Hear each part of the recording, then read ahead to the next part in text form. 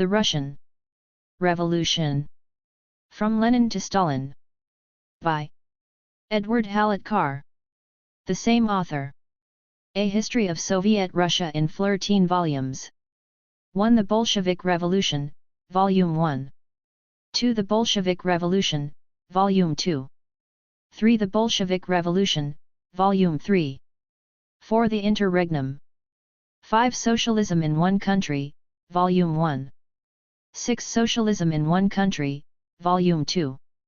7. Socialism in One Country, Volume 3, Part I. 8. Socialism in One Country, Volume 3, Part 2. 9. Foundations of a Planned Economy, Volume 1, Part I. 10. Foundations of a Planned Economy, Volume 1, Part 2. 11. Foundations of a Planned Economy, Volume 2. 12. Foundations of a Planned Economy, Volume 3, Part I. 13. Foundations of a Planned Economy, Volume 3, Part 2. 14. Foundations of a Planned Economy, Volume 3, Part 3. The Russian Revolution. From Lenin to Stalin. Edward Hallett Carr. Sometime Fellow of Trinity College, Cambridge. With a new introduction by R. W. Davies. Centre for Russian and East European Studies. University of Birmingham, UK. Contents. Foreword. List of abbreviations. Chronology. Further reading on the Rears I-9 I-7 I-929 October 1, 1917 2 The Two Worlds 3 War Communism 4 The Breathing Space of NEP 5 The New Soviet Order 6 The Scissors Crisis 7 Lenin's Last Days 8 The Rise of Stalin 9 The USSR and the West 10 The USSR and the East Lithe Beginnings of Planning 1 2 The Defeat of the Opposition 1 3 The Dilemma of Agriculture 14 Growing Pains of Industrialization 15 The First Five-Year Plan 16 The Collectivization of the Peasant 1 7 Patterns of Dictatorship 18 The USSR and the World 19 The Revolution in Perspective Index Forward. The large history of Soviet Russia which has occupied me for the past 30 years, and has just been completed in 4 installments, the Bolshevik Revolution, 1917 to 1923, the Interregnum, 1923 to 1924, Socialism in One Country, 1924 to 1926, and Foundations of a Planned Economy, 1926 to 1929. Was based on much detailed research and designed for specialists. It occurred to me that some purpose might be served by distilling this research into a short book of a quite different kind, without the scholarly refinements of source references or footnotes, designed for the general reader and for the student seeking a first introduction to the subject. The result is the present short history. The difference in scale and purpose means that this is substantially a new composition. Scarcely a sentence from the original work reappears unchanged in the new. The Russian Revolution, from Lenin to Stalin, 1917 to 1929 covers the same period as the large history. This is a period for which ample contemporary Soviet sources are available. It is also a period which contained in embryo much of the subsequent course of Soviet history. An understanding of what happened then is needed to explain what happened afterwards. To describe the 1920s in terms of a transition from the Russian Revolution of Lenin to the Russian Revolution of Stalin would, no doubt, be an oversimplification. But it would personify an important historical process, the conclusion of which still lies in the unforeseeable future. VB 611. Forward. The many friends and colleagues whose names are cited in the prefaces to successive volumes of the large history also claim acknowledgement here as indirect contributors to the present work. 10 Professor R. W. Davies, who collaborated with me in the first volume of Foundations of a Planned Economy, 1926 to 1929, I am specially indebted for expert criticism of the chapters on industrialization and planning, and I have read with profit Professor Alec Nove's concise economic history of the USSR. My warm thanks are once more due to Tamara Deutscher for her unfailing help in the preparation of this volume. November 7, 1977. Chronology. 1861. 1891-2. 18908, 1905, 1914 JULY, 1917, February/March, October 251, November 7, 1918 to 1920, 1918, January, February 23, March 3, June-December, June 28, July 10, November 11, 1919, March, May, 1920, July, October 1–2. Emancipation of serf peasantry. Famine. First industrialization drive. First Russian Revolution. Outbreak of First World War.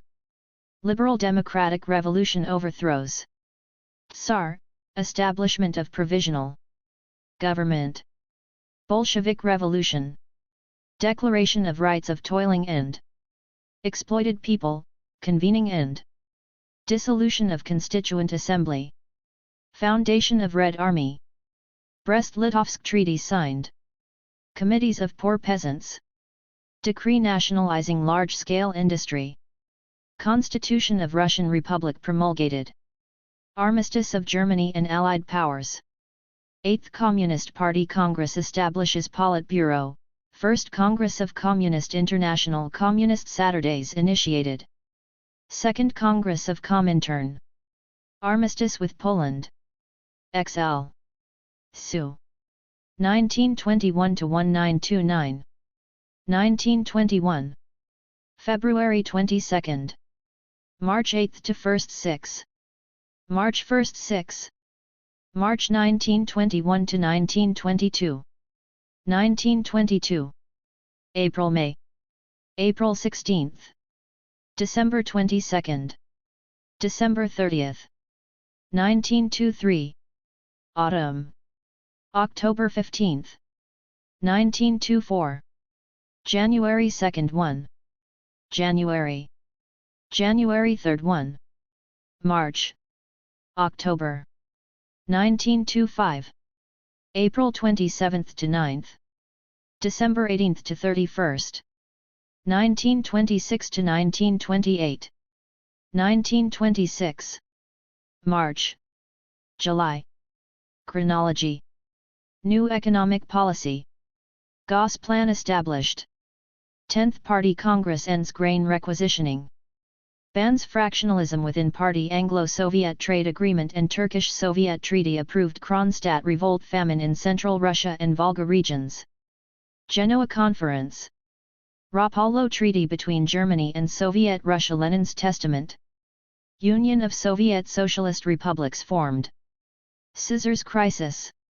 Platform of the 46.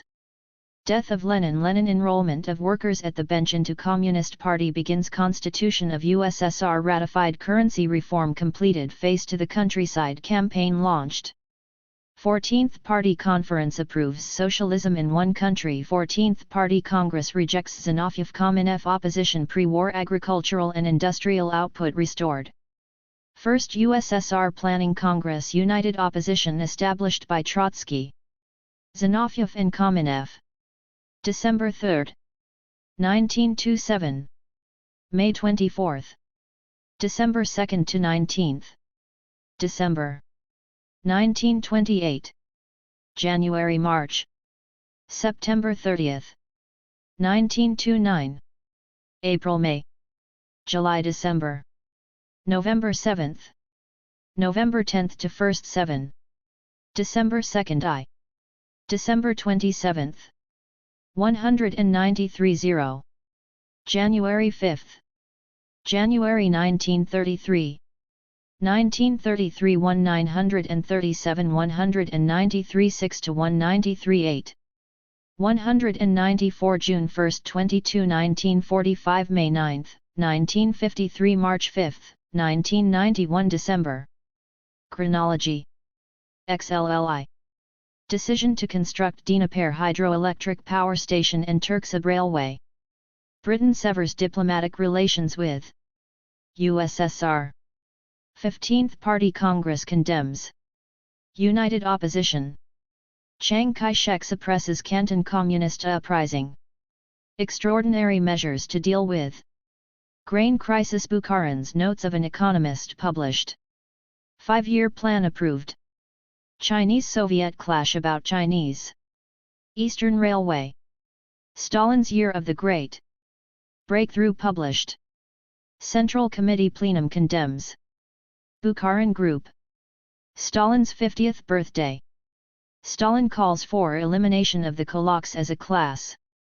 Resolution of Party Central Committee on Collectivization of Agriculture. Hitler appointed Chancellor of Third Reich. Second 5-year plan. Great Purge.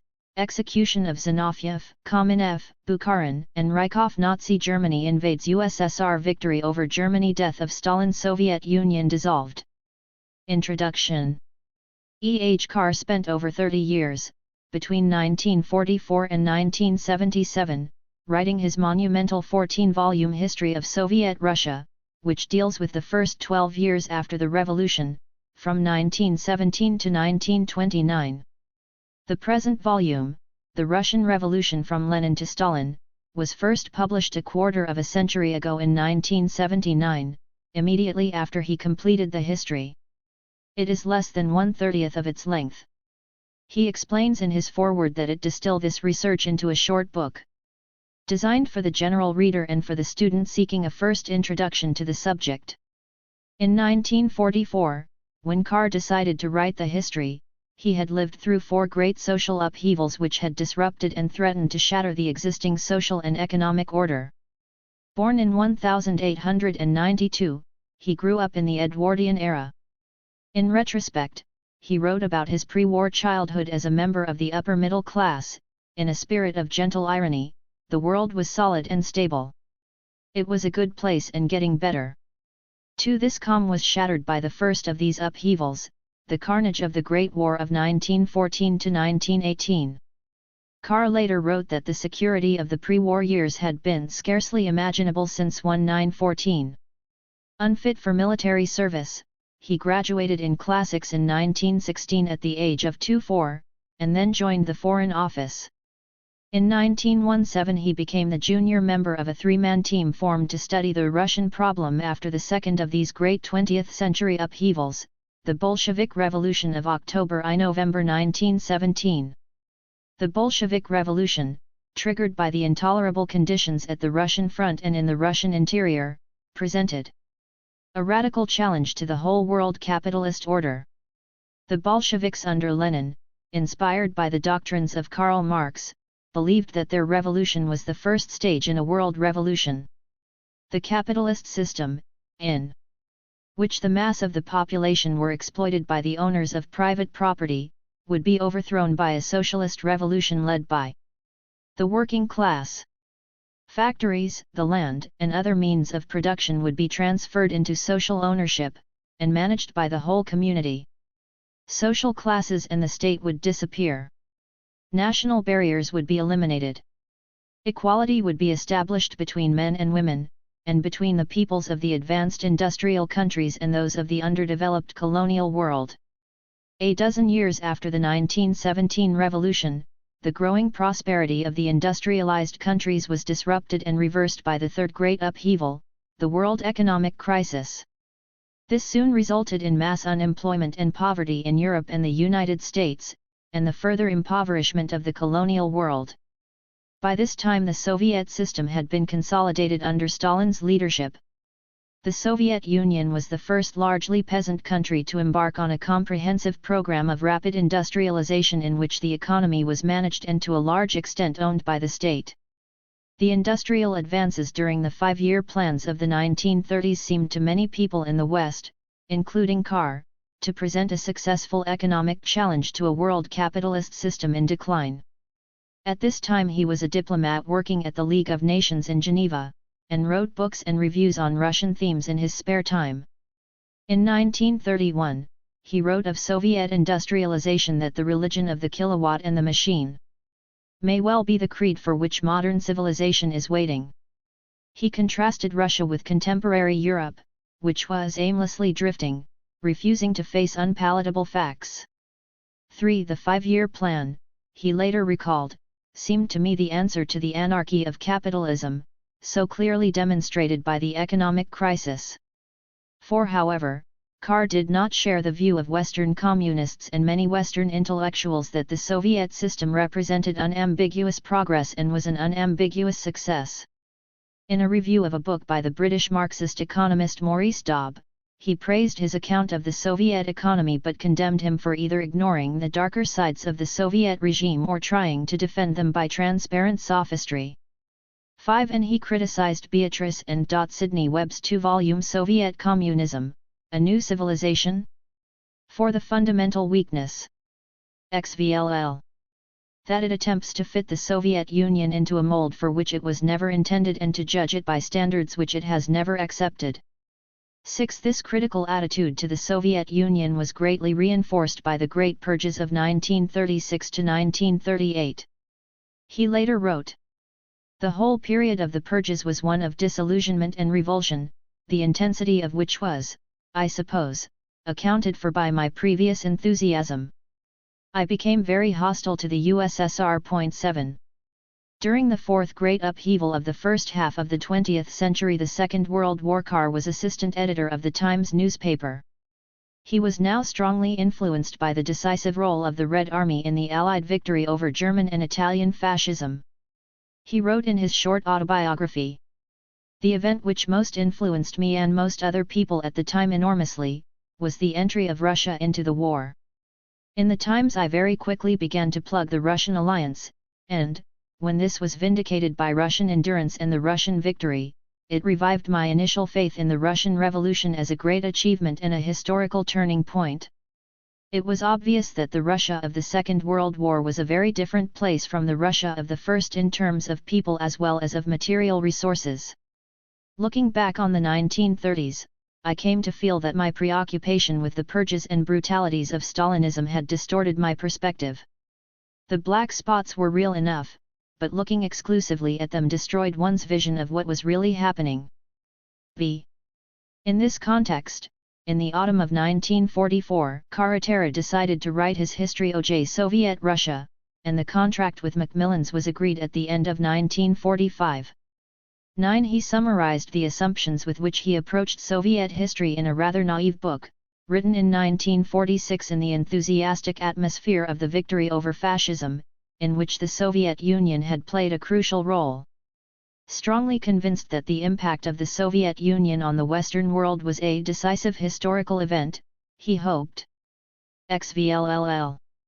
Introduction and believed that the whole world was moving towards a society in which state planning and mass civilization would be combined, at least in the Western world, with what is valid in individualistic and democratic tradition. I should emphasize this last phrase. Even in the wartime years, when enthusiasm for Russia and Stalin was almost universal in Britain, Carr did not believe that Stalin's Russia was a model which could be copied by Western socialism. He was fully aware from the outset of his work that the Bolshevik Revolution had taken place in an underdeveloped peasant country with an autocratic tradition. In the first volume of his history, published in 1950, he wrote that the Bolshevik program sought to overcome grave handicaps, to bridge the gap between autocracy and socialist democracy, and to create a socialist economy in a country without either the capital or the workers which were available in advanced capitalist countries. For Carr, the history of the revolution was the record of its successes and failures in this enterprise. To the New Society, based on a series of lectures broadcast in the third program of the BBC, was published in 1951, 2 years before Stalin's death. In this book Carr set out his view of the world scene in greater depth. The titles of the chapters indicate their scope: the historical approach, from competition to planned economy, from economic whip to welfare state, from individualism to mass democracy, the world transformed, the road to freedom. Carr saw the onset of mass democracy as a central and progressive feature of the new society which was being born. According to Carr, in the 20th century for the first time ordinary human beings become enfranchised citizens, first in the more advanced West and then in the former colonial world, and women began to become the equals of men. These developments, together with the failure of competitive capitalism, meant that there could be no return to the individualistic democracy of a privileged class or to the weak state exercising only police functions. We are committed to mass democracy, to egalitarian democracy, to the public control and planning of the economic process, and therefore to the strong state exercising remedial and constructive functions. 12. Carr assumed that both the communist and the non-communist worlds were moving and should move towards the new society, and it was with this assessment of the 20th century world firmly in his mind that he wrote his History of Soviet Russia. Carr's aim was to write a history not __f the events of the revolution but of the political, social, and economic order which emerged from it. This, as he saw it, involved him in the dual task imposed on every serious historian, to combine an imaginative understanding of the outlook and purpose of his dramatis personae with an overriding appreciation of the universal significance of the action. He sought to do this without being tempted to measure the Russia of Lenin, Trotsky, and Stalin by any yardstick borrowed from the Britain of MacDonald, Baldwin and Churchill or the America of Wilson, Hoover, and Franklin Roosevelt. 13. Carr originally assumed that the history would deal with the Soviet Union since the death of Lenin in 1924, with an introductory chapter on the structure of Soviet society on the eve of Lenin's death. He intended that it would cover the period up to the new constitution of 1936, or perhaps to the eve of the Second World War. 14. In the course of his work, however, the scheme changed fundamentally. In view of the magnitude of Lenin's achievement and of its influence on the future, he wrote not one chapter but 3 large volumes on the Bolshevik Revolution, I-9, I-7, I-9, 23, dealing with the political order, the economic order, and foreign relations. Moving into the middle and later 1920s, he found the period so fascinating and significant, and what was known about it so incomplete, that he devoted a further 11 volumes to the years 1923 to 1929. By 1929, the drive to industrialize the country and collectivize agriculture was underway, and, in Carr's words, the defeat of the last real opposition, the right deviation in the spring of 1929, marked the establishment of Stalin's uncontested dictatorship. 15. While Carr did not fulfill his original ambition of covering the whole interwar period, the history described and analyzed the establishment of the foundations of the Soviet system. By the time he completed the 14th volume, he was already 86 years of age. The history had taken over 30 years to write, and contained some 2 tons million words.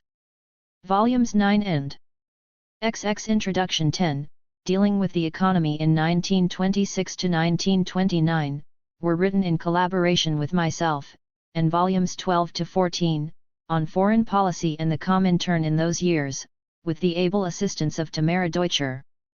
But this was Carr's history. He conceived and shaped the work, and personally undertook 90% of the painstaking examination of a vast number of documents which no historian had previously scrutinized. A group of senior historians, writing a few years after the completion of the history, summarized 2 of its major achievements. One is the extraordinary pioneering quality of the history. In the scope of his work, Carr went where no one had gone before and where few had really gone since. He mapped the territory of Soviet history in the 1920s and delivered an agenda of questions which will be pursued for the rest of the 20th century. Secondly, Carr's analysis is now an indispensable starting point for understanding the dynamics of Stalinism. At one level, his work is straightforwardly about the stabilization of a post-revolutionary order. More subtly, it is a sustained exploration of the complicated relationship between political contingency and structural determinations. Inscribed in that relationship was the catastrophic grandeur of the Russian Revolution, and E. H. Carr renders this more powerfully accessible than most other published works we know.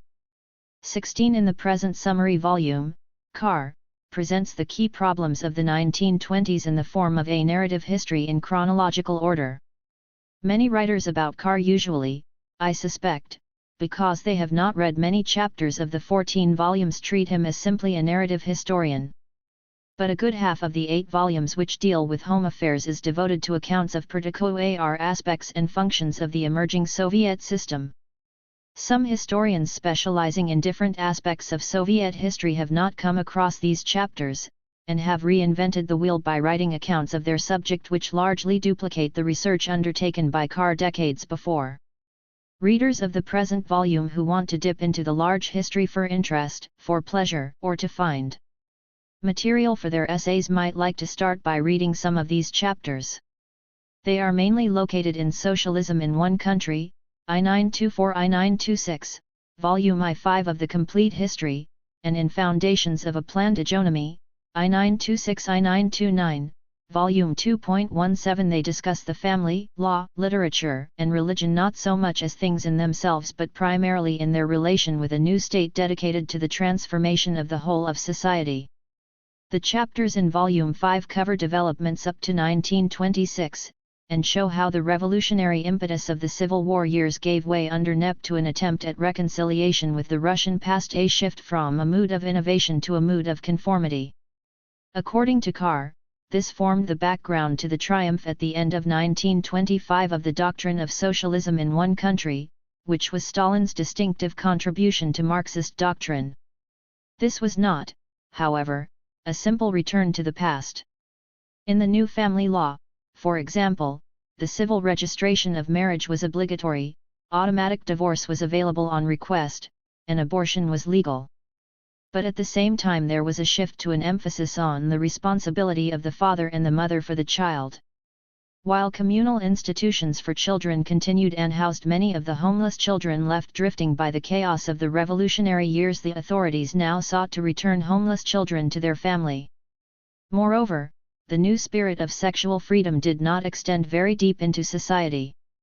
While de facto marriage was afforded legal status, it was resisted and not recognized by the mass of the rural population. Such developments in the relation between the state and the family were paralleled in the law generally. Law was at first seen as a bourgeois survival which would gradually be eliminated, but in the NEP years the reversal of the initial hostility of the revolution towards law was one of the most striking symptoms of the change in the climate of opinion which paved the way for the doctrine of socialism in one country. In 1922, an Institute of Soviet Law was established. Soon after, new codes of criminal, civil, agrarian and labor law were approved.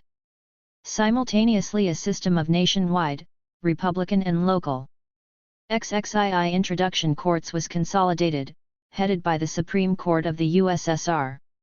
In May 1922, the office of Procurator, which had been established by Peter the Great and lapsed in 1917, was revived after Lenin's personal intervention. The procuracy was intended to be the supreme guardian of legality. This elaborate system of justice had the aim of handling ordinary criminal cases by humanitarian methods of education and correction. But from the beginning so-called counter-revolutionary crimes were in contrast subject to repression by what was frankly described as revolutionary terror. As early as November 1917 special tribunals were set up to deal with these crimes, and, following a local uprising in August 1918, Lenin himself called for the imprisonment of the instigators of the uprising in concentration camps. With NEP, some attempt was made to soften the powers of the secret police, and to bring all crimes under the same courts. But in May 1922 the new criminal code included a special category of state crimes, dealt with by imprisonment in places of confinement managed by the NKVD in which the secret or political police were now incorporated as the OGPU. In 1922 the trial of the leaders of the Socialist Revolutionary Party launched the sinister practice of highly publicized political trials based on the unsupported confessions of the accused, culminating in the 3 public trials of former Communist Party leaders in 193-6 to 193-8. Similar tendencies to those in the handling of the family and of law can be traced in the relations of the state with literature. During the Civil War a serious attempt was made to develop a uniquely proletarian literature with monopoly powers, a development always frowned upon by Lenin. But the early 1920s saw the emergence of groups of writers who supported the revolution not as Bolsheviks but because they saw it as a national revolution in the Russian tradition. One prominent group was known as the Fellow Travelers. Similar trends among émigré Russian writers were also encouraged by the Soviet authorities. But this was not by any means an absolute freedom for literature. By 1923 the small independent Publishers who established themselves after the Civil War were closed down. Publications regarded as unacceptable were banned, and removed from libraries. XXL The relations between the Soviet state and religious organizations were complex and ambiguous. Not only the Bolsheviks but almost all the socialist opponents of the Tsarist regime and many of its liberal critics saw religion as the opium of the people and with some justification regarded the Russian Orthodox Church as the heart of Black reaction. The campaign against the Church reached its climax not during the Civil War but in 1922 to 1923. The Church was not banned, but much of its property was seized, and many Church dignitaries were imprisoned, some were executed. At the same time, as religious belief was widespread, the authorities embarked on a certain kind of reconciliation. A breakaway pro-Soviet living church was encouraged, and moves were made towards a compromise with the main Orthodox Church. The symbol and embodiment of this was the issuing on July 27, 1927, by Sergei, acting Patriarch of the Church, and by the Provisional Holy Synod, of a letter declaring complete loyalty to the Soviet regime. On these terms the Church was able to continue a precarious existence. A few months later Stalin spoke to an American workers' delegation about the party attitude to religion with what Carr describes as studied moderation. In socialism in one country the main emphasis was on the elements of continuity between the Tsarist and Soviet periods. Carr's pen portrait of Stalin even concluded that few great men have been so conspicuously as Stalin the product of the time and place in which they lived. As we shall see, Carr drastically modified, perhaps abandoned, this view of Stalin when he came to consider later developments. More generally, he concluded in retrospect when he had finished the history that the emphasis on continuity with Tsarism, though not wrong, now seems to me somewhat overstated.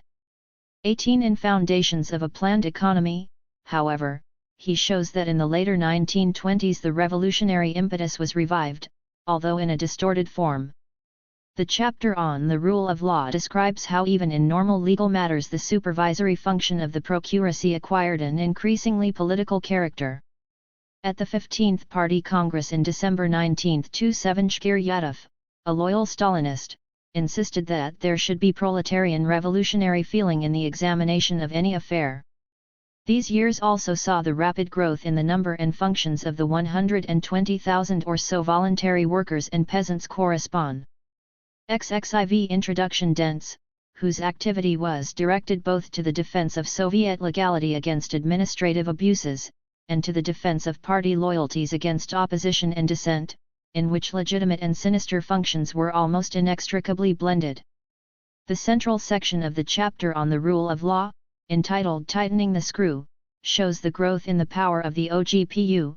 Every crisis, every alarm, extended its activity and enhanced its prestige. The cruel and brutal measures of the OGPU prevailed over the remedial measures upheld by the People's Commissariat of Justice, and an entrenched regime became almost hysterically sensitive to rising unrest. Those faithful to the old party ideals saw these developments as an exceptional expedient, imposed by the necessity of industrializing a peasant country at breakneck speed, but the foundations of what afterwards became a vast network of concentration camps for forced labor were laid in these years. In literature, the later 1920s saw the flourishing of rap and the decline of the fellow travelers. In April 1928 Stalin endorsed the call for a cultural revolution, involving the development of the cultural resources of the working class. The Cultural Revolution required the defeat of its enemies. In the summer of 1928 the party's Central Committee demanded a struggle against bourgeois and petty bourgeois ideology, and on December 4, 1929, Pravda supported the consolidation of literary forces around rap. Earlier in the year the editor of the Journal of the Fellow Travelers was arrested and Mayakovsky, the leading revolutionary poet, dissolved what was almost the last independent literary group, and shortly afterwards committed suicide. Within a few months of the reconciliation with the Orthodox Church, the drive against religion was renewed and intensified. In the spring of 1929 the People's Commissar of Education declared that whenever possible believing teachers in schools should be replaced by those with an anti-religious outlook, and on the occasion of the Orthodox Easter Pravda attacked the continued observance of religious holidays. In the following month a well-publicized All-Union Congress of the Godless was addressed by prominent party leaders. These developments did not mean that continuity with the Tsarist past was at an end. Thus the victory of the proletarian line in literature did not result in the discarding of classical lit. XXV. Carr described how the centenary of Tolstoy's birth was celebrated at a meeting in the Bolshoi Theatre attended by distinguished foreign writers. If Carr had continued his account into the 1930s, the elements of continuity would soon have again become prominent. As early as the spring of 1930, Stalin denounced as pseudo-revolutionary the over-hasty drive against the rural churches during the collectivization of agriculture. In 1932 RAP was closed down in favor of a unified writers' union which incorporated many of the writers denounced by RAP. The conflict and reconciliation between continuity and change continued throughout the Soviet period. But in every sphere the different trends were permitted to continue only at the price of unconditional enthusiasm for every aspect of Soviet policy, and for Stalin personally. These chapters on particular aspects of the Soviet system omit several major topics. The most important is the policy of mass education. The Bolsheviks consistently believed both that mass education must be provided for the whole population, and that higher education for the minority should also be greatly expanded. When historians look back on Soviet experience, they may see the success of these policies as the most enduring Soviet achievement. Carr's Lee's story has little to say about mass education, but gives some att6ntion to the training of specialists in the 1920s, an important aspect of higher education policy. The Bolsheviks insisted that the working class in power must have its own experts. Even during the Civil War, the number of both school pupils and students increased substantially. After a temporary decline during the first years of NE, numbers increased again from the school year 1923/24 onwards. By 1929/3 there were 128% or more children attending school, and 53% or more students Indiana higher education, than in 1914/15. The emphasis on the need for higher education remained even during the heady years of Cultural Revolution. Paradoxically, in creating an educated population the Soviet leaders trained the grave diggers of their form of bureaucratic socialism. The position of women in Soviet society is extensively discussed in the full history. Surprisingly, this topic is completely absent from the present summary volume. Owing to the large number of men who died during the First World War and the XXVI Introduction Civil War, there were some 5 million more women than men in the total population in the mid-1920s. The need to establish the equality of women with men was a cardinal principle of the Bolsheviks, in common with other revolutionary socialists. The principle was asserted in all the basic decrees and proclamations issued after the revolution. The efforts during the first decade after the revolution to establish equality in practice are extensively discussed in the chapter on the family in Socialism in One Country, Volume 1. A major part of this effort, which achieved some success, was the increase in the number of women in employment, and the improvement of their status. This issue is discussed in the labor chapters of the economic volumes of the history. According to Carr, the authorities sought to introduce women into industrial employment so far as possible, on equal terms with men. The principle of equal pay for equal work was established. However, as women usually occupied less skilled and less responsible jobs than men, their average wage was considerably less. They also suffered more from the scourge of unemployment, which continued until unemployment was eliminated in the early 193s. 19 In the 192s the authorities also campaigned to increase the number of women voting in elections, and elected as members of the local and national Soviets. Between the two elections of 1927 and 1929 the proportion of women members of the Soviets substantially increased, even in the countryside, though they continued to be a small minority except in a few urban Soviets. 20 In the chapter on the land and the peasant, Carr shows that the recognition of women as full members of the dvor with rights of their own was one of the radical innovations of the revolution. 21 However, the traditional division of labor between men and women in the countryside remained almost unchanged, and throughout the Soviet years and after, the top posts in government and in the economy were almost entirely the preserve of men.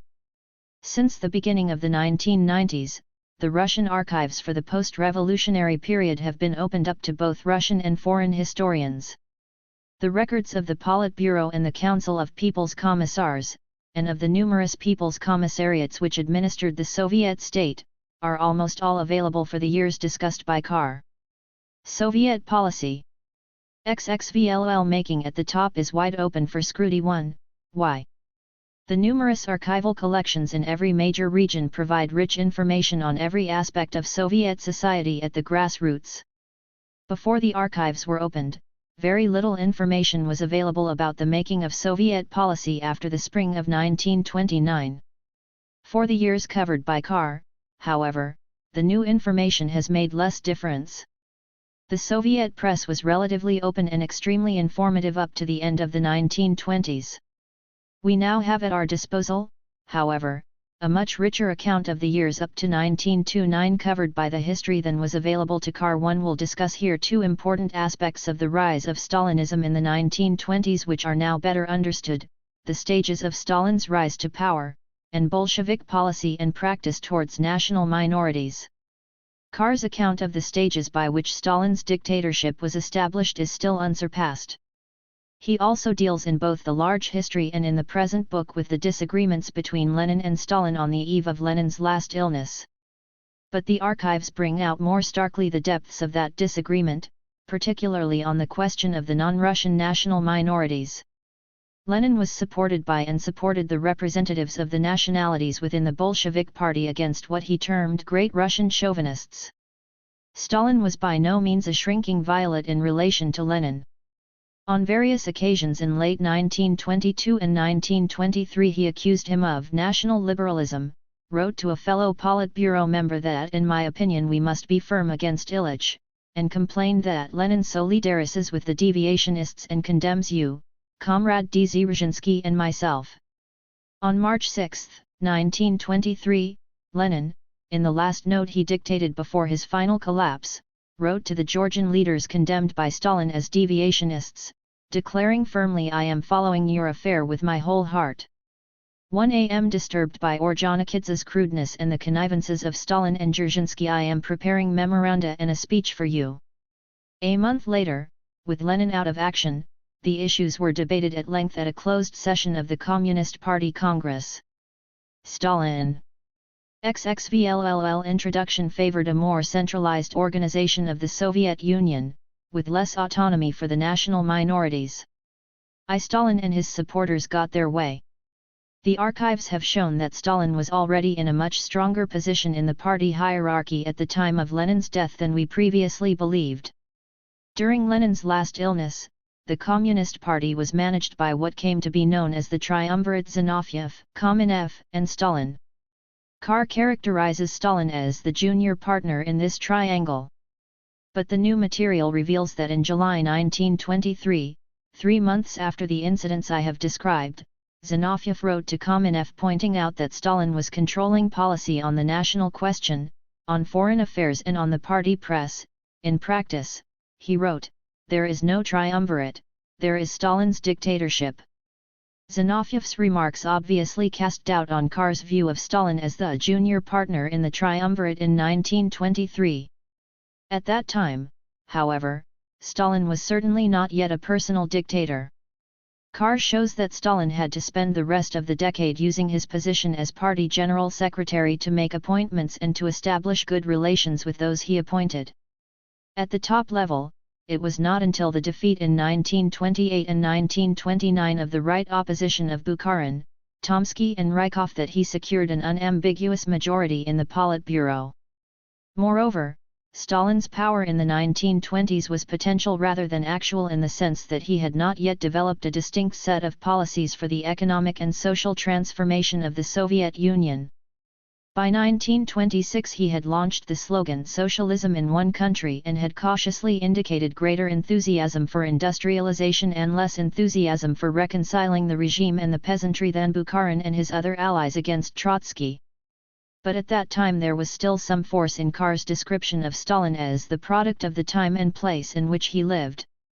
By 1929, this view of Stalin was no longer tenable, with the launching of the forcible collectivization and the ambitious version of the first five-year plan. Even then, as the archives have now shown, it was several more years before Stalin could impose his view on any subject on the Politburo without serious objection from any of its members. 22. The second issue on which much more information is now available is the role of the national minorities.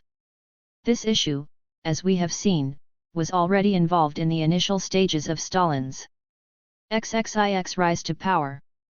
In the 1926 population census, the first since 1897, some 47% of the Soviet population were registered as from nationalities other than Russian. Of this 47%, 25% were Ukrainians, Belarusians, and other Slavs, and 22% were not of Slavonic origin.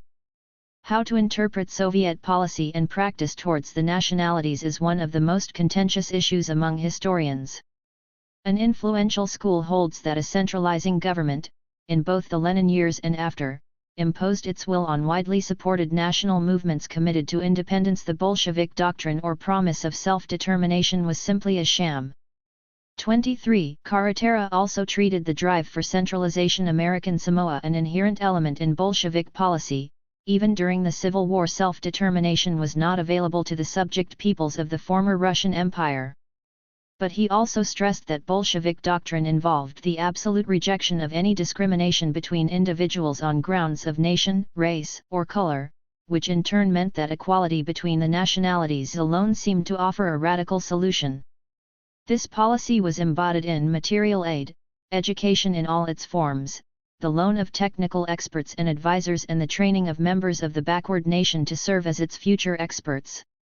24. Carretera was generally skeptical, perhaps in some cases too skeptical, about the extent to which the movements for national independence which flourished after the revolution embodied the will of the non-Russian minorities. The later volumes of the history traced the further tendency to centralization, while at the same time they brought out the extent to which the Soviet government encouraged the development of national identities and cultures within the framework of the one-party state. 25. Carretera modestly acknowledged, however, that the gravest omission of which I am conscious is my failure to deal in any detail with the national question. He pointed out that the diversity of conditions, lack of linguistic competence and lack of access to local materials placed this task beyond his reach.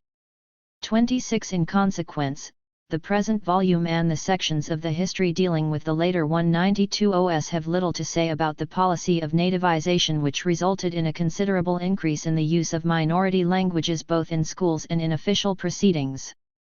Carr does, however, show the marked increase in national minority membership of the Communist Party. 27. XXX Introduction. Since Carr wrote these chapters, many historians have embarked on research in local archives. This work has on the whole confirmed Carr's conclusion that Bolshevik policy and practice should be understood as an uneasy combination of growing centralization with the encouragement of economic and cultural nation-building, and that this was broadly true even after the general abandonment of Korenizatsiya and the savage suppression of national minority officials and intellectuals in the 1930s and 1940s. 28 Carr probably, however, underestimated the strength of popular support for the movements for independence suppressed by the Bolsheviks. 29 Ever since the publication of the first volume in 1950, Carr's history has been the object of trenchant criticism. Its critics argue that it is one-sided, because it concentrates too much on policy making in Moscow. In the words of the American historian James Billington, the work is scrupulously honest and thorough in detail, but the perspective of the whole remains that of a restrained but admiring recording angel of the Leninist Central Committee. 30 The first three volumes of the history, entitled The Bolshevik Revolution, I9 I7 I923, were particularly impugned for their admiration for Lenin and his policies.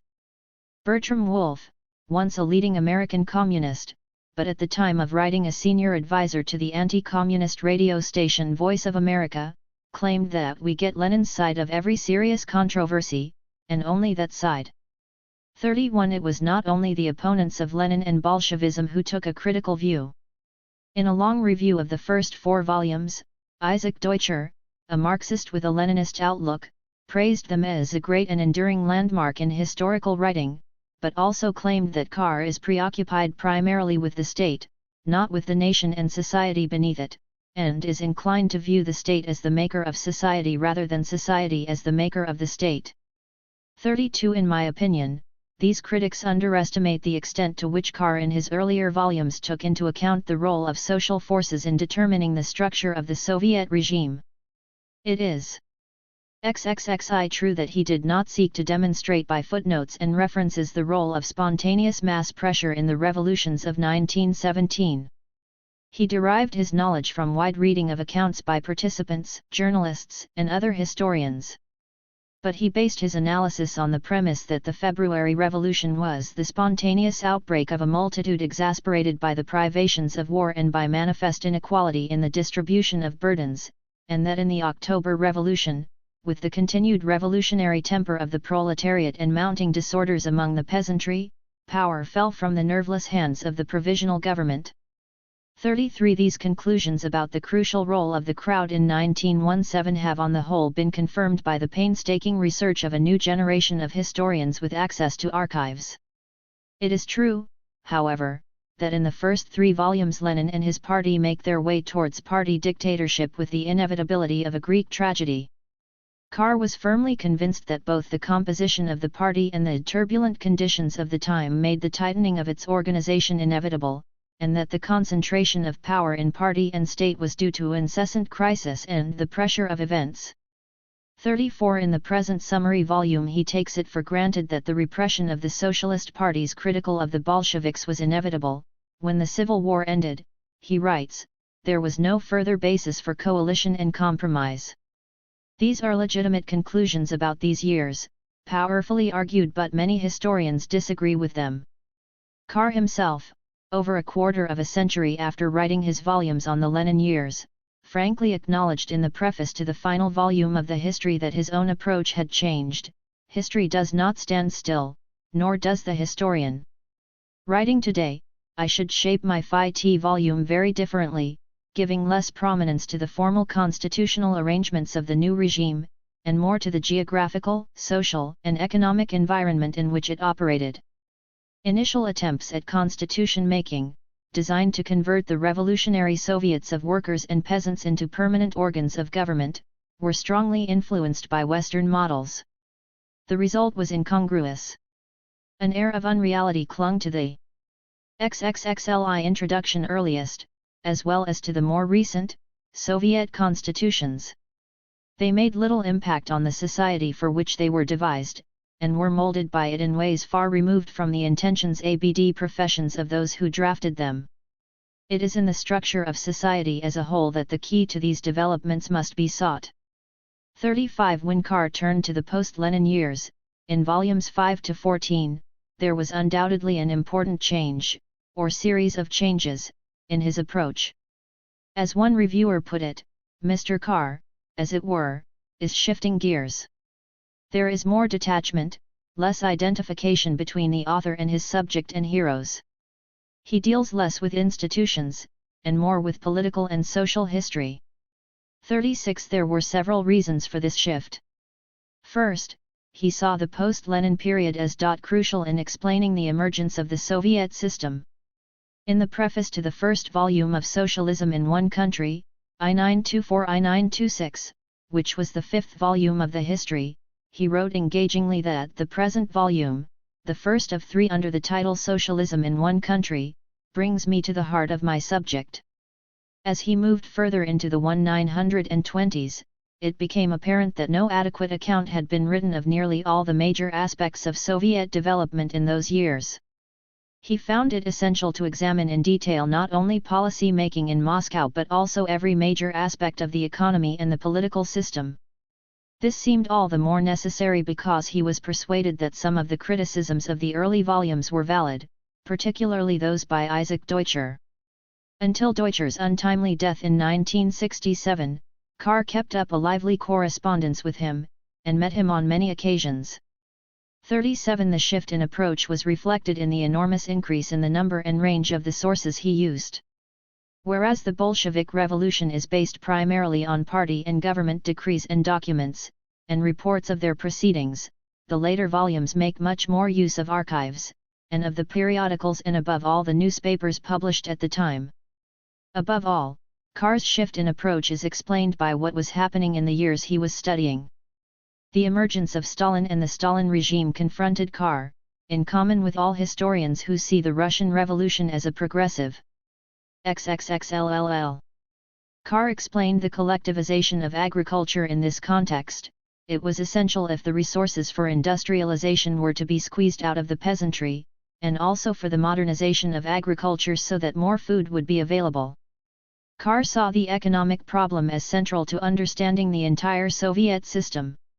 He wrote that the repercussions of the transition from NEP to full-scale planning, and above all of the intense pressures of rapid industrialization, spread over the structure of party, government, and society, and molded them into new shapes not foreseen by those who made the revolution. 40 This analysis was challenged by other historians and economists. In an early review, entitled The Peasants, Collectivization, and Mr. Carr, Alec Nove argued that the XXXIV introduction alternative was not seriously tried of taxing the peasants, either directly, or by a tax on goods. 41 other economists have argued that the negative consequences of collectivization were so great that it did not make a net contribution to agriculture. 42 In the course of my 8 years of joint research with Carr on the economic volumes of Foundations of a Planned Economy, I-926-I-929, I became convinced that industrialization at a modest pace had been compatible with NEP and the market relation with the peasantry, and that it was the decision that industrialization must be pressed ahead rapidly which made the collapse of NEP inevitable. Unlike many of Carr's critics, however, I believed that there were very strong pressures and arguments leading the state to embark on this course. Carr did not reject this view, and conceded that it was better to refer to Soviet economic policy in the later 1920s as rapid industrialization rather than simply as industrialization. But he was never persuaded that a moderate pace of industrialization was available to the Soviet authorities as a serious policy alternative. In his Raleigh lecture to the British Academy he concluded, "I think we must accept rapid industrialization as a postulate of Soviet policy." Neither in the climate of the period, nor retrospectively, did any alternative policy seem plausible. 43 Carretera did not, however, regard the Soviet system as it emerged in the 1930s as entirely a product of economic necessity. As he worked on the later volumes of the history, and later on the Comintern in the 1930s, he was increasingly preoccupied by the familiar problem of the role of the individual in history in the form of Stalin's emergence after Lenin's death as the effective head of the Soviet Union. In principle, Carr believed that the essential task of the historian was to discern the fundamental pattern in an historical development, free from such accidents as the personality of the rulers. But in practice he found the role of the individual very difficult to grapple with. He wrote to Isaac Deutscher, 44 The matter of so-called accidents still worries me.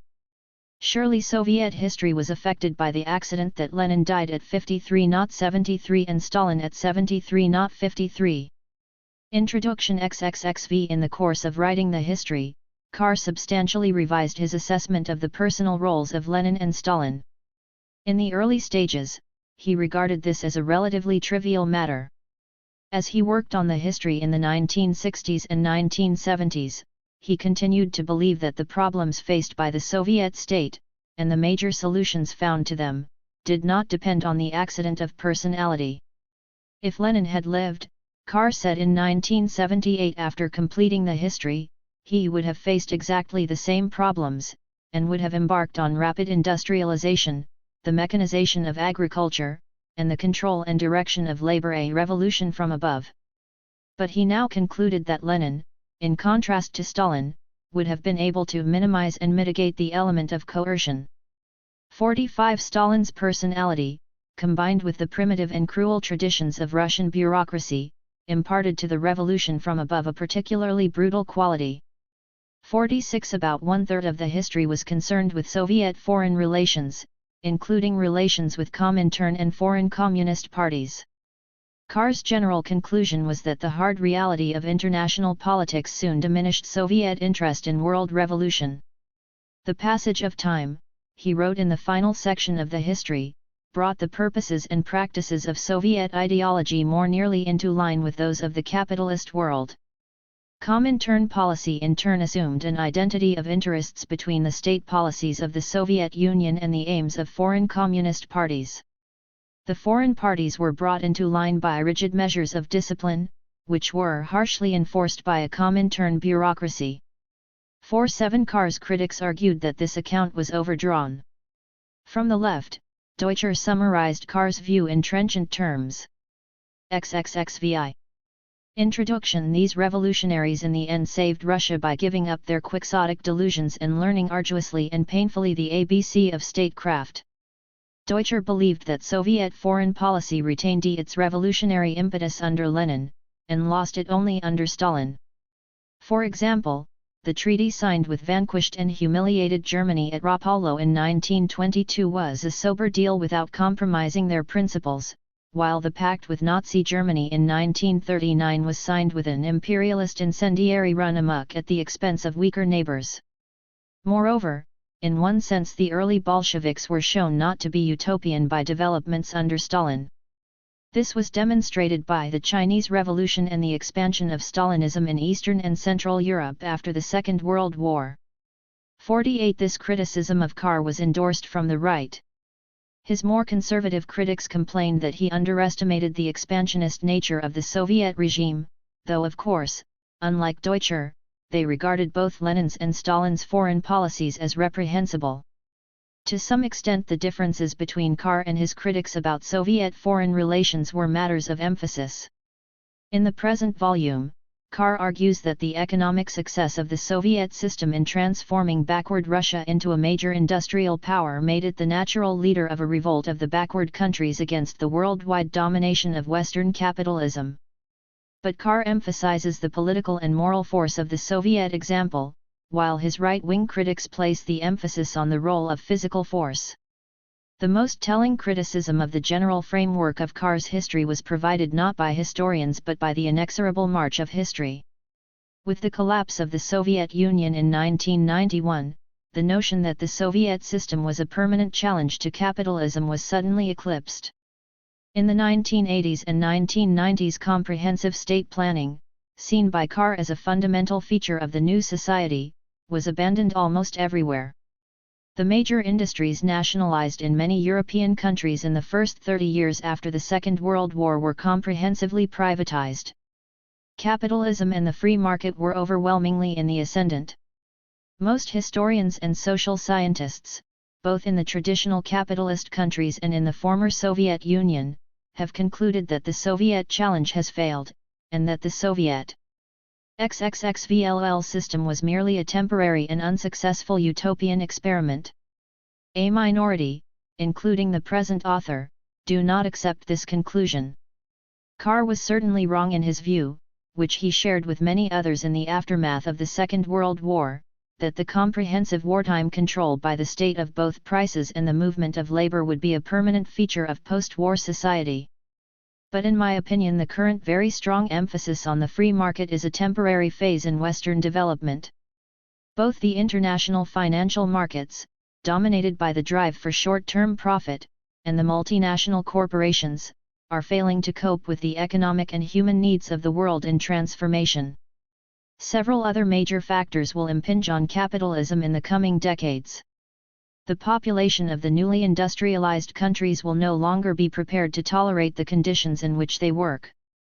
Moreover, much of the less developed world, with its huge population, is already in social and economic crisis, and the prescriptions provided by the World Bank and the IMF are not curing the patients. Moreover, the growing dangers to the environment resulting from economic growth are already leading to the emergence of something like rudimentary supranational economic planning. In the new relationships which are emerging between international institutions and society, planning and the market will be in tension and cooperation, but now on a world scale. The place of the Soviet experiment in world history will look quite different from this vantage point. To most readers these speculations will seem fanciful. But I suspect that Carr would have sympathized with them. R. W. Davies, University of Birmingham. October 1917. The Russian Revolution of 191-7 was a turning point in history, and may well be assessed by future historians as the greatest event of the 20th century. Like the French Revolution, it will continue for a long time to polarize opinion, being hailed by some as a landmark in the emancipation of mankind from past oppression, and denounced by others as a crime and a disaster. It presented the first open challenge to the capitalist system, which had reached its peak in Europe at the end of the 19th century. Its occurrence at the height of the First World War, and partly as a result of that war, was more than a coincidence. The war had struck a deadly blow at the international capitalist order as it had existed before 1914, and revealed its inherent instability.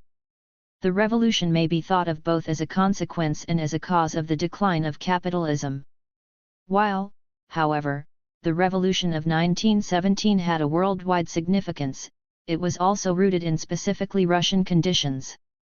The imposing FAC, aid of the Tsarist autocracy concealed a stagnant rural economy, which had made few substantial advances since the emancipation of the serfs, and a hungry and restive peasantry.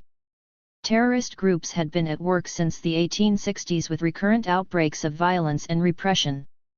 This period saw the rise of the Narodnik movement, later succeeded by the Social Revolutionary Party, whose appeal was to the peasants.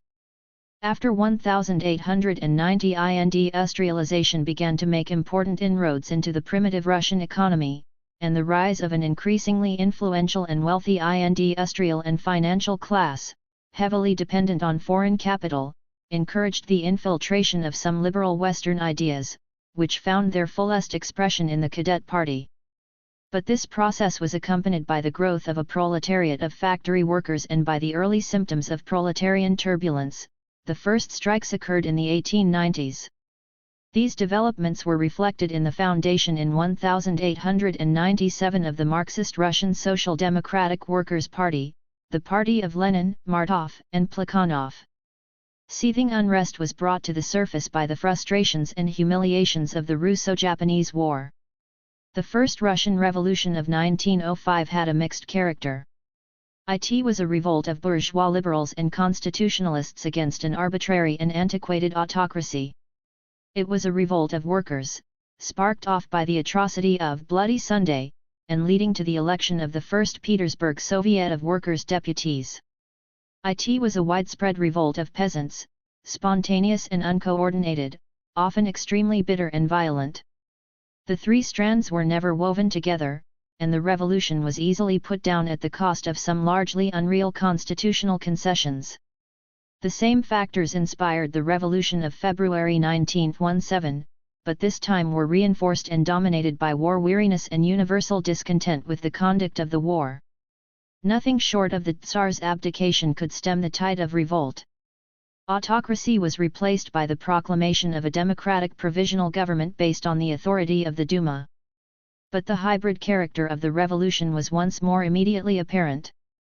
Side by side with the provisional government, the Petrograd Soviet, the capital, had changed its name in 1914, was reconstituted on the model of 1905. The revolution of February 1917 brought back to Petrograd, from Siberia and from exile abroad, a host of formerly proscribed revolutionaries. Most of these belonged to one of the two wings, Bolshevik and Menshevik, of the Social Democratic Workers' Party or to the Social Revolutionary Party, and found a ready-made platform in the Petrograd Soviet. The Soviet was in one sense a rival of the provisional government set up by the constitutional parties in the old Duma. The phrase dual power was coined to describe an ambiguous situation. But the initial attitude of the Soviet was less clear-cut. Marx's historical scheme had postulated two distinct and successive revolutions, bourgeois and socialist. Members of the Soviet, with few exceptions, were content. 3. To recognize the events of February as the Russian bourgeois revolution, which would establish a bourgeois democratic regime on the Western model, and relegated the socialist revolution to a still undetermined date in the future. Cooperation with the provisional government was the corollary of this view, which was shared by the first two leading Bolsheviks to return to Petrograd, Kamenev and Stalin. Lenin's dramatic arrival in Petrograd at the beginning of April shattered this precarious compromise. Lenin, at first almost alone even among the Bolsheviks, attacked the assumption that the current upheaval in Russia was a bourgeois revolution and nothing more. The situation as it developed after the February Revolution confirmed Lenin's view that it could not be confined within bourgeois limits. What followed the collapse of the autocracy was not so much a bifurcation of authority as a total dispersal of authority. The mood of workers and peasants alike, of the vast majority of the population, was one of immense relief at the removal of a monstrous incubus, accompanied by a deep-seated desire to be left to run their own affairs in their own way, and by the conviction that this was somehow practicable and essential. It was a mass movement inspired by a wave of immense enthusiasm and by utopian visions of the emancipation of mankind from the shackles of a remote and despotic power. It had no use for Western principes of parliamentary democracy and constitutional government proclaimed by the provisional government. The notion of centralized authority was tacitly rejected. Local Soviets of workers or peasants sprang up all over Russia. Some towns and districts declared themselves Soviet republics. Factory committees of workers claimed to exercise exclusive authority in their domain. The peasants seized land and divided it among themselves. And everything else was overshadowed by the demand for peace, for an end to the horrors of a bloody and senseless war. Soldiers' committees were elected in military units, large and small, from brigades to companies, often demanding the election of officers and challenging their authority. The armies at the front cast off the harsh constraints of military discipline, and slowly began to disintegrate. This all-engulfing movement of revolt against authority seemed to most Bolsheviks a prelude to the fulfillment of their dreams. 4. Of a new order of society, they had neither the will nor the means to check it. When, therefore, Lenin set out to redefine the character of the revolution in his famous April Theses, his diagnosis was both perceptive and prescient. He described what had happened as a revolution in transition from a first stage, which had given power to the bourgeoisie, to a second stage, which would transfer power to the workers and the poor peasants. The provisional government and the Soviets were not allies but antagonists, representing different classes. The end in view was not a parliamentary republic, but a republic of Soviets of workers, poor peasants, and peasants' deputies all over the country, growing up from below. Socialism could not indeed be introduced immediately. But as a first step the Soviets should take control of social production and distribution. Throughout the vicissitudes of the summer of 1917 Lenin gradually secured the adherence of his party followers to this program. Progress in the Soviets was slower. When an all-Russian Congress of Soviets, the first attempt to create a central Soviet organization with a standing executive committee, met in June, out of more than 800 delegates, the SRS accounted for 285, the Mensheviks for 248, the Bolsheviks only for 105. It was on this occasion that Lenin, in response to a challenge, made the much derided pronouncement that there was in the Soviet a party ready to take governmental power, the Bolsheviks. As the prestige and authority of the provisional government waned, the influence of the Bolsheviks in the factories and in the army grew rapidly, and in July the provisional government decided to proceed against them on a charge of conducting subversive propaganda in the army and acting as German agents. Several leaders were arrested. Lenin escaped to Finland, where he carried on a regular correspondence with the party's Central Committee, now working underground in Petrograd. It was during this forced withdrawal from the scene of action that Lenin penned one of the most famous, and the most utopian, of his writings, State and Revolution, a study of Marx's theory of the state. Marx had not only preached the destruction of the bourgeois state by the proletarian revolution, but looked forward, after the victory of the revolution and a transitional period of the dictatorship of the proletariat. 5. To the withering away and eventual extinction of the state. What the proletariat needed at the moment of its victory, Lenin observed, was only a state in process of dying away, i.e. so constituted that it will at once begin to die away and cannot help dying away. The state was always an instrument of class domination and oppression. The classless society of communism and the existence of the state were incompatible. Lenin summed up in an aphorism of his own. So long as the state exists, there is no freedom. When freedom exists, there will be no state. Lenin was not only a profound student of Marx, but had a sensitive ear for the revolutionary mood of workers and peasants whose enthusiasm was fired by the prospect of escaping from the shackles of a powerful and omnipresent state. State and Revolution was a remarkable synthesis of the teachings of Marx with the aspirations of the untutored masses. The party was scarcely mentioned in its pages. By September, after an abortive attempt to seize power by a right-wing general, Kornilov, the Bolsheviks had won a majority in the Petrograd and Moscow Soviets. Lenin, after some hesitation, revived the slogan "All Power to the Soviets," a direct challenge to the provisional government.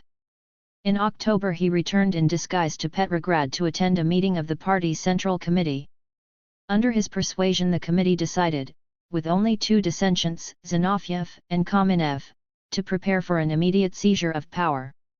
The preparation was carried out mainly by a revolutionary military committee which had been set up by the Executive Committee of the Congress of Soviets, and which was now firmly in Bolshevik hands.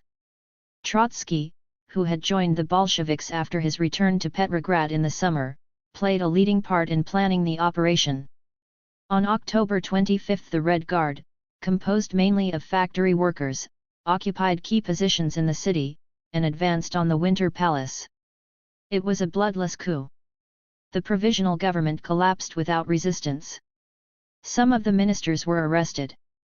The Prime Minister, Kerensky, fled abroad. The coup had been timed to coincide with the Second All-Russian Congress of Soviets of Workers and Soldiers. 6. Deputies, which opened on the following evening. The Bolsheviks now had a majority 399 out of a total of 649 delegates and took charge of the proceedings. The Congress pronounced the dissolution of the provisional government, and the transfer of authority to the Soviets, and unanimously adopted three major decrees, the first two being submitted to it by Lenin. The first was a proclamation, in the name of the Workers' and Peasants' Government, proposing to all the belligerent peoples and governments to enter into negotiations for a just and democratic peace without annexations or indemnities, and appealing particularly to the class-conscious workers of the three most advanced nations of mankind, Britain, France, and Germany, to help to bring the war to an end. The second was a decree on land, incorporating a text drawn up by the SRS, which responded to the petty bourgeois aspirations of the peasant rather than to long-term Bolshevik theories of a socialized agriculture. Landlords' ownership of land was abolished without compensation, only the land of ordinary peasants and ordinary Cossacks was exempt from confiscation. Private ownership of land was abolished forever. The right of using land was accorded to all citizens of the Russian state desiring to cultivate it with their own labor. Mineral and other subsidiary rights were reserved to the state. The buying, selling and leasing of land, and the employment of hired labor, were prohibited. This was the charter of the small, independent peasant cultivating his plot of land with his own labor and that of his family, and serving primarily their needs. A final settlement of the land question was reserved for the future Constituent Assembly. The third decree, proposed by Kamenev, who presided at the session, set up a council of people's commissars as a provisional workers' and peasants' government to govern the country under the authority of the All-Russian Congress of Soviets and of its Executive Committee till the meeting of the Constituent Assembly. These pronouncements had several distinctive features. Lenin had ended his speech a few hours earlier in the Petrograd Soviet with the bold words, "In Russia we must concern ourselves with the building of the proletarian socialist state." In the more formal decrees of the Congress of Soviets, the 7 concepts of the state and of socialism were kept in the background. In the enthusiasm of victory, when the old state with its attendant evils was being swept away, nobody was eager to face the problem of building a new state. The revolution was international, and took no account of national boundaries. The workers' and peasants' government had no territorial definition or designation, the ultimate extension of its authority could not be foreseen. Socialism was an ideal of the future, Lenin observed, in introducing the decree on peace, that the victory of the workers would pave the way to peace and socialism. But none of the decrees mentioned socialism as the aim or purpose of the revolution, its content, like its extent, was left to the future to decide. Finally, the gesture of deference to the ultimate authority of the Constituent Assembly, which in retrospect seemed oddly illogical, was accepted without objection. Between February and October, the Provisional Government and the Soviets had both demanded a Constituent Assembly, the traditional democratic procedure for the drafting of a new constitution, and the date of November 25 had been fixed for the elections. Lenin did not wish, or did not feel strong enough, to cancel them. As was to be expected in a predominantly rural electorate, the vote gave an absolute majority to the SRS 267 out of 520 deputies. The Bolsheviks had 161, the remainder being made up of a large number of splinter groups.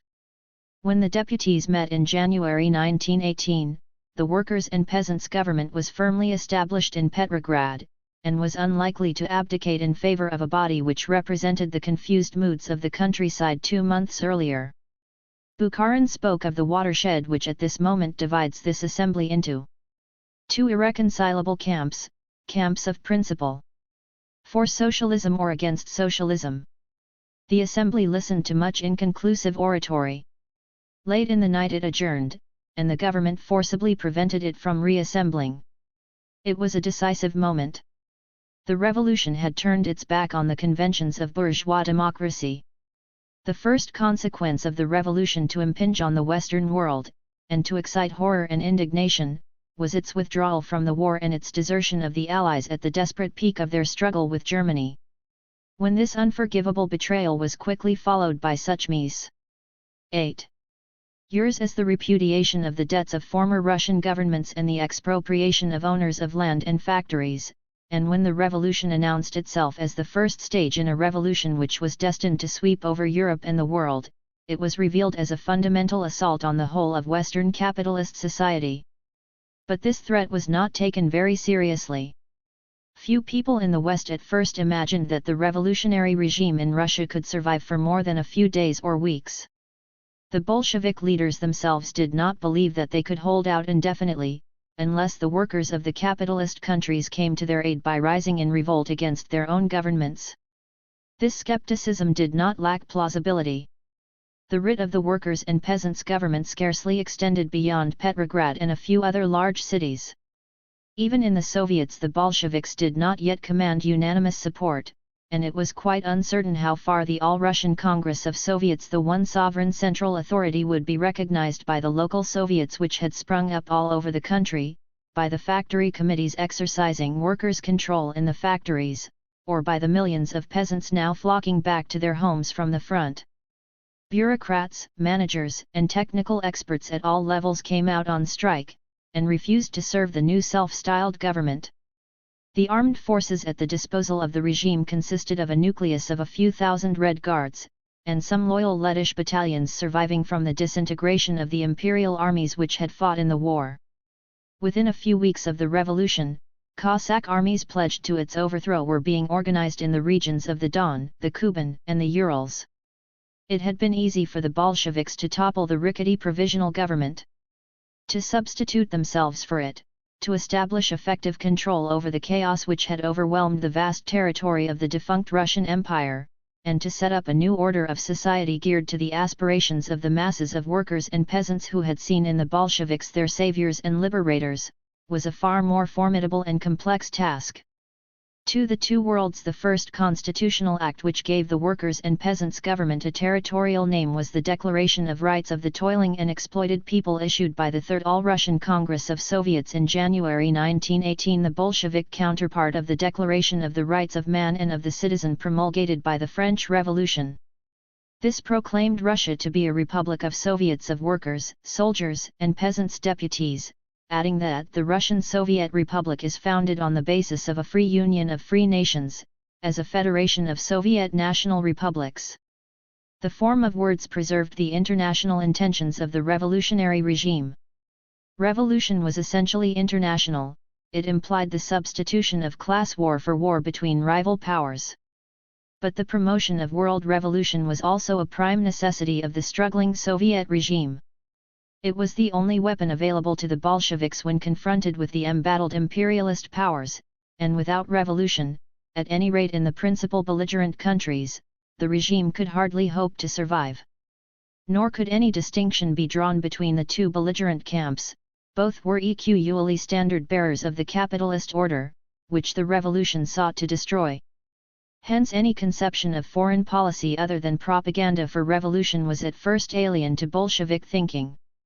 Trotsky, the first People's Commissar for Foreign Affairs, observed epigrammatically, "I will issue a few revolutionary proclamations to the peoples of the world, and then shut up shop."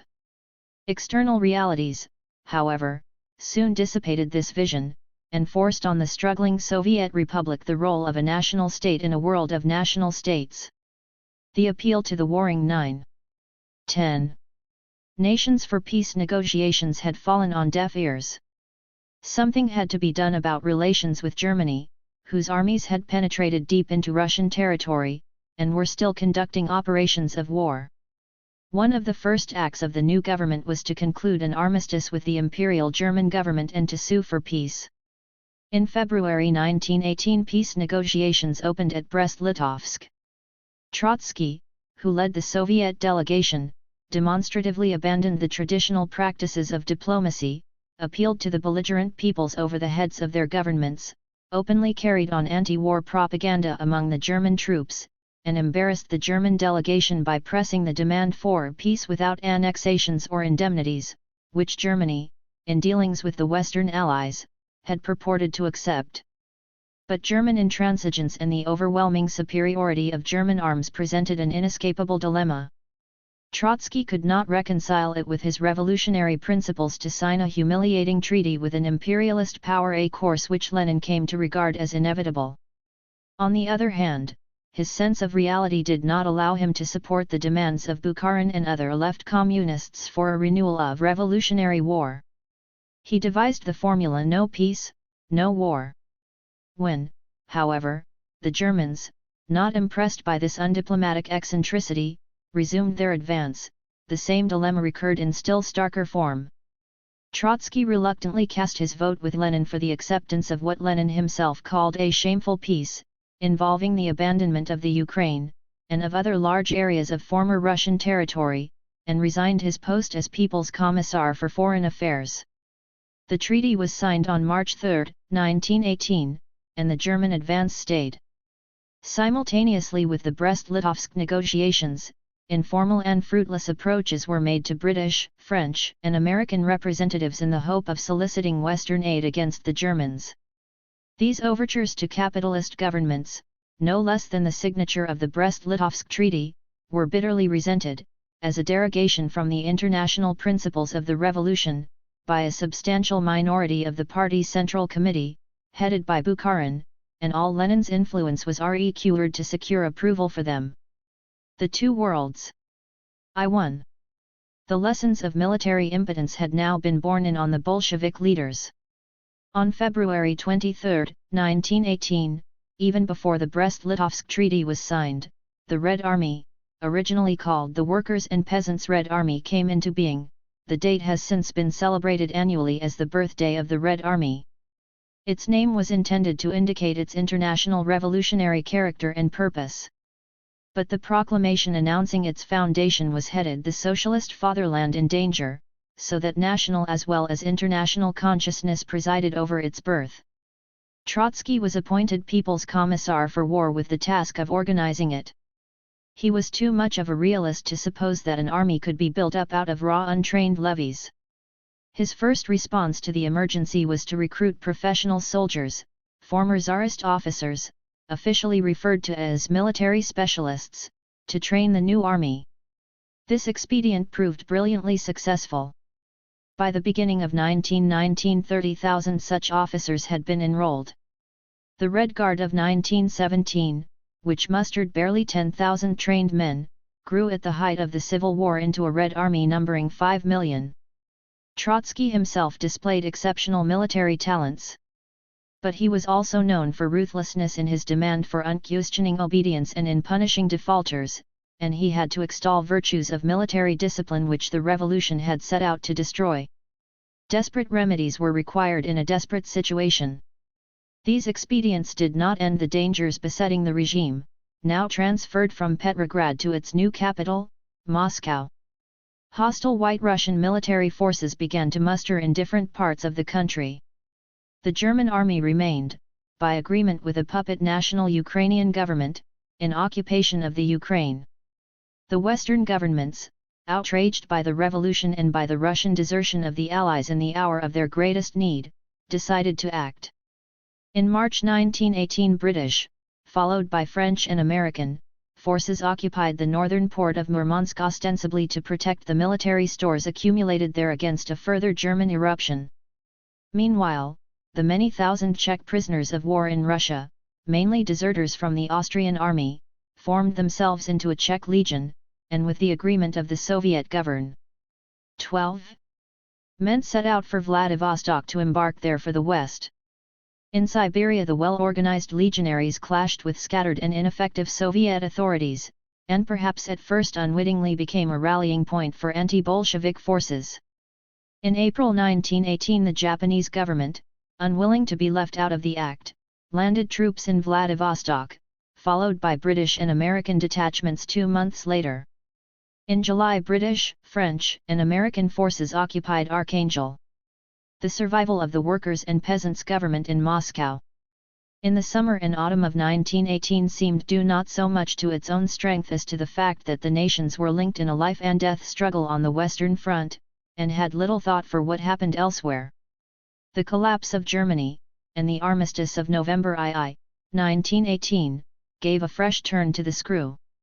The incipient revolutionary situation in Berlin in the 2 months after the armistice, the successful revolutionary coups a few months later in Bavaria and in Hungary, as well as sporadic unrest in Britain, France, and Italy, led the Bolshevik leaders to believe that the long-awaited European revolution was maturing.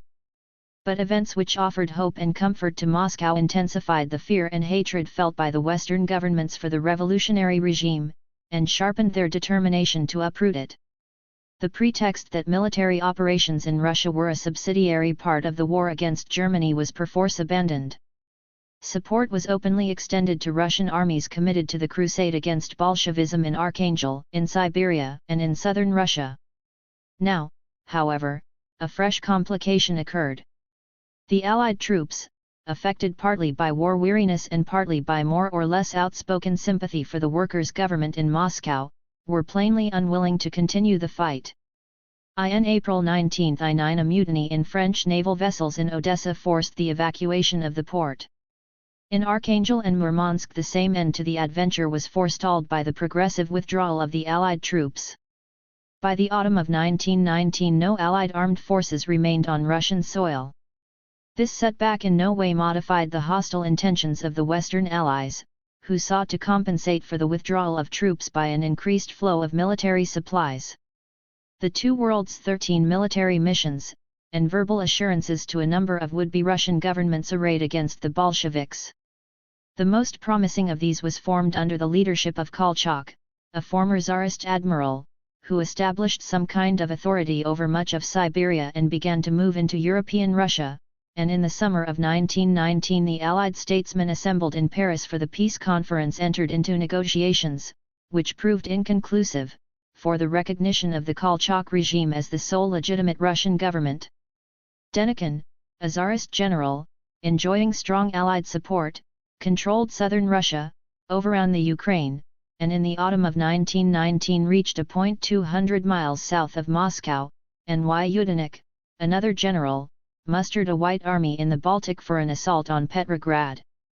By this time, however, the Red Army had become an effective, though ill-equipped, fighting force. The various White Armies were unable either to coordinate their efforts or to win the support of the populations in whose territories they operated. By the end of the year they were in headlong retreat. In January 1920 Kolchak was captured and executed by the Bolsheviks. By the spring of that year the White forces, except for a few isolated pockets of resistance, had been everywhere dispersed and destroyed.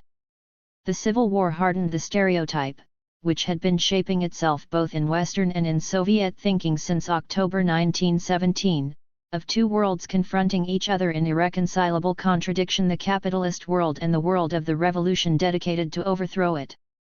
After the collapse of German power in November 1918, Central Europe briefly became a bone of contention between the two worlds.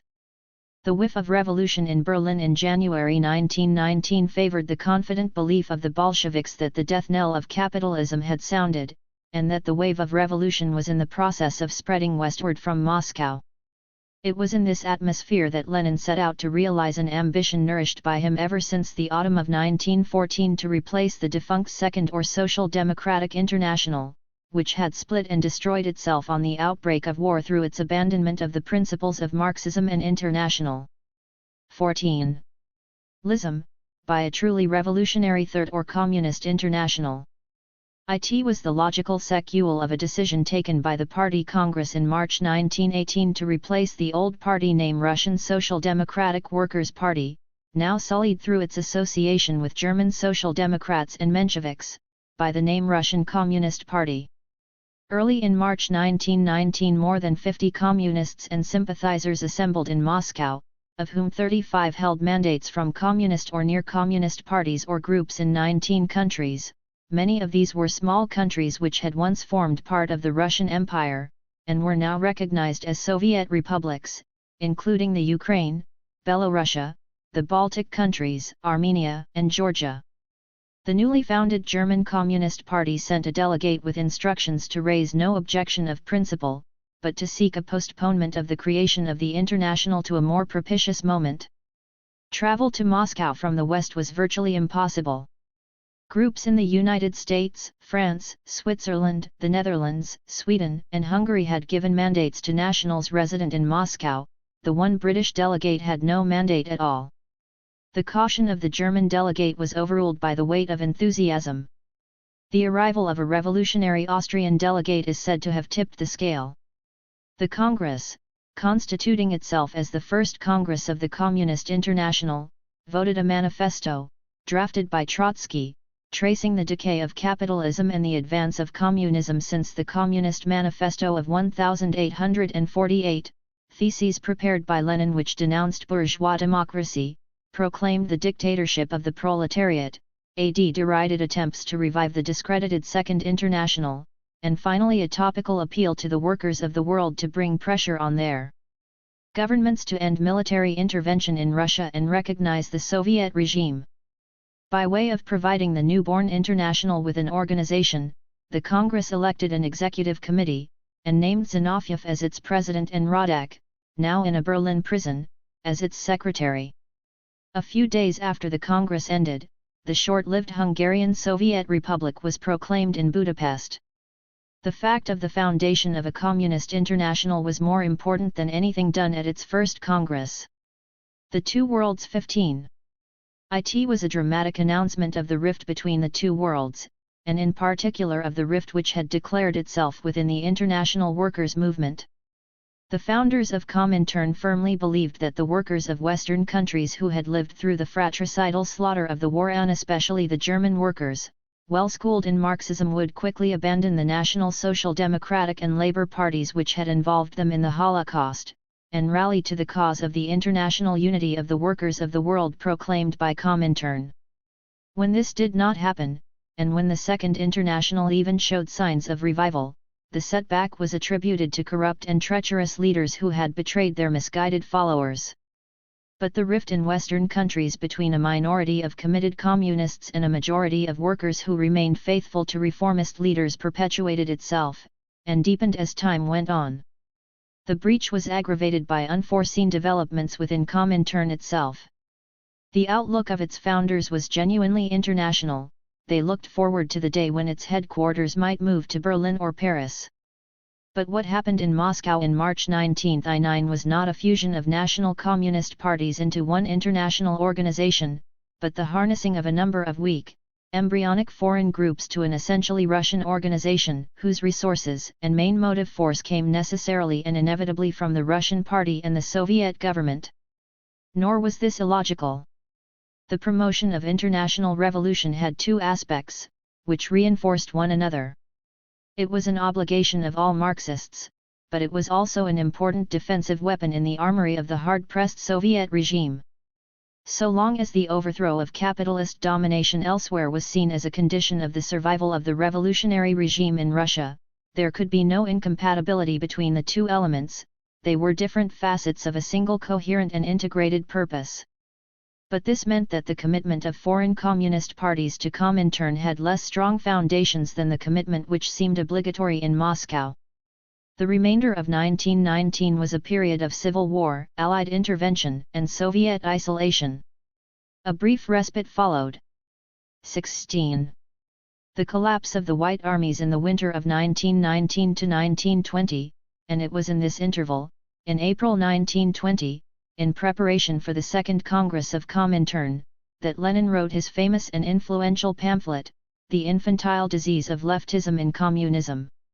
The target of attack was a so-called left opposition in communist parties which resisted compromises in the name of principles. Lenin recalled, in particular, the opposition to Brest-Litovsk. Communists in Western countries must participate actively in parliaments and trade unions, and not shrink from the compromises inherent in such participation. Mindful of hostile British intervention in the Civil War, Lenin urged British communists to conclude electoral agreements with the Labour Party in order to help the Hendersons and the Snowdons to defeat Lloyd George and Churchill. But this advice was tendered against a background of confidence in the early prospect of revolution. The tactical prescriptions of the pamphlet were deeply imbued with the need to enlighten the rank and file of workers' parties on the true character of their leaders, and to split the parties against the leaders. Henderson was to be supported as the rope supports the man who is being hanged. It did not enter into Lenin's calculations that such tactics of compromise and maneuver might be continued, in default of international revolution, for years or decades. At the end of April 1920, Pilsudski launched a Polish invasion of the Ukraine, occupying Kiev early in May, and the Soviet Republic was plunged once more into a crisis as grave as that of the Civil War. But this time the resistance was swifter and stronger. In June the Red Army counterattacked. The defeat of the overextended Polish forces became a rout, and at the beginning of August the Red Army entered Polish territory. These dramatic events coincided with the Second Congress of Comintern, which opened on July 19, 1920, with more than 200 delegates. These included, besides delegates of the small German Communist Party, delegates of the German Independent Social Democratic Party, a wartime breakaway from the German Social Democratic Party, as well as of the French and Italian Socialist parties. These three parties were divided among themselves on the question of adhesion to Comintern, and had come to the Congress for enlightenment. Delegates also came from the two world 17 several British groups of the extreme left, which decided to merge in a Communist Party of Great Britain. The debates, against a background of victories of the Red Army, were full of confidence and excitement. The prescriptions of Lenin's pamphlet were not forgotten. Resolutions were passed urging communists to work in trade unions and bourgeois parliaments, and the British Communist Party was instructed by a majority vote to seek affiliation to the Labour Party. But the prevailing mood was now quite different. The Congress appealed to the workers of the world not to tolerate any kind of help to White Poland, any kind of intervention against Soviet Russia. World revolution was kept well in the picture. The Communist International proclaims the cause of Soviet Russia as its own cause.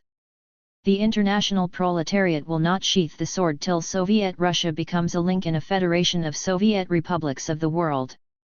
The 21 conditions of admission to Comintern drawn up by the Congress were designed to exclude waverers, and to make Comintern, not a loose association of widely differing parties, but a single homogeneous, disciplined party of the international proletariat. Never had the prospect of world revolution seemed so bright and so near. While the Congress debated, the Soviet leaders had to take a vital decision. Was the Red Army to stand on the Polish frontier, and offer terms of peace to Pilsudski? Or was it to continue its now almost unopposed advance on Warsaw and other industrial centers of Poland? Lenin declared for the advance, dazzled by the prospect that the Polish workers would welcome the Red Army as their deliverers from the capitalist yoke, and that revolution in Poland would open the gateway to Germany and Western Europe. Trotsky and Radek came out against him, Stalin seems to have shared their doubts, but was absent at the front at the time of the critical decision. Tukhachevsky, the brilliant commander who had led the counter-offensive, was all for the advance, and wished to make the Red Army the army of Comintern. 18. Boldness and enthusiasm carried the day. By the middle of August the Red Army was deployed before Warsaw. Here, however, the major miscalculation in these proceedings was quickly revealed. The Polish workers did not stir, and Pilsudski successfully appealed for national resistance to the Russian invader. In the next few weeks, the Red Army suffered the humiliations of precipitate retreat which it had so recently inflicted on its adversaries. The armies finally came to rest at a point far to the east of the so-called Curzon Line, which had been recognized by the Allied governments, as well as by the Soviet government, as the eastern frontier of Poland. Here an armistice was signed on October 12, 1920. The Soviet Republic had paid a heavy price for its revolutionary optimism.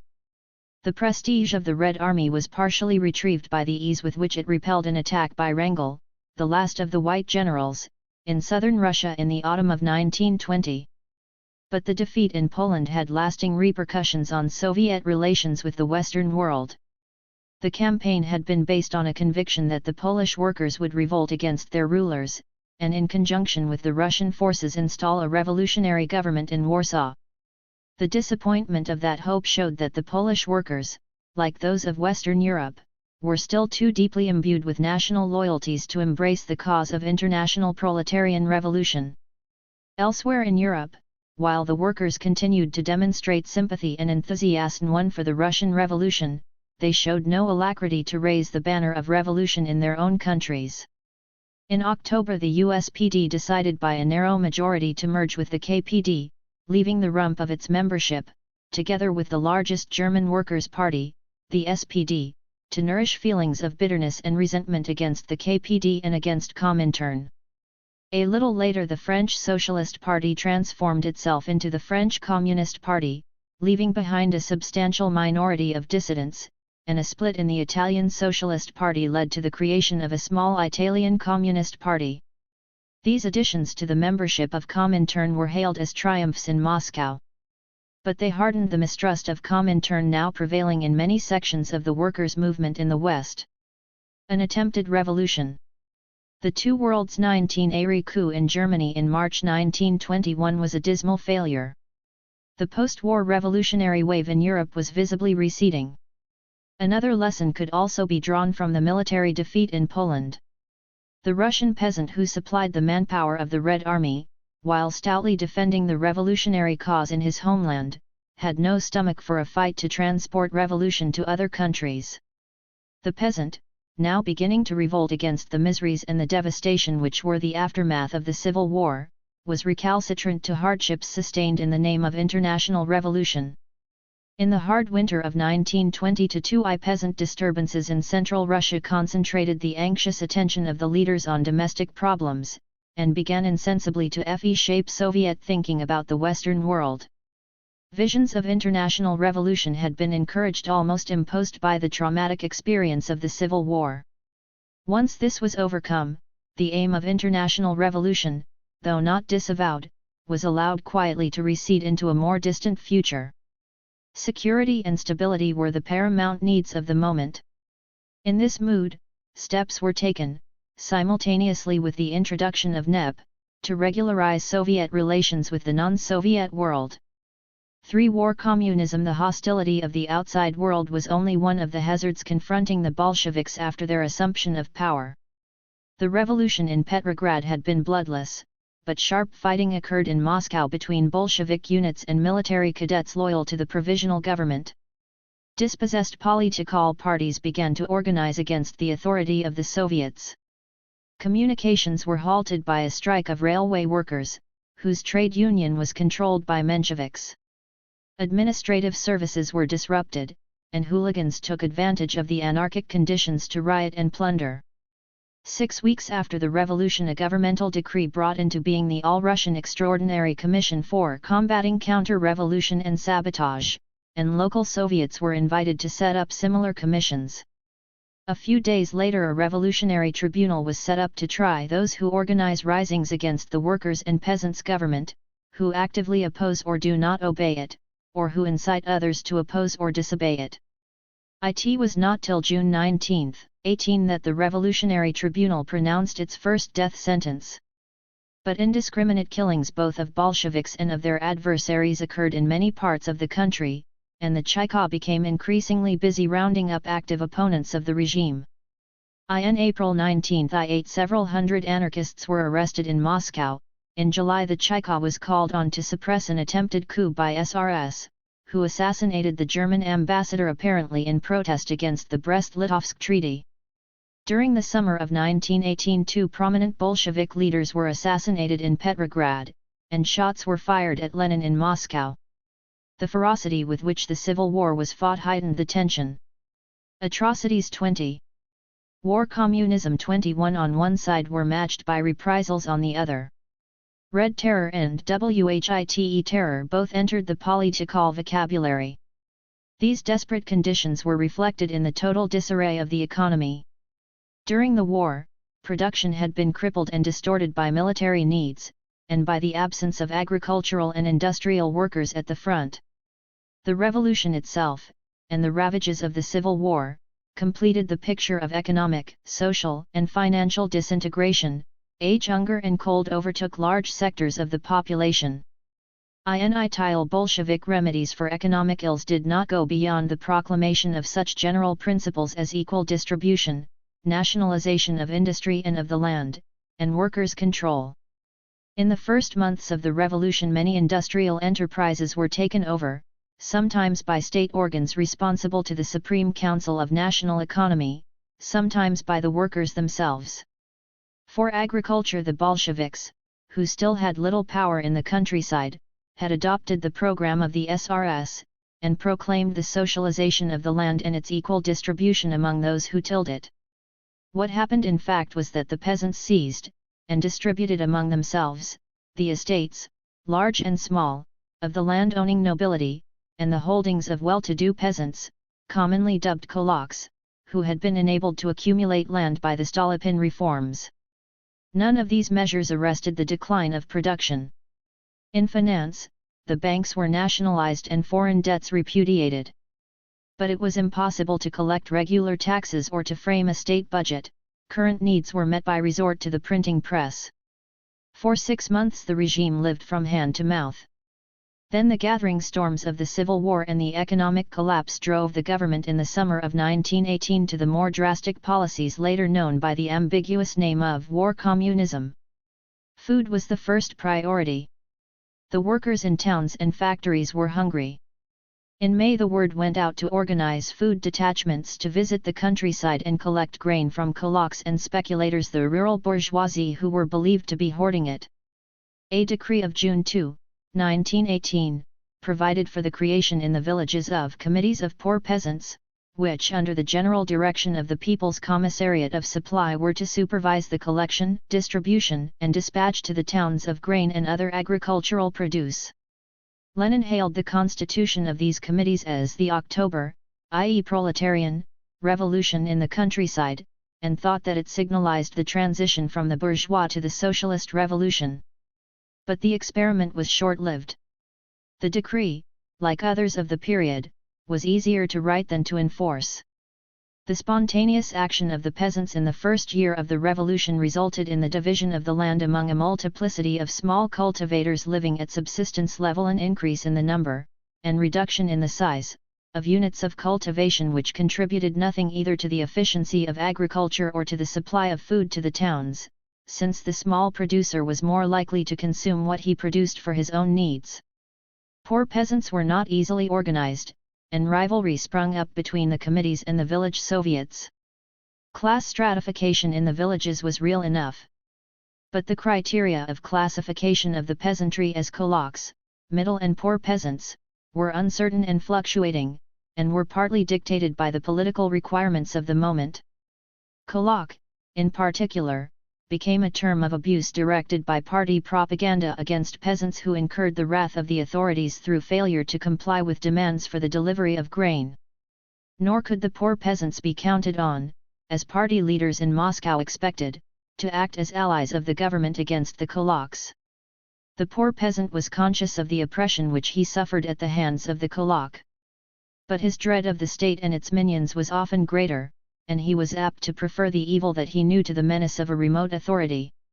In December 1918 the committees of poor peasants were abolished, and the authorities switched their appeal to the so-called middle peasants, who rose above the indigent level of the poor peasants, but did not qualify for the label of rich peasants or kulaks. But in the chaos of the Civil War no expedient could stimulate agricultural production. The authorities from time to time invoked the cherished socialist goal of large-scale collective cultivation. A number of agricultural communes or collective farms were founded by communist idealists, some of them foreigners. War Communism 23 on the basis of working and living in common. But they scarcely contributed to the problem of feeding the cities. Soviet farms were set up by the Soviet government, by provincial or local Soviets, or sometimes by industrial enterprises under the control of Vysenka, for the specific purpose of providing food for famished urban and factory workers. They employed wage labor, and were sometimes spoken of as socialist grain factories.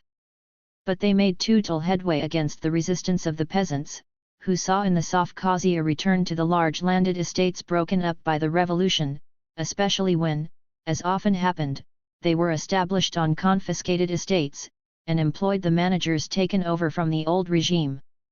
Lenin on one occasion repeated a saying alleged to have been current among the peasants: "We're Bolsheviks, but not communists. We are for the Bolsheviks because they drove out the landlords, but we are not for the communists because they are against individual holdings." In industry, war communism may be said to have begun with a decree of June 28, 1918, nationalizing every important category of industry. This seems to have been inspired, partly by the growing menace of the Civil War, partly by the desire to forestall spontaneous seizures of factories by workers without the knowledge or authority of Vysenka, what a writer of the period called elemental chaotic proletarian nationalization from below. But formal nationalization was of little account. What mattered was to organize and administer what had been taken over, a function which workers' control had proved unable to exercise. This was the task of Vysenka, which set up a number of centers or chief committees to manage whole industries. Some industrial undertakings were administered by local authorities.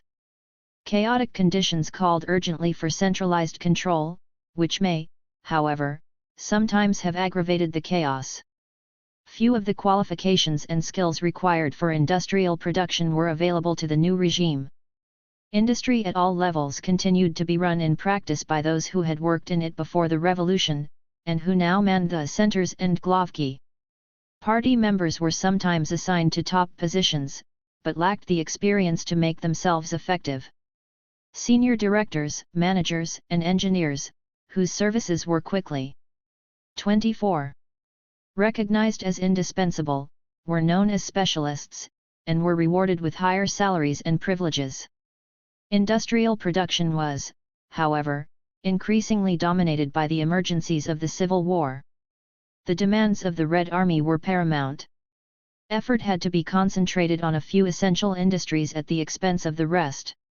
Small-scale enterprises employing only a handful of workers, and artisan industry both in the towns and in the countryside, were mainly immune from controls, but were frequently hampered by lack of materials. Manpower was mobilized for the front. Transport broke down. Supplies of raw materials were exhausted, and could not be replenished. Of the many statistics illustrating the catastrophic decline of industry, perhaps the most revealing were those which recorded the depopulation of the big cities. In the 3 years after the revolution, Moscow lost 44.5% of its population, Petrograd, where the industrial concentration was heaviest, 57.5%. The Red Army took its toll of the able-bodied, and masses of people drifted away to the countryside where, if anywhere, food might still be found. The problems of distribution were no less recalcitrant. The aim announced in the party program of replacing private trade by a planned system of distribution of commodities on an all-state scale was a remote ideal. A decree of April 1918 authorizing Nerkomprod to acquire stocks of consumer goods for exchange against peasant stocks of grain remained a dead letter. Plans to enforce rationing and fixed prices in the towns broke down in face of the shortage of supplies and the absence of any efficient administration. Trade flowed, where it flowed at all, in illicit channels.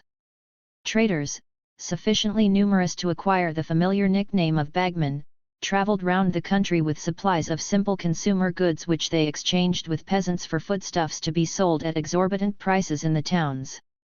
Bagmen were frequently denounced by the authorities, and threatened with arrest or shooting, but continued to prosper. Some attempt was made to use the existing machinery of the cooperatives, and control was established, not without friction, over the central cooperative organs.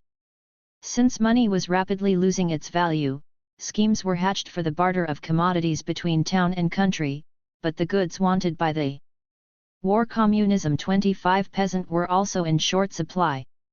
In the critical year of the Civil War, when the survival of the regime seemed to hang by a thread, and the territory even nominally controlled by it was being constantly contracted by inroads of the White armies, the method by which the essential needs of the Red Army, of the factories engaged in war production, and of the urban population were met was the crude method of requisitioning, dictated and justified by military necessity. To keep the Red Army supplied was the overriding task of economic policy, and little attention could be spared for civilian needs or civilian susceptibilities.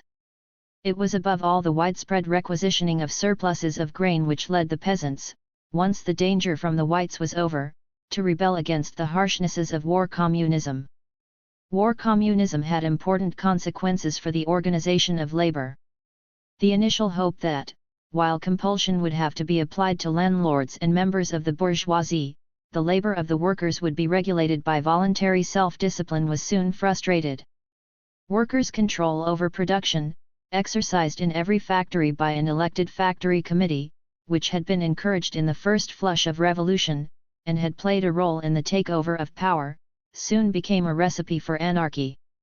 In the rapidly thickening crisis atmosphere of January 1918, Lenin significantly quoted the familiar, "He who does not work, neither shall he eat," as the practical creed of socialism, and the People's Commissar for Labor spoke of sabotage and necessary measures of compulsion.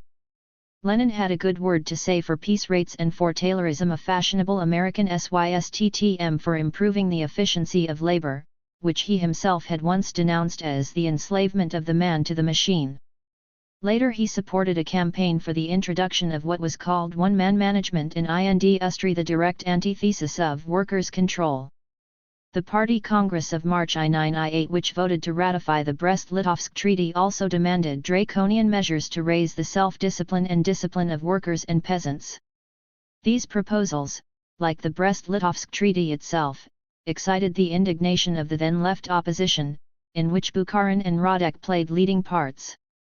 The revolution had spotlighted the ambiguous role of the 26. Trade union in a workers' state.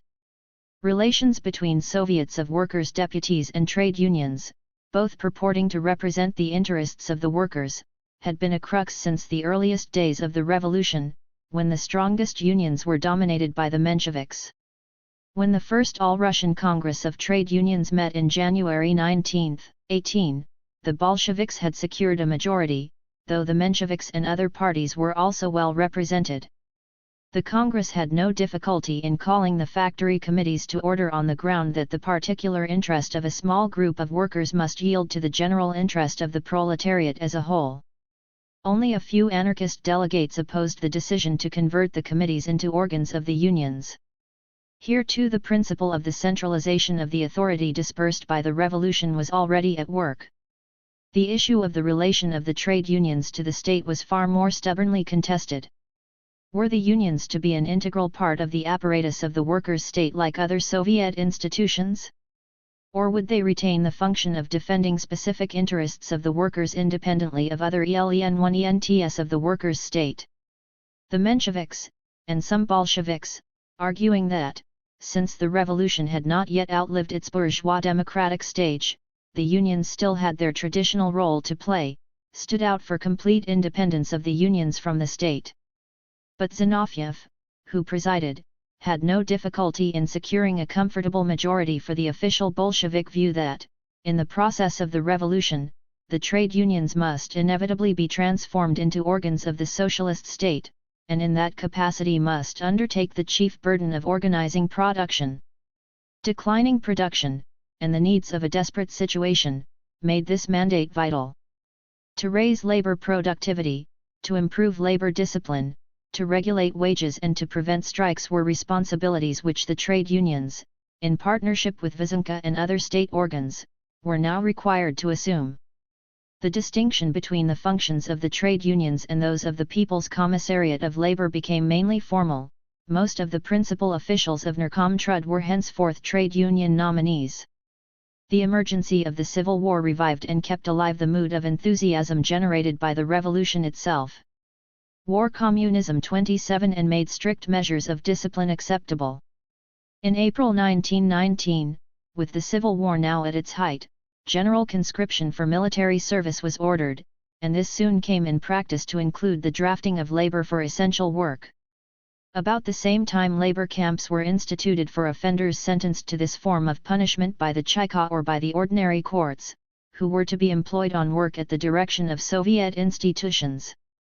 The severest category of these camps, known as concentration camps, was reserved for those who had engaged in counter-revolutionary activities in the Civil War, and who were to be detailed for particularly arduous work. But appeals could also be made to voluntary self-discipline. In May 1919 Lenin called on the workers for what were named Communist Saturdays, when some thousands of workers in Moscow and Petrograd volunteered to work overtime without pay to speed up the dispatch of troops and supplies to the front, and this precedent was followed a year later. The institution of udarniki, or shock workers, to carry out specially important work at high speed dated from this time. Without this combination of harsh compulsion and spontaneous enthusiasm the Civil War could not have been won.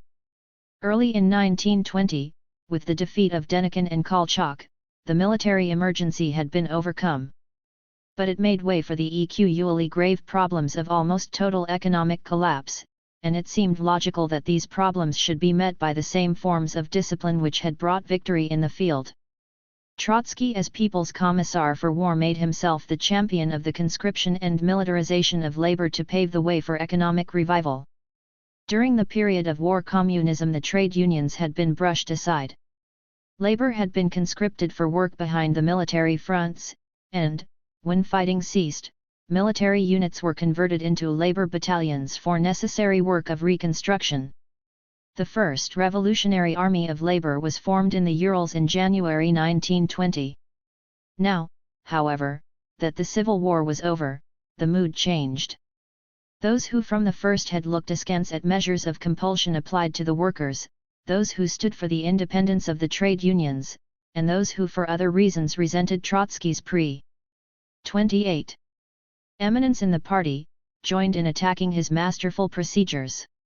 He defended his policies in face of mounting opposition at the Party Congress in March 1920, and secured Lenin's support. The outbreak of the Polish War stilled the voices of dissent. But when the war ended in the autumn of 1920, and the last embers of the Civil War had been stamped out in the South, fierce opposition arose in the party to the continued conscription of labor and the virtual bypassing of the trade unions. Ritsky, impressed by the vast and urgent problems of economic reconstruction, and irritated by trade union resistance to his plans, added fuel to the flames by demanding a shake-up of the unions. Lenin parted company with Trotsky on the issue, and a bitter debate of unprecedented dimensions raged throughout the winter, only to be resolved when the policies of war communism were finally abandoned at the Party Congress of March 192 Party attitudes to war communism were divided and ambivalent. The conglomeration of practical policies collectively known by that name was approved as necessary and proper by all but a small minority of dissidents. But interpretations of its character diverged more widely, perhaps, in retrospect than at the time. The first 8 months of Soviet rule had broken the power of the landlords and the bourgeoisie, but had not yet brought into being a socialist economic order. In May 1918 Lenin still spoke of an intention to realize the transition to socialism. The sudden introduction in the summer, under the name of war communism, of measures which seemed to many Bolsheviks a foretaste of the future socialist economy, was treated by more prudent party members simply as a forced response to an emergency, an abandonment of the cautious advance hitherto pursued, a plunge necessary, no doubt, but rash and full of hazards into uncharted waters. This view gained in popularity when the Civil War ended, and the burdens of war communism seemed no longer tolerable, and it became the accepted line when peasant revolt finally forced a decision to abandon war communism in favor of NEP. Other communists, on the other hand, hailed the achievements of war communism as an economic triumph, an advance into socialism and communism more rapid than had hitherto been deemed possible, but none the less impressive on that. War Communism 29 account. Industry was comprehensively nationalized, and, if industrial production still declined, Bukharin could write complacently of the revolutionary disintegration of industry as a historically necessary stage. The progressive devaluation of the ruble could be described as a blow struck against bourgeois capitalists, and a prelude to the moneyless communist society of the future, when everything would be shared according to needs. Already, it was claimed, the market had been largely eliminated as the agency of distribution. Grain surpluses were requisitioned from the peasants, and the main foodstuffs were in principle rationed to the urban population. Industry worked chiefly on government orders. Labor was organized and allocated in response, not to the dictates of the market, but to social and military needs. After the Civil War, the realities of a desperate economic situation clashed too obviously with this utopian picture to make it seriously tenable. But many party consciences were troubled by its abandonment, and the divergences of opinion about the character of war communism repeated themselves as divergences about the character and permanence of NEP. For the breathing space of NEP, war communism had been made up of two major elements. On the one hand, a concentration of economic authority and power, including centralized control and management, the substitution of large for small units of production and some measure of unified planning. On the other hand, a flight from commercial and monetary forms of distribution, and the introduction of the supply of basic goods and services free or at fixed prices, rationing, payments in kind, and production for direct use rather than for a hypothetical market. Between these two elements, however, a fairly clear distinction could be drawn. The processes of concentration and centralization, though they flourished exceedingly in the forcing house of war communism, were a continuation of processes already set in motion during the first period of the Revolution, and indeed during the European War. Here war communism was building on a foundation of what had gone before, and many of its achievements stood the test, only in their detailed application were its policies afterwards subject to rejection and reversal. The second element of war communism, the substitution of a natural for a market economy, had no such foundations. Far from developing logically out of the policies of the initial period of the Revolution, it was a direct abandonment of those policies, an unprepared plunge into the unknown. These aspects of war communism were decisively rejected by NEP, and it was these aspects which most of all discredited it in the eyes of its critics. Between the two major elements of war communism there was, moreover, a further distinction. The policies of concentration and centralization were applied almost exclusively in industry, attempts to transfer them to agriculture met with 3-0. The breathing space of NEP 3 won no success. It was here that the revolution had the main social basis of its support, and that the Russian economy showed some of the features of a developed capitalism. The policies of the flight from money and the substitution of a natural economy arose, not from any preconceived plan, but from inability to solve the problems of a backward peasant agriculture which occupied more than 80% of the population.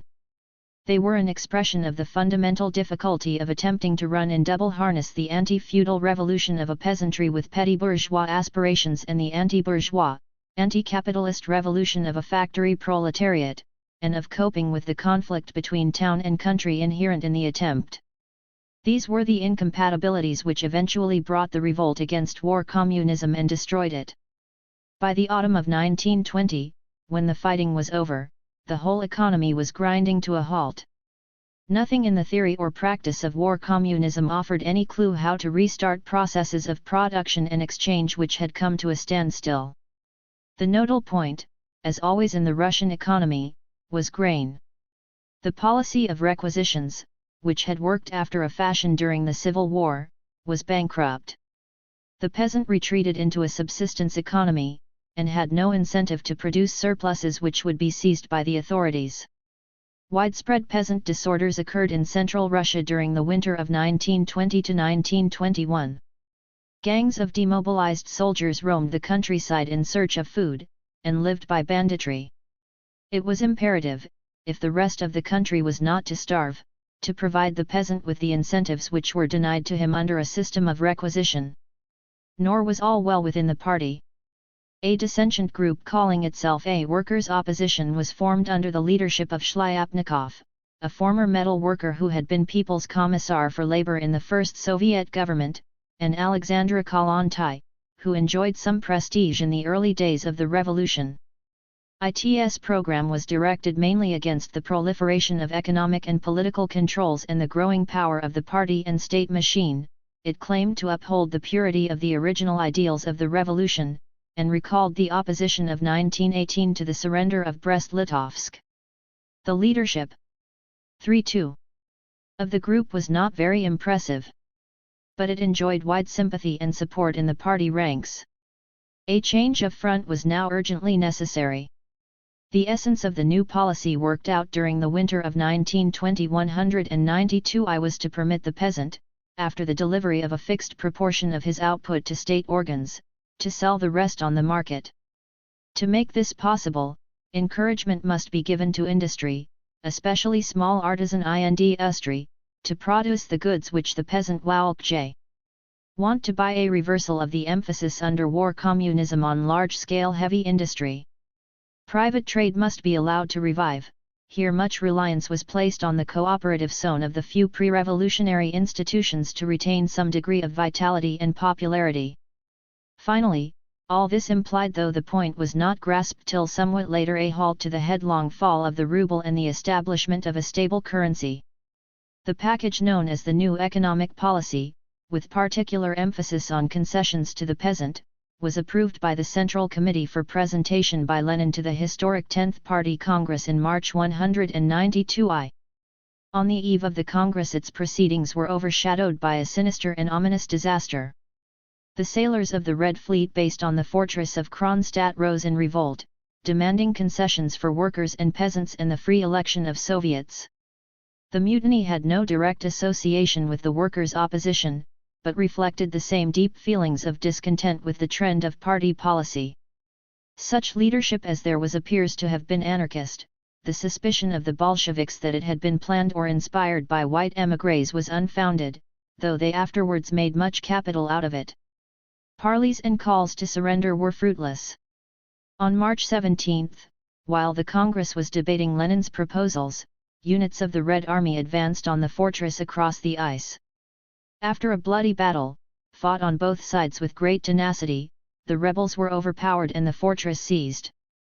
But this massive revolt of men hitherto honored as heroes of the revolution was a staggering blow to the prestige and confidence of the party.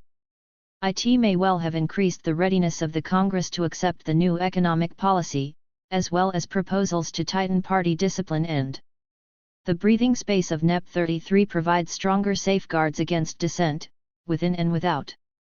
When Lenin submitted the resolution embodying the NEP proposals to the Congress, the debate was perfunctory. Disenchantment with war communism was general, and the crisis was too acute to brook delay. Doubters were consoled by Lenin's assurance that the commanding heights of industry would remain in the firm hands of the state, and that the monopoly of foreign trade would be maintained intact. The resolution was accepted, if not with enthusiasm, with good grace and formal unanimity. The sharpest difference of opinion at the Congress arose out of the heated controversy on the trade union question which had raged throughout the winter. Trotsky, inspired by the experience of the Civil War, and supported after some hesitation by Bukharin, once more propounded his plan for transforming the trade unions into production unions, and making them part of the apparatus of the workers' state. At the opposite end of the spectrum, the workers' opposition wished to place the organization and control of production in the hands of the workers, as represented in the trade unions, a quasi-syndicalist view. Maneuvering between the two embattled factions, Lenin finally succeeded in rallying the center of the party round a resolution which, however, skirted the crucial issues without solving them. The taint of militarization was avoided. The trade unions were recognized as mass non-party organizations which had to be won over. It would be an error to incorporate them in the state machine. Persuasion, not force, was their proper instrument, though proletarian compulsion was not ruled out. The trade unions had always professed a concern for production. As early as 1920, the Trade Union Central Council established a Central Labor Institute for the study of, and training in, methods and techniques designed to improve the productivity of workers. This aspect of their responsibilities was emphasized in the resolution. It was their function to maintain labor discipline and combat absenteeism, but this should be done through comradely courts, not by organs of the state. The resolution was carried by a large majority, but not without some minority votes being cast for two dissentient drafts. The bitterness of the controversy shocked the party, and left its mark on the Congress. Lenin spoke of the fever 34, which had shaken the party, and of the luxury of discussions and disputes which the party could ill afford. The Congress adopted a special resolution bearing the title On the Syndicalist and Anarchist Deviation in Our Party, which declared dissemination of the program of the workers' opposition to be incompatible with party membership, as well as a general resolution on the unity of the party. This demanded the complete abolition of all fractionalism. Disputed issues could be discussed by all members of the party, but the formation of groups with platforms of their own was banned. Once a decision had been taken, unconditional obedience to it was obligatory. Infringement of this rule could lead to expulsion from the party. A final clause, which was kept secret and published only 3 years later, laid it down that even members of the party's Central Committee could be expelled on these grounds by a majority of not less than 2/3 of members of the committee. These provisions, designed to ensure loyalty and uniformity of opinion in the party, seemed necessary and reasonable at the time. As Lenin put it, during a retreat discipline is 100 times more necessary. But the vesting of what was in effect a monopoly of power in the central organization of the party was to have far-reaching consequences. Lenin at the height of the Civil War had acclaimed the dictatorship of the party, and maintained that the dictatorship of the working class is carried into effect by the party. The corollary, drawn by the 10th Congress, was the concentration of authority in the central organs of the party. The Congress conceded to the trade unions a measure of autonomy vis-à-vis the organs of the workers' state. But the role which they were to play was determined by the monopoly of power vested in the party organization. The stringent ban on opposition within the party was the product of the crisis which accompanied the introduction of NEP. The same process logically overtook the two left opposition parties which had survived the revolution, the SRS and the Mensheviks. The dissolution of the Constituent Assembly in January 1918 had proclaimed the determination of the Bolsheviks to exercise supreme power, and laid the foundations of the one-party state. But during the next 3 years, the period covered by the Civil War mutual relations, the breathing space of NEP 35 between the Soviet government and the two left parties were ambiguous and fluctuating, and measures taken against them inconclusive. A few weeks after the revolution, a group of left SRS broke away from the main party, and formed a coalition with the Bolsheviks. 3 left SRS were appointed People's Commissars.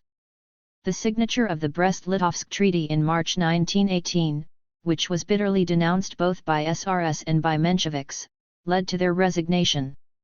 The right SRS now came out openly against the regime, and were held responsible for the disorders in Moscow in the summer of 1908. As well as for the assassination of the German ambassador and of 2 leading Bolsheviks in Petrograd, and for the attempt on Lenin's life above. On June 14, 1918, the right SRS and the Mensheviks were banned on the ground of their association with notorious counter-revolutionaries. Their newspapers were suppressed from time to time, but often reappeared under other names. Even a cadet newspaper was published for some months after the revolution. Intermittent harassment, rather than the enforcement of a total ban, reflected ambivalence and hesitation on the part of the authorities. The civil war, which made the plight of the regime more desperate, at first somewhat improved the standing of the two parties. The Mensheviks emphatically, the SRS less consistently, denounced the action of the Whites and of the Allied governments which aided and abetted them, and thus implicitly supported the regime, while continuing to attack its internal policies. The ban on the Mensheviks was withdrawn in November 1918, on the SRS in February 1919, and Menshevik and SR delegates spoke at sessions of the All-Russian Congress of Soviets in 1919 and 1920, though apparently without the right to vote.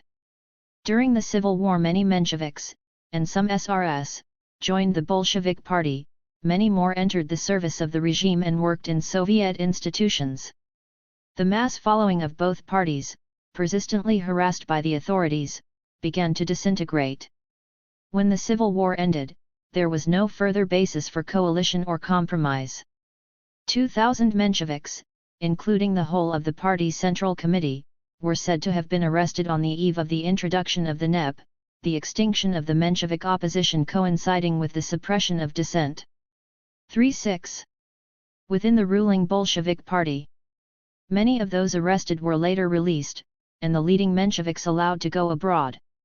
But a hard core of SR leaders were put on trial in 1922 for counter-revolutionary activities, and sentenced to death or long-term imprisonment. The benefits offered by NEP to the peasant, which in any case came too late to affect the sowings for 192 were retarded by a natural calamity. Severe drought ruined the harvest over a large area, especially in central Russia and in the Volga basin. The famine was more widespread, and worked greater havoc on a much tried and enfeebled population, than the last great Russian famine of 189 The horrors of the ensuing winter, when millions starved, were partly mitigated by supplies from foreign relief missions, notably the American Relief Administration. Sowings for 1922 were extended. The harvests for that year and for 1923 were excellent, and appeared to herald a revival of Soviet agriculture. Small quantities of grain were actually exported. It was remarked that NEP, by reintroducing market processes to the countryside, had reversed the leveling policies of war communism, and encouraged the re-emergence of the rich peasant, or kulak, as the key figure in the rural economy. The poor peasant produced for the subsistence of himself and his family. He consumed what he produced. If he came to the market, it was more often as a buyer than as a seller. The kulak produced for the market and became a small capitalist. This was the essence of NEP. The right to lease land and to employ hired labor, theoretically prohibited since the early days of the regime, was conceded with some formal restrictions in the new agricultural code of 1922. But, so long as the peasants had enough to eat, and provided surpluses sufficient to feed the towns, few even of the most devoted party members were in a hurry to challenge the derogations from the principles and ideals of the revolution which had yielded these fortunate results. If NEP had done little or nothing to help industry or the industrial worker, and less than nothing to promote the cause of a planned economy, these problems could safely be left to the future. The breathing space of NEP 37. It was at this point that the underlying differences in the party about the character of war communism began to be reflected in differences about the practical implications and consequences of NEP. When, in the crisis atmosphere of March 192 the substitution of NEP for the more extreme policies of war communism was unanimously accepted as a welcome and necessary relief, these divergences were shelved, but not wholly reconciled. In so far as war communism was thought of, not as an advance on the road to socialism, but as an aberration dictated by military necessities, a forced response to the Civil War emergency, NEP was a retracing of steps from a regrettable, though no doubt enforced, digression, and a return to the safer and more cautious path which was being followed before June 1918. In so far as war communism was treated as an over-rash, over-enthusiastic dash forward into the higher reaches of socialism, premature no doubt but otherwise correctly conceived, NEP was a temporary withdrawal from positions which it had proved impossible to hold at the moment, but which would have sooner or later to be regained, and it was in this sense that Lenin, whose position was not altogether consistent, called NEP a defeat and a retreat for a new attack. When Lenin at the 10th Congress said that NEP was intended seriously, and for a long time, he gave hostages both to the view that it was a desirable and necessary correction of the errors of war communism, and to the view that it would itself have in the future to be corrected and superseded. The unspoken premise of the first view was the practical necessity of taking account of a backward peasant economy and peasant mentality. The unspoken premise of the second was the need to build up industry and not further depress the position of the industrial workers who formed the main bulwark of the revolution. These differences, muted for the moment by thankfulness that the acute party crisis of the winter of 1920 to 1921 had been successfully surmounted, reappeared in a further economic and party crisis 2 years later. 5. The new Soviet order. The coming of NEP, which had the unpremeditated consequence of strengthening the central authority of the party, also encouraged the centralizing forces already at work in the formation of the Soviet state. The mass enthusiasm of 191-7 for the destruction of state power had faded into the world of unrealized dreams. These continued to haunt the memories of many party members. But since Brest-Litovsk, and since the Civil War, the need to create a state power strong enough to cope with these emergencies had been perforce accepted, and it was now reinforced by the need to rebuild the devastated and shattered national economy. The NEP period not only shaped what was to become the permanent constitutional structure of the USSR, but determined the lines to be followed for many years in its relations with foreign countries. It was time to stabilize the fluid constitutional arrangements of the Soviet regime. A constitution of the Russian Socialist Federal Soviet Republic had been promulgated in July 1918. It opened with the Declaration of Rights of the Toiling and Exploited People, proclaimed by the All-Russian Congress of Soviets 6 months earlier. It vested supreme authority in an All-Russian Congress of Soviets composed of delegates elected by city and provincial Soviets, representation being heavily weighted in favor of the cities, the home of the workers. The franchise was confined to those who earn their living by production or socially useful labor, together with soldiers and disabled persons. The Congress elected an all-Russian Central Executive Committee to exercise authority on its behalf in the intervals between sessions, and VTK in turn appointed 39 a Council of People's Commissars, whose main functions were administrative, but which was also entitled to issue orders and decrees, so that no clear line of demarcation was drawn between the powers of Sovnarkom and Vitsik. The constitution also enunciated such general principles as the separation of church and state, freedom of speech, opinion, and assembly for the workers, the obligation for all citizens to work on the principle, he who does not work, neither shall he eat, liability to military service for the defense of the Republic, and abolition of all discrimination on grounds of race or nationality. The chaos of the Civil War precluded any definition of the territory of the Republic. The term federal in the title of the Republic had no exact meaning. It covered both the incorporation in the RSFSR of autonomous republics and regions inhabited mainly by non-Russian populations, and the establishment of links between the RSFSR and other Soviet republics which had been, or would be, proclaimed in other parts of the former Russian Empire. These links took at first the form of alliance rather than federation. The RSFSR concluded treaties of alliance with Azerbaijani and Ukrainian Soviet republics in September and December 1920, and with Belarusian, Armenian and Georgian republics in 192. Resistance to the process of unification was encountered in the Ukraine, where a national anti-Soviet government had been one of several rival authorities during the Civil War, and in Georgia, where a Menshevik government had installed itself. Military power was used to expel the dissidents, and set up unimpeachably Bolshevik governments. The use of force could be more easily justified in the Ukraine, which had been deeply involved in the Civil War, and where rival armies had reduced much of the country to anarchy, than in Georgia, which long remained a restive and recalcitrant member of the Federation of Soviet Republics. As the whole country advanced towards economic recovery, and sought to renew contacts with the outside world, it seemed natural and necessary that it should function for these purposes as a single unit. While the form, and some of the reality, of local autonomy was carefully pursued, the Russian Communist Party, to which regional parties were affiliated, maintained a uniform discipline, and major decisions of economic and foreign policy were taken in Moscow. The 4-0 first step was to persuade the three Transcaucasian republics Armenia, Georgia and Azerbaijan to unite in a Transcaucasian Socialist Federal Republic.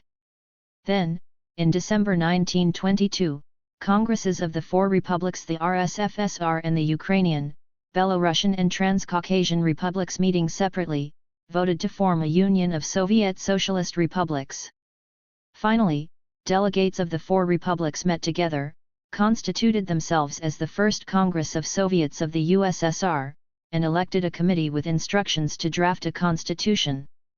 The Constitution of the USSR was approved by the committee in July 1923, and formally ratified by the Second Congress of Soviets of the USSR in January 1924. The constitution was modeled on the original constitution of the RSFSR. The Sovereign Union Congress of Soviets was composed of delegates of the Congresses of Soviets of the constituent republics, representation being proportionate to the population of each republic. The Congress elected a Central Executive Committee, which appointed a Sovnarkom of the USSR. The organization of People's Commissariats was complicated. Foreign affairs, foreign trade, military affairs, and the conduct of the struggle against counter-revolution by the Cheka, now renamed OGPU, were reserved exclusively to the Union authorities. Each republic had its GPU, which was, however, directly subordinate to the OGPU. Most economic affairs were subject to a system of unified commissariats. There were commissariats of the Union and commissariats of the republics, the latter enjoying a certain degree of independence. In other fields of administration, including agriculture, internal affairs, health, and education, the republics alone had commissariats without any Union counterpart. In form, the USSR was a federation of republics. But the omission of the word federal from its title was perhaps significant, since its unifying tendencies were apparent from the outset. The RSFSR accounted for more than 90% of the population of the Union, and 75% of its area. The other republics had some reason to suspect that the USSR was little more than the RSFSR writ large, and represented an extension over them of the central authority of Moscow. Voices of dissent were heard, especially from Ukrainian and Belarusian delegates, in the committee which drafted the new constitution. An attempt to meet these objections led to one notable innovation, designed to recognize the formal equality of all the republics. The TSIK of the USSR was divided into two chambers. The first and much larger chamber, the Council of the Union, consisted of delegates elected proportionately to the population of the republics. This recognized the enormous preponderance of the RSFSR. Delegates to the second chamber, the Council of Nationalities, were elected on the basis of equality of national groups, 5 from each of the 4 main republics and each of the autonomous republics, 1 from each autonomous region. But, since both chambers normally met only to listen to, and comment favorably on, statements of official policy, and since contentious issues were seldom raised, and never voted on, these complicated arrangements had no practical significance in the process of policy making. The periodical sessions of the Congress and of TSIK, whose membership was enlarged as time went on, took no decisions. But they provided an important means of making contact with representatives of the outlying and often primitive regions of the Union, and of popularizing and making known throughout the Union major policies decided in Moscow. Their principal function was not to debate, but to instruct, persuade, and exhort. The constitutions of the USSR and of its constituent units served quite different purposes from the constitutions of Western countries, to which they had only the most superficial resemblance. The complex ethnic structure of Central Asia, and its affiliations with the Muslim world, made it a special problem. The Central Asian republics of Bokhara and Khwarezm, though they had been brought within the orbit of Moscow by treaties of alliance with the RSFSR, were excluded from these constitutional arrangements on the ground that they were not yet socialist. It was not till 1925 that Central Asia was reorganized on national lines, Uzbek and Turkmen Socialist Soviet republics, with subordinate autonomous units, were incorporated in the USSR as its fifth and sixth constituent republics. The structure of the party organization was no less important a factor in the course of events than the structure of the Soviets. Between party congresses, the supreme authority was vested in the party Central Committee. The committee which 4-2 took the vital decisions to launch the Rising in October 1917, and later to sign the Brest-Litovsk Treaty, consisted of 22 members. In the period of acute crisis which followed, this body was too unwieldy for rapid action, and decisions on crucial issues rested in practice with Lenin in consultation with other top leaders. The Eighth Party Congress in March 1919 elected a Central Committee of 19 full members with 8 candidates, who were entitled to attend meetings, but not to vote. But it appointed a Politburo of 5, to be responsible for political decisions, and an Orgburo to take control of questions of party organization, and this marked the atrophy of the Central Committee as an effective source of authority. The Congress also reorganized the Secretariat, placing it under the management of 3 permanent secretaries, who were members of the party Central Committee, and in the ensuing period the refurbished Secretariat underwent a rapid expansion, acquiring a staff of several hundred officials, divided into departments charged with different branches of party activity. The party structure assumed the shape which it was to retain throughout the 1920s, though the processes at work took some years to develop to their full extent.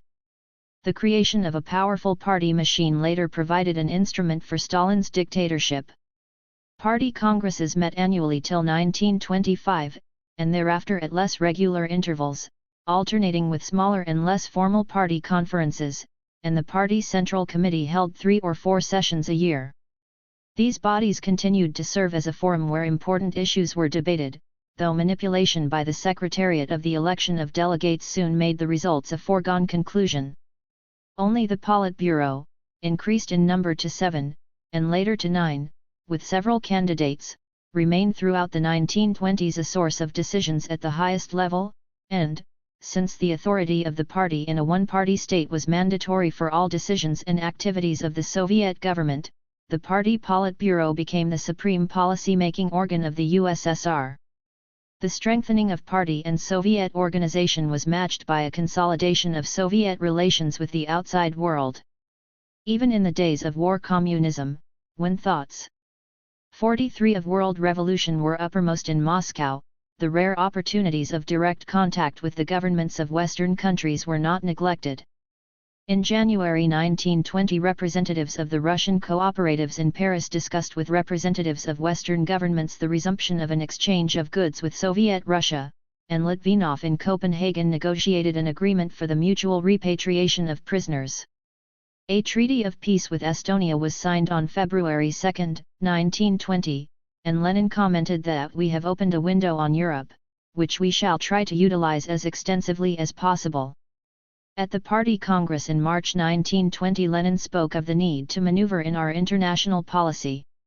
A few days later, Krisin, the one leading Bolshevik who had foreign industrial and commercial experience, set out with a large delegation of trade experts for Scandinavia, and in May was politely received in London. These overtures were cut short by the Polish War, which inspired a recrudescence of revolutionary hopes in Moscow and a fresh outbreak of apprehension and animosity in the West. But by the autumn of 1920 peace was restored. A Russian trading company was registered in London under the name Arcos, and Krisin spent most of the winter in London negotiating with the British government and with firms interested in orders for Soviet Russia. Finally, just a week after Lenin had introduced NEP to the Party Congress in Moscow, an Anglo-Soviet trade agreement was signed in London on March 16, 192 The trade agreement was rightly hailed as a breakthrough and a turning point in Soviet policy. The parties agreed to put no obstacles in the way of trade with one another, and, in default of formal diplomatic recognition, to exchange official trade representatives.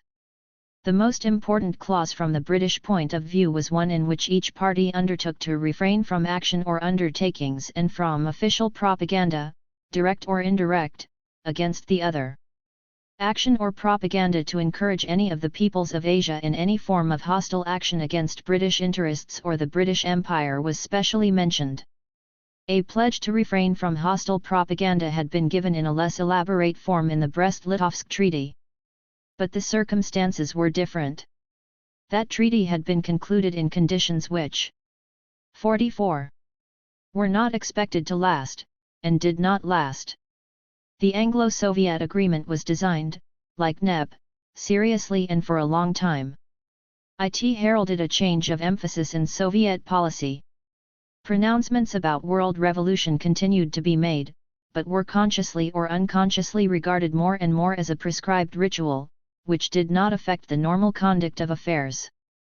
The latent incompatibility between the policies of the People's Commissariat of Foreign Affairs and of Comintern began to come to the surface. The background of the Soviet rapprochement with Great Britain was economic, desire to facilitate mutually profitable trade. The background of the rapprochement with Germany was primarily political, being rooted in common opposition to the Versailles Treaty and common antipathy to the claims of Poland. Radek, who spent most of 1919 in prison or under house arrest in Berlin, contrived to make contact with Germans from many different milieux, to all of whom he preached the virtues of German-Soviet cooperation. Official German-Soviet relations had been severed since the assassination of the German ambassador in Moscow in 1918. In the summer of 1920 a Soviet representative was once more received in Berlin, and a German representative in Moscow. The Polish War gave a powerful stimulus to friendly relations between Poland's two neighbors. Trotsky was reported to favor an agreement with Germany, and Lenin in a public speech in November 1920 noted that, though the bourgeois German government madly hates the Bolsheviks, nevertheless the interests of the international situation are pushing it towards peace with Soviet Russia against its will. Soviet policy was still ambivalent, being divided between the pursuit of revolution and diplomacy.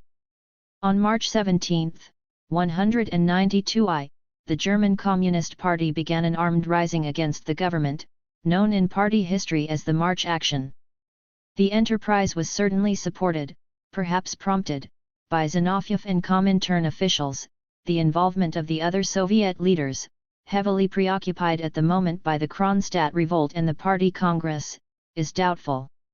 But the defeat of the German rising must have further diminished the waning hopes in Moscow of revolutions in the West, and strengthened the hand of those who saw a diplomatic accommodation with the capitalist countries as the immediate goal. 45. A feature of German-Soviet relations at this time was the quest for military collaboration, arising out of the prohibition under the Versailles Treaty on the manufacture of armaments in Germany. In April 192 ICOP, the Soviet representative in Berlin, after secret discussions with the Reichswehr, brought back to Moscow a scheme for the manufacture in Soviet Russia by German firms of guns and shells, aeroplanes, and submarines. The response was favorable, and a German military delegation visited Moscow during the summer. An agreement was clinched at meetings in Berlin in September 192 at which Krisen and Seicht, the head of the Reichswehr, were the principal negotiators. It seems to have been at this moment that Seicht first divulged to the civilian German government what was on foot. The submarine project was dropped. But German factories in Soviet Russia were soon engaged in the production of guns, shells, and aeroplanes. Tanks were added to the program, and experiments were conducted in gas warfare. The products of these enterprises were supplied both to the Reichswehr and to the Red Army. Later German officers trained Red Army personnel in tank warfare and in military aviation. These arrangements were veiled in the utmost secrecy. No mention was made of them in the Soviet press, and they were for a long time successfully concealed from the German public and German politicians, as well as from the Western Allies. It was a far cry from the days when, on the morrow of the revolution, the Bolsheviks had denounced the secret treaties concluded by the Tsarist government with the Allies during the war. Meanwhile, German-Soviet economic relations were cemented by the setting up of mixed companies and the granting of concessions in Soviet Russia to German firms. Early in 1922 both the Soviet and the German governments were invited to attend an international conference, which met at Genoa on April 10. The conference was a bold attempt by Lloyd George, its most active promoter, to reforge links with Germany and Soviet Russia, hitherto outcasts from the European community. Lenin greeted the invitation with guarded enthusiasm. "We go to it," he explained, "as merchants, because trade with the capitalist countries is unconditionally necessary for us, and we go there to discuss the appropriate 4-6 political conditions for this trade." Shikharin, Grisin, and Litvinov led the Soviet delegation, the first of its kind to attend an international conference on equal terms with the delegations of other major powers.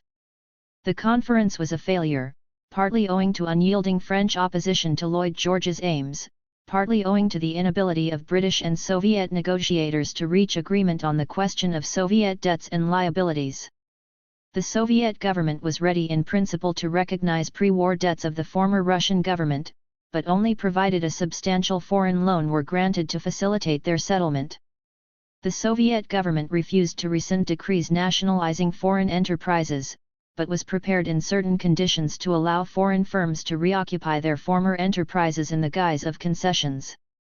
No amount of ingenuity could bridge these gaps. The deadlock in negotiations paradoxically produced the only concrete result of the conference. For some time, Soviet and German diplomats in Berlin had been discussing the terms of a political treaty. The Soviet delegation at Genoa, having failed to make any impression on the Western Allies, now pressed the German delegation, headed by the foreign minister, Rathenau, to complete and sign the treaty forthwith, and the German delegation, equally disillusioned by the proceedings of the conference, agreed. The treaty was signed, hastily and secretly, at Rapallo on April 16, 1922. The contents of the Rapallo Treaty were not remarkable. The only operative clauses provided for a mutual renunciation of financial claims, and the establishment of diplomatic and consular relations. But, as a demonstration of solidarity against the Western Allies, it shattered the conference, and made a lasting impact on the international scene. Soviet Russia had secured for herself a bargaining position among the European powers. Maneuvers originally conceived as expedients to tide over a crisis were Ling accepted posture. In Comintern, signs of the change of mood were apparent as early as its Third Congress in June 192 The effervescent revolutionary enthusiasm of the Second Congress a year earlier had evaporated. What the Bolsheviks initially thought of as impossible had happened. The Socialist Soviet Republic had maintained itself, and showed every sign of continuing to 47 maintain itself, in a capitalist environment. Lenin found himself on the defensive at the Congress both in domestic and in international affairs. He took pains to explain the necessity of NEP and of the link with the peasantry to an audience some of whose foreign members were plainly skeptical of this interpretation of proletarian revolution. He admitted that the progress of world revolution had not been in the straight line which we expected, and recommended a profound study of its concrete development. Trotsky remarked that, while an I-9 world revolution had seemed a question of months, it was now perhaps a question of years. Practical caution had replaced the unrestrained enthusiasm of the previous Congress. Much time was spent analyzing the failure of the March action in Germany, and the internecine divisions in the Italian left. The THIRD-WORLDISM conditions of admission to Comintern drawn up by the Second Congress had split some of the principal foreign parties, and led to the exclusion of sympathizers who were not prepared to accept the rigid discipline imposed by them. Once the first revolutionary wave had receded, only a minority of workers in Western countries felt any specific allegiance to communism. The danger was seen that communist parties might degenerate into small sects bound by rigid doctrine and isolated from the main body of workers. The British and American parties, in particular, were warned that it was a matter of life and death not to remain a sect. A new emphasis was placed on the need to woo the masses. 6 months after the Congress, IKKI issued a pronouncement on the United Workers' Front. This was a call to communists to cooperate with other workers and members of left parties on joint platforms for specific purposes. Since, however, it was an imperative condition that communists should not sacrifice their independence or their right to criticize, the conception of the United Front remained ambiguous, and gave rise to much friction and misunderstanding in the years to come. The new turn in foreign policy which accompanied the introduction of NEP extended to Soviet relations with Eastern countries. Treaties with Afghanistan and Persia were signed in February 192 I, and a treaty with Turkey on the same day as the Anglo-Soviet Agreement, March 16, 192 I. They 4-8. Persian treaty seemed difficult to reconcile with the support given at that very moment by Soviet agents to a rebel leader who was seeking to set up an independent republic in northern Persia. But during the summer this support was withdrawn, and the revolt collapsed. The Turkish treaty, which proclaimed the solidarity of the two countries in the struggle against imperialism, caused greater and more lasting embarrassment. 3 months before its signature, the leader of the illegal Turkish Communist Party had been murdered, and other Turkish communists killed or arrested, by Kemal's agents, and the suppression of communism was a well-advertised aim of Kemal's regime. This was glossed over in the common interest of resistance to British intervention in Turkey. The obligation undertaken in the Anglo-Soviet Treaty to refrain from propaganda against the British Empire in Asia also imposed some measure of public restraint. Though Lenin assured the Third Congress of Comintern that the revolutionary movement among hundreds of millions of oppressed peoples of the East grows with remarkable vigor, the Congress itself, unlike its predecessor, was silent on Eastern affairs. Lenin, in the peroration of his last speech to a Congress of Comintern in November 1922, concluded that the most important task in the period now beginning is to study in order to achieve organization, structure, method, and content in revolutionary work. It was a low-key ending. On the other hand, the Soviet government appeared more decisively than hitherto as the defender of traditional Russian interests. For an almost landlocked country, the passage from the Black Sea through the Straits to the Mediterranean had always been a sensitive point. The Soviet-Turkish Treaty of March 16, 192 I, had guaranteed free passage for the commerce of all nations. But the crux was the passage of warships. Turkey had protested against the use of the Straits by foreign warships without Turkish permission as an infringement of her sovereignty. Soviet Russia, with her depleted naval forces and fear of foreign incursions in the Black Sea, vigorously endorsed the protest.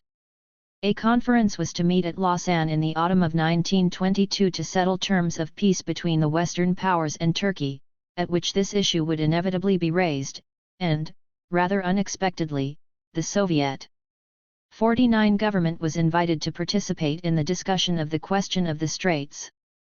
Sheikh Harun led the Soviet delegation, and his confrontation with Curzon, then regarded as the main champion of British imperialism in the East, was widely publicized. The issue was settled by a compromise, and the Soviet government signed, but never ratified, the resulting convention. What had been achieved was general recognition of Soviet Russia as the heir to the rights and interests of the former Russian Empire. 6. The scissors crisis. The link with the peasant which NEP was designed to establish remained the watchword of Soviet policy for several years. Few doubted its necessity. Only an agreement with the peasantry, Lenin had said at the 10th Congress, can save the socialist revolution in Russia until the revolution has occurred in other countries. When, after the terrible famine of 1921–1922, agriculture quickly revived, and recovery began to spread to other sectors of the economy, NEP had been triumphantly vindicated. Yet, once the danger was over, and memories of the privations of war communism receded into the past, the mood of relief and acquiescence slowly faded, and was overtaken by a sense of uneasiness at so radical a departure from the hopes and expectations of an advance into socialism which had inspired the early triumphs of the revolution. In the long run, someone carried the cost of concessions made to the peasant, and some consequences of NEP, direct or indirect, were unlooked for and unwelcome. In little more than 2 years the country was in the throes of a fresh crisis which, though less dramatic than the crisis preceding the introduction of NEP, deeply affected every sector of a now expanding economy. The impact of NEP on industry was less direct than on agriculture, and mainly negative. Its first effect was to stimulate the recovery of rural and artisan industries, both because they had suffered less than factory industry in the Civil War, and could more easily be brought back into production, and because they were the main suppliers of the simple consumer goods which the peasant wanted to purchase with the proceeds of his sale of agricultural products. The campaign for the nationalization of industry was halted. Large-scale industry 51 remained in state hands, but with two important modifications. In the first place, a large measure of devolution was practiced. State industry was divided into three categories: Union, Republican, and local. Union industry was administered by the Vysnka of the USSR, Republican industry by the Vysnkas of the constituent republics, and, within the republics, provinces and regions set up their own councils of national economy which were responsible for local industry. A fluctuating degree of supervision was exercised by the higher over the lower organs. But practical considerations dictated a large measure of autonomy. At lower levels private industry was encouraged. Enterprises employing less than 20 workers were exempt from nationalization. Larger enterprises which had already been taken over might be leased back to individual entrepreneurs, often to their original owners.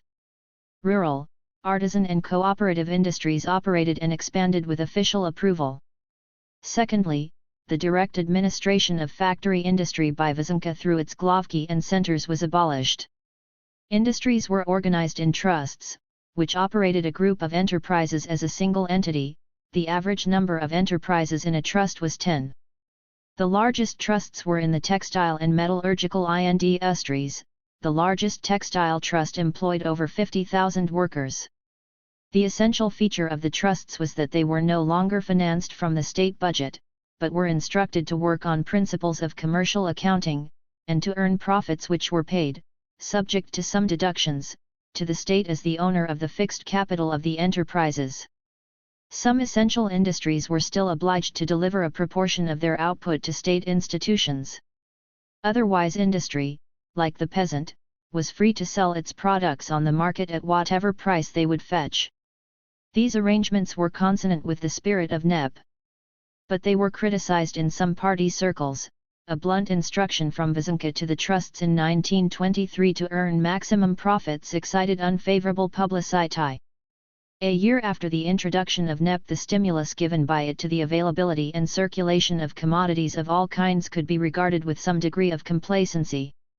52. Lenin had been aware of the dangers of freedom of trade, which, as he said at the 10th Congress, inevitably leads to the victory of capital, to its full restoration. He seems at first to have envisaged the exchange of goods between town and country as a grandiose system of organized barter. But, as he later admitted, the exchange of goods broke loose, and turned into buying and selling, and he shocked some party stalwarts by telling his hearers to learn to trade. In 1922 a commercial bourse was established in Moscow. The intention was doubtless to exercise some form of public control over the processes of trade. The result was to facilitate the operations of a new class of merchants who quickly came to be characterized as NEPmen. Petty private trade had never been completely extinguished, even under war communism. The famous Sukharevka market in Moscow was a known, and tolerated, abuse. The rising class of NEPmen were no longer petty traders, but large-scale commercial entrepreneurs who spread their tentacles into every sector of the economy. The big industrial trusts were still able to control the wholesale market in their products. Retail shops known as GUM were opened under Vysnka auspices in Moscow and some other cities. But they were not at first very successful, and existing consumer cooperatives made little progress. Retail trade everywhere was dominated and fostered by NEPmen. As trade began to flow in increasing abundance, an air of prosperity returned to the well-to-do quarters of the capital. Many once familiar features, banished by the revolution, now reappeared in the landscape. Krisin, on a visit to the city in September 1922, wrote to his wife that Moscow looks all right, in some parts as it was before the war. Foreign visitors commented, sourly or triumphantly, according to their bent, on the revival of such capitalist phenomena as prostitutes on the streets, and subservient waiters and cabmen soliciting tips. For the beneficiaries of NEP prospects looked rosy. The worst seemed over. The shortages and tensions of war communism had been relaxed. Recovery was on its way. Before long, however, the deeper implications of NEP revealed themselves in several interconnected crises. The first was a crisis of prices. Now that the controls of war communism had been lifted, prices fluctuated wildly. A Prices Committee 53 appointed in August 192 and a Commission for Internal Trade set up in May 1922, proved wholly ineffective. The hunger of the cities for agricultural products outstripped the hunger of the peasant for the products of industry, so that agricultural prices at first soared in relation to industrial prices. Industry, denuded of working capital and deprived of sources of credit, could finance itself only by selling its products on a falling market, thus depressing industrial prices still further. This process, which reached its height in the summer of 1922, resulted in a crisis of labor. Under war communism, labor, like every commodity, was scarce, and unemployment unthinkable. Compulsory labor service had the advantage of ensuring food rations for mobilized workers. Now compulsory labor, except in the penal labor camps, was gradually abandoned, and free employment for wages returned. Collective contracts began to be negotiated by trade unions on behalf of their members. But the number of jobs was now smaller than the number of workers seeking them. Employers continued for a long time to supply food rations to their workers, but these were now payments in kind calculated at market prices in lieu of wages. The vagaries of the price index made wage rates a constant subject of haggling, in which the worker had a poor bargaining position. Wages frequently fell into arrears owing to the inability of enterprises to find the cash to pay them. The status of the trade unions was governed by the rather hollow compromise reached at the 10th Party Congress in March 192 the limitations of which were shown up at the Trade Union Congress 2 months later. Tomsky, having failed to resist an attempt to reopen the issues decided at the Party Congress, was severely reprimanded, relieved at the behest of the party authorities of his post as president of the Trade Union Central Council, and dispatched on a mission to Central Asia. It may have been significant that Tomsky was succeeded as president by Andreev, originally a supporter of Trotsky's trade union platform. But this did not restore peace in the unions.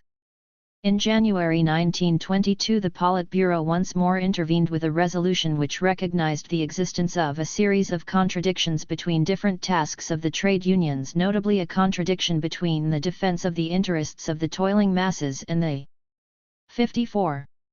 Role of the unions as sharers of state power and builders of the national economy as a whole. This formula seems to have paved the way for a reprieve of Tomsky, who at the next Trade Union Congress in September 1922 was reinstated in his former post as president. The Congress once more attempted to define the role of the unions. It was their function unconditionally to protect the interests of the workers. On the other hand, the obligation rested on them to maintain and improve productivity, seen as the contribution of the workers to the building of a socialist order, and, though strikes were not formally prohibited, the right way to settle disputes was by negotiations between the trade union and the employer or economic administration concerned. It is noticeable that no distinction of substance appears to have been drawn at any time between the role of the trade unions in state and in private enterprises.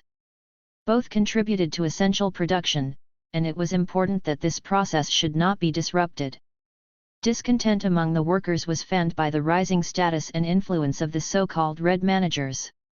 In the Civil War, former Tsarist officers had been employed to rebuild and command the Red Army, so also, in order to revive essential industries, former factory managers, and sometimes factory owners, had been pressed into service, in the guise of specialists, as managers of nationalized enterprises, sometimes under the supervision of party members or workers.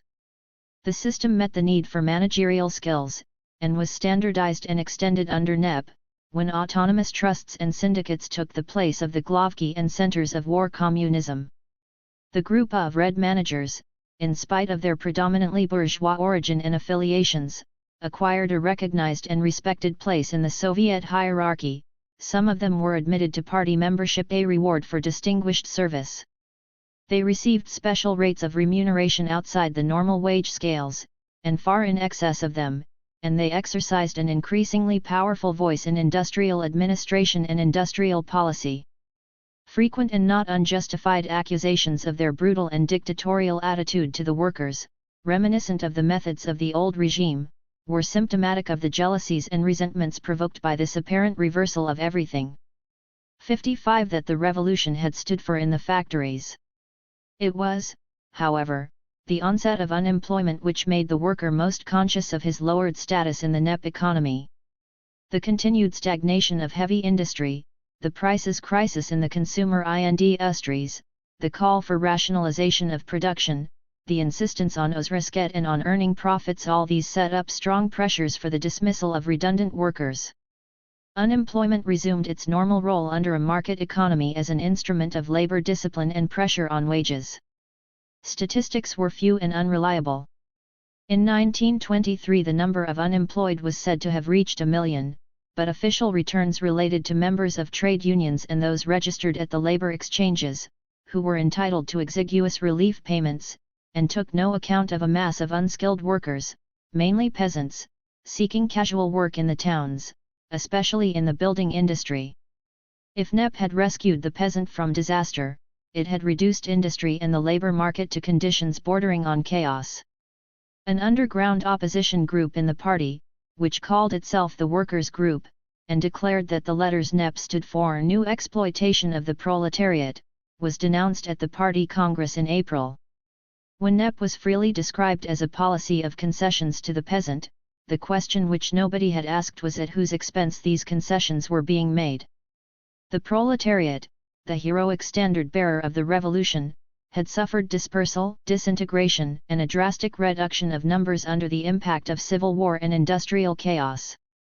The industrial worker had become the stepchild of NEP. The other crisis, or aspect of the crisis, was financial. The financial consequences of NEP were quite unpremeditated. Once NEP had established the principle of a free market on which goods were bought and sold, these transactions could not be conducted in terms of a constantly declining, and now almost valueless, ruble. The autumn of 1921 saw the introduction of a number of financial reforms. It was decided to draw up the state budget in pre-war rubles, the value of the current ruble being adjusted month by month to this standard. This was in effect a price index ruble, sometimes referred to as a goods or commodity ruble, and 56 was used in the calculation of wage rates. A state bank was set up to manage the currency, to re-establish credit, and to lay the foundations of a banking system. At the end of 192 a party conference advocated the establishment of a currency based on gold, and a few months later the fluctuating commodity ruble was replaced by a hypothetical gold ruble as the standard of value. In the autumn of 1922 the state bank began to issue notes in a new denomination, the chervonets, equivalent to 10 gold rubles. But the issue was at first small. For another year the chervonets served as a unit of account, and payments were made in the old paper rubles at the constantly declining current rate. A major economic crisis resulting from all these conditions broke in the summer and autumn of 1923. The collapse of industrial prices in the previous year had impelled the leaders of industry to combine in their own defense. The industrial trusts formed selling syndicates to maintain orderly conditions of marketing and hold up prices. These organizations were remarkably successful in achieving their purpose. By September 1922 the relation between industrial and agricultural prices had been restored to its pre-war balance, and from this time industrial prices rose dramatically at the expense of agricultural prices. Trotsky in his report at the 12th Party Congress in April 1923 produced a diagram which showed pictorially how the scissors, representing the blades of agricultural and industrial prices, had opened more and more widely in the past 6 months. Everyone deplored these violent price fluctuations, but how to prevent them within the framework of NEP was less clear. The party was still deeply committed to the policy of indulgence for the peasant, which was the essence of NEP.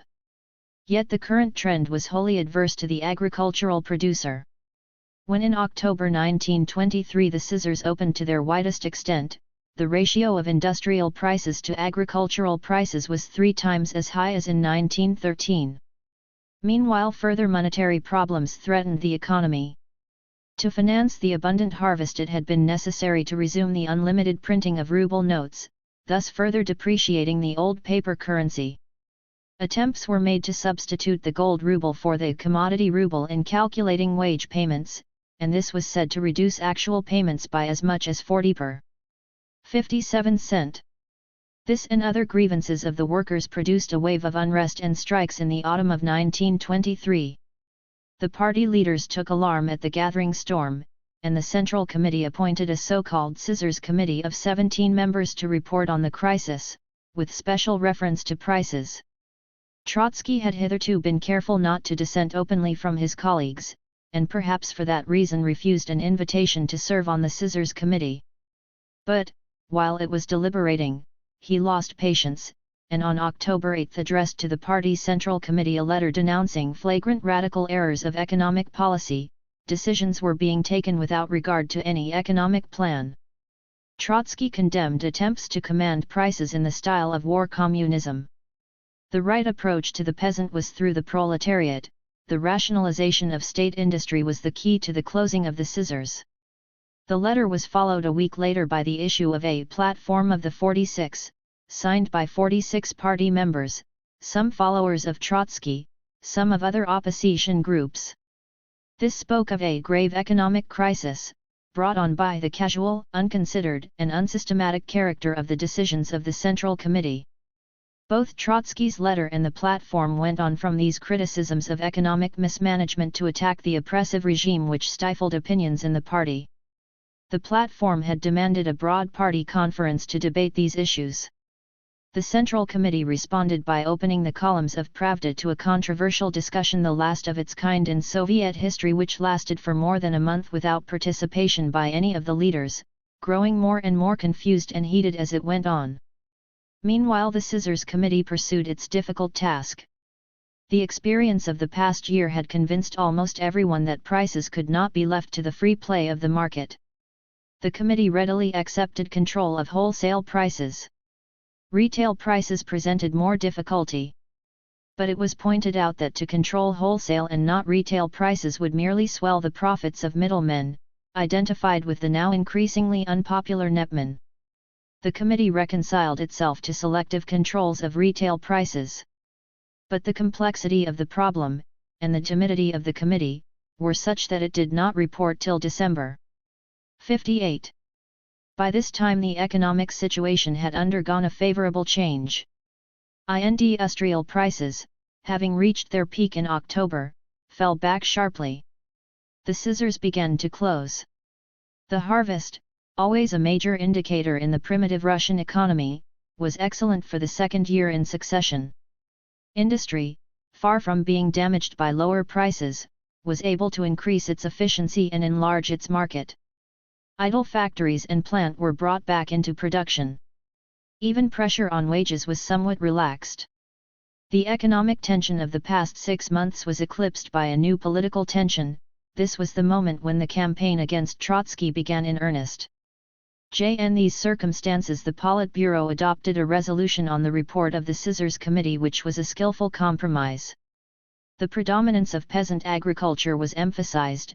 Nothing must be said to justify Trotsky's insistence on priority for industry. Industry was exhorted to keep prices down, to rationalize itself, and to increase productivity. Control of wholesale prices of articles of mass consumption was to be extended to retail prices. Legal maximum prices were to be fixed at once for salt, paraffin, and sugar. Concessions were promised on wages, which were to rise in proportion to a rise in industry and in the productivity of labor.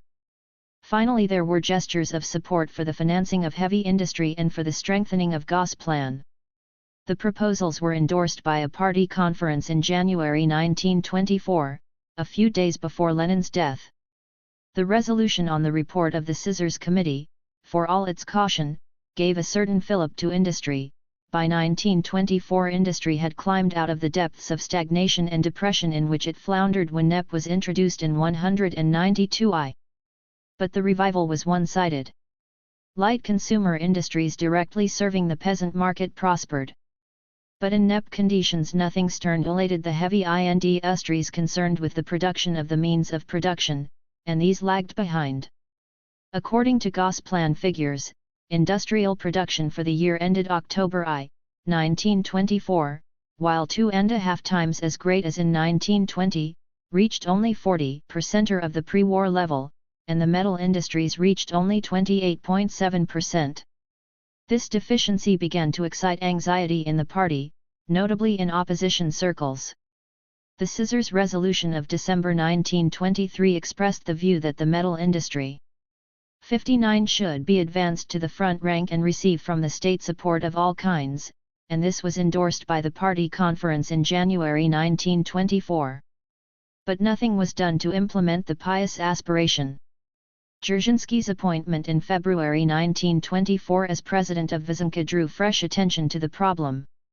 3 months later Dzerzhinsky reported to the 13th Party Congress that an investment of from 100 to 200 million gold rubles would be required over the next 5 years to put heavy industry on its feet, and Zinoviev rhetorically exclaimed that it was now the turn for metal, the turn for an improvement in the production of means of production, the turn for a revival of heavy industry. These fine words had no immediate counterpart in action, but they marked a change in the climate of opinion which held out promise for the future. The spring and summer of 1924 were a time of recovery and growing confidence. Agriculture under NEP had emerged from the disasters of the recent past, some indulgence was even shown for the Kulak. Industry steadily revived, though the advance was uneven. The currency reform was completed in March 1924, when the gold-based Chervonets currency was universally adopted, and the old Soviet ruble notes withdrawn. In May a People's Commissariat of Internal Trade, headed by Kamenev, was set up for the main purpose of operating price controls. The ratio of industrial to agricultural prices had now returned approximately to its 19I3 level. Control of industrial prices, both wholesale and retail, seems to have been partially effective, but agricultural prices proved recalcitrant. Foreign trade, managed under the monopoly of foreign trade by a separate commissariat under Khrushchev, reached sizable dimensions for the first time in the year 1923 to -1924. Of exports 75% were agricultural products, including grain, the other principal items were timber products and oil. Of imports, nearly 75% were taken by industry Indiana, the form of cotton and other raw materials or semi-manufactured products. These impressive results had been achieved under the regime of NEP, and could not have been achieved without it. They were hailed as a triumphant vindication of NEP. Yet the scissors crisis had been overcome only by measures, especially price controls, which contravened the market principles of NEP. These too had been an essential 60. Condition of recovery. Nor was everyone in the party happy about the conspicuous role of the Kulak in the villages or of the Nepman in the towns. But the revival in every sector of the economy encouraged the postponement of these baffling problems to a later period. The struggle between the elements of a market economy and of a managed economy went on throughout the 1920s. Lenin's last days. The process of economic recovery inaugurated by NEP was overshadowed in 1922 by the onset of Lenin's prolonged and fatal illness. In May 1922 he had a stroke which incapacitated him for many weeks. He returned to work and delivered several speeches during the autumn. But his physical powers were manifestly under strain.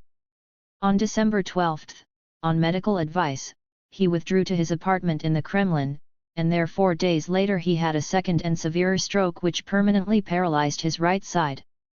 For the next 3 months physical incapacity did not affect his mental faculties, and, though none of the other leaders were apparently allowed to see him, he continued to dictate notes and articles on party affairs. These included the famous Testament of December 25 with its postscript of January 4, 1923. But on March 9, 1923, a third stroke deprived him of speech, and, though he lived for 10 months longer, he never worked again. After his third stroke hopes of Lenin's eventual recovery gradually faded. The question of the succession loomed ahead, and clouded every other issue. The tightening of party discipline at the 10th Party Congress in March 192 had been followed by a party purge, and was further emphasized at the 11th Congress a year later, when 22 dissidents, most of them members of the former workers' opposition, were censured, and 2 of their 5 leaders expelled from the party. Lenin had asked for the expulsion of all 5. This fresh crisis called for a further strengthening of the party machine. The 3 co-equal secretaries of the party's Central Committee appointed in 1919 had proved ineffective, and were removed from office. On April 4, 1922, 62. A few days after the 11th Congress, it was announced that Stalin had been appointed General Secretary, with Molotov and Kuibyshev as secretaries. Nobody found the announcement particularly significant. Stalin was known as a hard-working, efficient, and loyal party official. When Lenin returned to work after his first stroke, he was evidently alarmed by the way in which Stalin had patiently built up both the power and authority of his office, and his own personal standing. He was now for the first time a leading figure in the party. Lenin did not like either of these developments. He was much preoccupied at this time with the growth of bureaucracy in the state and in the party, and he became acutely mistrustful of Stalin's personality. The testament was dictated, a few days after the second stroke, which put in doubt his chances of recovery, in a mood of an anxious foreboding. Lenin began with the danger of a split between the two classes, the proletariat and the peasantry, on whose alliance the party rested. This he dismissed as remote. The split which he envisaged as a threat for the near future was between members of the Central Committee, and the relation between Stalin and Trotsky was a big half of the danger of that split. Stalin had concentrated an enormous power in his hands, and did not always know how to use that power with sufficient caution. Trotsky, though the most able man in the present Central Committee, showed too far-reaching self-confidence and a disposition to be too much attracted by the purely administrative side of affairs. Other leading members of the committee did not escape criticism. The hesitation of Zinoviev and Kamenev at the critical moment in October 1917 was recalled. This was not, of course, accidental, but ought as little to be used against them personally as the non-Bolshevism of Trotsky. Bukharin, though the biggest and most valuable theoretician in the party and a favorite of the whole party, had never fully understood the dialectic, and his views could only with the very greatest doubt be regarded as fully Marxist. It was an unexpected verdict on the man whose ABC of Communism, written in conjunction with Preobrazhensky, and Theory of Historical Materialism were still widely circulated party textbooks. But, however perspicacious Lenin's diagnosis of the shortcomings of his colleagues, the only cure. Lenin's last days 63 prescribed in the testament was a proposal to increase the membership of the Central Committee to 50 or 100, and this was unlikely to touch the root of the problem. Lenin's attention had been drawn in the autumn of 1922 to what was happening in Georgia, where procedures for the incorporation of the Georgian Republic into the USSR had encountered stiff resistance from the Georgian Party Committee. A commission headed by Dzerzhinsky visited Georgia in September, and returned to Moscow with the 2 dissident leaders. At this point Lenin intervened, overruled Stalin, who was in charge of the question, and believed himself to have secured a compromise. But he did not follow up the matter, and relations with the Georgians again became embittered. Ordzhonikidze now visited Tiflis and, after a violent struggle, dismissed the rebel leaders, and forced the committee to accept Stalin's proposals. A few days after dictating the testament, Lenin, under what impulse is not clear, returned to the Georgian question. He dictated a memorandum in which he confessed himself seriously to blame before the workers of Russia for having failed to intervene effectively at an earlier stage. He denounced the recent proceedings as an example of Great Russian chauvinism, referred to Stalin's hastiness and administrative impulsiveness, and severely censured him, Dzerzhinsky and Ordzhonikidze by name. Then, on January 4, 1923, Lenin's mistrust of Stalin again burst out, and he added a postscript to the testament. Stalin, he now said, was too rude, and should be replaced as General Secretary by someone more patient, more loyal, more polite, and more attentive to comrades, less capricious, etc. And as the motive for this recommendation he once more cited the danger of a split, and the relation between Stalin and Trotsky. Finally, early in March, after an occasion on which Stalin was said to have insulted Krupskaya, Lenin wrote a letter to Stalin breaking off comradely relations. 3 days later came the third stroke which ended Lenin's active life. The approach of the 12th Party Congress, which met on April 17, 1923, was a source of embarrassment. Who was to don the mantle of leadership which Lenin had worn without challenge at previous congresses? Lenin's eventual 64. Recovery was not yet despaired of. But even an interim choice might prejudge the future succession. Trotsky, a newcomer to the party with a record of past dissent, owed his commanding position since 1917 to Lenin's unfailing support. Deprived of this, he was an isolated figure, and did not and could not aspire to lead the party. He was regarded with jealous dislike by his immediate colleagues, whom he treated with a certain haughtiness, and his past advocacy of the militarization of labor made him suspect in trade union circles. The three other most prominent leaders Zinoviev, Kamenev, and Stalin drew together in a determination to block any aggrandizement of Trotsky's role. In this provisional triumvirate Stalin was the junior partner, and he was keenly conscious of the need to live down Lenin's personal hostility, which was probably by this time known to the other leaders, if not to the rank and file of the party. Kamenev had more intelligence than force of character. Zinoviev, weak, vain and ambitious, was only too eager to occupy the empty throne. He presided and spoke at the Congress in terms of fulsome subservience to the authority of the absent leader, contriving at the same time to suggest that he was the authorized exponent of Lenin's wisdom. Stalin, by way of contrast, assumed a role of calculated modesty. Claiming nothing for himself, he repeatedly referred to Lenin as his teacher, whose every word he studied and sought to interpret aright. Speaking on organization, he repeated Lenin's strictures against bureaucracy, hypocritically ignoring the fact that these shafts had been aimed in large part at himself. In his report on the national question he emphatically endorsed Lenin's attacks on Great Russian chauvinism, and gently exculpated himself from the charge of hastiness. Trotsky, siegily anxious to avoid any direct confrontation, absented himself from the debate on the national question.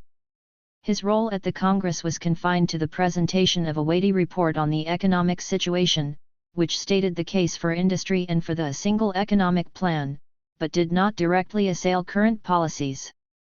Latent disagreement with Zinoviev was carefully concealed.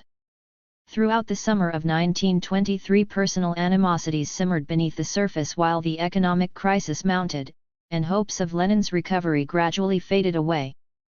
Though Lenin's last days 65 Trotsky was not a candidate for the formal role of leadership, his powerful personality, his record in the Civil War, his cogency in argument, and his brilliant oratorical gifts won him widespread popularity in the rank and file of the party, and made him a formidable adversary in any debate on policy. The triumvirate of Zinoviev, Kamenev, and Stalin had successfully conspired at the Party Congress in April to block his advance. One now decided that the moment had come to crush him. The campaign was launched with the utmost caution, partly because Zinoviev and Stalin already, perhaps, did not fully trust one another. The provocation came from Trotsky's letter of October 8, 1923, which, after its caustic criticism of current economic policies, launched into an attack on the incorrect and unhealthy regime in the party. Nomination had replaced election in appointments to key posts in the party organization, and appointments went to those committed to the maintenance of the existing regime. A secretarial apparatus created from above had gathered all the threads into its hands, and rendered participation by the rank and file illusory. The letter concluded by demanding that secretarial bureaucratism should be replaced by party democracy. Coming from a member of the Politburo, it was a formidable indictment, and its cutting edge was pointed unmistakably at Stalin. A few days later the platform of the 46 deplored the rift between the secretarial hierarchy and ordinary members of the party. The dictatorship within the party which silenced all criticism was traced back to the emergency decisions of the 10th Party Congress in March 1992. this regili one had outlived itself. The triumvirate could not ignore this open challenge to its authority. It was at this moment, by a strange fatality, that Trotsky succumbed to the first attack of an intermittent and undiagnosed fever, which continued to afflict him at intervals during the next 2 or 3 years. On October 25 the party's Central Committee, in Trotsky's absence through illness, passed a resolution condemning his letter of October 8 as a profound political error which had served as the signal for a fractional grouping. Throughout November, animated discussion of the economic and political issues in the columns of Pravda provoked no intervention either by 66. Trotsky or by the triumvirate. Trotsky's persistent indisposition condemned him to a passive role. But early in December he held parleys with the 3 leaders, which resulted in an agreed resolution of the Politburo of December 5, 1923. The tactics of the triumvirate were to make maximum concessions to Trotsky on points of principle in order to isolate him from the opposition. The resolution spoke of the unique importance of Gosplan, of the danger of bureaucratization and the degeneration under NEP of a section of party workers, and of the need for more workers' democracy. The existing preponderance of non-proletarian elements in the party was to be remedied by an influx of new cadres of industrial workers. This was regarded as a guarantee of party democracy. But the earlier resolution of October 25, in which the party's Central Committee had condemned both Trotsky's letter of October 8 and the platform of the 46, was specifically reaffirmed, so that Trotsky appeared both to renounce his own previous stand, and to acquiesce in the condemnation of those who had come out in his support. Trotsky nonetheless regarded it as a victory for his principes. So artificial a compromise could not last. 3 days later Trotsky, still unable to appear in public, expounded his interpretation of the resolution in an open letter which was read at party meetings and published in Pravda. He criticized conservatively minded comrades who are inclined to overrate the role of the machine and underrate the independence of the party. He cited the German Social Democrats before I9-I4 as an example of an old guard which had lapsed into opportunism, and he appealed to the rising generation, which reacts most sharply against party bureaucracy. In a postscript he referred the dangers of NEP, closely connected with the protracted character of the international revolution. The triumvirate still hesitated. At a meeting of the Moscow Party organization on December II, several supporters of Trotsky spoke, including Preobrazhensky and Rodak, and Zinoviev and Kamenev, while condemning the opposition, handled Trotsky with cautious politeness. A few days later all inhibitions were removed, and the triumvirate had decided to treat Trotsky's open letter as a declaration of war. On December 15, Stalin in an article, Lenin's Last Days 67 in Pravda launched a full-scale attack on the opposition, ending with bitter personal jibes against Trotsky. This was the signal for a campaign of vituperation in a series of speeches and articles by Zinoviev, who seems to have coined the term Trotskyism, Kamenev, Bukharin, and lesser party figures. Articles favorable to the opposition no longer appeared in Pravda. Students demonstrated for the opposition, and a purge of the Central Committee of the Komsomol was conducted in order to bring that organization to heel. But at party meetings in Moscow and Petrograd only a small minority of workers spoke or voted against the official line. Trotsky's earlier advocacy of the militarization of labor made it difficult for him to appear as a champion of the workers' cause. The growing power of the party organization, the lack of any positive or popularly presented alternative program, fear of victimization in a period of widespread unemployment, the weakness in numbers and in radical traditions of the Russian working class, all contributed to the rout of the opposition. A protest by Trotsky, Rodak, and Pyatakov against the discriminatory attitude of Pravda produced a reply from the Party Control Commission that the organ of the Central Committee is obliged to carry out the perfectly definite line of the Central Committee. The decision was final and absolute. Thereafter Pravda spoke exclusively with the official voice of the central organs of the party. The process of the personal denigration of Trotsky quickly gathered strength. At a session of IKI early in January 1924, Zinoviev delivered a further uninhibited attack on his character, his party record and his opinions. Trotsky, dogged by illness, gave up the unequal struggle, and departed on medical advice for the Caucasus in the middle of January 1924. A few days later a party conference by an overwhelming majority condemned the opposition, and held Trotsky personally responsible for the campaign against the party leaders.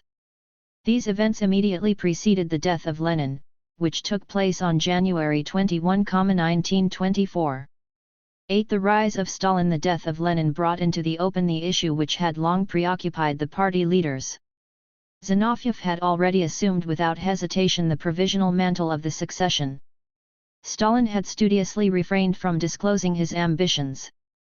At a commemorative session of the Union Congress of Soviets on January 26, 1924, the eve of the funeral, Stalin's tribute was distinguished from those of his colleagues by a fervent strain of worshipful devotion still unfamiliar in the Marxist or Bolshevik vocabulary. We communists were humble and loyal disciples, pledged to carry out every injunction of the dead master. 2 notable decisions were taken. One was to rename Petrograd Leningrad. Lenin had superseded and eclipsed Peter in molding the fortunes of the fatherland. The other was to strengthen the party by a mass recruitment of workers from the bench, which was dubbed the Lenin enrollment.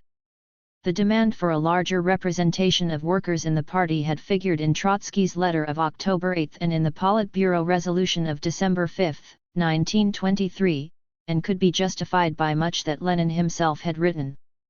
Its execution was now in the hands of Stalin, the general secretary of the party. The Bolshevik Party in 191-7 had a membership of not more than 25,000. During the Revolution and the Civil War its numbers were progressively swelled by mass admissions. Statistics for this early period are unreliable. But early in 192 it had reached a total of 600,000 or perhaps 700,000. The purge ordered by the 10th Party Congress in March 192 was drastic. Some members, recruited in the enthusiasm of the Revolution and the Civil War, drifted away, others were expelled as unsuitable. By the beginning of 1924, the 68. The rise of Stalin's 69 membership had been reduced to 350,000.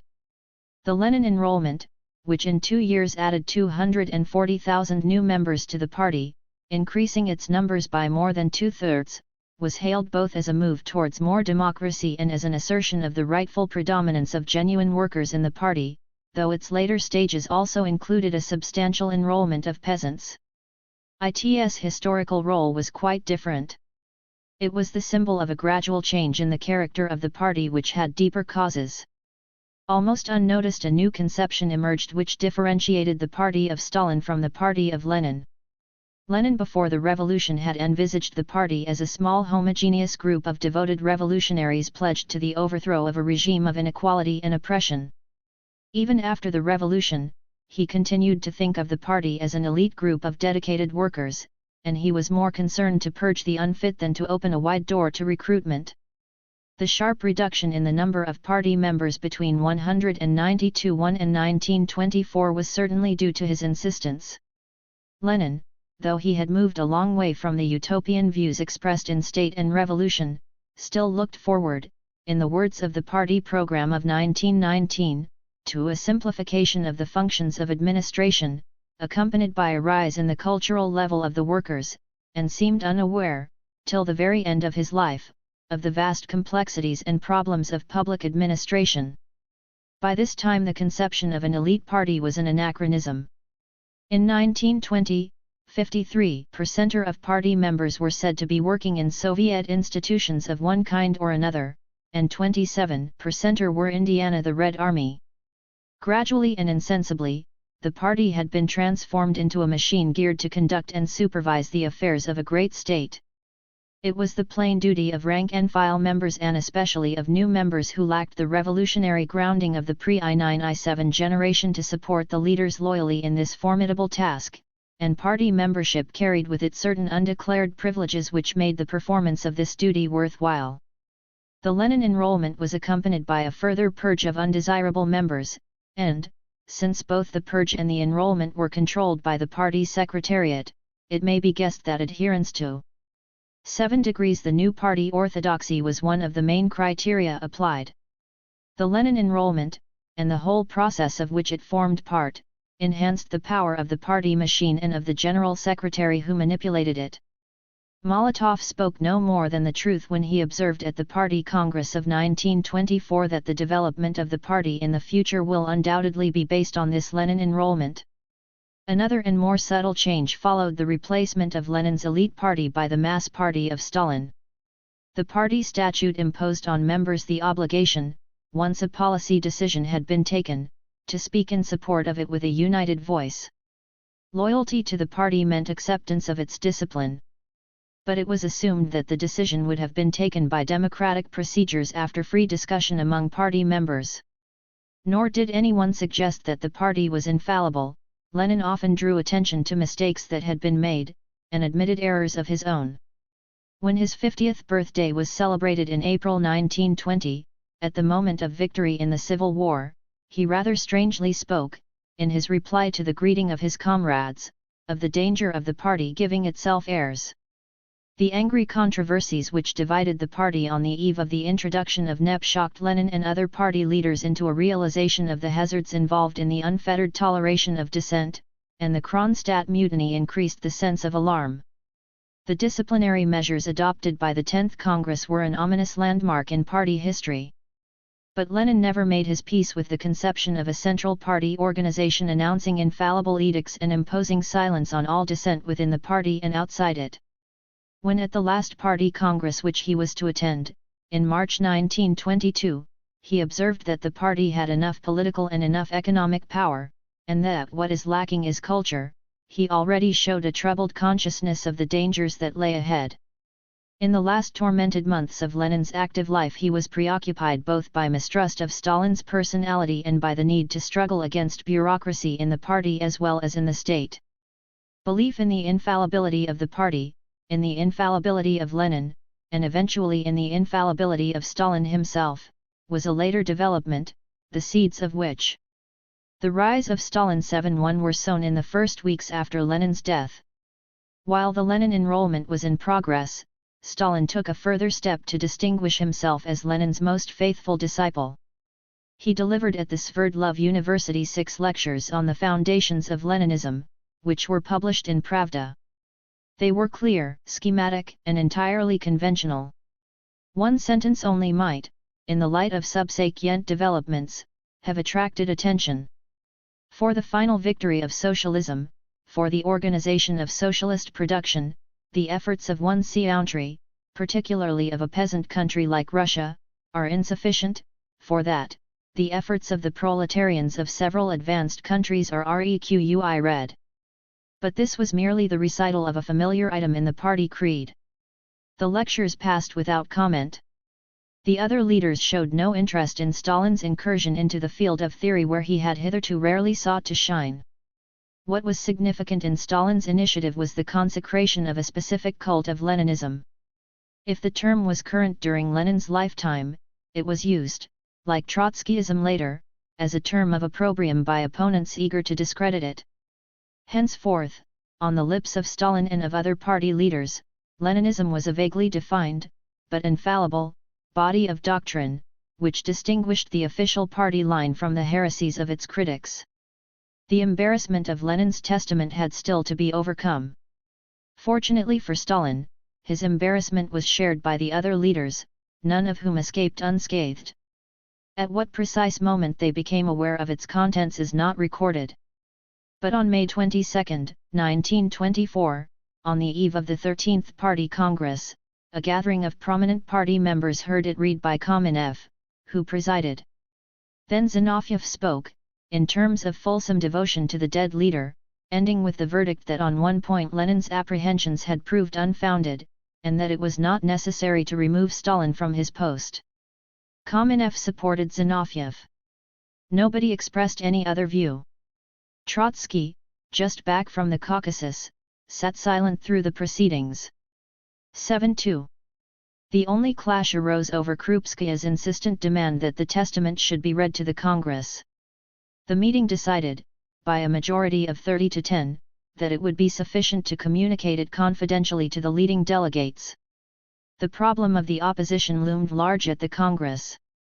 Zinoviev restrained himself in his main report, ending with a rhetorical appeal to members of the opposition to come to the tribune to confess their error, and admit that the party was right. Many delegates denounced the opposition, and Trotsky by name. Trotsky rose painfully and reluctantly to meet Zinoviev's challenge. One cannot be right against the party, he now proclaimed.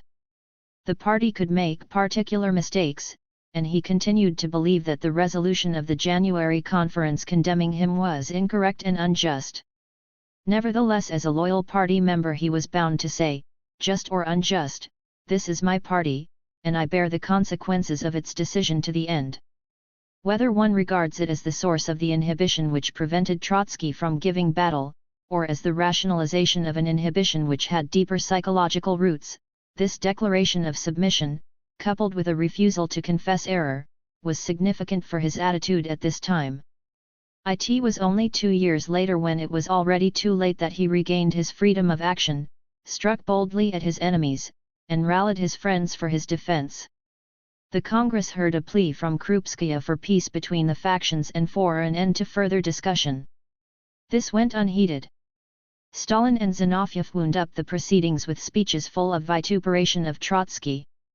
He was, however, re-elected to the party Central Committee apparently by a narrow margin. It is said that Zinoviev and Kamenev sought to exclude Trotsky from the Politburo, but that the proposal foundered on the opposition of Stalin, anxious to preserve his reputation as a moderate. During the rest of the year, Trotsky's literary prowess added fuel to the flames. In a commemorative pamphlet on Lenin, he described his close personal association with Lenin at the time of the revolution in terms which seemed to inflate his own importance, and to relegate other participants to a secondary place. In October 1924, he published a long essay entitled Lessons of October, pillorying Kamenev and other. The rise of Stalin's 73 old Bolsheviks for their resistance to Lenin's April theses on Lenin's return to Petrograd in April 1917, and the opposition of Zinoviev and Kamenev to the seizure of power in October, which had been cited by Lenin in the Testament, with the qualification equating it with Trotsky's non-Bolshevik record as things which should not be brought up against them. This onslaught provoked a spate of controversial replies, and encouraged the triumvirate and their followers to delve, deeply and spitefully, into Trotsky's own record. Kamenev delivered a lengthy speech, published as a pamphlet under the title Leninism or Trotskyism, in which he accused Trotsky of Menshevism, recounted his many sharp exchanges with Lenin, and added the henceforth familiar charge of underestimating the peasantry. Stalin followed, more briefly and incisively, in the same vein. Denunciation of Trotsky became a routine exercise in the press and in party meetings. The most savage blow was the discovery and publication of a forgotten letter written by Trotsky in 1913, full of crude and angry invective against Lenin. No further evidence was required to prove the incompatibility of Trotskyism with Leninism. Overwhelmed by this flood of invective, Trotsky remained silent. He succumbed once more to the mysterious malady which had afflicted him in the previous winter, and doctors advised his removal to a milder climate. He did not attend the session of the party's Central Committee in January 1925. He addressed a letter to it in which he claimed that his silence in face of many untrue and even monstrous charges had been correct from the standpoint of the general interests of the party, and in the interest of our cause he asked to be released from his duties as president of the Military Revolutionary Council. He left for the Caucasus while the session was in progress. The committee hesitated over what sanctions to apply to him. Extremists, who included Zinoviev and the Leningrad delegation, proposed to expel him from the party's Central Committee, or at the very least from the Politburo. Moderates, supported by Stalin, were content to relieve him of his military functions. The latter view prevailed. Trotsky was removed from the post of President of the Military Revolutionary Council and People's Commissar for War.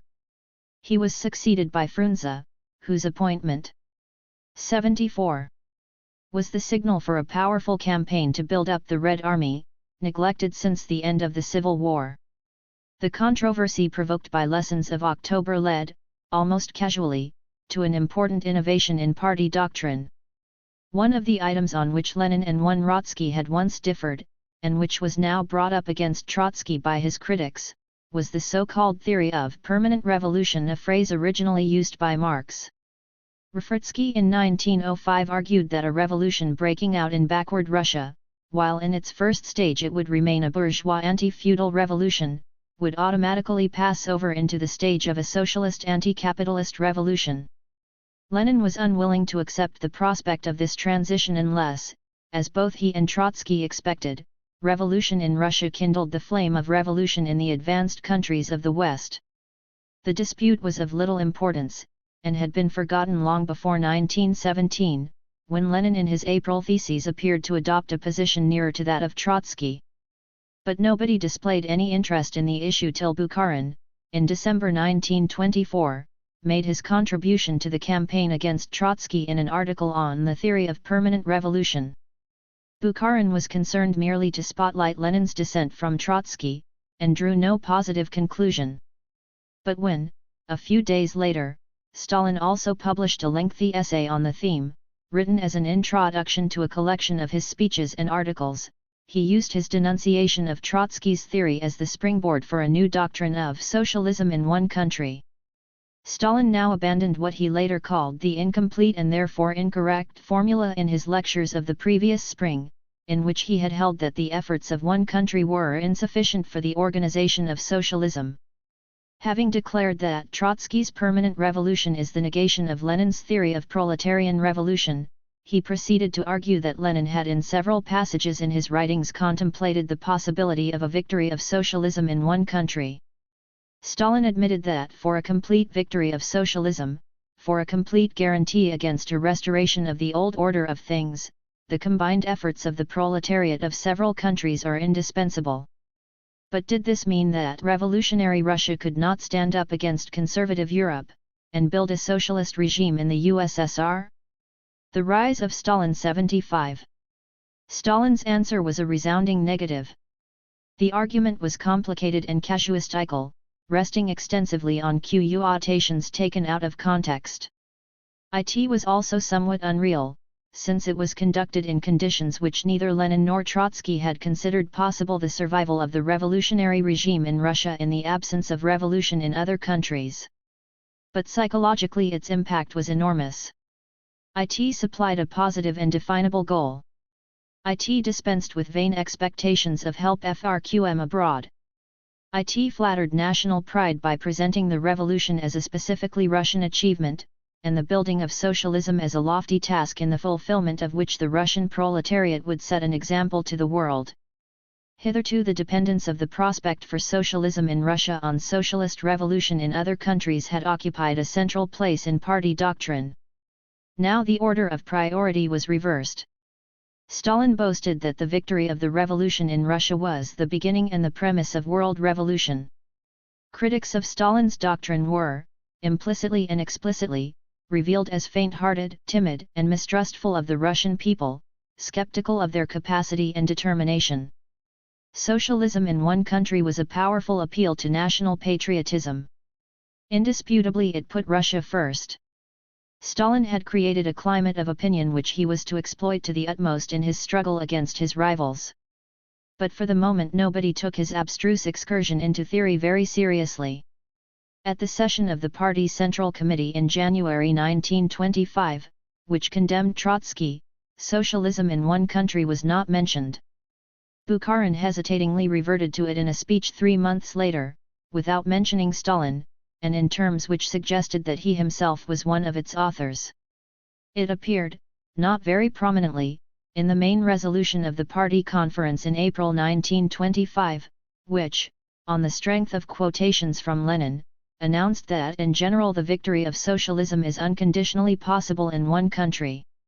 When the triumvirate broke up some months later, it was alleged that this passage had been the subject of a clash in the Politburo on the eve of the conference. But the evidence suggests that Zinoviev and Kamenev raised no strong objection, and were indifferent rather than hostile. When Stalin seal 7-6 brought this modest victory in a speech after the conference, he produced yet another quotation from Lenin.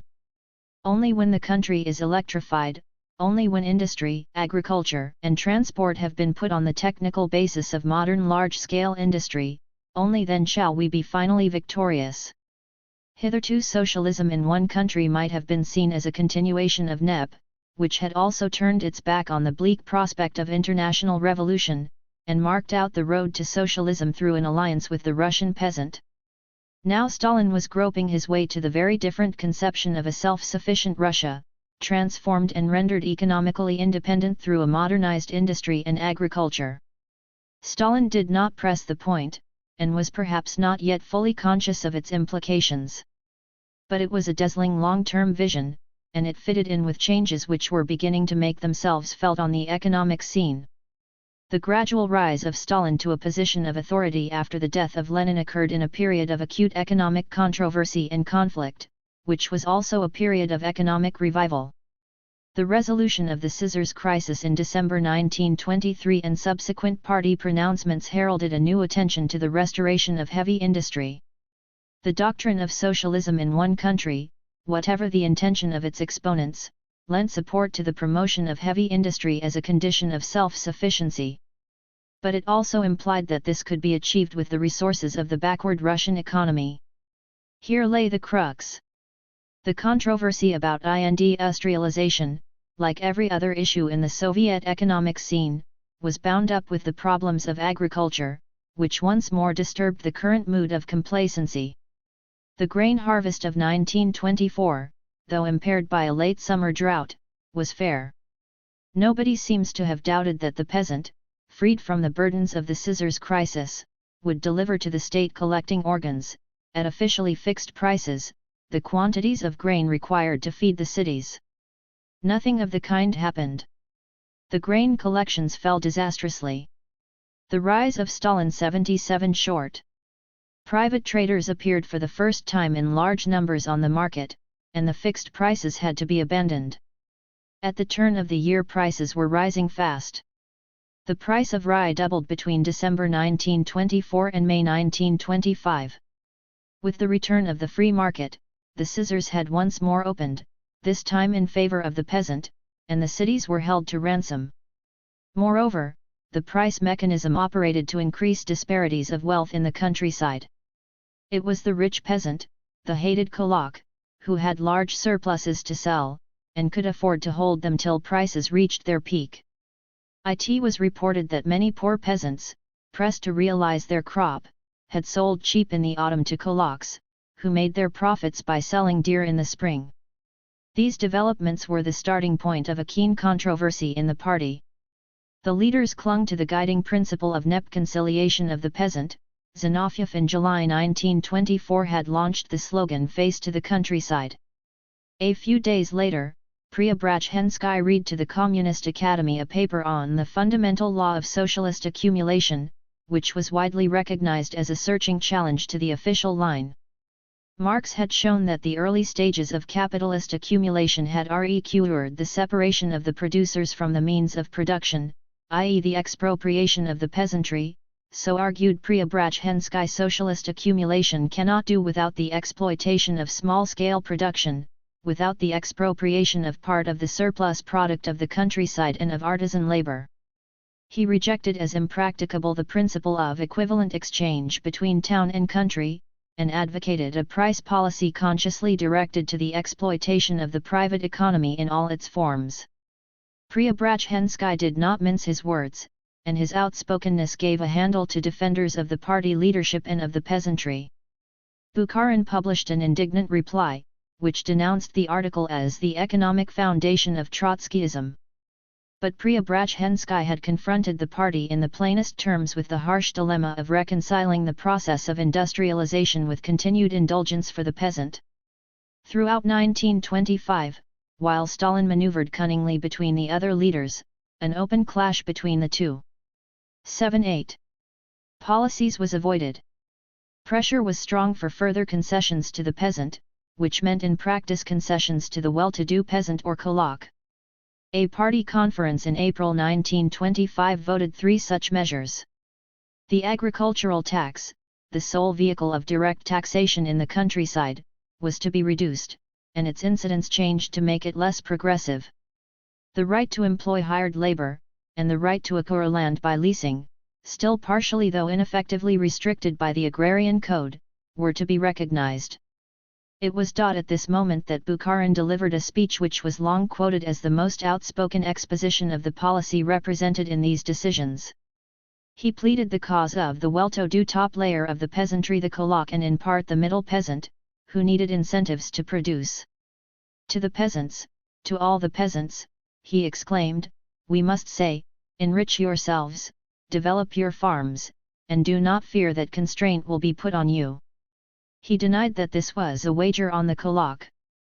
But he equally rejected a sharpening of the class war in the countryside. Bukharin, like his adversary Preobrazhensky, compromised his cause by undiplomatic frankness. Stalin seems to have told other party leaders that enrich yourselves was not our slogan. But it was some months before it was publicly disowned, and the course charted by Bukharin was followed during the rest of the year.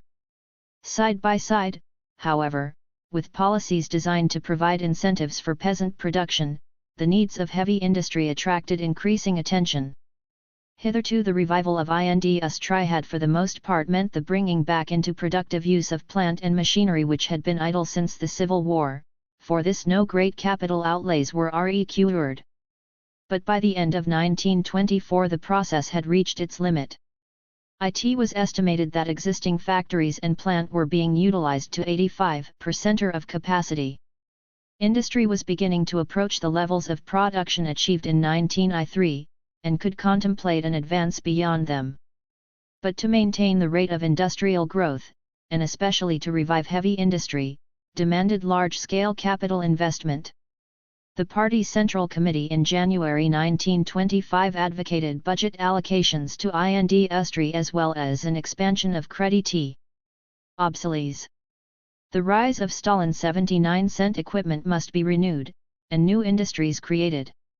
Thus encouraged, Vyazhenka convened a special conference on the restoration of fixed capital in industry, which remained active for the next 8 months. The Party Conference of April 1925, which voted concessions to the peasant, also approved a 3-year plan for the metal industry, involving a total investment of 350 million rubles. The year 1925 was still a period of optimism, when it seemed possible to meet all demands of a rising economy. It was not the harvest itself, the best since the revolution, but the sequel of the harvest, which in the last months of the year showed up the dimensions of the problem inherent in relations between industry and agriculture.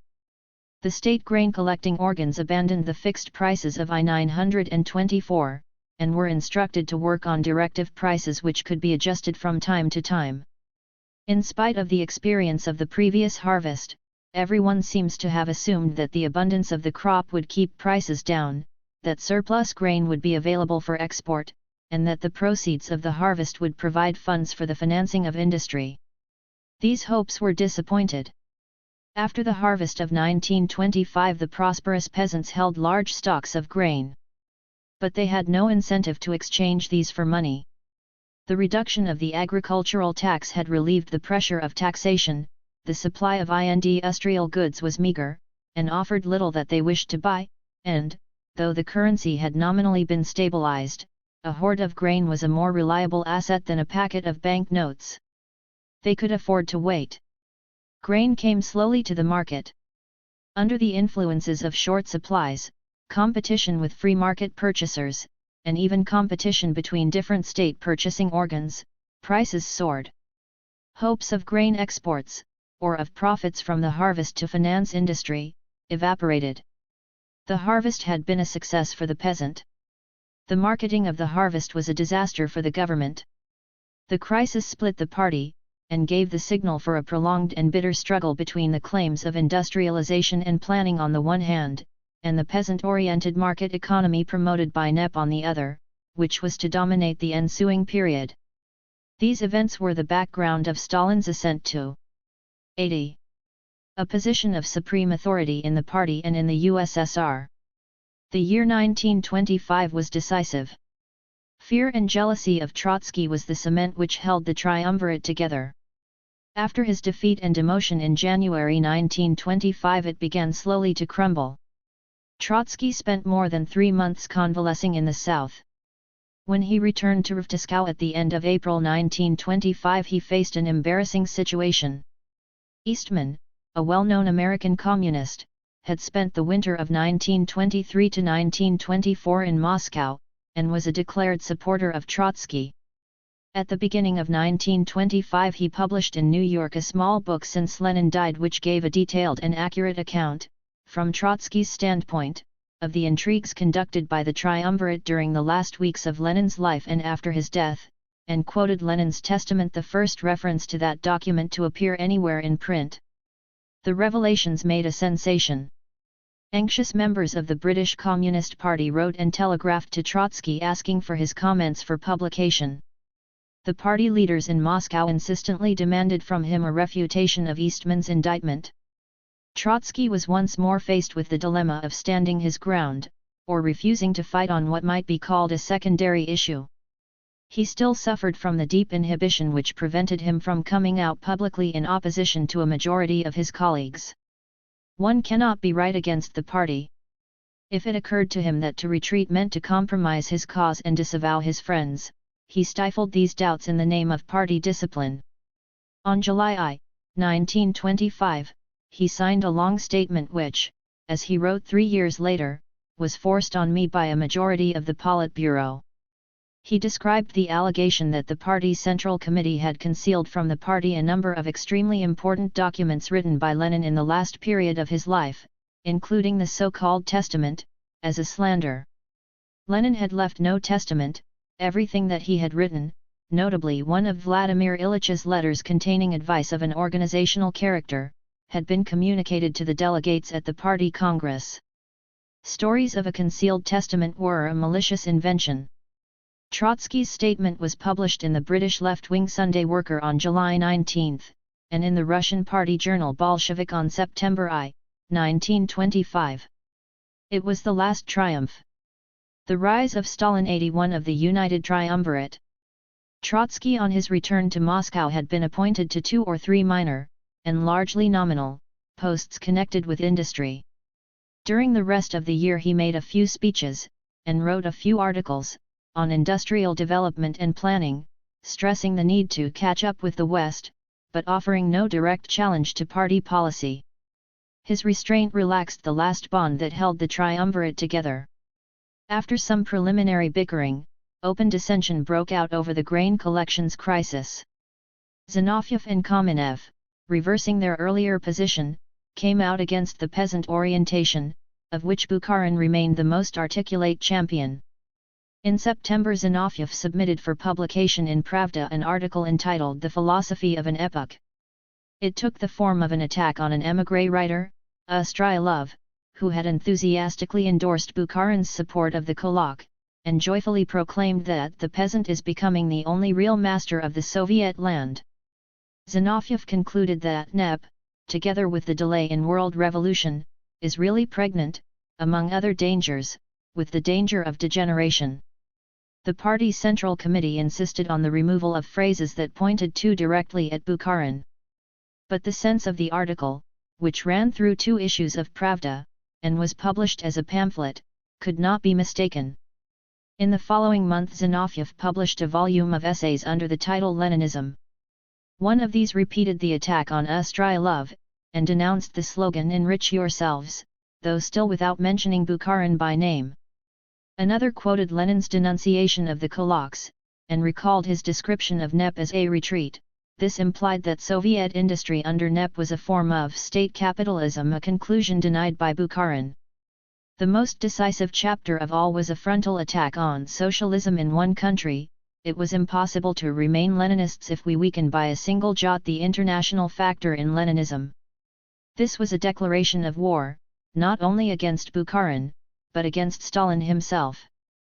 Zinoviev's abrupt abandonment of the peasant orientation, an espousal of the cause of industry and the proletariat, had a certain logic. A struggle for mastery between Zinoviev and Stalin was a struggle between the Leningrad Party Organi. 82. Zashin controlled by the former and the Central Party organization in Moscow dominated by the latter. Kamenev was head of the local Moscow organization. But this was overshadowed by the central organization in the same city. Kamenev lacked the authority to assert its independence, and was soon ousted. Leningrad was still the most heavily industrialized city in the USSR. It was the home of the proletariat which had been the vanguard of the revolution, and maintained its proletarian tradition. In Moscow the new proletariat had retained far closer ties with the countryside. Zinoviev could mobilize and lead the Leningrad workers against Moscow only from a platform which upheld the preeminent claims of the workers, and rejected with contumely the attempt to exalt the role of the peasant. Rivalry between the two capitals, and between the two party organizations, between Pravda, which was the organ of the party's central committee in L/Moscow, and Leningradskaya Pravda, the newspaper of the Leningrad party organization, played a significant part in the struggle for power between Stalin and Zinoviev. The battleground was the 14th Party Congress which sat during the last fortnight of 1925. Stalin and Zinoviev were the main speakers. Bukharin answered Zinoviev, and was answered by Kamenev. While Zinoviev and Kamenev fiercely denounced the Kulak, Bukharin stood his ground, and Stalin, whose concern was to defeat his two principal rivals, half-heartedly supported Bukharin. The Congress took no significant decision on agricultural policy. But it registered a growing impatience with the favors enjoyed by the Kulak, and it harped once more on the urgency of industrialization. When the dust of party conflict had settled, it was clear that a major decision lay ahead. Bukharin at the Congress, in a phrase which was long remembered, made a desperate attempt to prove that conciliation of the peasant was not incompatible with policies of industrialization. We shall move forward at a snail's pace, but all the same we shall be building socialism, and we shall build it. But snail's pace industrialization no longer satisfied the growing body of opinion which wanted to transform the USSR into a great industrial country, independent of the West. Paradoxically, the victory of Bukharin and the defeat of Zinoviev at the Congress did not lead to the victory and defeat of the policies for which the rise of Stalin 83 they respectively stood. It was not altogether misleading when the Congress was later dubbed the Congress of Industrialization. Economic problems did not, however, dominate the debate, which opened in a fairly low key, but became more acrimonious when sensitive political and personal issues were broached. Kamenev criticized the theory of a leader, and launched a personal attack on Stalin. Krupskaya spoke for the opposition, and made a sensation by challenging the doctrine that the majority is always right. Molotov and Mikoyan were among those who supported the official line, and Voroshilov eulogized Stalin. The delegates on both sides, nominally elected by their party constituencies, had been handpicked by the party organizations, and a solid phalanx of Leningraders was isolated in a hostile audience. The resolution endorsing the official line was voted by a majority of 559 to 65. Leningradskaya Pravda, hitherto the mouthpiece of the opposition, was taken over, a new editor being appointed from Moscow. After the Congress a powerful delegation, which included Molotov, Voroshilov, Kalinin, Rykov, Tomsky, Kirov, and later Bukharin, proceeded to Leningrad, and addressed a series of mass meetings of party members. The means of pressure which had silenced and intimidated the followers of Trotsky were now brought to bear on the supporters of Zinoviev. Mass meetings of workers were induced, by large majorities, to condemn their old leaders and vote approval of the Congress decisions. The ground was thus prepared for a Leningrad Provincial Party Conference, at which Bukharin was the principal speaker. The same verdict was repeated, and loyal supporters of the party's Central Committee were elected to the Leningrad party organs. Kirov, a young and popular recruit to the party leadership, became secretary of the Leningrad Provincial Party Committee, the de facto head of the Leningrad organization. It was a complete takeover. Zinoviev remained a member of the Politburo and president of Comintern. But, expelled from his base in Leningrad, he lost all effective power. Stalin was the victor. But what his victory portended, either economically or politically, was still unclear. 9. The USSR and the West. The progress towards the establishment of normal relations with the Western powers, which had followed the introduction of NEP, suffered a setback during the turbulent year 1923. The year opened with the French occupation of the Ruhr in reprisal for a German default on reparations. In Great Britain, the fall of Lloyd George left Curzon in undivided control of foreign policy. In France, the no less inflexible Poincaré was at the height of his power. In May 1923, a number of British protests against Soviet misdemeanors culminated in what came to be known as the Curzon Ultimatum. This rehearsed at length the activities of Soviet agents in Persia, Afghanistan, and India in violation of the undertaking given in the Anglo-Soviet Trade Agreement of March 1992. Failing the abandonment of these activities, and the settlement of a number of minor outstanding claims within 10 days, the British government threatened to annul the trade agreement and withdraw its representative in Moscow. The Soviet government, frightened by this violent onslaught, agreed to comply with most of the demands, and entered into a mild and inconclusive argument on the propaganda question, and for the time being the storm blew over.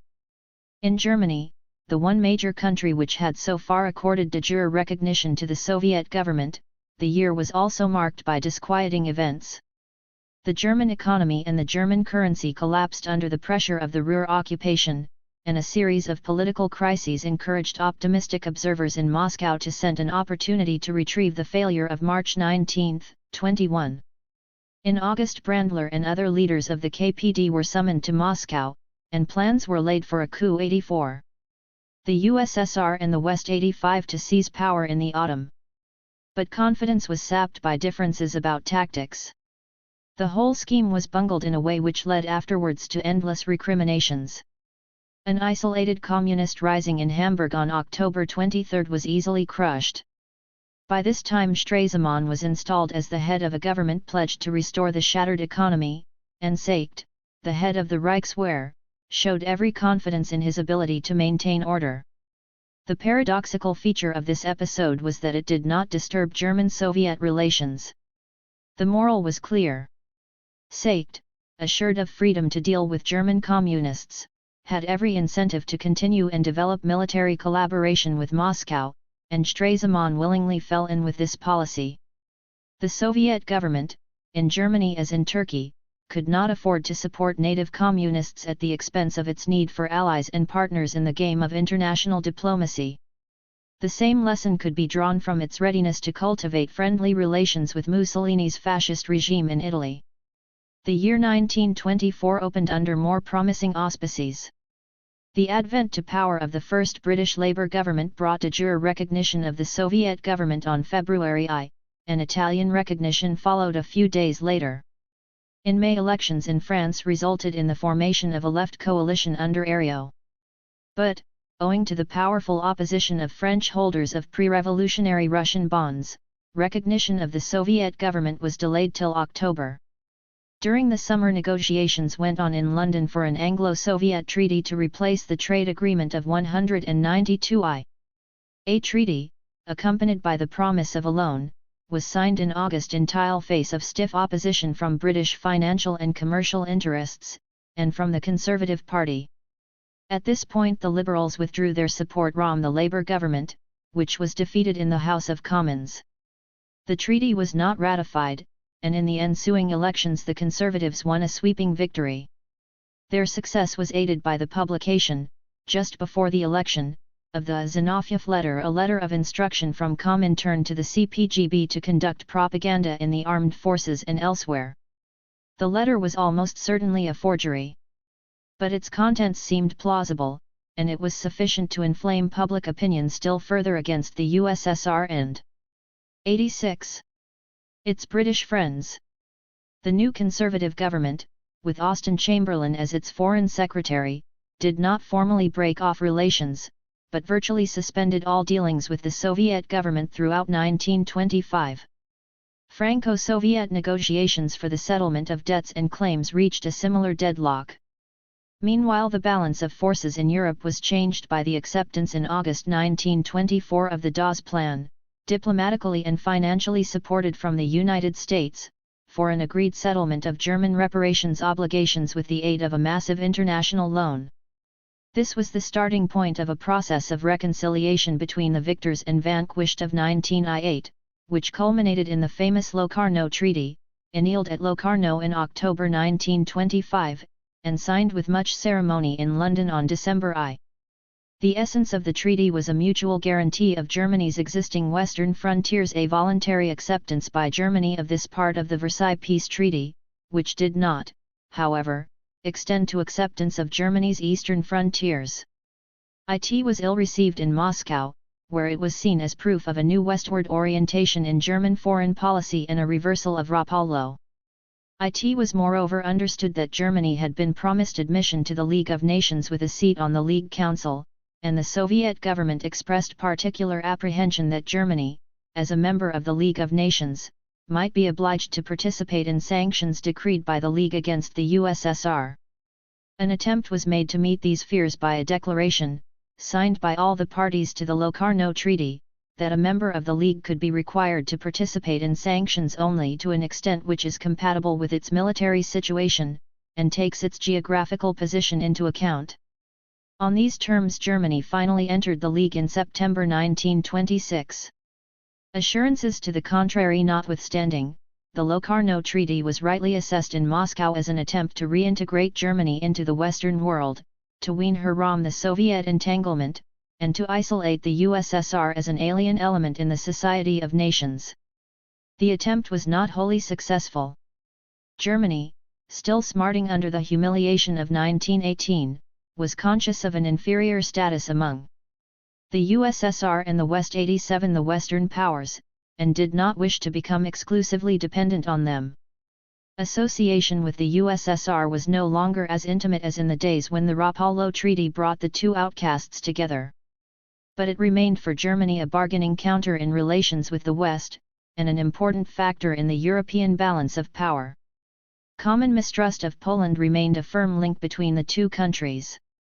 The secret German-Soviet military arrangements were working well, and the Reichswehr would have strongly resisted anything that tended to disrupt them.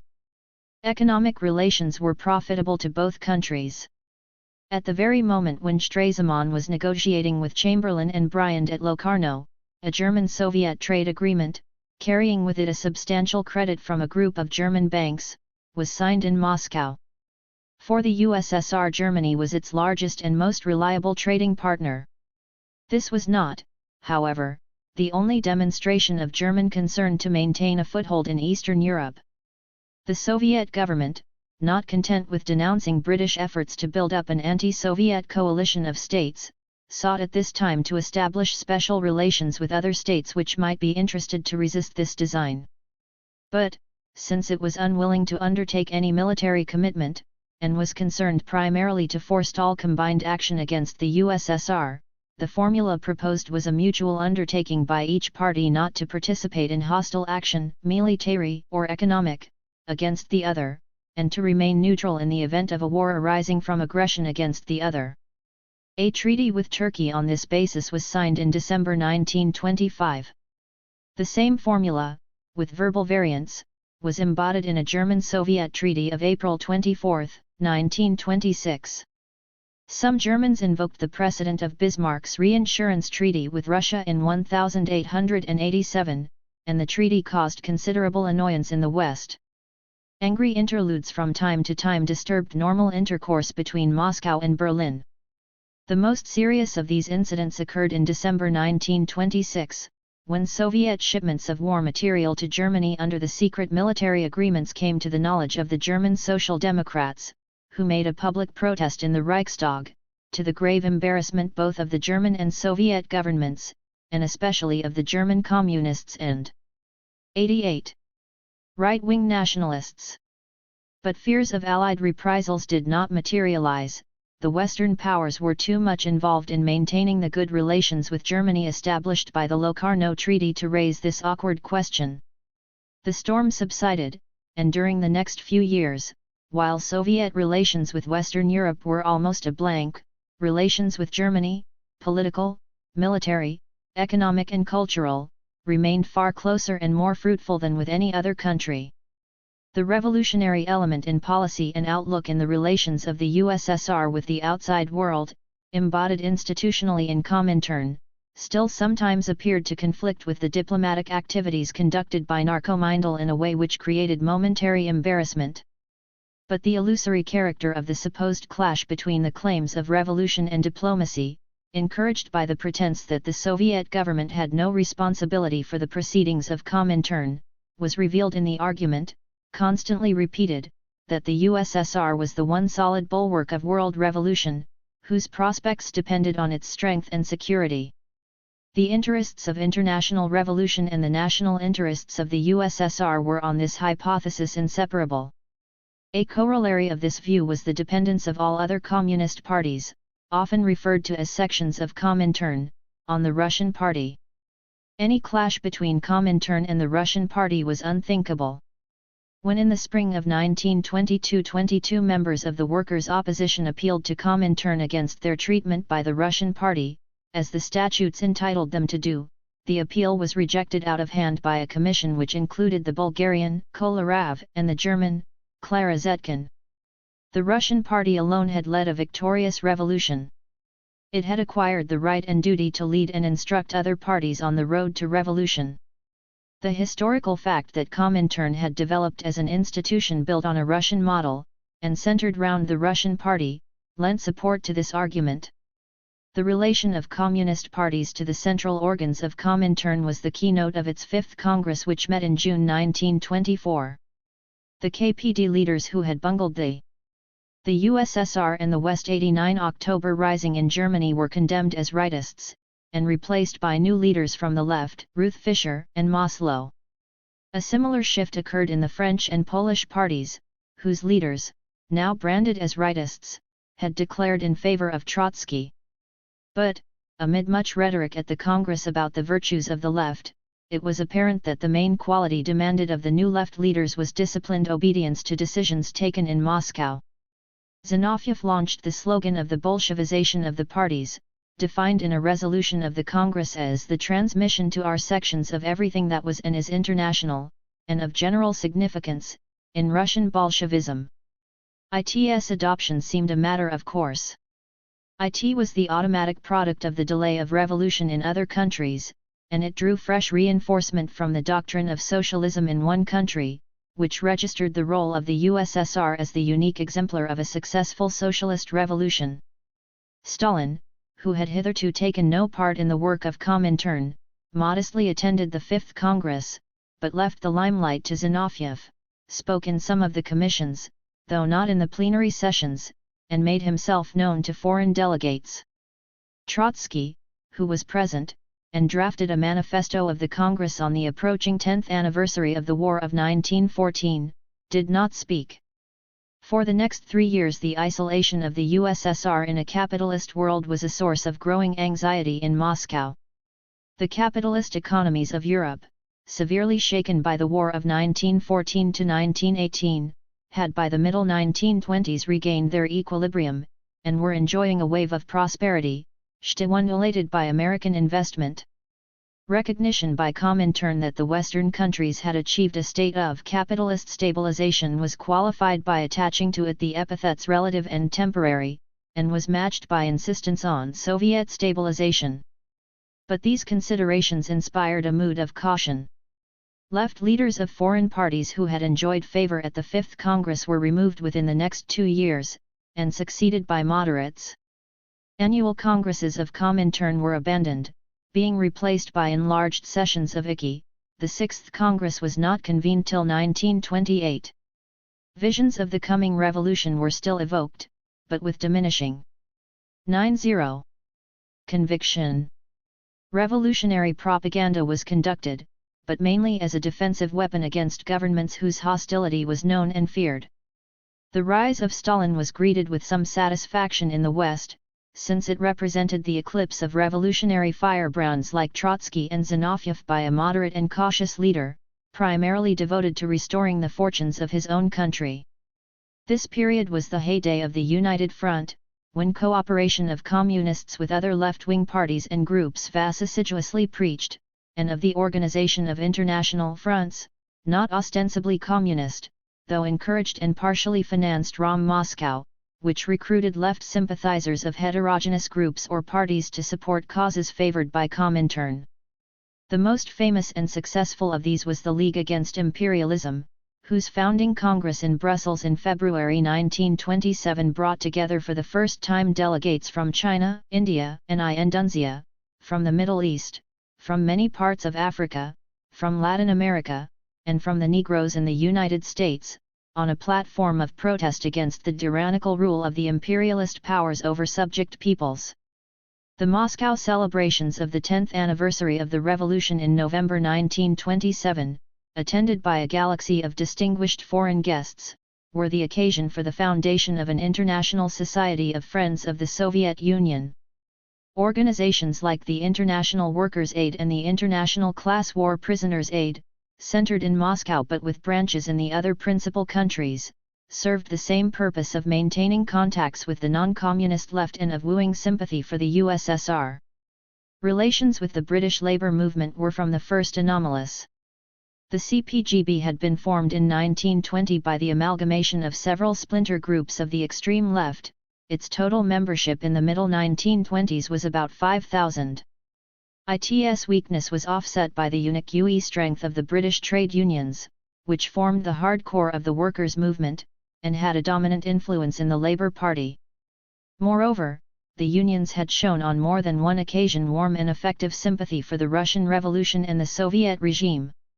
To win over the trade unions in capitalist countries was the task of the USSR and the West 9-1 Red International of Labour Unions set up in Moscow in 192 In France and in Czechoslovakia, its efforts were successful in splitting the movement more or less equally between trade unions affiliated to the existing International Federation of Trade Unions, commonly called the Amsterdam International, and unions affiliated to Profintern. In Germany no split occurred, and members of the KPD exercised considerable influence in the unions affiliated to Amsterdam. In Great Britain the trade unions, with very few exceptions, remained loyal to Amsterdam. But a majority of British trade unions continued for many years to deplore the split in the international movement, and to call for a reconciliation between the two rival federations. Acute jealousies, as well as deep ideological differences between Amsterdam and Moscow made this a hopeless ambition. Profintern was founded at the very moment when Comintern was turning to United Front policies. When Lenin at the Second Congress in 1920 first adumbrated the ideas which took shape a year later under the catchword of the United Front, his remarks were directed primarily to British affairs, and to the need for British communists to support the MacDonalds and Hendersons of RHE Labour Party, whose peculiar constitution made it possible and normal for members of the CPGB to remain at the same time members of the Labour Party. But in Britain the trade unions provided the most natural ground on which the appeal to sympathising non-communist workers could be made. The typical British communist was said to carry 3 membership cards in his pocket, of the CPGB, of his trade union and of the Labour Party. Profintern set up a bureau in London, and, responding to this stimulus, the CPGB promoted 2 United Front organisations, the National Minority Movement to act as a ginger group within the trade unions, and the National Unemployed Workers Movement to conduct propaganda and agitation, under communist leadership but with broad workers' participation, on one of the major ills of the period. Though the Labour Party rejected repeated requests from the CPGB for affiliation, its rank-and-file members were not initially inhospitable to individual communists. In the 1922 elections 2 communists were elected to Parliament, one as the official Labour Party candidate, the other with 9-2 tacit Labour support. Reaction came more swiftly in the Labour Party than in the trade unions. In 1924 the Labour Party prohibited the selection of communists as official Labour candidates. A decision to ban members of the CPGB from Labour Party congresses was taken, but could not be enforced so long as trade unions included them in their delegations. Sympathy for the USSR in the unions was a hardier growth.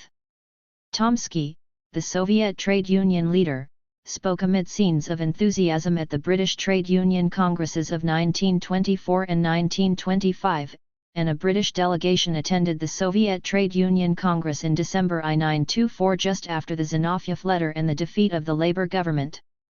Early in 1925 a joint Anglo-Russian Trade Union Committee was formed with the aim of fostering cooperation between the unions of the two countries. But the project underestimated the discrepancies and differences of outlook between Soviet and British trade union leaders, and the unwillingness of the latter to place themselves in opposition to the Amsterdam International. The meetings of the committee were the occasion of increasingly sharp recriminations between Soviet and British delegates. The activities of Prof in turn, and many tough Soviet criticisms of the British leaders, were resented, and the aggressive tactics of the NMM and the NUWM caused continual irritation. In the General Council of the TUC an anti-Soviet majority confronted a dwindling pro-Soviet minority. The dividing line was the British General Strike of May 1926. In Soviet eyes, a general strike was a political act, a bid for power, an act of class warfare and the beginning of a proletarian revolution.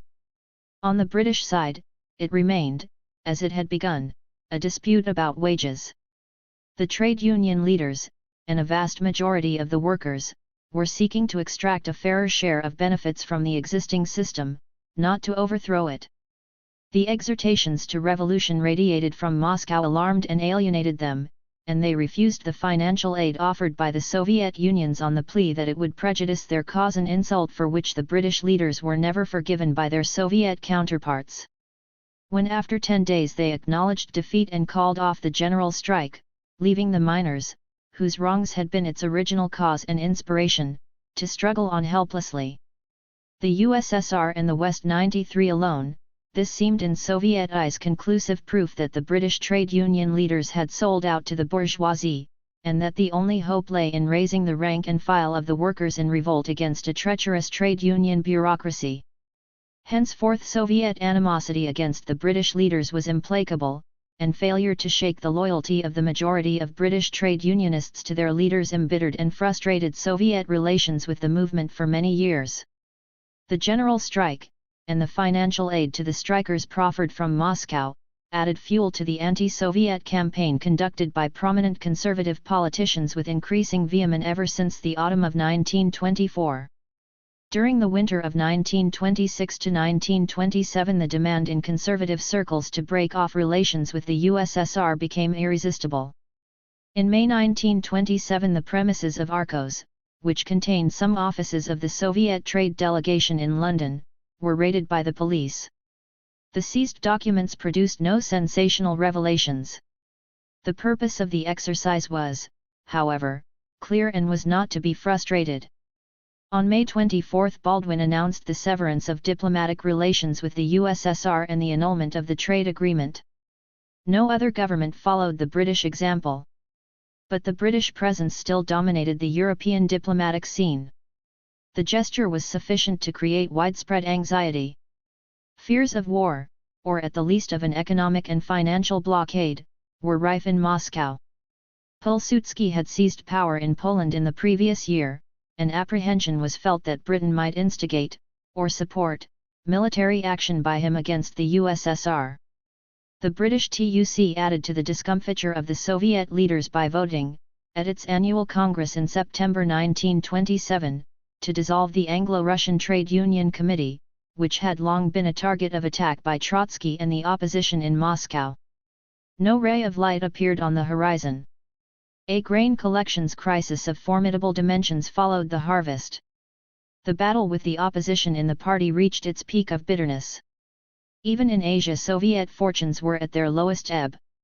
Throughout this period the United States government inflexibly refused to recognize the Soviet government or to have any relations with it. This attitude was reiterated by successive 94 presidents and secretaries of state, and was challenged only by a handful of radical intellectuals and by a few bankers and businessmen interested in a revival of trade with the USSR. After an official embargo on trade had been removed, a ban on loans to the USSR, a veto on the acceptance of Soviet gold on the alleged ground of contested ownership, and a refusal by the banks to grant credit, constituted an effective prohibition on any large transaction. But a trickle of trade began to flow. In 1924 the Soviet authorities set up a trading corporation in New York under the name Amturg, the counterpart of Arcos in London. An unofficial Soviet emissary resided in Washington, and occasionally visited the State Department in a private capacity. In 1925 the American financier Harriman secured a concession to work the manganese mines in the Caucasus. Though the project was not a success, and the concession was later cancelled, it was a breaking of the ice. But it was not till after 1927, when industrialization was on the way in the USSR, that American industrialists became seriously interested in the Soviet market. The USSR and the East, the non-European countries, occupied only a peripheral place in Marx's thought, and were neglected by the First and Second Internationals. When Lenin, in his famous work published in 1916, diagnosed imperialism as the highest, and last, phase of capitalism, he was more concerned with its implications for the imperialist countries than for their colonial subjects. The proclamations to the peoples of Asia during the first year of the revolution were for the most part incitements to revolt against foreign, and in particular British, rule, and the founding Congress of Comintern in March 1919 included in its manifesto an appeal to the colonial slaves of Asia and Africa. It was the second Congress in June 1920 which first sought to lay down a policy for what were called the colonial and semi-colonial countries. Theses drafted by Lenin called for a close alliance of all national and colonial liberation movements with Soviet Russia.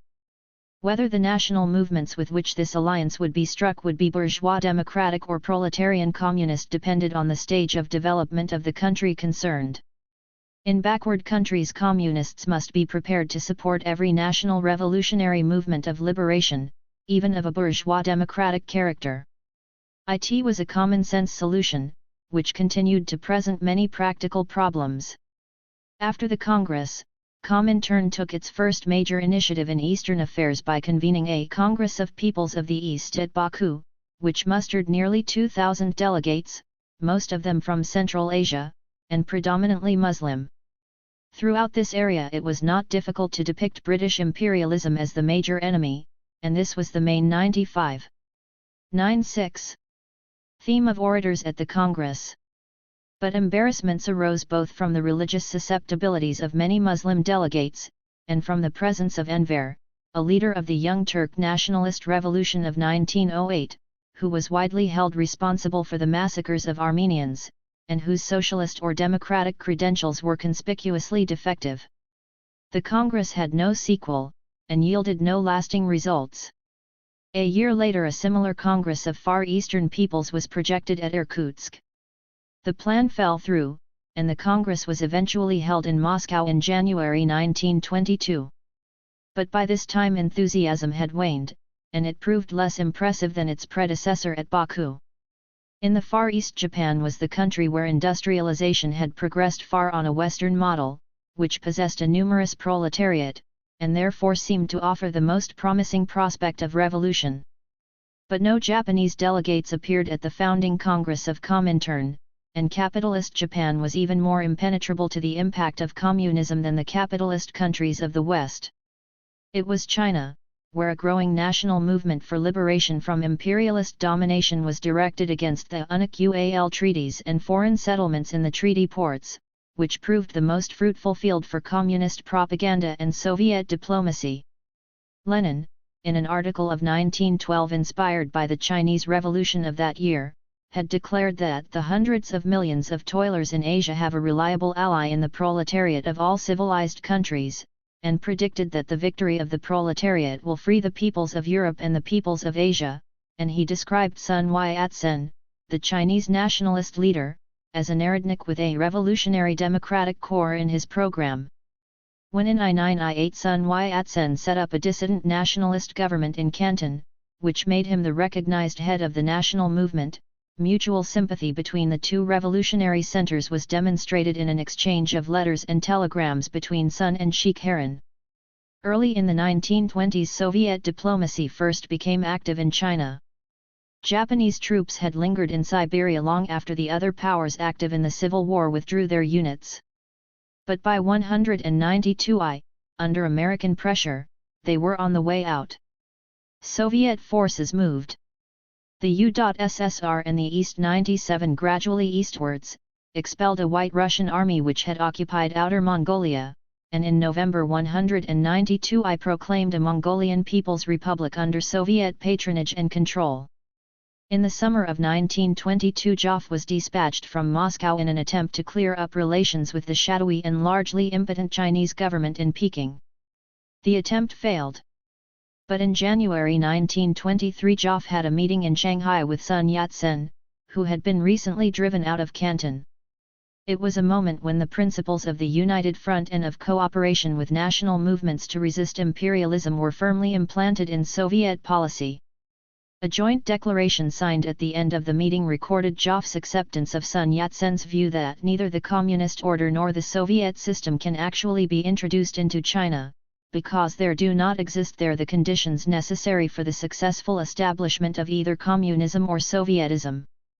But it was agreed that China's paramount and most pressing problem is to achieve national unification and attain full national independence, and Joff gave an assurance that China could count on the warmest sympathy and support from Russia in this task. 2 months later Sun Yat-sen regained power in Canton, and the agreement with Joff was the starting point of a long and fruitful period of Soviet cooperation with Sun and his party, the Kuomintang. In the autumn of 1923 Chiang Kai-shek, one of Sun's lieutenants, was sent to Moscow to negotiate for the supply of arms and equipment, and Borodin, a Russian, American-born, English-speaking communist, arrived in Canton to act as advisor to Sun. During the next year Borodin succeeded in cementing a close alliance between himself and Sun, and between the Soviet government and Kuomintang, the common aim being to liberate China from the domination of the imperialist powers Britain, Japan, and the United States. Sun, since his return to Canton, had established there a nationalist government, which planned one day to launch a military northern expedition to reunite China and drive out the privileged foreign intruders. Military supplies reached Canton in modest but increasing volume from the USSR. Soviet military advisors helped to build up the Canton Army, and to equip and staff a new military academy. Sun, with guidance from Borodin, tightened up. 9-8. The loose organization of Kuomintang. The Chinese Communist Party, founded in 192 I, had at this time scarcely more than 1,000 members, mainly Marxist intellectuals. Before Borodin's arrival, and apparently at the instigation of Comintern, an agreement had been reached under which members of the CCP were also to become members of Kuomintang. The model was apparently the dual status of many members of the CPGB as members of the Labour Party, and the intention was that this disciplined and devoted group should add a stiffening to the larger and looser organization. All these arrangements masked the discrepancies between Marxist doctrine and the three principles of Sun Yat-sen: nationality, democracy, and people's livelihood. This was easy so long as everything else was subordinated to the national revolution against imperialism. It was only when Borodin pressed for the inclusion of the expropriation of landlords in the Kuomintang program that Sun stubbornly resisted, and Borodin had to give way. At the end of 1924 Sun Yat-sen embarked on a journey to Japan and northern China to take stock of the situation. He fell ill on the way, and died in Peking on March 12, 1925. The succession seemed most likely to fall on Wang Qingwei, a clever but weak man, who belonged to the left wing of Kuomintang. Chiang Kai-shek's military capacities, and the prestige which he had acquired by his visit to Moscow, gave him a commanding position. But for the moment he revealed no political ambitions, and leaned heavily on Soviet support in building up the national army. The most sensational event of 1925 occurred on May 30 in Shanghai, when municipal police under British command fired on a demonstration of striking workers and students, killing several of them. This act provoked a general strike and mass labor disorders which lasted for 2 months, and spread to Canton. For the first time an effective trade union organization was formed in Shanghai under CCP leadership, and membership of the CCP leapt up in a few weeks to 10,000. One result of these first symptoms of workers' revolt in China was to sharpen mutual animosity between Britain and the USSR. Another was to encourage the growth in Kuomintang of a right wing committed to the cause of national liberation, but hostile to social revolution. Chiang Kai-shek watched the USSR and the East 99 events, and maneuvered quietly between left and right. Concern for the national revolutionary movement centered on Canton did not exhaust Soviet interest in China. It was northern China which abutted directly on Soviet territory. In August 1923 Karakan had arrived in Peking as diplomatic representative to the Chinese government, and concluded in May 1924 a treaty for the regularization of Sino-Soviet relations. The Soviet government had already renounced the extraterritorial rights and concessions which Russia, in common with the other major powers, had formerly enjoyed in China. The remaining bones of contention were Outer Mongolia, over which the Chinese government still claimed sovereignty, and the Russian-built Chinese Eastern Railway, which traversed the length of Manchuria on its way to Vladivostok. Outer Mongolia was recognized by the treaty as an integral part of China, but no date was fixed for the withdrawal of Soviet troops or administrators, and the USSR was determined to keep a firm hand over the Mongolian People's Republic. The SAR was placed under the control of a board consisting of 5 Chinese and 5 Russian members, but the general manager of the line was appointed by the Soviet government, an arrangement which caused much friction in the years to come. The Soviet government was conscious of no incompatibility between the defense of its interests in North China and the promotion of the revolutionary cause in the south. But some circles in Kuomintang keenly resented the conclusion of these agreements by the USSR with sworn enemies of the nationalist movement. The Chinese government in Peking, which had negotiated the Sino-Soviet treaty, was under the loose control of Wu Peifu, the warlord who had for some time dominated central China, and enjoyed British support. In the autumn of 1924 hostilities broke out between Wu and Chang Psolin, the warlord of Manchuria and a protégé of Japan. Wu's defeat was hastened by the desertion of Feng Yixiang, who held a large area in northwestern China. Hitherto a subordinate of Wu, Feng now announced his sympathy with Kuomintang and the nationalist government in Canton, a change of front which may have been encouraged by subsidies and offers of support from Moscow.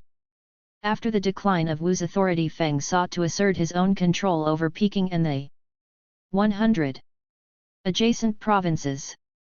But this ambition was thwarted by Chang Psolin, who drove him out at the end of 1925. Thereafter, the hapless Peking government became the puppet of Chang. There were now only 2 major military forces in China, those of Chang Psolin in the north, and the rapidly expanding nationalist forces commanded by Chiang Kai-shek in the south. Much of central China was a prey to the disintegrating armies which had once owed allegiance to Wu Peifu. It was in these conditions that Chiang took, at the beginning of 1926, the momentous decision to start the long-projected northern expedition in the summer. It was not welcomed by Borodin or by the Soviet advisors. The northern expedition had been talked of continually as the ultimate objective of the military preparations, and applauded in principle. But, presented as a concrete plan for the immediate future, it inspired apprehension. Its success was uncertain, and it seemed likely to provoke intervention by the imperialist powers. The Soviet government was much alarmed at this time by a dispute with Chang Psolin over the SAR, wanted no trouble elsewhere, and paid no great attention to events in Canton. Borodin left Canton in January 1926 for a visit to Peking and to Feng's headquarters, and, while he was away, a quarrel broke out between Chiang and the senior Soviet military advisors, who were tactlessly skeptical of the projected enterprise. On March 20, 1926, a trumped-up incident, arising out of the movements of a Chinese gunboat whose commander was a communist, gave Chiang an excuse for confining several Soviet advisors to their quarters and arresting Chinese communists attached to the armed forces. The advisors were quickly released, but Chiang peremptorily demanded the departure of those who had disputed his authority.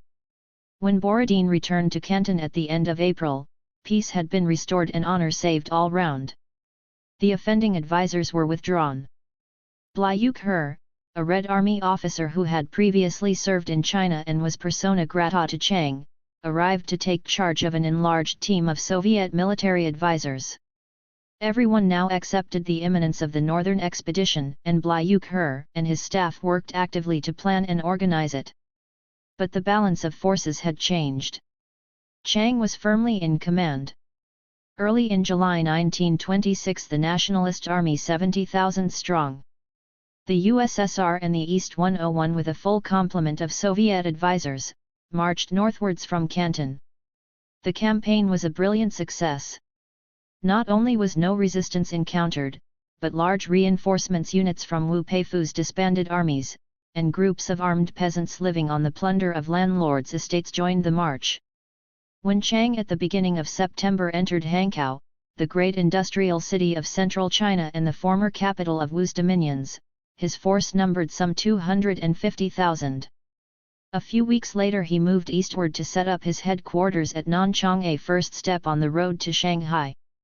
In November the Kuomintang authorities left behind in Canton, together with Borodin and his staff, journeyed to Hankow, where a national revolutionary government was proclaimed amid scenes of enthusiasm. The city was enlarged by the accretion of two adjacent industrial centers and renamed Wuhan.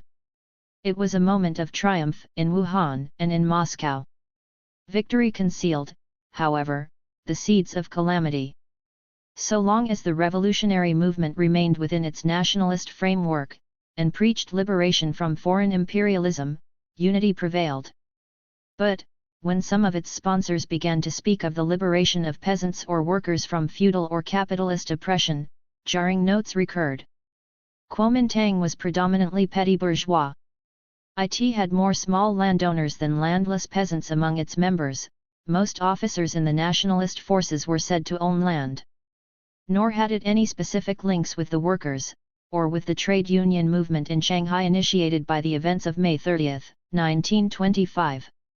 The session of ICI in Moscow in November 1926, which hailed the victory of the Chinese Revolution, gave an uncertain lead. It looked forward to the next stage of the revolution, in which the proletariat would take the lead, and it proclaimed the importance of agrarian revolution in China. It instructed Chinese communists to remain in Kuomintang and support the national movement. The CCP was divided and hesitant. But Borodin interpreted the views of Moscow correctly when he insisted on its loyal support for Kuomintang, even if this involved postponement of the demands of workers and peasants to a more convenient season. The crisis came through a split in Kuomintang itself. The Wuhan government, representing the left wing of Kuomintang, 102, and strongly influenced by Borodin, combined support of the national revolution with much lip service to the aims of social revolution.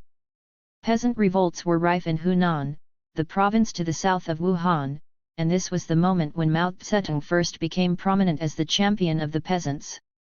In Nanchang, Chiang Kai-shek and his generals moved sharply to the right, expressing open hostility to the communists and to the demands of unruly peasants and workers, which interfered with his nationalist ambitions. These developments were assisted by the changed attitude of the British government, which, impressed by the sweeping success of the nationalist forces, concluded that it might be wiser to come to terms with them than to fight them. It paved the way to an agreement by returning to Chinese control the British concessions in Hankow and Kaihokiang, and proposing to relax or abolish other servitudes imposed on China by the unequal treaties of the past. Chiang, who had long been impatient of Soviet tutelage, and was now strong enough to dispense with it, perceived a dazzling opportunity of realizing his ambitions with the blessing of the imperialists, whose antipathy to the communists and to their program of social revolution ran parallel with his own. The full implications of the change were not at once realized. Shanghai was controlled at this time by a minor warlord, Sun Chuan Fang, who was clearly in a vulnerable position. In February 1927 the trade unions in Shanghai organized a workers' rising, counting on aid from Chiang Kai-shek, whom they still looked on as a liberator. Chiang made no move, and Sun easily suppressed the rising. A few weeks later Sun's forces were defeated by those of Chiang in a pitched battle outside Shanghai. Once more the workers in Shanghai rose, set up organs of local self-government, and prepared to welcome the entry of nationalist forces into the city. When Chiang eventually arrived, his disapproval of these proceedings was made manifest. Order was enforced by the troops, and organs of government disbanded.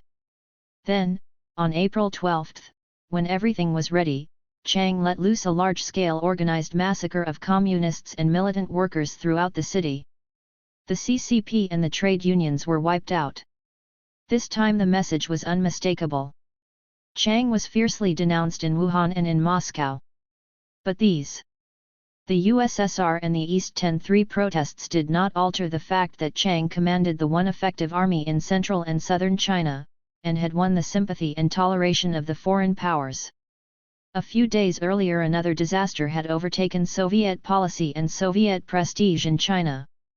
On the orders of Chang Tso-lin, and with the complicity of the diplomatic corps, the Peking government conducted a raid on the Soviet embassy. The ambassador's residence was spared, but the outlying buildings were ransacked, employees arrested, and a mass of papers seized. The Chinese employees were summarily executed, the Soviet employees held in prison for many months awaiting trial. Large numbers of documents, some genuine, some suitably doctored, were published in various languages by way of demonstrating the communist conspiracy against the established order. Soviet protests fell on deaf ears, and diplomatic relations were broken off. These events preceded by a month the Arcos raid in London and the rupture of Anglo-Soviet relations. In the summer of 1927 Soviet fortunes in China reached their nadir. In Wuhan, the local warlord declared his independence of Chiang. But he had no more sympathy than Chiang for social revolution, and carried out a massacre of peasants in Changsha, the capital of Hunan. Borodin and the Wuhan government counted on the loyalty of Feng Yixiang, who had just returned from a long and apparently enthusiastic visit to Moscow. But Feng preferred to do a deal with Chiang, as a result of which he dismissed his Soviet advisors, and debarred communists from working in his army. The CCP held a congress at Wuhan in April-May 1927, at which it claimed a membership of 55,000. But its impotence was apparent.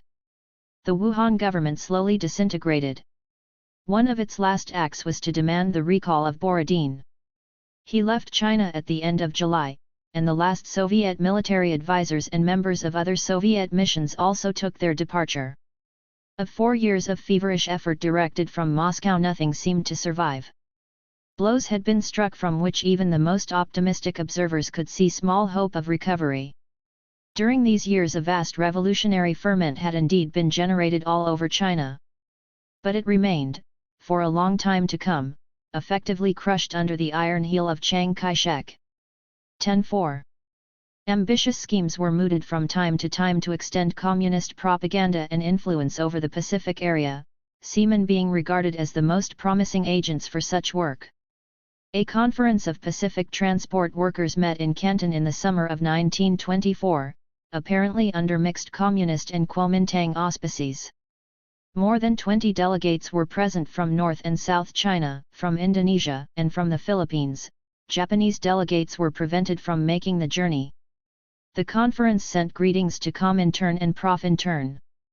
But its platform seems to have been anti-imperialist rather than specifically communist. Nothing further happened till the summer of 1927, when another Pacific conference was held in Wuhan. This time Lozovsky, the president of Profintern, had come from Moscow, and the conference proceeded under his masterful direction. Delegates attended from the USSR and China, from Japan, Indonesia, and Korea, and from Britain, France, and the United States. Delegates from Australia and India failed to arrive owing to the veto of their respective governments. The conference proclaimed its support of the Chinese Revolution, demanded independence for Korea, Formosa, Indonesia, and the Philippines, and set up a permanent Pan-Pacific Secretariat which led a rather shadowy existence for some years in different centers, and published a periodical called The Pacific Worker. Other parts of the Eastern world were less open in this period to the activity either of the Soviet government or of Comintern. Soviet relations with Japan were not unlike those with other capitalist countries. Once Japanese troops had been withdrawn from the mainland of Siberia, the most important Soviet demands were for the evacuation of northern Sakhalin and for diplomatic recognition. Both these were belatedly achieved in a treaty of January 1925. But the questions of fishery rights and of competition between the Saar, which fed Vladivostok, and the Japanese South Manchurian Railway, which fed the Japanese-controlled port of Dairen, were constant causes of friction, and mutual suspicion continued to cloud relations. Initial faith in the revolutionary potential of the Japanese proletariat was not fulfilled.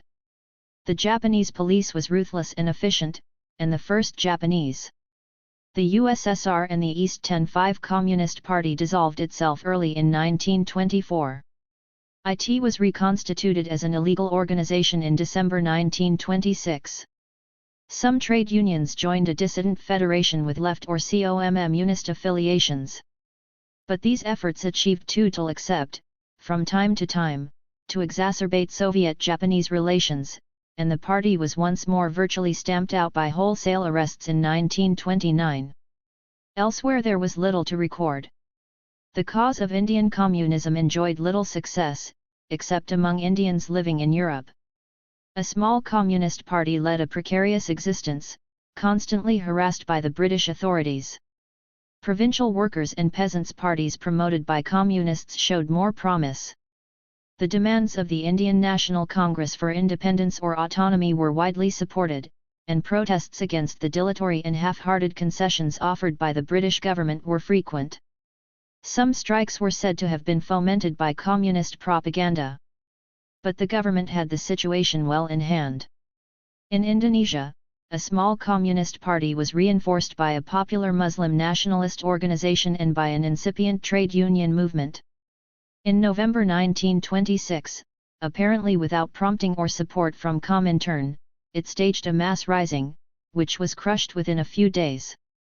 Executions and mass deportations followed, and put an effective end to the Indonesian party for many years. The Middle East offered still fewer opportunities for Soviet diplomacy or for communist infiltration. Relations with Turkey and Persia were designed to counteract the influence of the Western powers, and particularly of Britain, in these countries, and to develop trade between them and the USSR. Occasional embarrassments in dealing with regimes fiercely repressive of all movements of the left did not disturb the course of Soviet policy. In Egypt the national movement of revolt against British domination grew slowly, and had no affiliations with the USSR. The Arab countries, as well as Palestine, were still too firmly under Western control to permit of any significant Soviet or communist activity. The beginnings of planning. The conception of a socialist planned economy to replace the market economy of capitalism was deeply embedded in Marxist thought, though little had been done by Marx or by his successors to develop it in detail. But the concept of planning was not specifically socialist. It was inherent in any reaction from the laissez-faire economy of the 19th century. The underlying theme of Witt's famous memorandum to the Tsar of 1899 was the need to plan the development of the Russian economy, though nothing was worked out precisely. The Bolsheviks in the crisis of the Revolution and the Civil War had no time for the theory of planning. But Lenin among others had been impressed by the degree to which the German war economy conformed to a pattern of centralized control and planning. Nor was this accidental. The final stage towards which capitalism was moving before the war by its own inner development was monopoly capitalism. By what Lenin called the dialectic of history, war was hastening the transformation of monopoly capitalism into state monopoly capitalism, which constituted the fullest material preparation for socialism. Without the big banks, wrote Lenin with emphasis in September 1917, socialism would be unrealizable. The application of the German model to Russia presented all the difficulties inherent in the building of socialism in a backward economy. Though the recent growth of industry in Russia had been highly concentrated, and dependent directly or indirectly on the state, it was still in a primitive stage of organization, and had little theoretical or practical assistance or guidance to offer to socialist planners. But the principle of planning met with no resistance.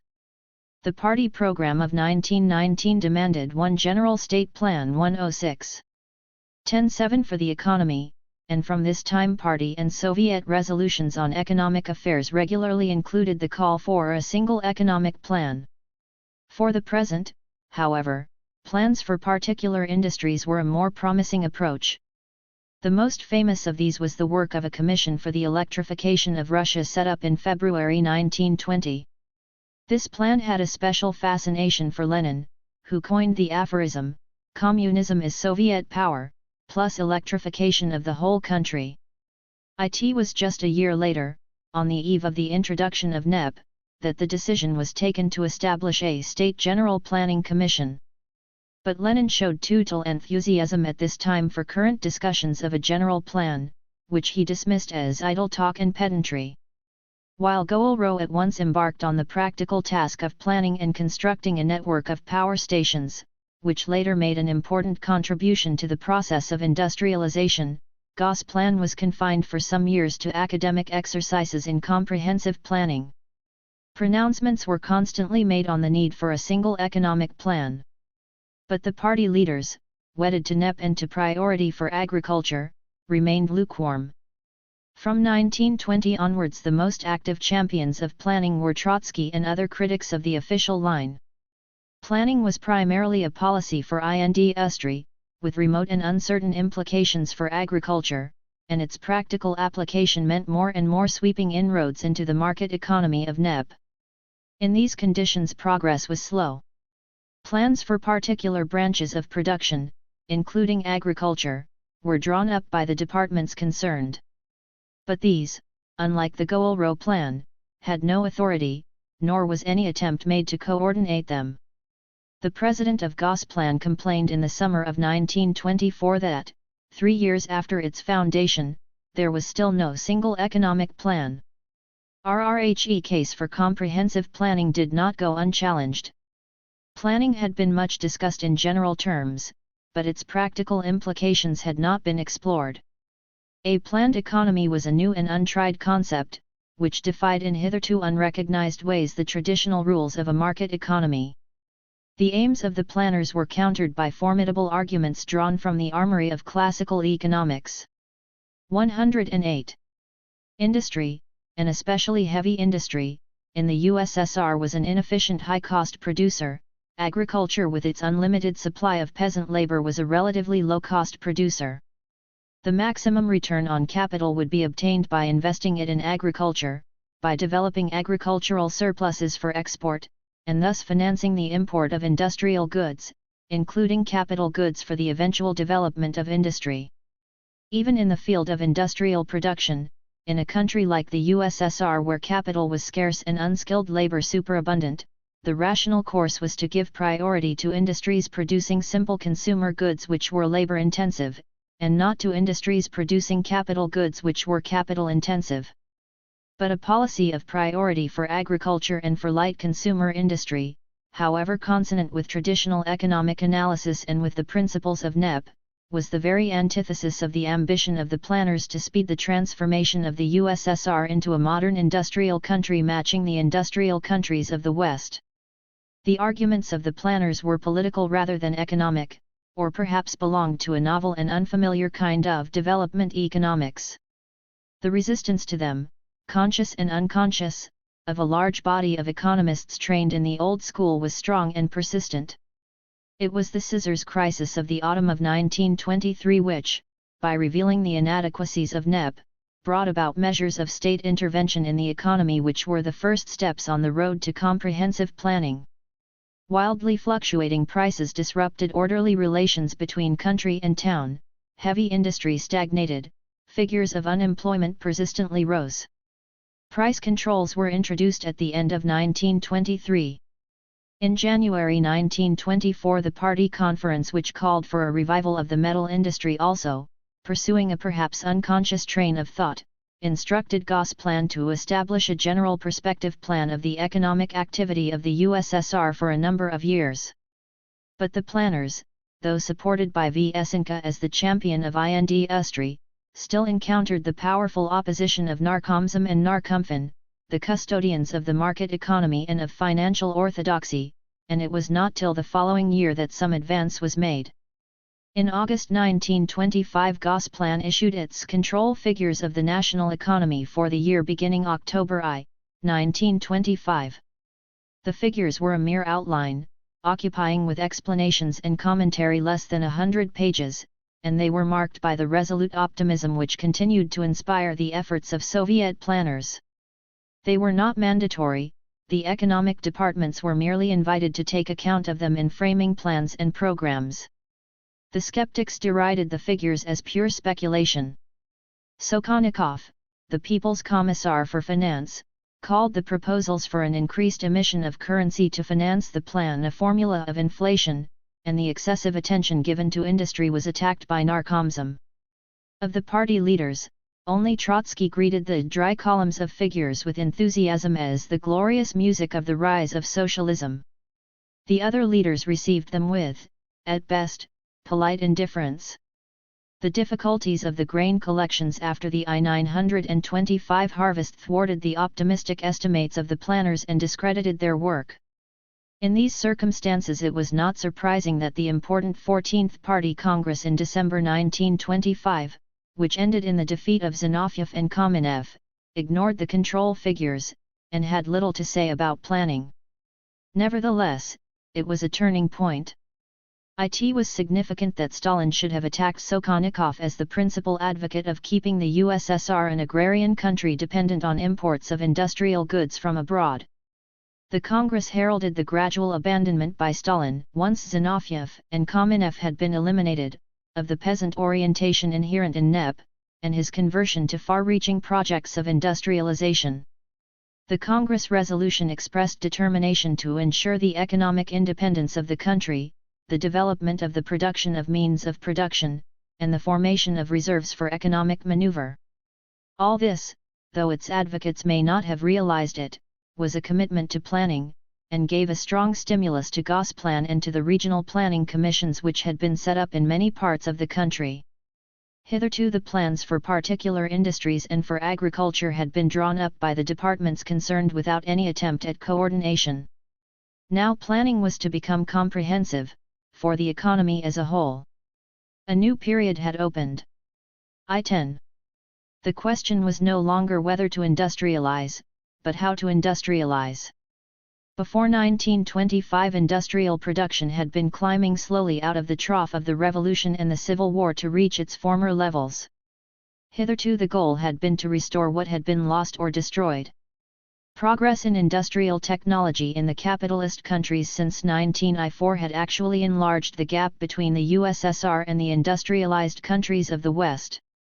New construction and new technological equipment were a crying need. Now that the way was clear for a fresh advance, major decisions of policy were required, which would have to be based on a broad plan for the whole economy.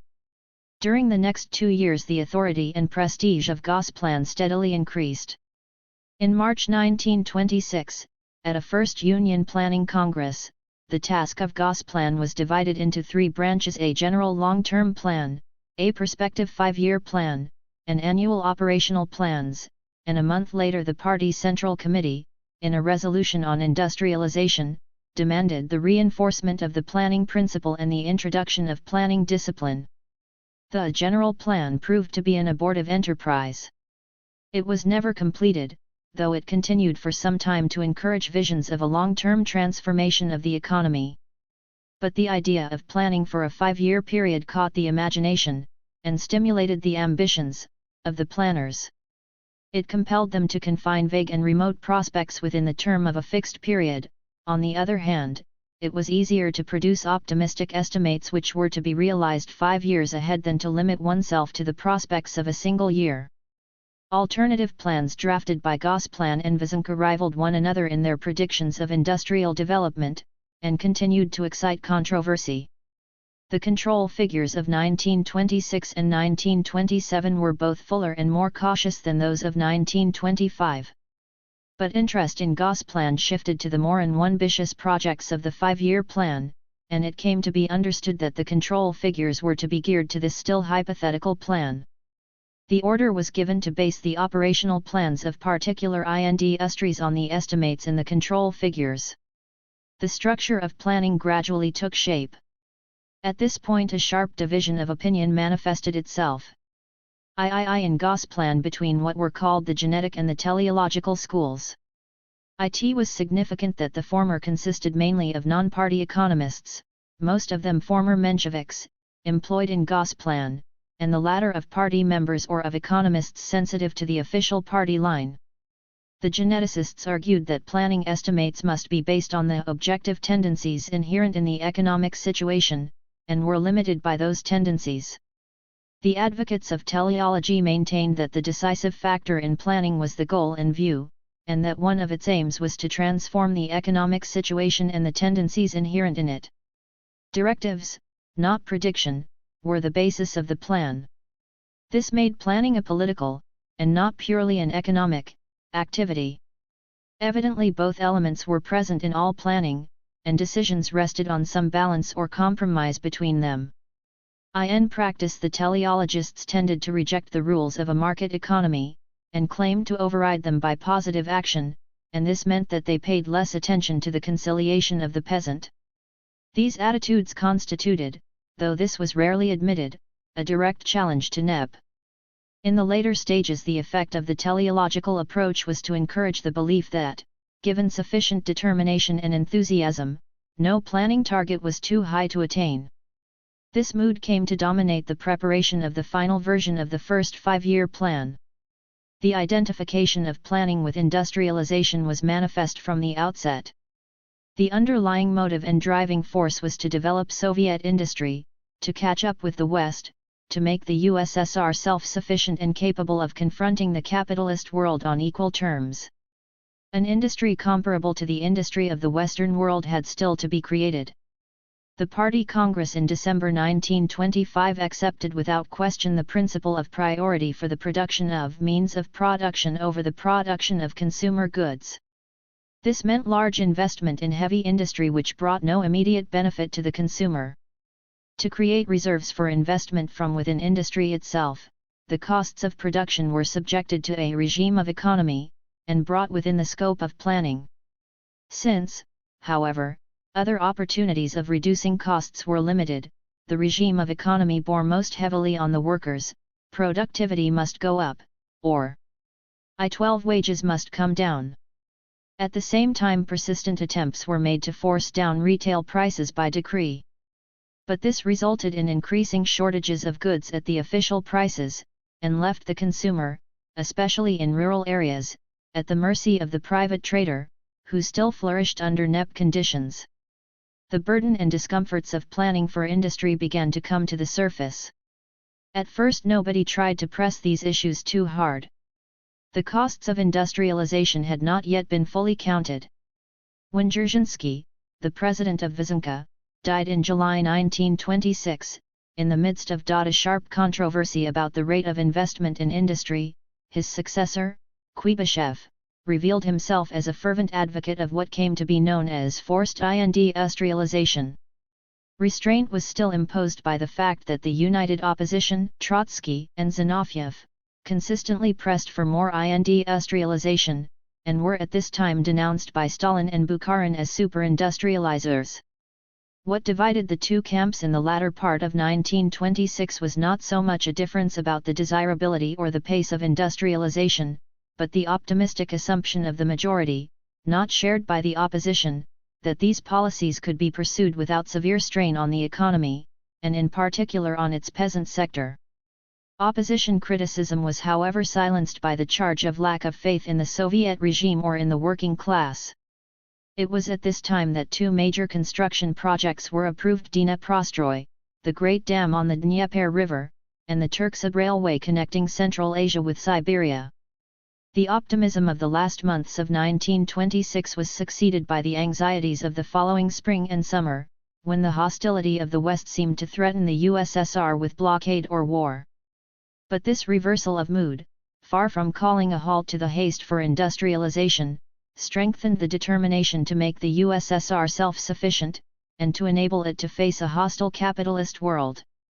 Successive draft plans were prepared and circulated, and those who protested that the targets set were unrealistically high were soon outnumbered by those who called for more rapid and intensive progress. The regime of economy was followed by a campaign for the rationalization of production, a term which covered 113 a variety of pressures on worker and managers to increase efficiency and lower costs. Rationalization in several different forms could raise the productivity of labor, i.e. the output per worker employed. It could do so by tightening up organization in management or on the shop floor, by concentrating production in the most efficient units, by standardizing production and reducing the number of models produced. IT could do so by arranging for the more efficient and economical utilization of existing plant and machinery. IT could do so, above all, by modernizing and mechanizing the processes of production, in which the USSR lagged very far behind the major industrial countries. All these methods of rationalization were extensively tried from 1926 onwards, and achieved some success in reducing costs. But in a country like the USSR with scarce capital resources, their scope was limited. In particular, the mechanization of industry, the largest source of rationalization, depended in this period mainly on the importation of machines from abroad, and very often on the employment of foreign personnel to give instruction in manning them. These conditions meant that the productivity of labor depended to a greater extent in the USSR than in the West on the physical energy of the workers. Productivity had to be raised primarily by harder, more efficient, better disciplined physical work, and every form of persuasion and pressure was directed to ensure this result. The implications of planning for other sectors of the economy were also disquieting, and were faced with reluctance. The cult of the peasant, wholeheartedly upheld by Bukharin, was still powerful throughout 1927, and the influence of Narcomsm, though now on the wane, still put a brake on the aspirations of the planners. Narkomfin continued to resist the assumption that unlimited credits could be made available for industrial expansion, and waged a stubborn struggle for what was dubbed the dictatorship of finance against the dictatorship of industry.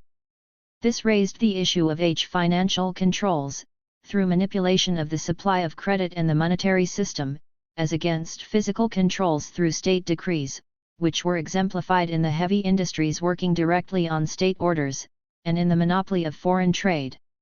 It was only gradually, even in the minds of the planners, that the financial instruments were recognized as inadequate, and replaced by direct physical controls. These controversies turned ultimately on the attitude to be adopted to the market economy, which was the foundation of NEP. It was at first assumed that the planners would work within the market economy. Slowly and painfully, the incompatibilities between planning and industrialization, on the one hand, and NEP and the market economy on the other, came to light. 12. The defeat of the opposition. The period between the 14th Party Congress in December 1925 and the 15th in December 1927, which was marked by the beginnings of effective planning, the first steps in a program of intensive industrialization, and the ripening of the agricultural crisis, also saw the culmination of an embittered party conflict, in which Trotsky fiercely and unsuccessfully challenged Stalin's growing monopoly of power. When the triumvirate broke up, and Stalin defeated his rivals at the 14th Congress, Trotsky remained haughtily silent. Zinoviev and Kamenev had in the past equaled, and sometimes outdone, Stalin in the vehemence of their attacks on him. But, when Zinoviev and Kamenev took up the cause of industrialization against the peasant orientation of Stalin and Bukharin, and when Stalin's personal ambitions became more open and more menacing, neutrality was no longer possible. In the summer of 1926, Trotsky, Zinoviev and Kamenev with their followers constituted themselves as a united opposition, and appeared as such at the July session of the party Central Committee. The sequel showed the strength of Stalin's control of the party machine. Trotsky was at first cautiously handled. But Zinoviev lost his seat in the Politburo, and Kamenev his government offices. The united opposition enjoyed much sympathy in the party ranks. But its active supporters were not more than a few thousand, and these on various pretexts were constantly harassed by the authorities. Lack of internal cohesion and of mutual confidence added to the handicaps of the opposition, which took the field without any clear-cut line other than denunciation of the party leaders. The public withdrawal of the mutual accusations 115. I-16 which Trotsky, Zinoviev, and Kamenev had leveled at one another in the past 3 years invited ridicule. Zinoviev's vacillating temperament and proneness to compromise made him uncongenial to Trotsky, who, having cast off earlier inhibitions, called for an unflinching offensive against Stalin. Scarcely had the united opposition been formed when, by an unfortunate coincidence, the New York Times published for the first time the text of Lenin's testament. Though Trotsky was certainly not privy to the publication, the supposition that knowledge of the document had come originally from him, or from sources close to him, was not unfounded. Bitterness between the two protagonists in the struggle reached its peak. At a heated session of the Politburo, Trotsky branded Stalin as the gravedigger of the revolution, and the party Central Committee, reacting to the growing tension, dismissed Trotsky from his membership of the Politburo. At a party conference in October 1926 and a session of ICI a month later, Stalin attacked Trotsky in language of increasing virulence, vindicatively exhuming his pre-1914 record of flirtation with Menshevism and acrimonious exchanges with Lenin. The opposition was indicted not only for fractionalism, a sin condemned by the Party Congress of I-92I, but for a social democratic deviation. Stalin was, however, still content to bide his time, and did not bring the issue to breaking point. In the spring of 1927 the turn of events in China spurred Trotsky to fresh protests, and in May the opposition issued a document, drafted mainly by Trotsky, and known from the number of its original signatories as the Declaration of the 83, which offered the fullest expose hitherto available of its views. Apart from its excursion into foreign affairs, the declaration denounced current agricultural policy for ignoring the process of differentiation among the peasantry, and for neglecting the poor peasant in order to bolster up the kulak. In general terms, it accused the party leaders of substituting the petty bourgeois theory of socialism in one country for Marxist analysis of the real situation of the proletarian dictatorship in the USSR, and of favoring rightist, non-proletarian and anti-proletarian elements inside and outside the party. It also demanded full publicity for the views of the opposition. Coming at a moment when the leaders had been severely shaken by Chiang Kai-shek's the defeat of the opposition won 17 volte-face in China and by the rupture of relations with Britain, this was a telling blow. A month later, on flimsy pretexts, Trotsky and Zinoviev were summoned before the Party Control Commission, the organ entrusted with the maintenance of party discipline, and threatened with expulsion from the party. After angry exchanges, the question was referred to the Party Central Committee, where the battle continued, both Trotsky and Stalin speaking more than once. The only novel feature of the debate was the charge against Trotsky of disloyalty to the Soviet state in face of its enemies. He was now branded not merely as a heretic, but as a traitor. Finally, the opposition was induced to sign a declaration reaffirming its unconditional loyalty to the national defense of the USSR, and disclaiming any desire to split the party or found a new party. On these terms the proposal to expel Trotsky and Zinoviev was shelved. This respite did not, however, mean any remission in the hounding of the opposition. The struggle against Trotsky was the occasion for the introduction or perfection of many of the instruments of control characteristic of Stalin's dictatorship. Since the first attacks on Trotsky at the end of 1924, the access of the opposition to the press had been severely restricted. Zinoviev had been muzzled when his Leningradskaya Pravda was taken over in January 1926. Now the ban became absolute. Articles on the Chinese crisis submitted by Trotsky in April 1927 to Pravda and Bolshevik were rejected. Throughout the summer, attacks of increasing violence on him and his supporters were published in the press without any right of reply. Opposition meetings were interrupted and broken up by hooligans. The opposition submitted to the Party Central Committee an extensive platform of its views, once more drafted mainly by Trotsky, and demanded that it should be printed and circulated in preparation for the Party Congress, now fixed for December 1927. This was refused. Attempts were made to print it illegally. On September 2 the OGPU discovered the illicit press, and arrested those engaged in the work. 14 members of the party were expelled, and Preobrazhensky, who admitted complicity, was added to the number. The occasion was significantly remembered as the first time when the police power of the OGPU had been invoked. 118. To quell dissent in the party. From this point events moved steadily to their predestined conclusion. Mass meetings were organized to denounce the opposition and demand the expulsion of its leaders. Well-known supporters of the opposition were removed from the scene of action by appointments to posts in distant parts of the USSR or to diplomatic posts abroad. At a session of the Presidium of IKI on September 29, Trotsky delivered a 2-hour indictment of Stalin's policies. He was there voted out of IKI with only 2 dissentients. The same experience was repeated a month later, amid scenes of violence, at the party Central Committee. Stalin himself proposed the removal of Trotsky and Zinoviev from the committee. This was carried, apparently without a vote. The Moscow police were active at the 10th anniversary celebrations of the revolution on November 7, harassing Trotsky and other opposition leaders as they drove round the city, and seizing banners with opposition slogans. Zinoviev met similar treatment in Leningrad.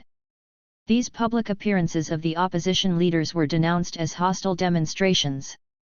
A week later Trotsky and Zinoviev were expelled from the party by vote of the party's Central Committee, and Krylnaya and several others were dropped from the committee. When therefore the party Congress assembled in December 1927, Trotsky and Zinoviev were absent, and the occasion was something of an anticlimax. 12 opposition members were removed from the party's Central Committee. Kamenev and Rakov Ky, who made the principal speeches for the opposition, were frequently interrupted, and their case was weakened by would-be conciliatory approaches behind the scenes to the party leaders, which were contemptuously repulsed. The Congress expelled from the party 75 active workers of the Trotskyite opposition and 5 other dissidents. Trotsky and Zinoviev were replaced in the Politburo by Kuibyshev and Rudzutak, both stalwarts of the official line. But Trotsky, though expelled, had not been silenced and was still dangerous. The Politburo decided to remove him and about 30 of his chief supporters from Moscow. Most of these were assigned to minor official posts in Siberia or Central Asia. Trotsky refused such an assignment, and was forcibly deported under an article of the Criminal Code relating to counter-revolutionary. The defeat of the opposition won 19 activities. Exceptionally, for they were recognized as presenting no danger, Zinoviev and Kamenev were banished to Kaluga, only a few hundred miles from Moscow, and even this sentence was not rigidly enforced. Trotsky's place of exile was Alma-Ata, a town on the furthest confines of Soviet Central Asia, remote even from the railway. Here he remained till his deportation from the USSR a year later, conducting a slow, but voluminous, correspondence with members of the opposition scattered all over Siberia, receiving from time to time secret reports from supporters still at large in Moscow, and addressing a flow of protests, personal and political, to the authorities. The defeat of the united opposition, and the expulsion of the only figure in the party whose stature made him a match for Stalin, was a historical landmark. When the Party Congress of 192 banned fractionalism and the propagation of dissentient opinion, the aim was to maintain the unity of the party and the loyalty of its numbers. Dissent in the party carried party sanctions, but was not yet disloyalty to the state. Party representatives of state institutions were obliged to follow the party line and to speak with a single voice. But this obligation did not extend to non-party representatives. By 1927 the distinction between party and state had been gradually eroded. Economic as well as political emergencies strengthened the need for a firm undivided authority. The supreme historical task of building a socialist society, declared a resolution of the Party Conference in October 1926, imperatively demands a concentration of the forces of party, state, and working class on questions of economic policy. Decrees were now sometimes issued in the joint name of the Party's Central Committee and the Executive Committees of the Congress of Soviets of the USSR. The power of the state was available both to enforce party edicts and to enforce party discipline on party members. Supreme authority in party and state was concentrated in one institution, the Politburo of the party, and that authority was absolute. It was significant that the opposition headed by Trotsky was the last to be officially designated by that name. The word, familiar in the practice of Western democracy, implied opposition to the ruling party which was not incompatible with loyalty to the state. In the next stage, dissent was described. 120. as deviation, the language not of political differences, but of doctrinal heresy. Finally, dissident groups were simply branded as anti-party, hostility to the party being unconditionally identified with hostility to the state. The elimination of legal opposition was part of a process which concentrated and centralized the combined authority of party and state, and made it absolute. The results were often unpremeditated, but were nonetheless irresistible. The same forces were at work in many fields. The limited license hitherto accorded in the press and in journals to expressions of independent opinion on peripheral issues now almost entirely disappeared, control being silently achieved not by direct censorship, but by changes in editors and editorial boards. A proliferation of different literary schools, some avant-garde, some formalist, some professedly proletarian, had been characteristic of the years after the Revolution. A pronouncement of the party's Central Committee in 1925, apparently drafted or inspired by Bukharin, showed a willingness to tolerate these multifarious approaches to literature, none of them directed against the regime, and a reluctance to choose between them. Among these literary organizations was one calling itself the All-Russian Association of Proletarian Writers, dominated by an ambitious literary politician named Averbach, who had good party connections, and from 1926 onwards conducted a campaign, in the name of a cultural revolution, to place VAP in control of all literary productions, and to suppress the publications of other schools. It was not till December 1928, after prolonged resistance, that the party's Central Committee issued a decree placing all publishing under party and state control, which was in practice exercised through VAP. It seems clear that this consummation had not been planned, or even perhaps desired, by the Central Committee, and least of all by Stalin. But corruption spread from the top. Petty dictators at lower levels eliminated their rivals by cajoling and flattering the superior authority, and by imitating its methods. The drive to strengthen and centralize authority was especially conspicuous in the domain of law. The administration of law had originally been reserved to the constituent republics of the USSR, each of which had its own courts and its. The defeat of the opposition won 21 own People's Commissariat of Justice. But the Constitution of the USSR of 1923 provided for a Supreme Court of the USSR with powers to rule on questions of law submitted to it by the Supreme Courts of the republics, and the Supreme Court appointed a procurator whose function it was to supervise the administration of law throughout the USSR. The Constitution also established a unified state political administration, the heir of the original Cheka, whose name it often continued to bear in popular speech, to control the GPUs of the republics, which now became local agencies of a powerful central organ. While each republic had its own criminal code, the USSR issued in 1924 a set of foundations of criminal legislation, which sought to reserve for the exclusive competence of the USSR state crimes, alternatively described as counter-revolutionary crimes, and crimes threatening the administrative order. The republics were instructed to bring their criminal codes into line with the foundations. The task was evidently approached with reluctance. It was not completed for the RSFSR till the middle of 1927, and somewhat later for the other republics. Centralization of authority was accompanied by a gradual modification of current attitudes to law. The Marxist conception of law as an instrument of class rule, destined eventually to wither away with the state, and in the meanwhile to be administered with special indulgence for workers and peasants, was silently abandoned. The market practices of NEP demanded the development and strict enforcement of civil law. The maintenance of law and order under the label of revolutionary legality became a major objective. Initial emphasis on the reformatory rather than the punitive aspects of penal policy faded away. These changes reflected the growing economic and political tension. Such episodes as the assassination of the Soviet representative in Warsaw in June 1927, and the explosion of a bomb in Leningrad a few days later, led to a loud outcry against monarchists, provocateurs, and agents of foreign governments, and the demand for what were officially called measures of social defense automatically increased the powers and prestige of the OGPU. The 10th anniversary of the creation of the Cheka was enthusiastic. 122. Cali celebrated in December 1927, a few weeks after the 10th anniversary of the revolution. In March 1928, an instruction on penal policy and the regime of places of confinement paved the way for an extension of the hitherto limited network of concentration camps for political offenders under the management of the OGPU, and prescribed the severest measures of repression for dissidents and professional criminals and recidivists. The year 1928, which followed the defeat of the opposition, and was marked by the growing pressures of industrialization, witnessed throughout Soviet society the imposition from above of a powerful and despotic authority, of a rigid orthodoxy of opinion, and of the harshest penalties on those who offended against it. 13. The dilemma of agriculture.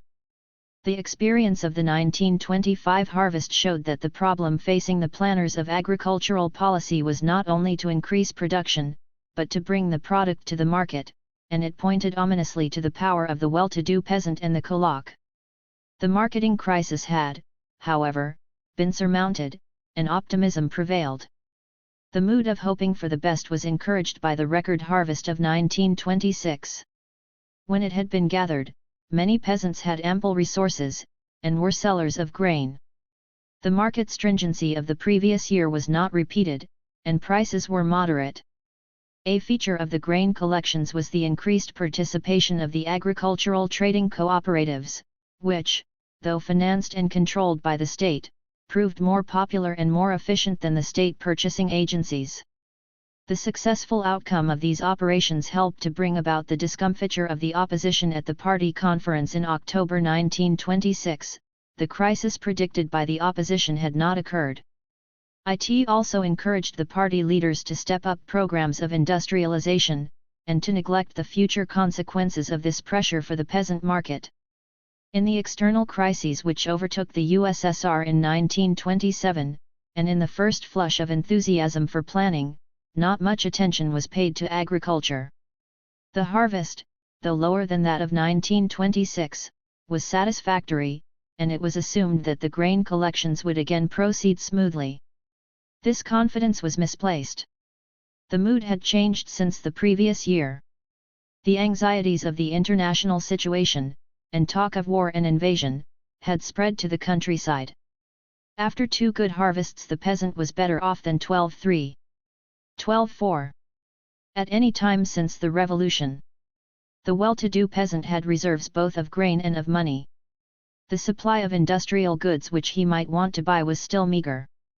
The currency was once more being eroded by inflation. In a state of uncertainty and alarm, grain was the safest store of value. For those peasants who held stocks no incentive remained to put them on the market. The grain collections in the autumn of 1927, which should have been the best months, yielded less than half the quantities of 1926. But, if the well-to-do peasant had turned sour, provocation also came from the other side. The united opposition ever since its formation in the summer of 1926 had continued to denounce the policy of toleration for the kulak, and in October 1927 the party's Central Committee, not to be outdone, called for a reinforced offensive against the kulak. What happened in the autumn of 1927, though neither side perhaps at first realized its full import, was a declaration of war between the authorities and the well-to-do peasant who held the large available stocks of grain in the countryside. An atmosphere of false security prevailed at the party congress in December 1927. At the climax of the battle with the opposition, it would have been inopportune to admit that the country was in the throes of a grave crisis. Molotov observed regretfully that the advantage of the larger scale of production lies in practice on the side of the well-to-do peasant and the kulak. But Stalin remarked mildly that the way out is to unite small and minute peasant holdings, gradually but surely, not by pressure, but by example and persuasion, into large holdings based on common, cooperative, collective cultivation of the land, and the resolution of the Congress, though it declared it to be the fundamental task of the party in the countryside to bring about the unification and conversion of independent peasant holdings into large collectives, added that this could be done only with the consent of the laboring peasants. Hard things were said at the Congress about the kulaks. But the resolution went no further than to recommend higher and more progressive taxation of well-to-do peasants. No immediate emergency seemed to be pending. But no sooner was the Congress over than the deadly nature of the threat to the food supplies of cities and factories was proclaimed in a series of decrees. The dilemma of agriculture 12.5 and emergency measures. Steps were taken too late to speed up the supply of textiles to country markets. Leading party members were dispatched on tours of the principal grain-producing regions to supervise and enforce the collection of grain. Stalin made a 3-week tour of the main centers in western Siberia, where large stocks were believed to exist. What were called extraordinary measures were widely applied. An article of the Criminal Code was invoked which imposed the penalty of confiscation for concealment of grain. Propaganda and persuasion alternated with direct coercion. The situation was desperate. By hook or by crook, the holders of grain were induced to deliver it to the collecting organs. It was admitted that the recalcitrant holders of grain were not all kulaks, and that many so-called middle peasants were also compelled to disgorge their reserves. Not much distinguished these procedures from the wholesale requisitions of the days of war communism. Between January and March 1928 very large quantities of grain were obtained, and in March Rykov announced that the grain crisis had been taken off the agenda. The first battle of the grain had been won by the government, but in conditions which promised that the war would continue, and would be fought out with extreme bitterness.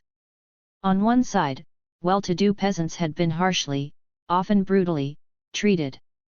On the other, bread queues appeared in the cities, and scarce foreign currency, sorely needed to finance industrialization, had to be spent on imports of grain to make up the deficiency.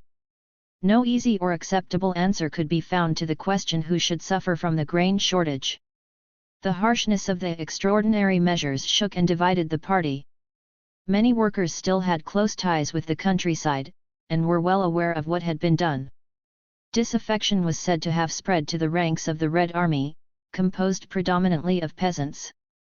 Rykov was apparently the first of the party leaders to express disquiet, and was soon joined by Bukharin, throughout the NEP period the leading advocate of the conciliation of the peasant, and Tomsky, who was now seriously disturbed by the pressures imposed by industrialization on the workers and on the trade unions. At a crucial session of the party Central Committee in July 1928 the line was drawn between those who wished 126.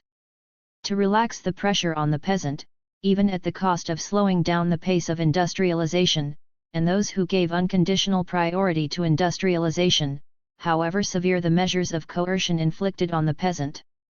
Bukharin spoke of a wave of dissatisfaction and outbreaks in the countryside, and of a return to war communism.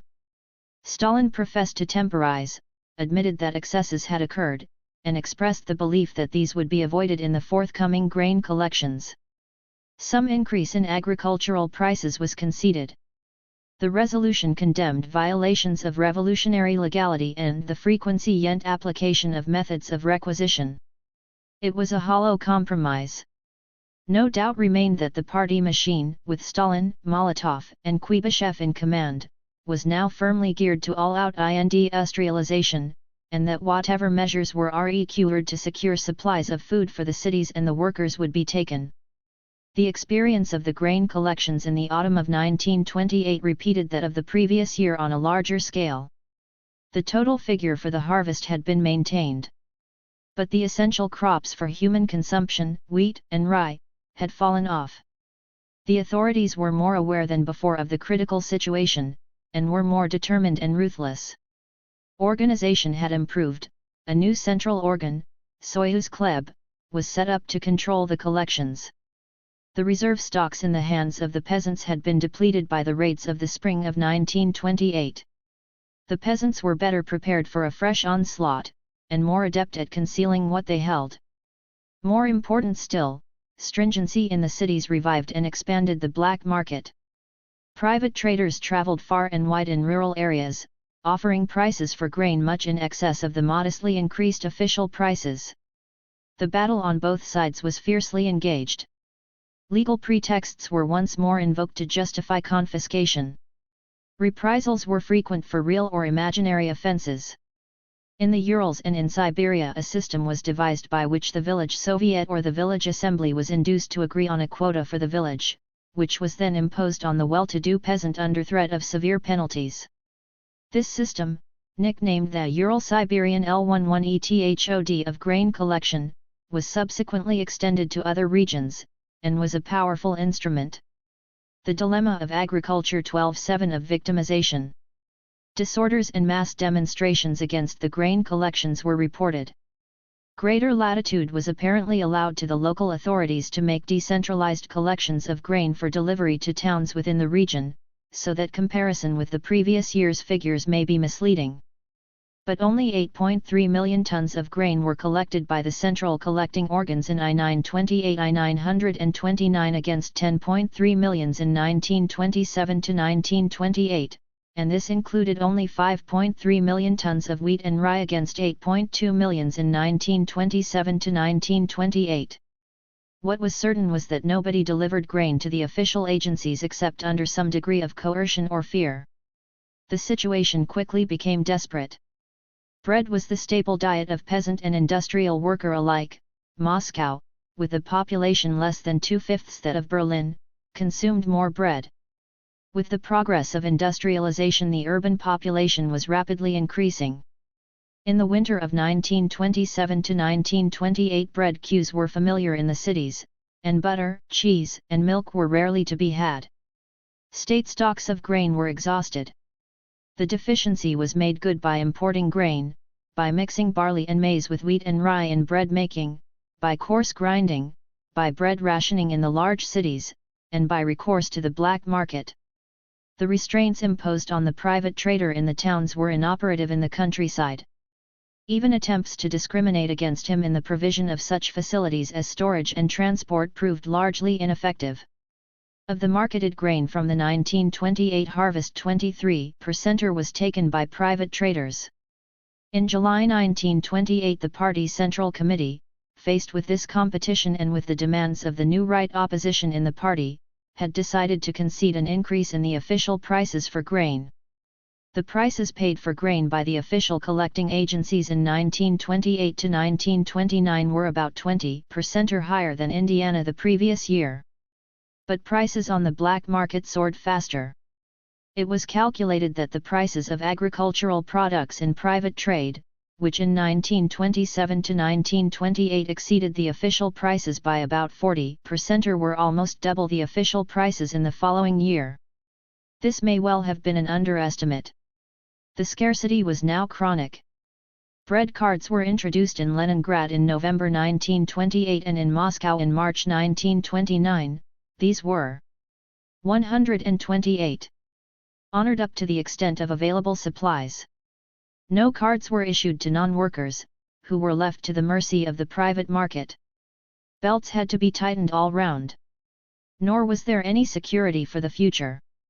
The belief, on which NEP was founded, that the cities could be fed through a combined system of voluntary deliveries to the state and free sales on the market had broken down.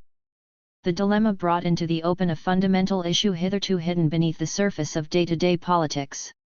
The maintenance of small individual peasant holdings, often divided into widely separated strips, and practicing the ancient three-field rotation, was plainly incompatible with an efficient agriculture.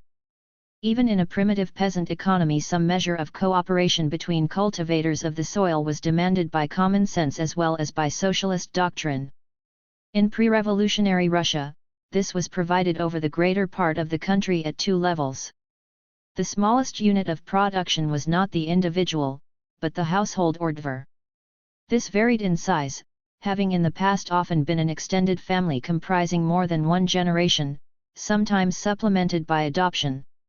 In most parts of Russia, a group of dvors formed a land-holding community which regulated matters of common concern such as pasture, rotation of crops, ditching, fencing and road building, and in most cases periodically redistributed the land to take account of the changing composition of the dvors. After the revolution, the dvors increased in number, but declined in importance, owing to the frequent splitting of family units.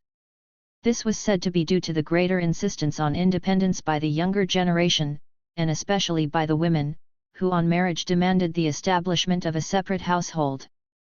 But the traditional authority of the mir, strengthened by the disappearance of the landlord and the weakening of the dvor, increased, it was often a successful rival of the newly established village Soviet. The official attitude to the Mir was ambivalent and inconsistent. On the one hand, the Mir generally resisted attempts to change such ancient agricultural practices as the three-field rotation or the strip system of land holding. Sometimes the enterprising peasant, or the kulak, was said to dominate the other peasants in the Mir for his own advantage. Sometimes he left the Mir. The dilemma of agriculture 12-9 taking his share of land with him, and set up an independent unit of cultivation. In all these ways, the Mir perpetuated traditions of the past which the revolution aimed to eradicate. On the other hand, the Mir was by far the most effective existing agency of collective action in a peasant community. Narodniks like Herzen regarded the Mir as a stepping stone to socialism, and Marx could be quoted as contemplating the possibility that, in the event of a workers' revolution in the West, the Russian Mir might serve as a starting point for communist development. During the 1920s, the status of the Mir was much debated in Moscow. But no attempt was made to interfere with it on the spot, and it survived more or less untouched till the moment of collectivization. The power of party and government in the countryside was still extremely weak. Forms of organization designed to promote collective cultivation were mainly the creation of the Soviet period. Agricultural cooperatives had flourished before the revolution, and continued to exist, but were concerned with collective marketing, and the provision of credit and the purchase of machines, rather than with collective production. Collective farms and Soviet farms, which dated from the days of war communism, wilted under NEP. They were said to occupy less than 2% of all land in Indiana, the USSR, and for some years received little support from the authorities. Many kolkhozy survived as loose cooperatives, with the collective principle enjoying a much diminished respect. Many sovkhozy became a byword for inefficiency. The grain crises of the middle 1920s led to a renewal of interest in both institutions. The large collective unit was more likely to provide surpluses for the market than the individual peasant working primarily for the needs of himself and his family, and was more amenable to the inducements and pressures of the grain collections. The multiplication of small peasant holdings after the revolution had aggravated the stringency. While Bukharin and his disciples still pinned their faith on the agricultural marketing cooperatives, and hoped that these would lead gradually to an extension of collective cultivation, official policy began to swing towards a revival of the kolkhozy. A central organiza. 13-0. Shan, Kolkhoz Center, was set up in 1926. A movement began to form new kolkhozy, which multiplied rapidly after the middle of 1927. These were smaller than the original kolkhozy of the period of war communism, and the practice of collective working among their members did not extend very far. But they were a significant attempt to overcome the traditional conservatism of the mass of peasants, as well as the interested opposition of the prosperous kulak. The sovkhozy lagged behind the kolkhozy. Their revival did not begin before 1927, and was connected with the process sometimes designated by the catchword the industrialization of agriculture.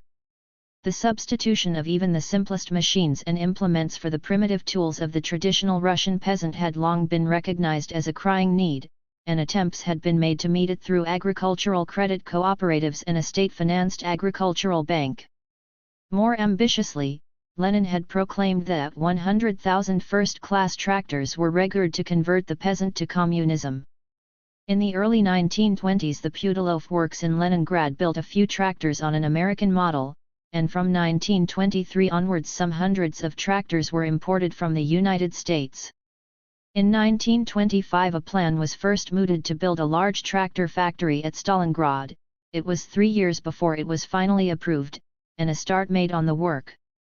Official propaganda underlined the intended role of the sovkhozy as model farms, not only setting the example of modern methods of cultivation for the surrounding peasant holdings, but providing them with tractors and other agricultural machines.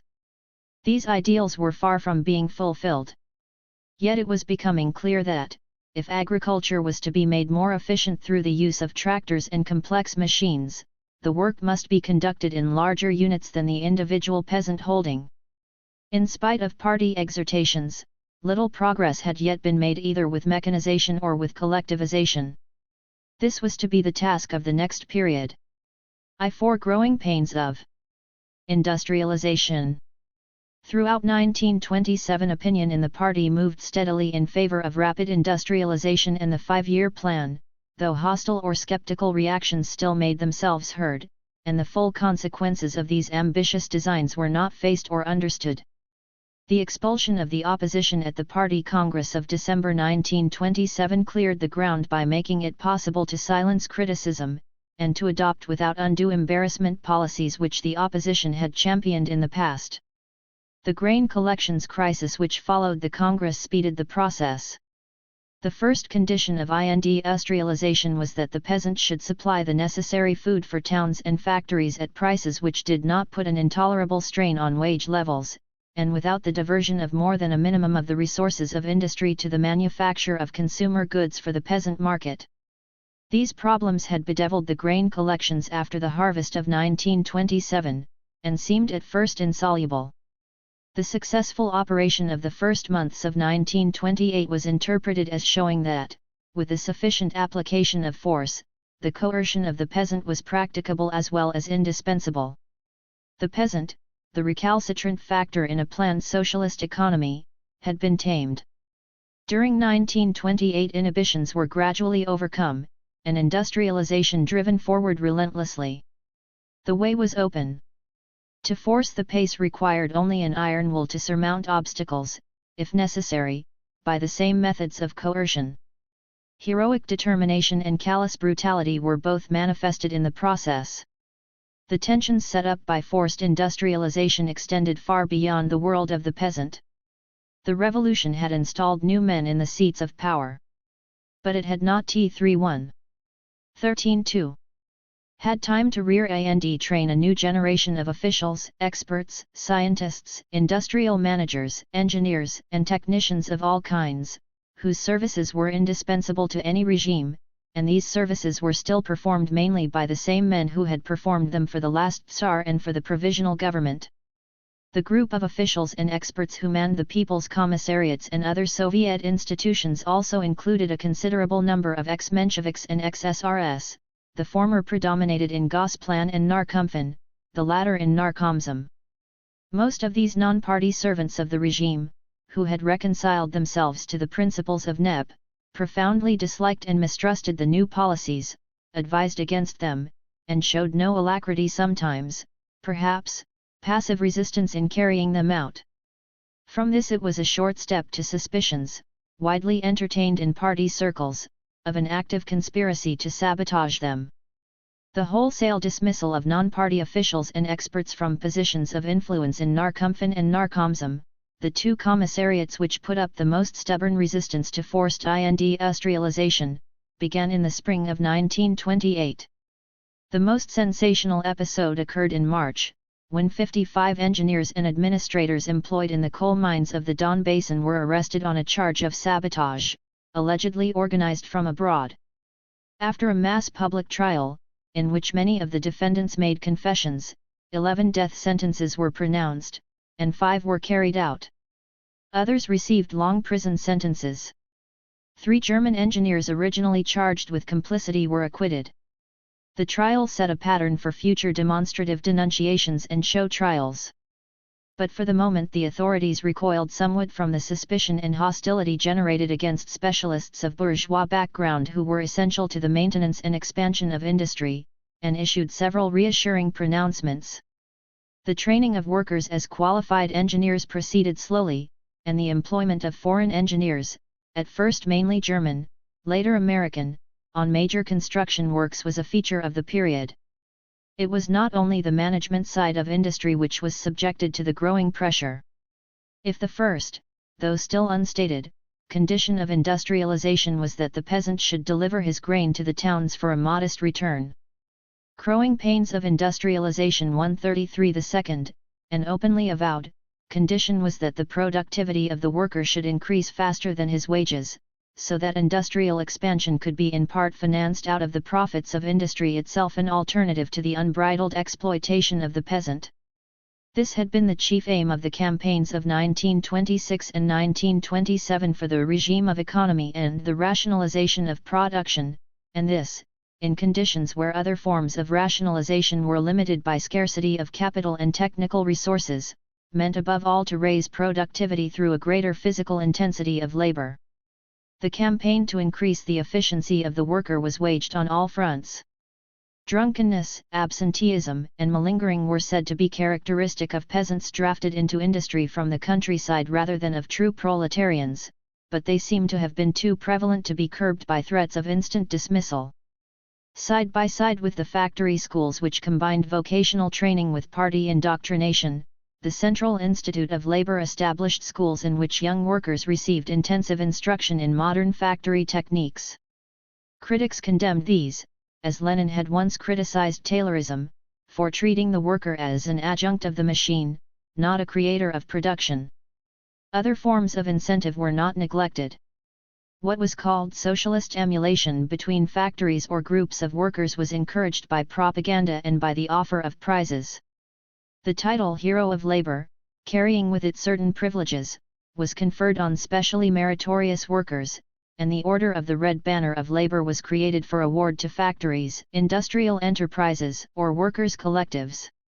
To celebrate the 10th anniversary of the revolution, Communist Saturdays in imitation of the Communist Saturdays instituted by Lenin in 1919, overtime without pay were worked in factories and mines in several parts of the USSR.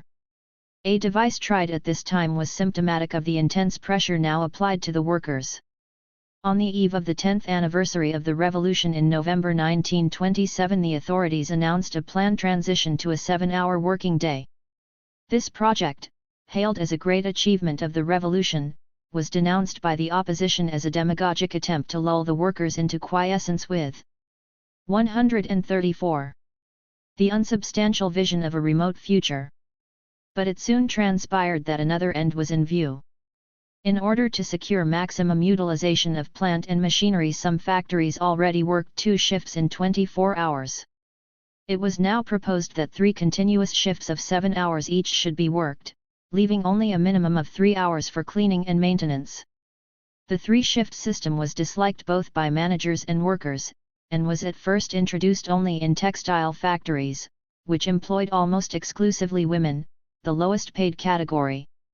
Incidentally, this involved a total abandonment of the prohibition enacted in the first idealistic days of the revolution, but long honored in the breach rather than in the observance, on night work for women. During the next 2 years, pronouncements were made from time to time in favor of the extension of the 3-shift system throughout industry. But resistance to the tensions and pressures involved was strong. It was noted that, where the system had been introduced, the productivity of the labor employed progressively declined through the working period, and it never appears to have been widely adopted outside the textile industry. Wages, however, remained the focus of the relation of the industrial worker to the employer and to the state. Wages under NEP were in principle fixed by agreement between worker and employer, normally by a collective contract between the trade union and the enterprise or institution concerned. The principle was not affected by the recognition on both sides of a link between productivity and earnings, which was written into the contracts. What radically changed the situation from 1926 onwards was acceptance of the overriding importance of planning. The wages bill was too vital an element in the economy to be excluded from the calculations of the planners, or to be subject to fluctuations determined by extraneous causes. After much controversy between the trade unions and Vysenka, in which both sides purported to recognize the compatibility of planning with collective contracts, wage fixing became subject in practice to 2 distinct processes. First of all, the highest authority, generally the Politburo itself, fixed the total wages fund for the coming year, and determined what increases should. Growing pains of industrialization 135 be conceded to which industries. It thus not only fixed the limit of wage payments for which provision had to be made in the plan, but decided which industries were to be encouraged to expand. The second stage was the conclusion of collective contracts, which might be between the trade union central committee and an industry as a whole, or between local trade union committees and individual enterprises. But, since wages had to be kept within limits already laid down, little freedom of negotiation remained, and the discussions of collective contracts were more likely to turn on the conditions of labor or on the norms of production. The original limitation on piece rates had long ago disappeared, and, where piece rates were inapplicable, bonuses geared to productivity were a regular part of wage payments.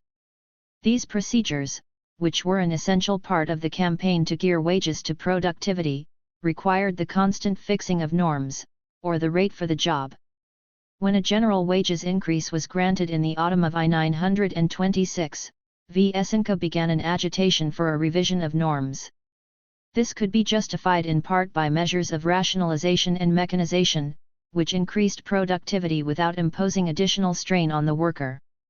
But to increase norms was more often simply a way to reduce wages.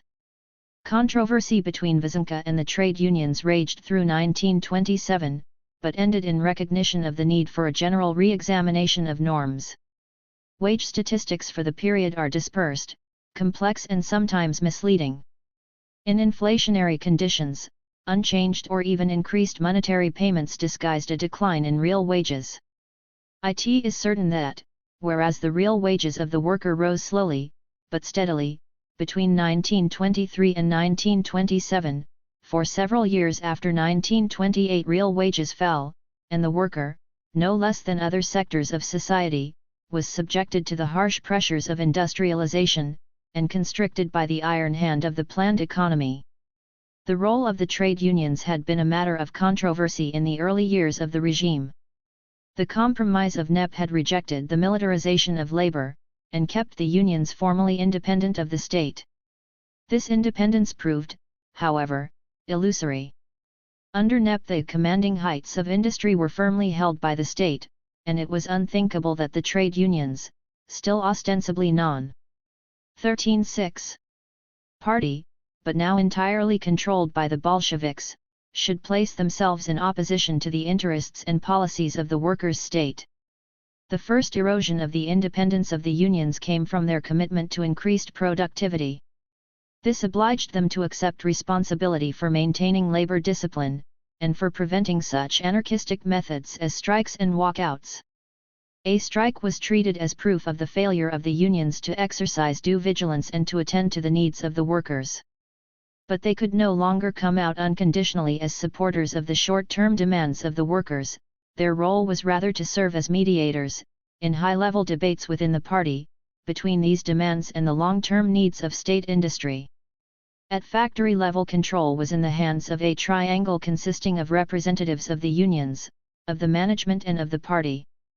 But, where the two last were in agreement, the union representative was in a weak position, and the unions were sometimes accused of succumbing to a managerial deviation. Moreover, with the rapid expansion of the labor force and of trade union membership, the character itself of the unions underwent a subtle change. The assumption that most factory workers were class-conscious proletarians, with a fair sprinkling of active party workers, was rapidly ceasing to be true. Many of the politically active workers had been promoted to managerial or official positions. Many of the new recruits to industry were peasants fresh from the countryside, who had everything to learn in the way of party doctrine and trade union practices. Much emphasis was laid at this time on the educational role of the unions. But another consequence was a rapid increase in the authority of the leaders, represented by the Trade Union Central Council, over the rank-and-file members. The Knepp Compromise was maintained with growing difficulty from 1922 to 1928, the period of Tomsky's uncontested leadership of the trade unions. The period was one of economic recovery, some of the benefits of which, with the help of the unions, accrued to the workers. It was the advent of planning which inexorably brought about the full integration of the unions into the state machine. The organization and remuneration of labor were an important element. Growing pains of industrialization 137 in any economic plan. Narkomtrud had by this time become an auxiliary of the trade unions. It was the Trade Union Central Council, rather than Narkomtrud, which took its place in major discussions of policy side by side with the economic organs responsible for other elements of the plan. But all alike were subject to the supreme authority of the Politburo, and executed its decisions. By the middle 1920s, high trade union officials were almost invariably party members directly subject to party discipline. As time went on, however, Tomsky and many of his colleagues became increasingly restive under pressures imposed on industrial workers by the plan, and the neglect of time-honored trade union traditions. It was not altogether paradoxical that the trade unions should have come out in opposition to current policies of industrial expansion. When the party's Central Committee met in July 1928, Tomsky joined Bukharin and Rykov to make up the minority of three in the Politburo who sought to slacken the pace of industrialization. Rapidly increasing investment in industry, and primarily in heavy industry, inflated the demand for both agricultural and industrial products in short supply. The scissors crisis of 1923 had demonstrated the impracticability of leaving the conditions of exchange to be regulated by the free play of the market. That lesson was learned, and control of prices became a permanent item of policy. Control of agricultural prices was in theory exercised through the official collections of agricultural products at fixed prices. But from the winter of 1927 to 1928, inadequate supplies of grain at official prices were obtained from the producers, largely by methods of compulsion, and were supplemented by purchases at higher prices on the private market. Control of industrial prices was more effective, but presented problems of great complexity. From 1926 onwards, amid the growing pressures of industrialization, price policy was a matter of constant controversy. All major industry now being in state hands, the control of the wholesale prices of industrial products was straightforward enough. Ever since the scissors crisis, the policy of holding down industrial prices in order to maintain the link with the peasantry had been firmly embedded in party doctrine. Pleas to raise wholesale prices and thus increase the profitability of state industry came from the opposition in 1926 and 1927. 13.8. And were indignantly rejected as evidence of the opposition's neglect of the peasant. Successive variants of the five-year plan were based on estimates of reduced prices for industrial goods.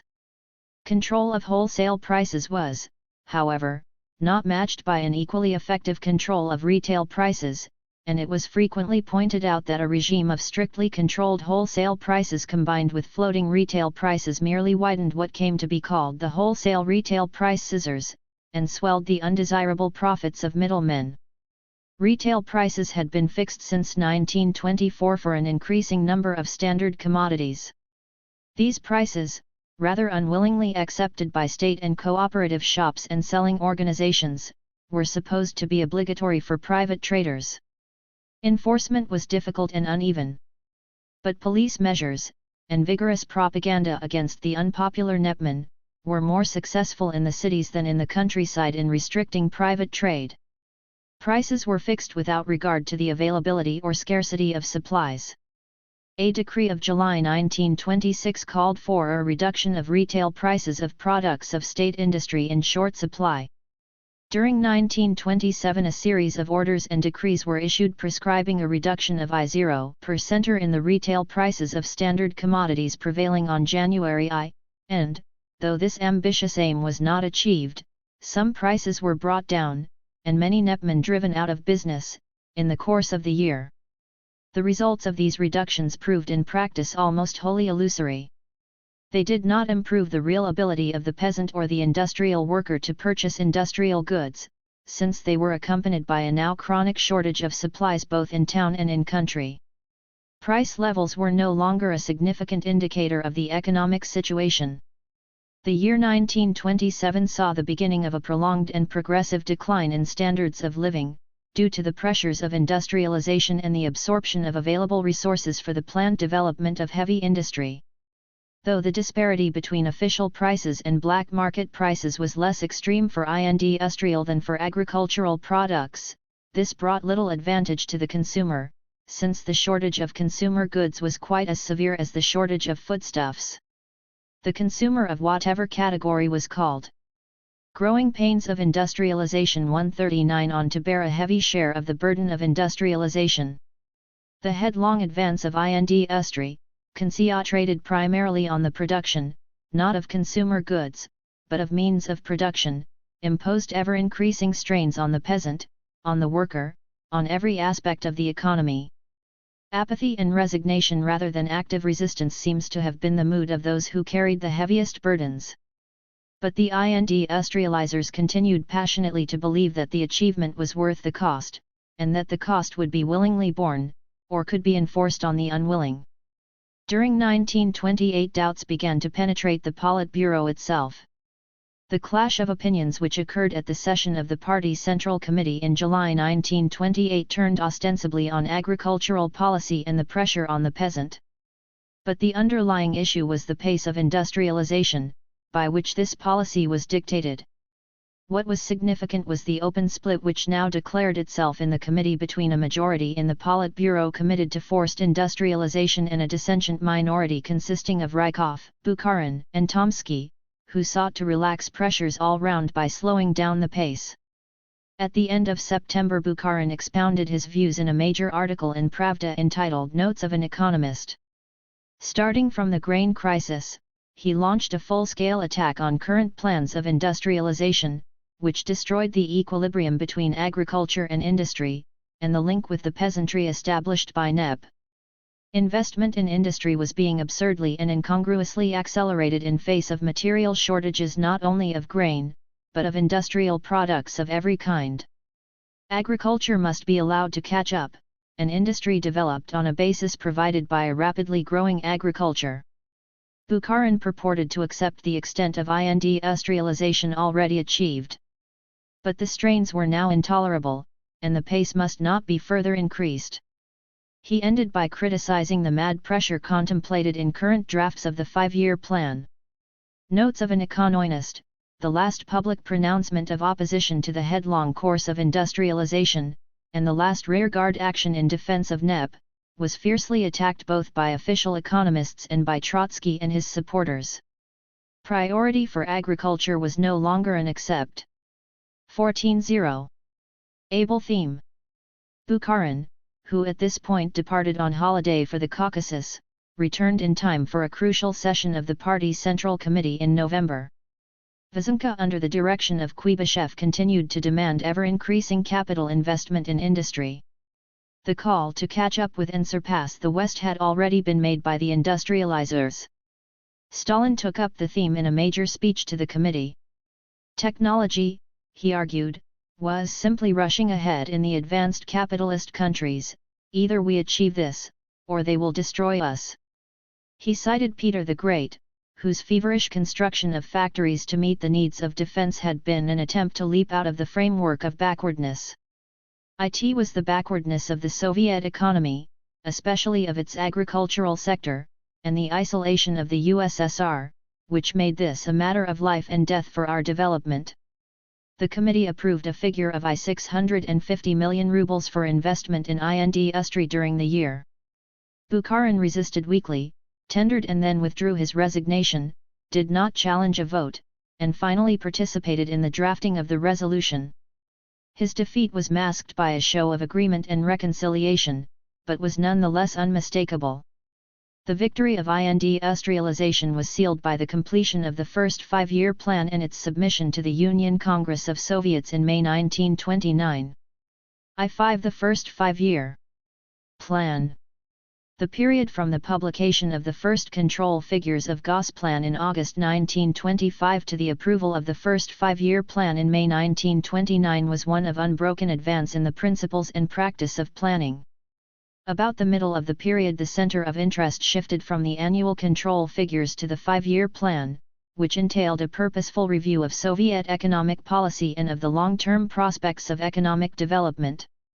Party pronouncements from time to time expounded the aims of the plan. The 14th Congress in December 1925 proclaimed the goal of economic self-sufficiency, which meant converting the USSR from a country that imports machines and equipment into a country that produces machines and equipment. The party conference in the following autumn called for reconstruction of the economy on the basis of new and more advanced technology.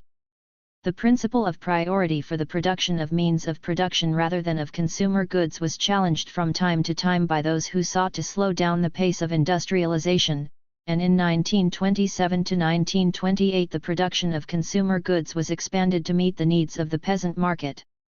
But this was a temporary response to an emergency. The Party Conference of April 1929, which finally approved the plan, put first on the list of its aims the maximum development of the production of the means of production as the foundation of the industrialization of the country. The first tentative Gosplan draft of a 5-year plan in March 1926 was concerned primarily with state industry, the only sector of the economy as yet within the control of the planners. Here it budgeted for annual increases in industrial 14.1, 14.2 production at rates ranging from 40% in the first year, when unused capacity was still available for exploitation, to 15% in the fifth year, a so-called attenuating curve of growth. Investment in industry was to rise from 750 million rubles in the first year to 1,200 millions in the fifth. The draft attracted little attention at higher levels, being still regarded as a theoretical exercise rather than a set of practical proposals. The second Gosplan draft a year later was a far more detailed and sophisticated document, devoting separate chapters to different sectors of the economy. Its estimates of industrial growth were considerably more modest than those of its predecessor, and the forecast that the industrial labor force would rise by 1 million workers during the currency of the plan was scaled down by more than a half. On the other hand, its demands for increasing investment in industry were pitched somewhat higher. Additional funds for the expansion of industry were to be provided by reducing the costs of production through an increase in the productivity of labor, and much was expected from the campaign waged by the authorities to force down prices. Planning had now become a crucial issue, and the draft of March 1927 excited bitter controversy. In Gosplan, the Bolshevik economist Stalin, the main architect of the draft, was confronted by the cautious ex-Menshevik, Groman. It was attacked by economists in Narkomzum and Narkomfin as a dangerous fantasy, and by Kuibyshev in Vyzhenka as unduly timid. The opposition, taken unawares by the sharp turn in the official line towards rapid industrialization, confined itself to the charge that the conversion to planning had come too late to be effective. From this point, pressure to raise planning targets was continuous. The opposition in its platform of September 1927 now condemned existing Gosplan proposals as niggardly and inadequate.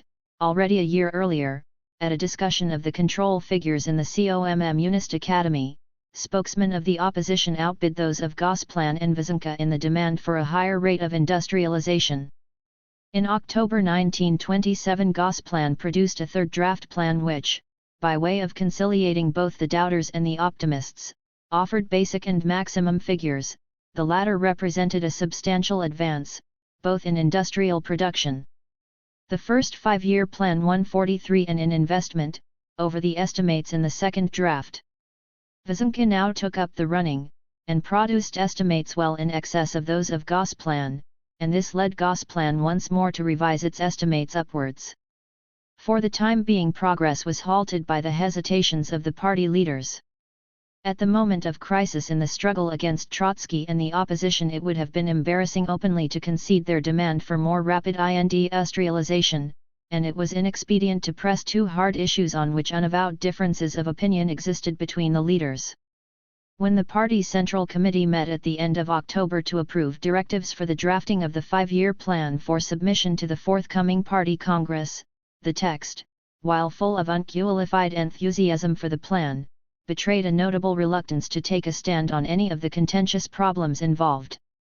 A balance must be struck between the interests of accumulation and the peasant economy, between heavy and light industry. A maximum transfer of resources from the latter to the former was ruled out as a violation of the equilibrium of the whole economic system. A maximum rate of accumulation in the current year was not necessarily a guarantee of the most rapid development in the long term. No attempt was made to pronounce a verdict on either of the Gosplan variants or on that of Vysenka.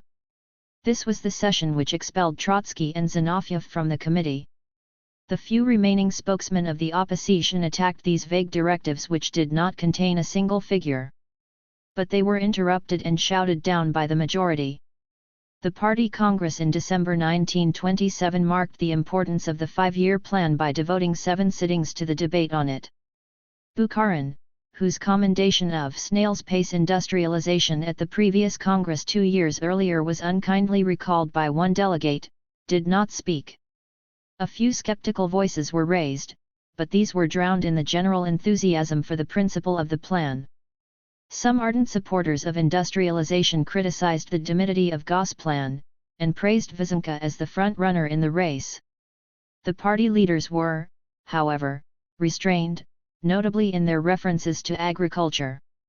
The Congress was content to accept the cautious directives drafted 144 by the party's Central Committee a few weeks earlier, and made no attempt to translate the enthusiasm for the plan into statistical terms. The main business of the Congress was to defeat and expel the opposition. No controversial issue must be allowed to mar the unanimity of the party majority in carrying out this task. The only positive decision taken was to prepare the plan in time for its submission to the next Union Congress of Soviets in the spring of 1929. Once the opposition had been crushed, and its leaders driven from Moscow and dispersed, the inhibitions which had restrained the top party leaders disappeared. The changed mood was reflected in the harshness of the extraordinary measures applied in the grain collections of the first months of I-928. Hitherto the main driving force behind the five-year plan had appeared to come from secondary party figures ensconced in Gosplan and Vysenka, who sought to convince the leaders of the feasibility of their ambitious projects. Stalin in particular had maintained his favorite role of moderator between two extremes. Henceforth it was clear that the weight of the party was behind every upward revision of the estimates. The driving force now came from the Politburo and from Stalin himself. Throughout 1928, with this new impetus and at higher levels, the same pattern as before was followed of rivalry between Gosplan and Vysenka in pursuit of constantly rising targets. At the same time plans became more specific, purporting to cover every sector of the economy, every industry, and every region. Calculations were further and further removed from any genetic base, and became to an ever-increasing extent an expression of the will and determination to achieve. Politics were intertwined with economics in the debate, and the final decisions were not so much economic as political.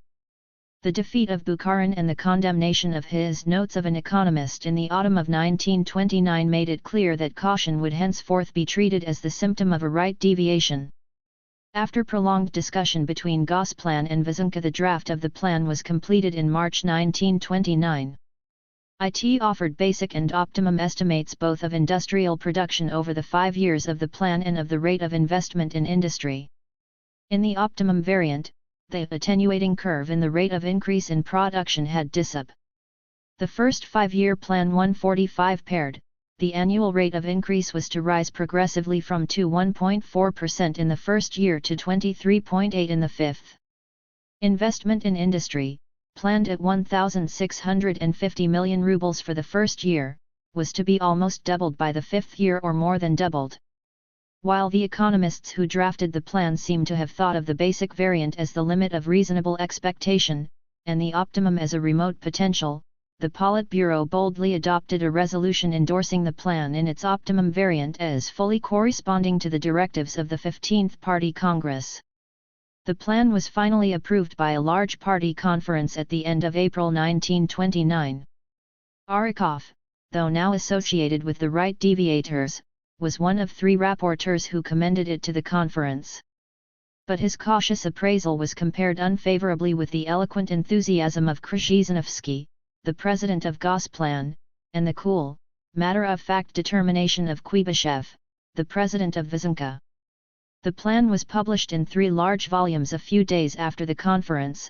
Owing, no doubt, to lack of time for correction, it still contained the 2 variants adopted by Gosplan in March, though the basic variant was now obsolete.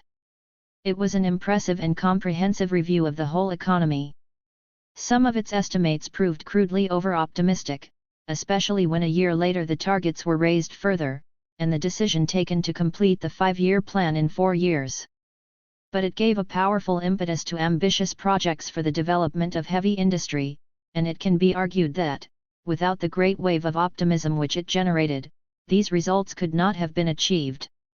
The 5-year plan became the pivot round which the whole economy revolved. Gosplan was the heir of Goulro, the organ set up to carry Lenin's plan of electrification. Energetica continued to be one of its key words. It was appropriate, and something more than a coincidence, that the most famous project promoted by Gosplan, and executed as a vital part of the first 5-year plan, should have been the construction of a great dam and hydroelectric station on the Dnieper River, known as Dnieprostroy. In the summer of 1926, Cooper, the American engineer who had built the Tennessee Valley Dam, accepted 14.6. An invitation to visit the site, expressed enthusiasm for its potentialities, and eventually agreed to supervise the construction. The project was to be financed from the Soviet budget. Cooper was employed as a consultant and advisor, not as a contractor. But it required the unstinting use of American technology and equipment and the recruitment of a small army of American engineers. It also involved the erection of new industries and factories to use electrical power generated by the scheme. Power was to be supplied to the Donbass mines, and to large new iron and steel works, as well as to works producing aluminium, high-grade steel, and ferroalloys, forming a vast new industrial complex producing means of production. 2 new towns were built: Zaporozhye and Dnepropetrovsk. It was not till about 1934 that the dam itself and the factories planned to consume its output were in full operation. Dnieprostroy set a pattern for many of the ambitious projects initiated under the first 5-year plan. 1/7 of all industrial investment under the plan went into the production of iron and steel, though some of this was used to modernize existing factories and plants. The development of the automobile industry attracted much publicity. Before the revolution, no motor cars were manufactured in Russia. The first beginnings were made in 2 or 3 engineering works which turned out a handful of cars in the middle 1920s. In 1927, under the enthusiasm generated by the plan, the first Soviet automobile factory was authorized, a small concern near Moscow with a projected output of 10,000 cars a year. It was not till 1929 that an agreement was signed with Ford of Detroit for the construction of an automobile factory at Nizhny Novgorod with a planned annual output, to be achieved within 10 years, of 200,000 vehicles. At first the emphasis was on cars for personal use. Later priority was given to the production of lorries for industrial use. A road building program was a corollary of the growth of the automobile industry. A parallel, but separate, development was the production of tractors. The planned output of the tractor factory at Stalingrad, several times increased while the work was in progress, was fixed in the final draft of the 5-year plan at 50,000 tractors a year. By the time it went into production in 1930, 2 further. The first 5-year plan 147 factories had been authorized. From 1928 onwards the tractor played a leading role in programs for the modernization and collectivization of the peasant economy. It was the major contribution of the first 5-year plan to the promotion of agricultural production. The armaments industry was rarely mentioned in public discussions of the 5-year plan. After the Civil War, the Red Army had been allowed to run down for some years. But in 1926 steps were taken to strengthen and re-equip it, and, after the war scare of the spring of 1927, recognition of the industrial basis of military power made the 5-year plan, with its emphasis on heavy industry, a matter of military concern. Stimulus must have been derived from the secret military arrangements with Germany, and a secret and separate 5-year plan was said to exist for the war industries. The aircraft industry led the way, and was followed by the production of tanks. Much importance was attached to the development of a modern chemical industry, which served both military and agricultural needs, and was said by its protagonists to play a role comparable to that of electricity in the modernization of the economy. An enterprise which was actually underway before the beginning of the plan, and which, unlike other major projects, did not depend on imported materials and equipment or on foreign technical advisors, was the construction of the Turksib railway linking Central Asia and Kazakhstan with western Siberia. Central Asia was a rich cotton-growing area. But its communications were poor, and the opening of a fresh outlet for its raw cotton was designed to make the textile industry of the USSR independent of imports from abroad. On the other hand, Central Asia produced inadequate food crops and no timber. The new railway would make possible the supply of grain and timber direct from producing areas in Siberia and relieve the pressure on supplies from European Russia. Russian engineers had ample experience in railway building. Allocations from the budget were readily available, and the construction of 1,500 kilometers of track in difficult country proceeded with few hitches. The line was opened for regular traffic on January 193-1. An important planning problem, which was constantly debated and sometimes delayed vital decisions, was the location. 14.8. Of the new industries. The issue turned to some extent on the relative practical advantages of different sites. But the main trouble came from local rivalries. It was especially conspicuous in the iron and steel industry, partly because this absorbed so large a share of investment under the plan, partly because the Ukrainians fought hard to retain the predominant place in iron and steel production which they had acquired since the 1890s, mainly owing to the proximity of large deposits of coal. Their claim was contested by a large school of Easterners, who sought to revive the once flourishing iron and steel industry of the Urals, and to establish new centers of production in Siberia. In 1927 a number of rival projects were being canvassed and investigated. The first, the planning of which was most advanced, was a large new iron and steel complex at Krivoy Rog in the Ukraine. The second was a project of comparable dimensions at Magnitogorsk in the Urals. This would have to draw its supplies of coking coal by rail from the Kuznetsk Basin, 2,000 kilometers further east, where a third extensive iron and steel works was proposed. Besides these, a large engineering factory was planned at Sverdlovsk in the Urals, and yet another iron and steel complex at Zaporozhye in the neighborhood of the Dnieper Dam. But the Krivoy Rog project was postponed till the end of the first 5-year plan, and the progressive increases in planned investment during 1928 represented in the main a victory for the ambition of the Easterners to extend Soviet power and activity into the empty spaces of Siberia, and to develop and populate these underutilized regions. The war scare of 1927 had powerfully intensified the anxiety of the planners to locate the future centers of vital Soviet industry in less vulnerable areas than the Ukraine. Though the drive for industrialization was the focus of the plan, it was a plan for the whole economy, and could not be anything less. The main and well-recognized stumbling block in the way of the planners was agriculture. As Rykov once observed, the plan was at the mercy of a shower of rain, and the choice of the 5-year period in planning was justified by the argument that within this period good and bad harvests would balance one another, and that calculations based on an average would therefore be valid. But the first 5-year plan 149 an even greater obstacle was the unpredictability of peasant behavior. The peasant family on its small holding, largely self-sufficient at a traditionally low subsistence level, could isolate itself from the national economy, and frustrate the calculations of the planners. It was the problem of collecting the grain and bringing it to the towns and factories, as much as the problem of producing it, which preoccupied the authorities in the middle 1920s. The impact of the plan on the peasant was therefore twofold. It sought to bring the production of peasant agriculture within the scope of its prognostications and directives. But it also aimed at replacing the primitive methods of cultivation hitherto in use by the provision of up-to-date machines and implements. Tractors were merely the most advanced and most ambitious of the tools which industry could supply in order to promote more efficient cultivation of the soil.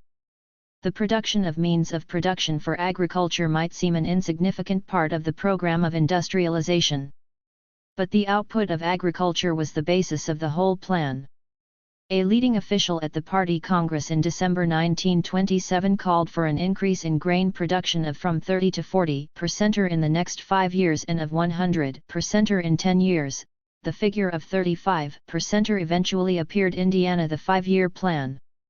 The claims of industrialization rendered obsolete the conception of state finance as the criterion of the feasibility of economic policy.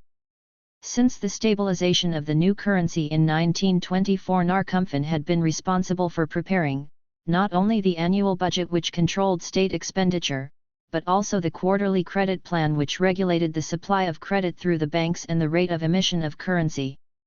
Once planned industrialization became the permanent aim, these vital elements in the economy could not elude the attention of the planners.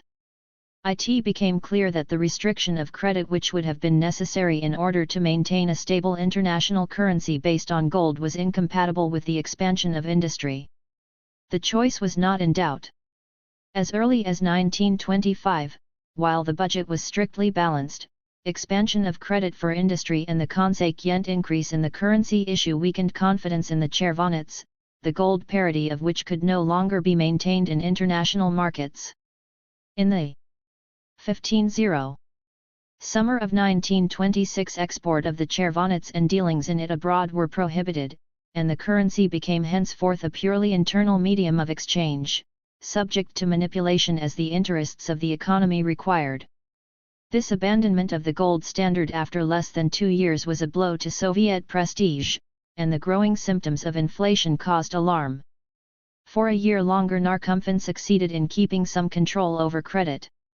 But pressure to step up the pace of industrialization mounted continuously, and to confine it within a credit straitjacket imposed by Narkompan was wholly unacceptable.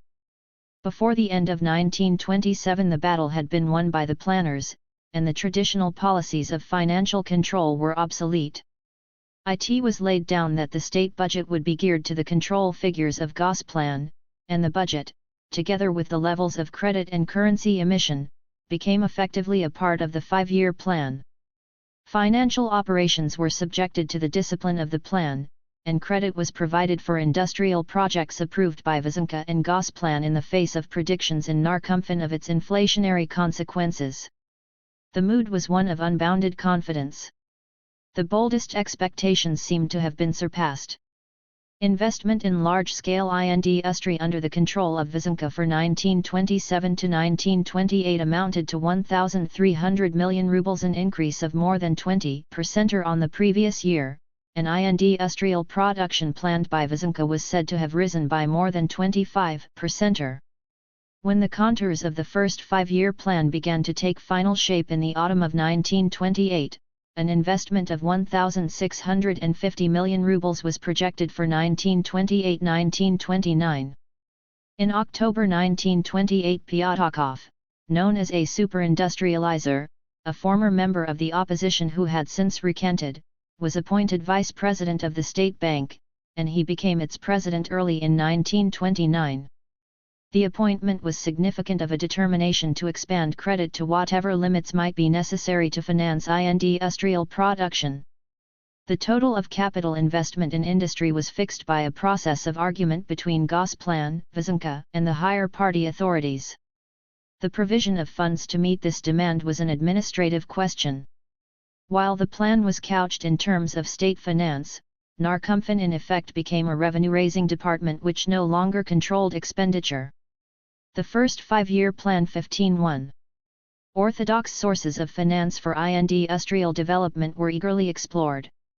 Direct taxation, the industrial tax on the private sector, the agricultural tax and income tax almost doubled in monetary terms between 1926 and 1929. But indirect taxation was more important. Excise, which more than doubled in this period, accounted for 1/3 of all tax revenue. Excise on articles of common consumption was a tax on the poorest, and the large receipts from the vodka monopoly troubled some party consciences. But alternative sources of revenue were hard to find. From 1927 onwards a series of state loans were floated, subscription to which, in spite of official protestations to the contrary, soon acquired a quasi-compulsory character. By these means Narkompan was enabled each year to present a balanced budget. Deficit financing would have been regarded as inadmissible. But behind this conventional FAC, aid finance had been dethroned from its regulatory role, and additional credits were pumped into the economy by the state bank. Money gradually became simply a medium of exchange and an accountancy unit, a foretaste of the time when it would disappear altogether from the future communist society. But, apart from budget allocations and credits from the state bank, it was assumed that funds for investment in industry would be made available from the profits of industry itself. In view of the overriding demand to keep down prices, the only way to achieve this was by reducing costs of production. This had been the consistent aim of campaigns for the regime of economy, for rationalization, and for increased productivity of labor. Estimates of productivity had been stepped up in each successive version of the 5-year plan, and the planned increase was greater in the capital goods sector than in industry as a whole. The plan as eventually adopted in its optimum variant provided for an increase in productivity during the period of the plan of 10% and for a reduction in costs by 35%. It offered to the worker the prospect of an increase in real wages of 47% and a reduction in retail prices of 23%. But these estimates seem to have been based, not on any realistic assessment of the problem, but on the desire to make the plan statistically coherent, and were indicative rather of the IMN1ENSE pressure imposed by the plan on the 15-2 industrial worker than of any prospect of their fulfillment. The adoption of the first 5-year plan was a landmark in Soviet history. The essence of NEP had been to concede a measure of freedom to the peasant economy. It would have been impolitic to announce its demise. Stalin argued that NEP, while providing a certain freedom for private trade, had also assured the controlling role of the state over the market. The purpose of NEP was to secure the victory of socialism. It was officially denied that NEP had been abrogated. A free market in the products of small-scale private industry, and above all of agriculture, still remained. But the subordination of every major economic activity to the dictates of the plan, and the increasingly harsh pressures brought to bear on the peasant, made these survivals of NEP both anomalous and precarious. They were tolerated so long as it was convenient to tolerate them, but seemed of little account. The share of the private sector in the national income, which had exceeded 50% in 1926 to 1927, fell to insignificant dimensions by the end of the 5-year plan. The prestige of the plan, and of the USSR as the protagonist of planning, was enhanced by the economic crisis which broke on the capitalist world in the autumn of 1929. It was widely felt, and not only in the USSR, that the Marxist prediction of the collapse of the capitalist order under the weight of its inherent contradictions had been vindicated. The immunity of the USSR from some of the worst symptoms of the crisis, notably from mass unemployment, encouraged a growing belief that no national economy could any longer be left at the mercy of the iron laws of the market. The Soviet 5-year plan, though the conditions of its adoption and operation were not much studied or understood, seemed to provide a pioneering model. The demand for an element of planning in the economies of the capitalist countries grew everywhere, and substantially influenced Western attitudes to the USSR. 16. The collectivization of the peasant. Acute anxieties over the grain crisis in the spring of 1929 were veiled in complacent professions of faith in the future. On the basis of the spring sowings, a good harvest was predicted. A larger yield was promised from Kolkhozy and Sovkhozy, and a higher proportion of the crop would be marketed. A new procedure was introduced for the grain collections. High quotas were fixed in advance for deliveries from different regions to TLE collecting agencies. Quotas were assigned to districts and to villages, and within the village pressure was placed on the kolak to bear the main burden of the quota. When the harvest of 1929 was in progress, brigades of party officials, party members, workers, and trade unionists were dispatched from Moscow, Leningrad and provincial centers to supervise and stimulate the collections. The number of persons engaged in these operations can only be guessed. But the territory was vast, and estimates ranging from 100,000 to 200,000 are not implausible. The peasants, not merely kulaks, but any peasant who had grain that might be thought of as surplus to his own needs, reacted to the campaign by elaborate measures of concealment and by frantic efforts to sell on the free market. Concealment was a criminal offense, and the line between trade, which was legal, and speculation, which was not, was blurred. Reprisals were widely and arbitrarily applied. Failure to fill the quotas was in itself a punishable offense. Kulaks, and alleged kulaks, were fined, sentenced to imprisonment, or simply evicted from the villages. Scenes of violence and brutality occurred. By these means the quotas were filled, and sometimes overfilled. But these results were achieved in conditions of open hostility between the authorities and the peasants, between Town and 153. 154. Country. Poor peasants were sometimes said to have applauded measures taken against the kulaks.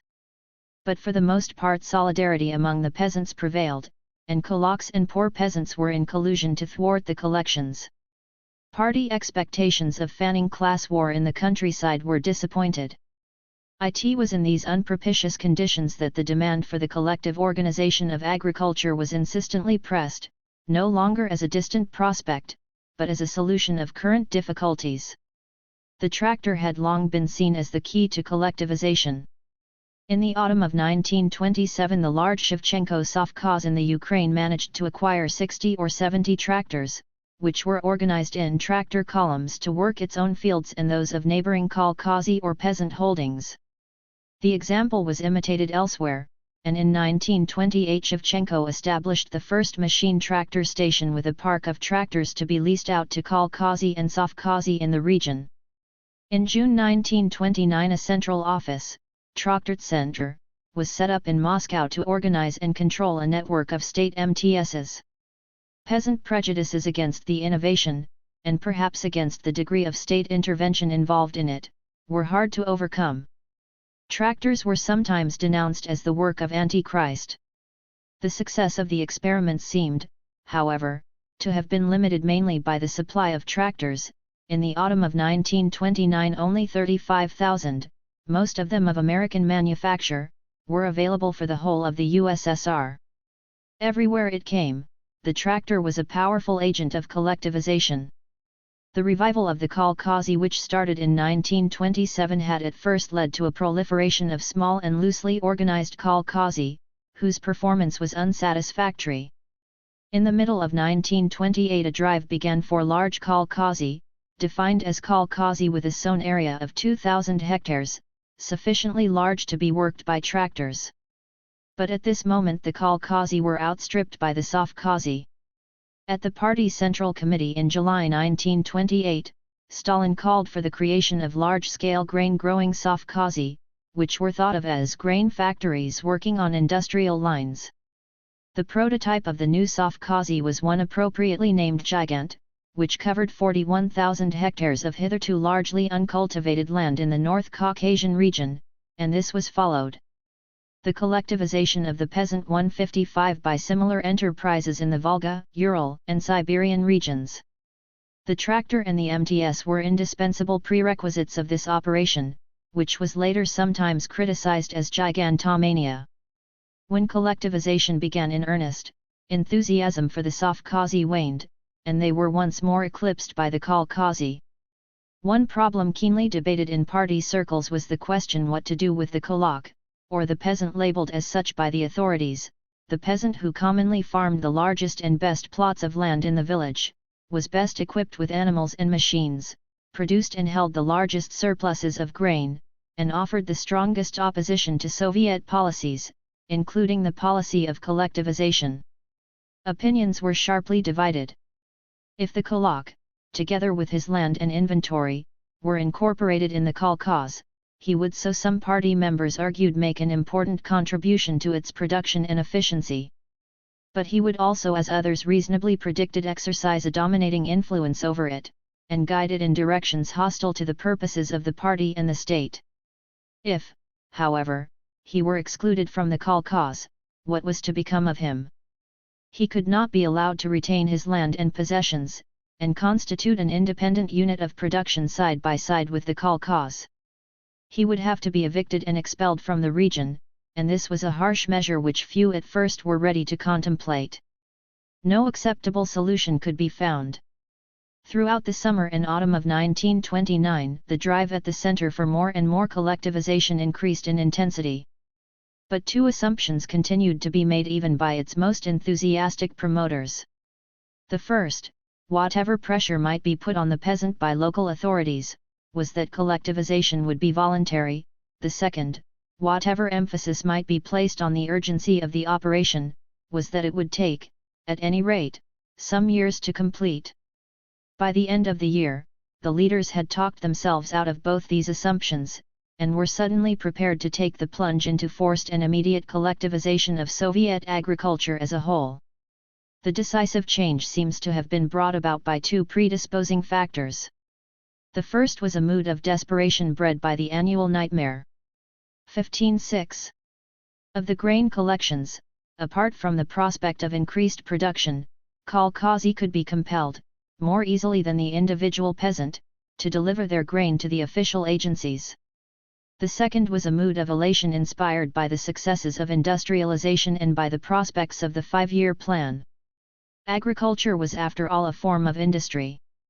If the forcing of the rate of industrialization had fulfilled the hopes even of the most optimistic, it would show a lack of faith to reject the promise of a forced rate of collectivization. Unflinching resolution was the quality required to carry the position by assault. Stalin, as was usual with him, refused to enter the arena till the issue was clarified by debate, and the moment was ripe for decision. From April to November 1929 he remained silent. Then he published in Pravda the customary article on the anniversary of the revolution under the heading "The Year of the Great Breakthrough." Having hymned the triumphs of industrialization and the development of heavy industry, Stalin turned to agriculture, which had achieved a fundamental breakthrough from small backward individual economy to large-scale progressive collective agriculture. The middle peasant, he claimed, has entered the kolkhozy. The kolak was barely mentioned. As regards the future, if the development of kolkhozy and sovkhozy proceeds at an accelerated pace, there are no grounds for doubting that in 3 years or so our country will become a great grain country, if not the greatest in the world. The article contained a vision of the future and an analysis of the present, but no call for immediate action. Considering its character as a celebratory pronouncement, it was restrained and cautious. The party still hovered on the brink of a decision which it hesitated to take. At the session of the party Central Committee a few days later the tone was already sharper. Stalin repaired the omission in his article by referring to a mass offensive of poor and middle peasants against the kulak. Molotov was the most uncompromising of several speakers who sought to force the pace of collectivization. He rejected the estimate of the 5-year plan as too extended a projection. Most regions would be totally collectivized by 193 some by the autumn of 1930. The kulak was denounced as an undefeated enemy, who should not be allowed to penetrate the kolkhozy. But none of the speeches were published till collectivization was already underway, so that their increasingly urgent tone was not known to the party or to the public. The resolutions adopted at the end of the SE5SION were less precise than Molotov's pronouncement about dates, perhaps reflecting skepticism among some members of the committee, but called for a decisive offensive against the kulak, containing and cutting off attempts of kulaks to penetrate the kolkhozy. The question what to do with the kulak was still not faced. During the next few weeks enthusiastic reports poured in from party organs in the principal grain-growing regions on the progress of collectivization, and on December 5, 1929, the Politburo appointed a commission with instructions to submit, within 2 weeks, a draft decree on the rate of collectivization in various regions. The commission included representatives of the regions, but no member of the Politburo, and was evidently thought of as a technical, not a policy-making, body. The fragmentary records of the Commission published many years later may reflect the confusion of the proceedings. The Commission broke up into sub-commissions which canvassed many bold proposals. One of them seems to have coined the phrase "the liquidation of the kulaks as a class." The draft submitted to the Politburo by the Commission on December 22 was, however, still relatively cautious. It proposed the collectivization of the principal grain-growing regions in from 2 to 3 years, and of other regions in from 3 to 4 years. A warning was added against an ecstasy of dictation. It was assumed that kulaks could not be admitted to the kolkhozy. Their means of production, i.e. their machines and their animals, were to be transferred to the kolkhozy, and distant and inferior land was to be allocated to them. Recalcitrant kulaks were to be expelled from the region. Those who submitted might be allowed to work in some undefined capacity in the kolkhozy. before the Politburo could consider the Commission's report. 15-8. A conference of agrarian Marxists assembled in Moscow. Stalin seized the occasion to deliver to it his first public speech for many months. It was the most violent attack yet made on the kulak. Dekulakization, or the liquidation of the kulaks as a class, was described as one of the most decisive turns in our whole policy. About the same time, an active party worker of Kalmyk origin named Riskulov, who had been a member of the Politburo Commission, criticized its report in a note addressed to the Politburo. It was an odd gesture, which could hardly have been risked without higher approval. Riskulov called for an increase in the pace of collectivization, and its extension to cotton-growing and livestock regions, which had been overlooked in the draft, as well as for the surrender to the kolkhozy of animals, including milch cows and poultry, which the draft had proposed to leave in the possession of the individual peasant. The draft was revised in the light of these observations, and the revised text adopted by the party's Central Committee on January 5, 193-0. The resolution of January 5, 1930 was the key decision in the process of collectivization. It proclaimed the replacement of large kulak production by large kolkhoz production, and the liquidation of the kulaks as a class. Collectivization of the principal grain-growing regions, the Lower and Middle Volga and the North Caucasus, was perhaps in the main to be completed by the autumn of 1930 or the spring of I-93, and of the other grain-growing regions in the autumn of 1931 or the spring of 1932. The supply of tractors and machines was to be expedited, but this was not to be treated as a condition of collectivization. An awkwardly worded paragraph provided that, in the transitional period, the fundamental means of production should be vested in agricultural cooperatives within the kolkhoz. The fate of the kulaks, evidently still a controversial issue, was not yet settled. A further commission was set up under Molotov to deal with it, and on January 30, 1930, the Politburo adopted a resolution. Its text has never been published, but its substance was sufficiently indicated by its title on measures to eliminate kulak households in districts of total collectivization. What happened in the countryside in the winter of the collectivization of the peasant 159-1929-1930 was determined not so much by the texts of resolutions as by the character of the operation which was mounted to carry them out. During the winter, 25,000 industrial workers were assigned to permanent work in rural areas. These were merely the nucleus of a large army of party activists, officials, agricultural experts, tractor mechanics, and Red Army men, dispersed over the countryside to shepherd the peasant into the new kolkhozy. Considerable attention was paid to organization. Military terms like brigade, headquarters and staff were in use. All concerned received elaborate briefings. In some places courses of instruction were set up for peasants. But few of those responsible had any experience of the countryside, or of peasant life and mentality.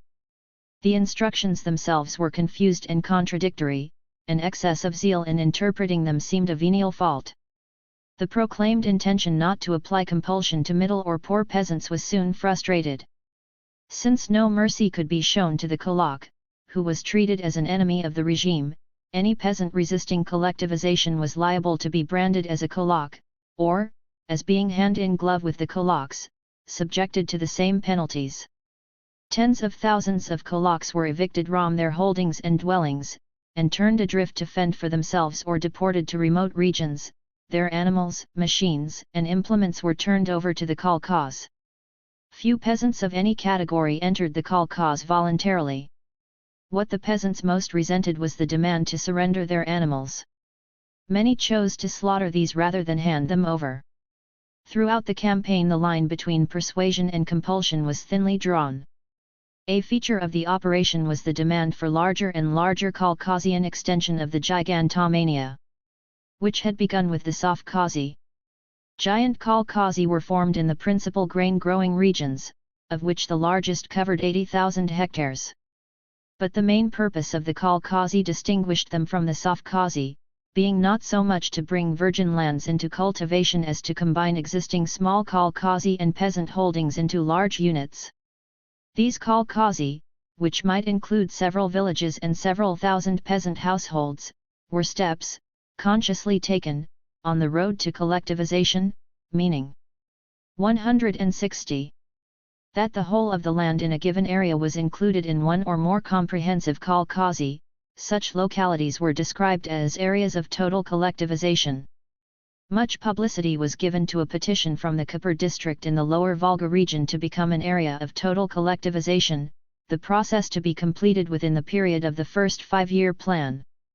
This was hailed as a model. But two major obstacles impeded the expansion of the kolkhozy: their unpopularity among the majority of the peasants, who clung tenaciously to the possession of their own plots of land and animals, and the inadequate supply of tractors and other machines, which alone gave meaning and purpose to the policy of collectivization. A further grave handicap was a deficiency of personnel, both of party members and Soviet officials having any contact with the countryside or knowledge of its problems, and of the agronomists, veterinary workers, and skilled mechanics essential to the working of so vast a transformation. The widespread confusion resulting from these proceedings, and sporadic disorders among the peasantry, threatened the spring sowings and frightened the authorities. An article by Stalin, published on March 2, 1930, under the title "Dizzy from Success," called a halt to further collectivization. Pressure was relaxed, and during the spring many peasants who had been pressed into the kolkhozy were allowed to leave them.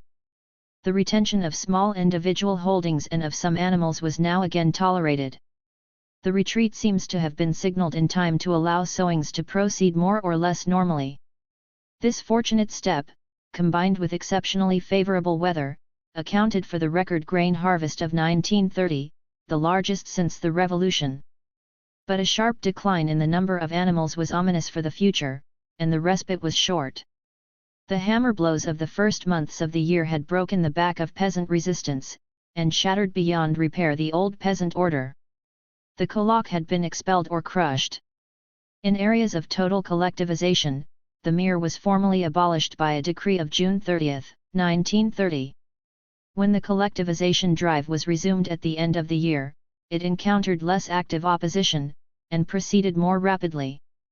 By the middle of 1931, 2/3 of all holdings in the main grain-growing regions had been incorporated in the kolkhozy, and the rest followed during the collectivization of the peasant 161 the next few years.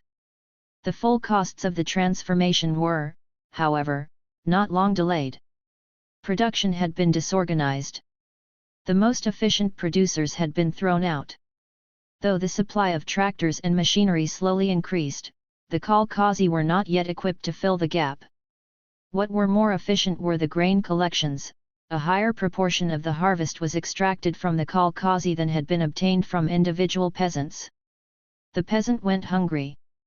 More and more animals were slaughtered because they could no longer be fed. Bad harvests both in 1931 and in 1932 crowned the calamity. Grain was still remorselessly collected even from the worst-hit areas, and in the ensuing winter what had been the richest grain-growing regions were prey to a famine which was worse than anything experienced 11 years earlier after the Civil War. The number of those who died of hunger cannot be computed. Estimates have varied from 1 to 5 million. Collectivization completed the agrarian revolution which had begun in 1917 with the seizure of landlords' estates by the peasants, but which had left unchanged the ancient methods of cultivation and peasant ways of life. The final stage, unlike the first, owed nothing to spontaneous peasant revolt. Stalin aptly called it revolution from above, but wrongly added that it had been supported from below. In the past 12 years agriculture had remained a quasi-independent enclave in the economy, functioning on its own lines, and resisting any attempt from without to alter them. This was the essence of NEP. It was an uneasy compromise which did not last. Once a powerful central authority in Moscow had taken in hand the planning and reorganization of the economy, and embarked on the path of industrialization, and once the failure of agriculture under the existing system to supply the needs of a rapidly expanding urban and factory population became evident, the break logically followed. The battle was joined, and was fought out with great tenacity and bitterness on both sides. The ambition of the planners was to apply to agriculture the two great principles of industrialization and modernization. The sovkhozy were conceived as mechanized grain factories. The mass of peasants were to be organized in kolkhozy. 162. Constituted on the same model. But extravagant hopes of ensuring a supply of tractors and other machines sufficient to make such a project viable in practical terms were disappointed. The party had never had any firm foothold in the countryside. Neither the leaders who took the decisions in Moscow, nor the army of party members and supporters who descended on the countryside to enforce them, had any understanding of peasant mentality, or any sympathy for the ancient traditions and ancient superstitions which were the core of peasant resistance. Mutual incomprehension was complete. The peasant saw the emissaries from Moscow as invaders who had come, not only to destroy his cherished way of life, but to reconstitute the conditions of slavery from which the first stage of the revolution had freed him. Force was on the side of the authorities, and was brutally and ruthlessly applied. The peasant and not only the kulak was the victim of what looked like naked aggression. What was planned as a great achievement ended in one of the great tragedies that left a stain on Soviet history. The tiller of the soil had been collectivized. But it took Soviet agriculture many years to recover from the disaster which accompanied the process. It was not till the later 1930s that the production of grain returned to the levels achieved before forced collectivization began, and the loss in the number of animals persisted still longer. 7 Patterns of dictatorship. The defeat and expulsion of the United Opposition at the Party Congress of December 1927 removed the last formidable obstacle in the way of Stalin's progress towards absolute power. Rifts soon appeared in the opposition itself. The attitude of Kamenev at the Congress already smacked of surrender. A month later Zinoviev and Kamenev issued a statement that they had parted company with Trotsky's group, that they rejected its policies, and that their motto now was, back into the party, back into Comintern. Other defections followed, including some of Trotsky's own followers. The process was hastened when the new turn in official policy became apparent. Trotsky had confidently predicted that the victory of Stalin and Bukharin would presage a sharp reaction to the right. What happened was exactly the contrary. The grain collections of the first months of 1928 proved that Stalin had abandoned the appeasement of the peasant which the opposition had condemned. Stalin scarcely waited to expel Trotsky from the party and from Moscow before embarking on a policy of forced industrialization at a pace, and at a cost for other sectors of the economy, far beyond anything hitherto contemplated by Trotsky or by anyone else. The exiles languishing in Siberia could now persuade themselves that Stalin had adopted the policies of the opposition, and that their role was to help and support those engaged on the work. This at any rate provided an honorable ground for surrender. Inducements as well as threats were offered to defectors. In June 1928 Zinoviev and Kamenev with some 40 other penitents were readmitted to the party.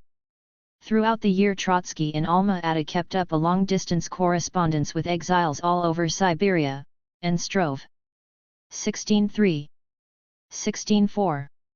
With diminishing success, to strengthen their resistance. He was particularly hurt when Preobrazhensky and Rodak, whom he had hitherto counted among his firmest adherents, announced their disagreement with him, and made overtures to the authorities in Moscow.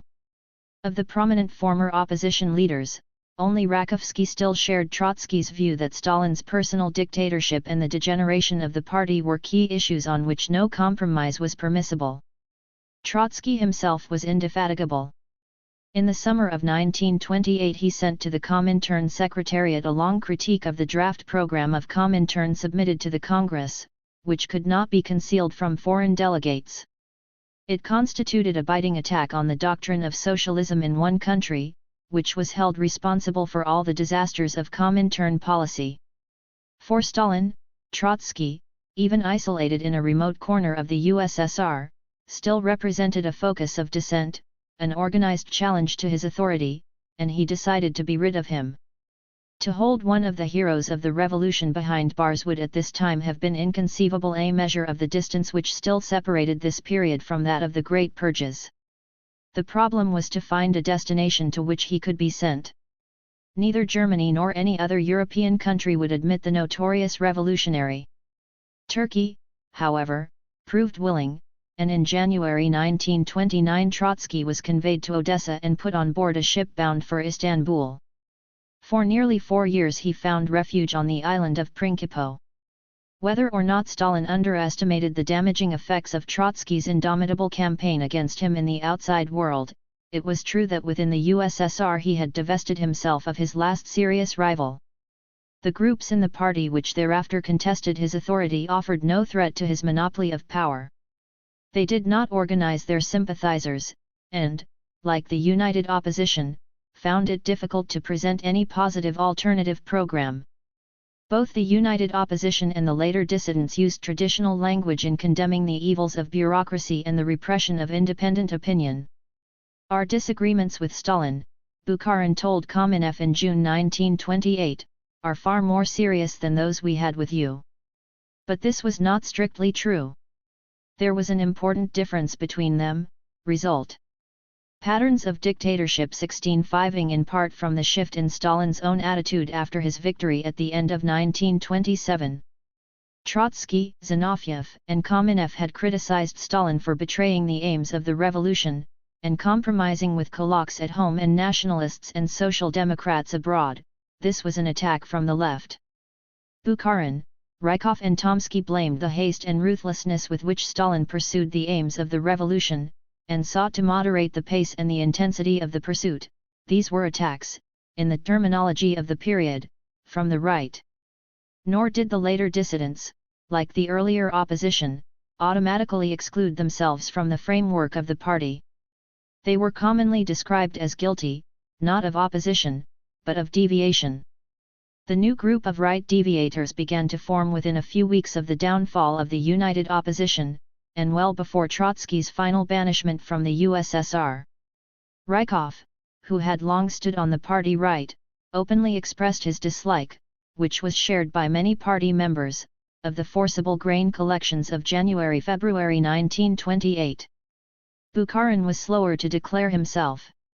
He had worked hand-in-glove with Stalin in the campaign against Trotsky. But, once the opposition was defeated, he became expendable, and Stalin soon set to work to undermine his influence. Already at the party congress which expelled the opposition in December, Bukharin incurred slight taunts of neglecting what was called the right danger. These referred specifically to the affairs of Comintern, but had wider implications. In May 1928, Stalin addressed the Institute of Red Professors, of which Bukharin was the director, deprecating proposals to slow down the progress of industrialization, and speaking of the need to strengthen the kolkhozy and sovkhozy, and to improve the grain collections. Though Bukharin's name was not mentioned, the challenge to his views was unmistakable. About the same time Bukharin addressed 2 memoranda to the Politburo calling in question the pace of industrialization, the pressure which it imposed on the peasant, and the practicability of collective agriculture, and Tomsky became uneasy about the repercussions of industrialization on the workers and on his role in the trade unions. Bukharin, among his other functions, was the editor of the party newspaper, Pravda, and a member of the editorial board of the party journal. 166. Bolshevik. New appointments were made to the boards of both organs with the evident motive of curbing Bukharin's authority. At the crucial meeting of the party's Central Committee in July, Rykov, Bukharin, and Tomsky, all members of the Politburo, appeared as a minority of 3 to contest current policies. Bukharin, in virtue of his reputation as the leading party theorist and of his skill in debate, emerged as leader of the group. The moment was not yet ripe for an open break. The proceedings ended in an empty compromise, and the show of unanimity in the Politburo was maintained. But Bukharin had now read the signals. While the session was in progress, with the knowledge of Rykov and Tomsky, he secretly visited Kamenev, and offered him a coalition with the remnants of the old opposition against Stalin. Stalin he described as a Genghis Khan, who will wait for us to start a discussion and then cut our throats. It was a belated and futile gesture. The united opposition had been shattered and dispersed, and Kamenev was a broken reed. Bukharin was no tactician. But, when Stalin learned of the démarche some time later, it must have confirmed his determination to crush and humiliate Bukharin. Later in July, Bukharin presided at the 6th Congress of Comintern. But Stalin publicly snubbed him by insisting on amendments to the theses which he had drawn up for the Congress, and many of the delegates knew that his star was waning. At the end of September he launched his economic broadside Notes of an Economist, and departed on holiday. But he did nothing to organize his supporters, and left the field open for an intensive propaganda campaign against his opinions, though none of the major dissidents were as yet mentioned by name. The session of the party Central Committee in November once more resulted ostensibly in a compromise. But this time it was plainly Bukharin who had executed a retreat to preserve formal unity, and had suffered a crushing defeat. Tomsky proved less pliable, and was the first of the trio to incur public disgrace. He opened the Trade Union Congress of December 1928, a month after the defeat in the party's Central Committee, without attempting to canvass contentious questions. But his reluctance, and that of the other trade union leaders, to face the issue of industrialization, was clear. Patterns of Dictatorship 16-7. Pravda accused the trade unions of taking an apolitical line, i.e. of concentrating on the day-to-day interests of the workers, and neglecting the new tasks of the reconstruction period. The Politburo showed its determination to bring Tomsky to heel by appointing Kaganovich, one of Stalin's most militant henchmen, as delegate of the party's Central Committee to the Trade Union Central Council. Tomsky indulged in the bold, but empty, gesture for which he was sharply censured of resigning his post as president of the Trade Union Central Council, and absenteeing himself from the final session of the Congress. Though he retained his membership of the Central Council for 3 months longer, he never again appeared on a trade union platform. Bukharin did not long survive him. In January 1929, reduced to desperation, he had 2 more fruitless meetings with Kamenev. Kamenev's record of the earlier meeting was now being circulated in inter-party circles. The break could no longer be avoided. It came at a joint session of the Politburo with a party control commission at the end of January. The 3 dissidents tendered their resignations, and Bukharin made a direct attack, though not by name, on Stalin, protesting against the oppressive regime in the party and against the decisions of the party leadership being taken by a single person. Stalin retorted with a vituperative analysis of the zigzags of Bukharin's record, and of his early disputes with Lenin, and denounced the right opportunist, capitulationist platform of the dissidents. The resolution adopted at the end of the session on February 9 rehearsed the catalogue of Bukharin's errors, and convicted him of disloyalty to the party. But it was neither published nor officially communicated to the party's Central Committee, so that Bukharin's status was still formally intact. It was not till April that the Central Committee met, and, having listened to a further sweeping indictment by Stalin of Bukharin's record, confirmed the resolution of February 9, and removed Bukharin from further work in Pravda and in Comintern, and Tomsky from the Trade Union Central Council. But this merely provided formal endorsement of situations which already existed. After the meeting of the Central Committee, the decisions were communicated by Molotov to the large party conference which had been summoned to approve the first 5-year plan. But neither 168. Molotov's report nor the resolution approving the decisions was published. No word of Bukharin's downfall had yet appeared in the press, or percolated to the world at large. This extreme caution was characteristic of Stalin, who did not rate Bukharin as a dangerous opponent, and saw no reason to force this issue. But it was also a tribute to Bukharin's popularity among rank-and-file party members, many of whom, especially in the countryside, shared his moderate inclinations. The issue next arose when IKI met in July 1929. At first nobody mentioned Bukharin's absence. But halfway through the session Molotov arrived to deliver a frank denunciation of the 3 dissidents, and in particular of Bukharin, who had engaged in a right deviation and attacked our socialist economy. After this, many delegates, Soviet and foreign, joined in the chorus, and a resolution was passed at the end of the session condemning Bukharin, and approving the decision of the party's Central Committee to debar him from further participation in Comintern and its organs.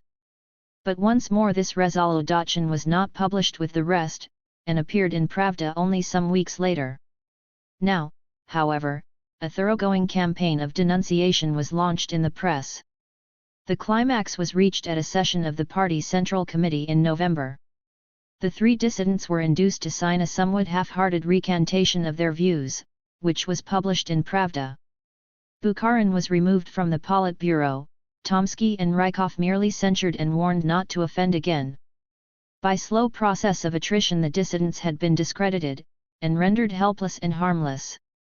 A month later, on December 2, 1929, Stalin celebrated his 50th birthday. The occasion epitomized tendencies which had grown up insensibly out of his struggles against rivals and his ascent to supreme power.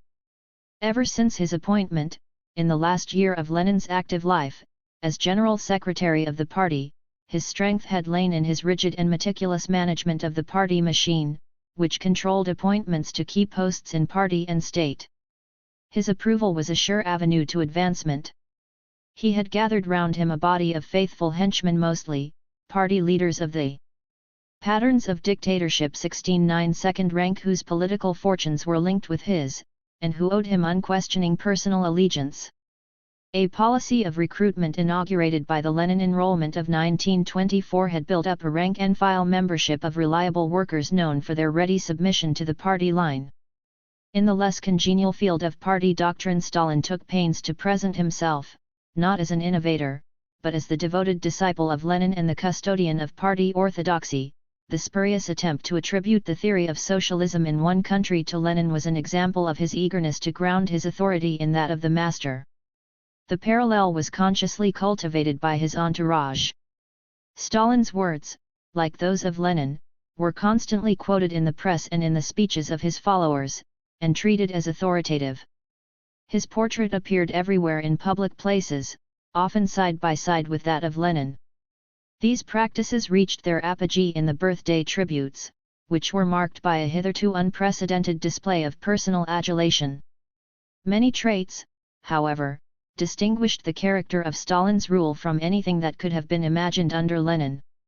Stalin had a form of vanity totally alien to Lenin, which demanded, not indeed the holding or the trappings of office, but absolute obedience and the recognition of his infallibility. No overt criticism, no expression of dissent, appeared any longer in the party press, or even in specialist journals. Such discussions of current questions as could still be found were marked by tasteless and uniform tributes to the leader, and by the celebration of often mythical achievements. Stalin became a remote, isolated figure, exalted far above ordinary mortals, and indeed above his closest colleagues. He seems to have lacked any warmth of feeling for his fellow men. He was cruel and vindictive to those who thwarted his will, or excited his resentment or his antipathy. His commitment to Marxism and socialism was only skin-deep. Socialism was not something that grew out of the objective economic situation and out of the revolt of class-conscious workers against the oppressive domination of capitalism. It was something to be imposed from above, arbitrarily and by force. Stalin's attitude to the masses was contemptuous. He was indifferent to liberty and to equality. He was scornful of the prospects of revolution in any country outside the USSR. He was 17-0. The only member of the party's Central Committee who as early as January 1918 had maintained, in opposition to Lenin, that there is no revolutionary movement in the West. The commitment to socialism in one country, though the attitudes which crystallized into the new doctrine were not exclusively of Stalin's making, perfectly fitted the man. It enabled him to match professions of socialism with Russian nationalism, the only political creed which moved him at all deeply. In Stalin's treatment of national minorities or of the smaller nations, nationalism easily degenerated into chauvinism. Notes of the old Russian anti-Semitism, sternly denounced by Lenin and the early Bolsheviks, were heard, and official condemnations of it, though persistent, began to sound less decisive. In art and literature, the eager experimentalism of the first years of the revolution was abandoned in favor of a return to traditional Russian models, enforced by an increasingly strict censorship. Marxist schools of history and law passed under a cloud. To seek continuity with the Russian past was no longer a cause for reproach. Socialism in one country pointed back to an old Russian national exclusiveness, rejected by Marx as well as by Lenin. It was not altogether incongruous to place Stalin's regime in the context of Russian history. This constriction of the revolution within a narrow nationalist straitjacket had its reverse side. It would be unfair to depict Stalin as a man moved exclusively by the lust for personal power.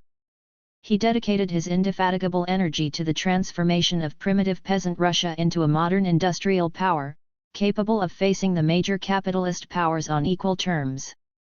The need to catch up with or overtake the capitalist countries was an obsessive theme, and inspired most of the rare purple passages in Stalin's drab prose. It provided the peroration of his anniversary article of November 1929 on the year of the Great Breakthrough. We are going full steam along the road of industrialization to socialism, leaving behind our age-long Russian backwardness. We are becoming a country of metal, a country of the automobile, a country of the tractor. And when we have seated the USSR in an automobile, 17-1 and the peasant on a tractor, then let the honorable capitalists, who plume themselves on their civilization, try to catch us up. We shall see which countries can then be counted as backward and which as advanced. And later, rather more soberly, he conjured up a picture of Russia through the ages, beaten for her backwardness by a succession of foreign invaders, from Mongol Khans to Anglo-French capitalists and Japanese barons, and concluded: we have lagged 50 or 100 years behind the advanced countries. We must close this gap in 10 years. Either we shall do it, or they will crush us. This extraordinary combination of a commitment to the industrialization and modernization of the economy, which appealed to convinced Marxists as a vital step on the road to socialism, and a commitment to a revival of the power and prestige of the Russian nation, which appealed to the army, to the bureaucratic and technological elites, to all survivors of the old regime who had entered the service of the new, gave Stalin his unbreakable hold over the party, the government, and the administration. To attribute this simply to Stalin's political astuteness, or to the efficiency of the machine, or to the severity of measures taken to suppress dissent, would be a mistake. It was not only defectors from the opposition in 1928 and 1929 who felt that Stalin's unflinching determination in the pursuit of long-desired ends outweighed the harsh methods used to enforce his policies. Some people argued that without these methods the ends could not be attained, others that they could not be attained without Stalin's forceful leadership, and that it was therefore necessary to tolerate his unwelcome idiosyncrasies.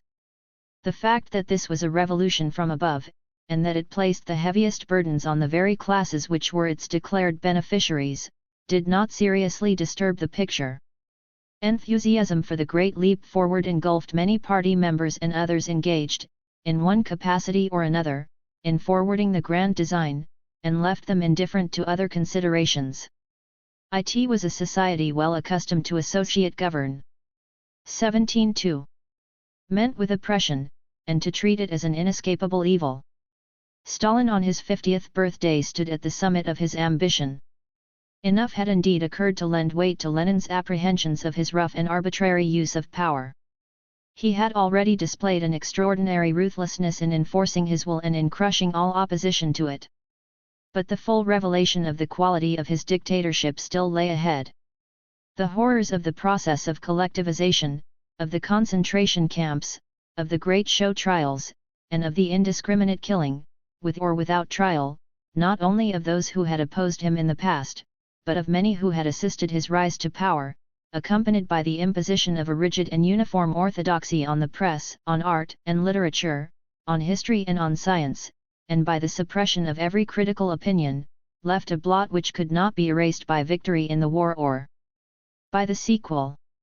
The fluctuations in Stalin's reputation since his death in the eyes of his compatriots seemed to reflect confused and conflicting emotions of admiration and shame.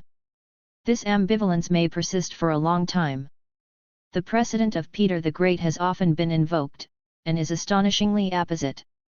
Peter too was a man of formidable energy and extreme ferocity. He revived and outdid the worst brutalities of early Tsars, and his record excited revulsion in later generations of historians. Yet his achievement in borrowing from the West, in forcing on primitive Russia the material foundations of modern civilization, and in giving Russia a place among the European powers, obliged them to concede, however reluctantly, his title to greatness. Stalin was the most ruthless despot Russia had known since Peter, and also a great westernizer.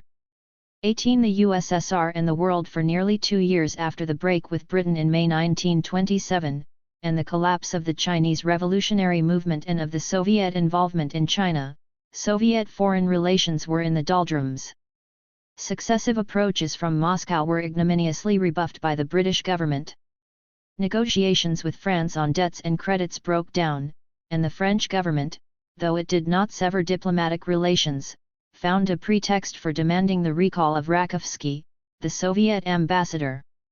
Relations with Germany had been temporarily disturbed by her signature of the Locarno Treaty and entry into the League of Nations. Angry interludes from time to time marked their uneven flow. But, resting on the firm foundation of the secret military agreements, of Germany's desire to avoid an exclusively Western orientation, and of common hostility to Poland, they remained closer and more fruitful than Soviet relations with any other country. Relations with Poland had further deteriorated since Pilsudski's coup of May 1926, being embittered by fear that Pilsudski would serve as a willing instrument of the anti-Soviet designs of the Western powers, and later by a persistent, though unsuccessful, Polish attempt to organize the other Western neighbors of the USSR, Finland, the Baltic states and Romania in a pact or alliance under Polish leadership. Relations with Japan were rendered uneasy by ambiguous Japanese policies in China, and by Japan's jealous control over Manchuria, exercised through her protégé, the Chinese warlord Chang Tso-lin. Paradoxically, the one important initiative undertaken at this time by Soviet diplomacy was participation in international activities at Geneva. Hitherto Soviet cooperation with the 174 League of Nations had been confined to a tenuous link with its health organization. The League had always been denounced in Moscow as an integral part of the oppressive Versailles peace settlement of 1909, and a hypocritical cloak for Allied military preparations. This ban still remained. But, now that Germany had entered the League, absence from the scene of action increased the sense of isolation. In May 1927 a large Soviet delegation arrived for the first time in Geneva to attend the World Economic Conference. Soviet delegates made their mark both in plenary sessions and in the commissions set up by the conference, castigating capitalist procedures and defending the monopoly of foreign trade, but calling for a peaceful coexistence of the two economic systems.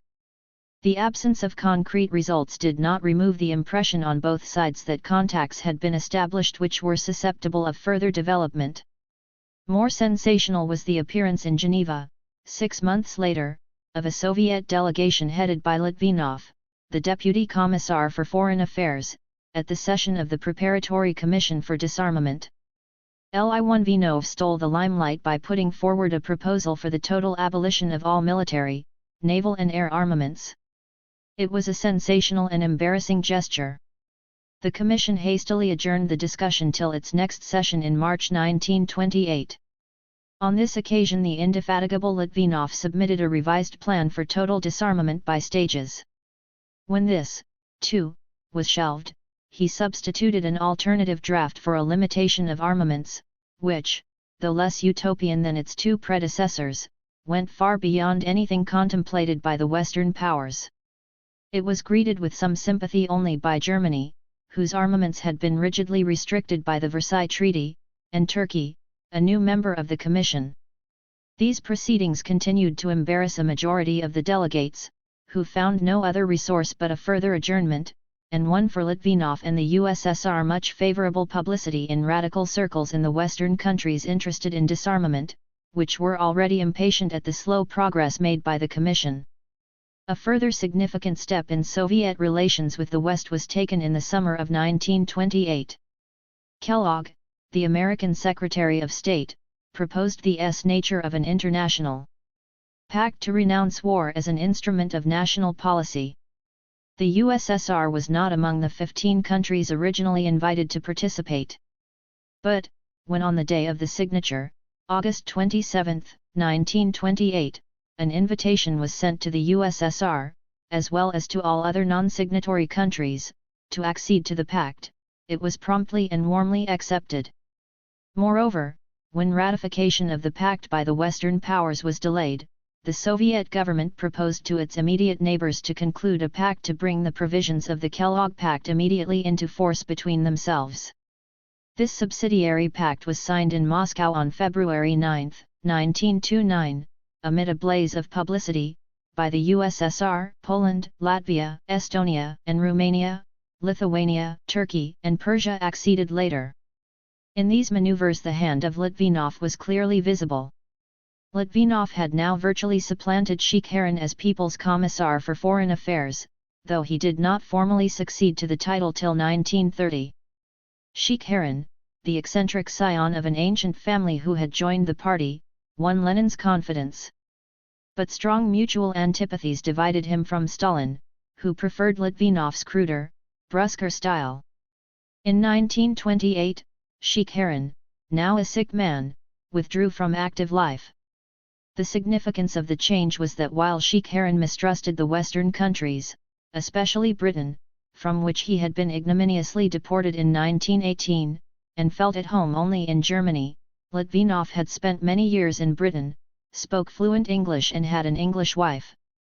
For some years Litvinov worked not unsuccessfully, within the limits of Soviet policy, for a rapprochement between the USSR and the Western world.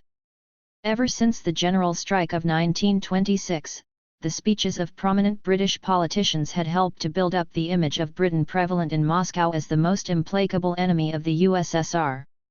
The attitude of the conservative government during this period was inspired by deep mistrust of the USSR and desire to have as few dealings as possible with Moscow. But by the end of 1928 the policy of the cold shoulder had yielded no results, and a milder climate set in. At a time when the Americans and the Germans were beginning to outstrip the British in modern industrial technology, the loss of British markets in the USSR was alarming, and this 17/6 was attributed to the rupture of relations between the two countries. At the end of March 1929 a party of British businessmen, 80 strong, set out on a visit to the USSR, was enthusiastically received, and collected some orders. A general election in Britain was now imminent. Both the Labour and Liberal parties inscribed a resumption of relations with the USSR in their platforms. The Labour Party emerged as the strongest of the three parties, and formed a government which carried out its pledge. Full relations were once more established, after some delay, towards the end of the year. But the reconciliation was no more than skin deep, and did not break the underlying tension between the USSR and the Western world. Relations with the United States were ambivalent, and had a special character of their own. The Soviet leaders recognized that Britain was being rapidly eclipsed by the United States as the major capitalist power. Some expected this to result in acute animosity between the two English-speaking countries. But, in spite of the uniform hostility towards the USSR displayed by the American government, by the American Federation of Labor, and by the American press, the reaction in Moscow was surprisingly mild, and was tinged with admiration and envy of the accomplishments of American industry. The United States was the most advanced country in the world in industrial technology, in mass production and in standardization. Organization in large units of production brought it nearer than any other country to Soviet conditions and requirements. Reliance on American machinery and equipment was an important factor in Soviet industrialization policy. From 1927 onwards the United States began to challenge Germany as the principal supplier of industrial products to the USSR. Still more significant was the extensive employment of American engineers. The staffing of Soviet factories and mines with qualified engineers and technicians had from the first presented a problem. Many who had worked in this capacity before the revolution had disappeared, the loyalty of others was suspect. There were few facilities for training a new generation to take their place. Many German engineers worked in Soviet industry in the early years. But, with the introduction of the first five-year plan and the rapid expansion of Soviet industry, the demand for expertise at the highest levels grew, and it was for the most part American engineers who filled the gap. Dneprostroi was only the first of several major construction projects planned and directed by American chief engineers who brought their staffs with them. The Soviet authorities protected them against outbursts of jealousy on the part of their Russian colleagues, and put more trust both in the efficiency and in the loyalty of American, than of old-style Russian, engineers.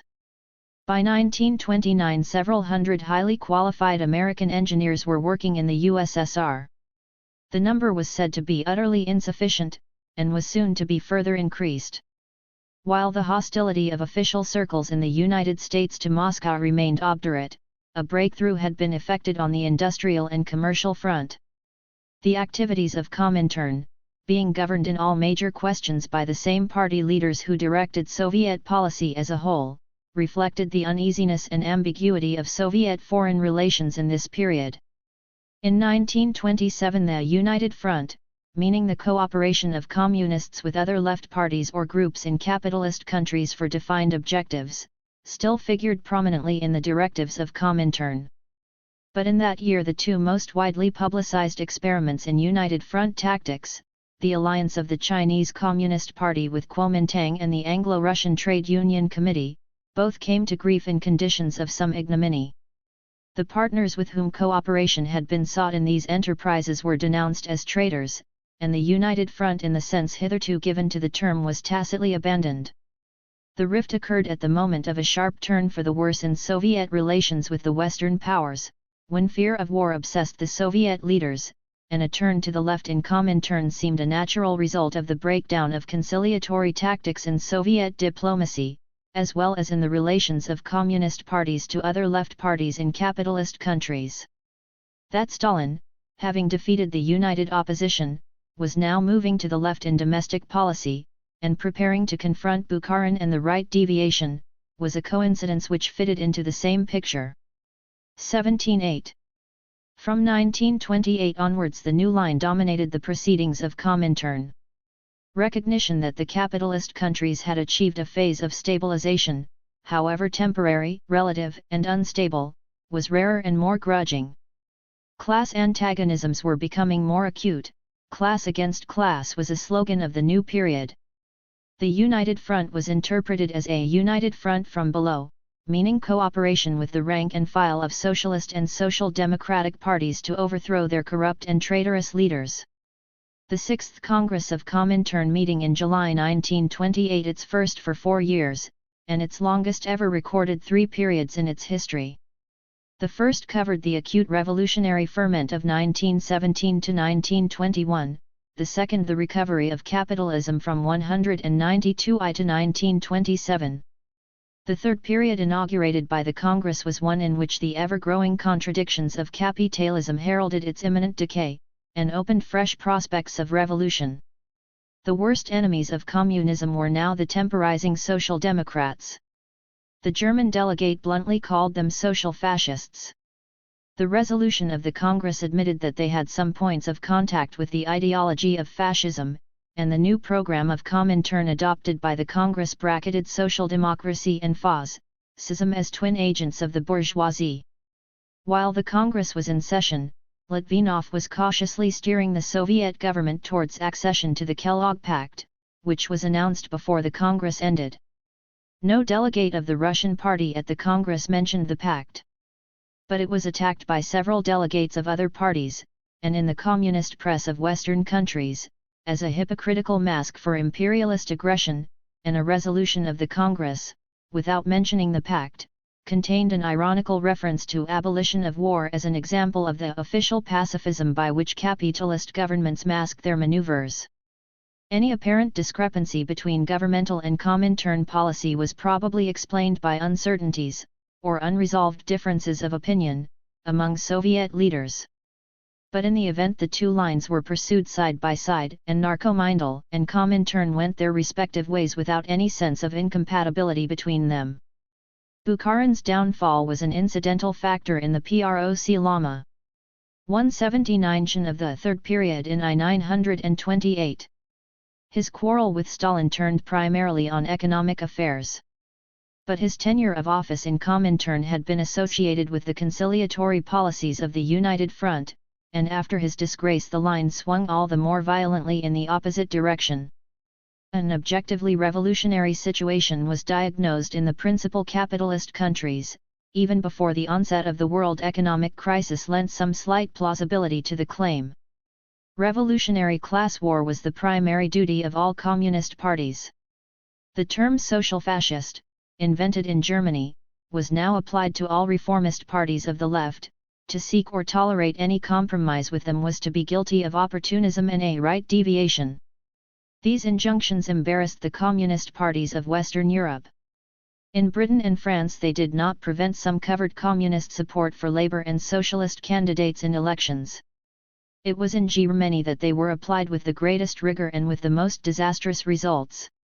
The support given by German Social Democrats to the Locarno Treaty and to the Western orientation in German policy earned them the implacable hostility of the Soviet government and of Comintern. The rift between the German Communist and Social Democratic parties persisted, and later proved too deep to be healed even by the imminent danger of Hitler's takeover. The breach with other left parties dealt a fatal blow at the practice of organizing international fronts, in which non-communists of the left were invited to cooperate with communists in support of causes of common concern. Meinzenberg, the assiduous and versatile German communist who promoted and directed these joint undertakings, found it necessary, at the 6th Congress of Comintern, to plead that such activities had nothing in common with an opportunist policy or a right deviation. But they were difficult to reconcile with the uninhibited abuse of Social Democrats which was now the rule in communist parties. Nothing short of rigid adherence to the Comintern line was acceptable. Even the once spectacularly successful League Against Imperialism wilted in the new climate, and it proved impossible to revive the spontaneous enthusiasm generated at its founding Congress in 1927. When a second and last Congress of the League met 2 years later in Frankfurt, it was entirely 180. Dominated by a Soviet delegation, and the non-communist sympathizers failed to appear, or drifted away. The International Society of Friends of the Soviet Union, founded at the 10th anniversary celebrations of the revolution in Moscow in November 1927, was equally short-lived, surviving longer in Britain than elsewhere. The last of these ostensibly non-party demonstrations under Comintern auspices was an anti-fascist congress held in Berlin in March 1929. A corollary of the new hard line in Comintern was the enforcement of stricter discipline on communist parties. Ever since 1924, when the Bolshevization of foreign parties was proclaimed as a goal, Comintern had sought from time to time to influence the selection of leaders of these parties. After 1928 such intervention became direct and constant. In the autumn of that year, the Central Committee of the German Party, following a financial scandal, decided to remove its leader, Thälmann, who had owed his rise largely to support from Moscow. The Comintern authorities vetoed the decision and secured its reversal. Early in 1929, Comintern settled a long-standing split in the Polish party by installing in the leadership the group most obedient to its behests, and the existing leaders of the American party were abruptly expelled after a personal intervention by Stalin. Similar changes were rather more cautiously effected in the French and British parties. A feature of most of these changes was a new emphasis in the choice of leaders of unimpeachably working-class origin: Thälmann in Germany, Thorez in France, Pollitt in Britain, which seemed to accord with the left inclination now prevailing in Comintern, and was a reaction against the trouble caused in the past by dissident intellectuals. Workers generally proved in this respect more malleable.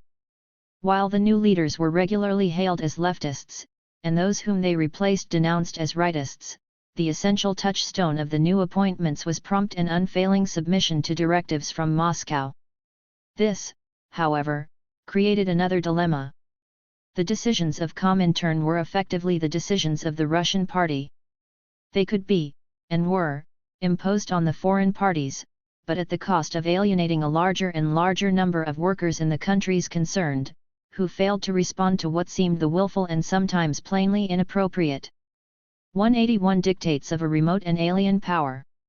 At the end of the 1920s, the communist movement in Western countries was declining in numbers and influence, and attracting fewer sympathizers.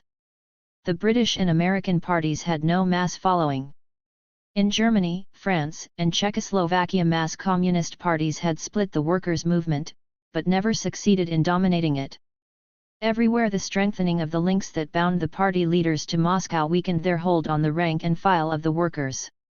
It was only when policies in Moscow were radically altered in the middle 1930s that these losses were retrieved. The most important event in Soviet foreign relations in the latter half of 1929 occurred in the Far East. For 2 years after the debacle of 1927, the Soviet government was excluded from any participation in Chinese affairs, and the Chinese Communist Party was reduced to scattered underground groups in a few principal cities. In December 1927, the rump of the party, prompted from Moscow, desperately attempted a military coup in Canton. It was a dismal failure, and led to a further massacre of communists and their supporters. About this time the communist peasant leader, Mao Zedong, and a communist general, Chu Tai, collected a small force of fugitives and landless peasants, a few thousand strong, in a remote and inaccessible mountain area of southwestern China, and a year later they began to establish their authority over the neighboring countryside, setting up peasant soviets. Mao professed formal loyalty to the party and to Comintern. But he went his own way, and had few communications with the party leaders, who mistrusted a movement which pinned its hopes of revolution on peasants in the country and not on workers in the town. Meanwhile Chiang Kai-shek, who had abated nothing of his hostility to Chinese communists and to the USSR, extended the authority of the nationalist government in Nanking over the greater part of China. Chang Tso-lin, the warlord of Manchuria, was killed in the summer of 1928, and at the end of that year Chiang made an agreement with Chiang's son and successor for the reunification of China under the Kuomintang flag, while preserving the autonomy of the northern provinces. The northern provinces abutting on Soviet territory had 182. Long been a source of anxiety in Moscow. Here the Chinese Eastern Railway, built and owned by the pre-revolutionary Russian government on Chinese territory, had long constituted a bone of contention between the two countries. Diplomatic agreements for Chinese representation on its board did not prevent a succession of crises over the control of the railway. But relative calm had prevailed for 3 years when, in the spring of 1929, the Chinese authorities launched a number of minor attacks on the line. On May 27 they raided the Soviet consulate in Harbin, the headquarters of the SAR, arresting officials and seizing papers, a small-scale replica of the raid on the Soviet embassy in Peking 2 years earlier.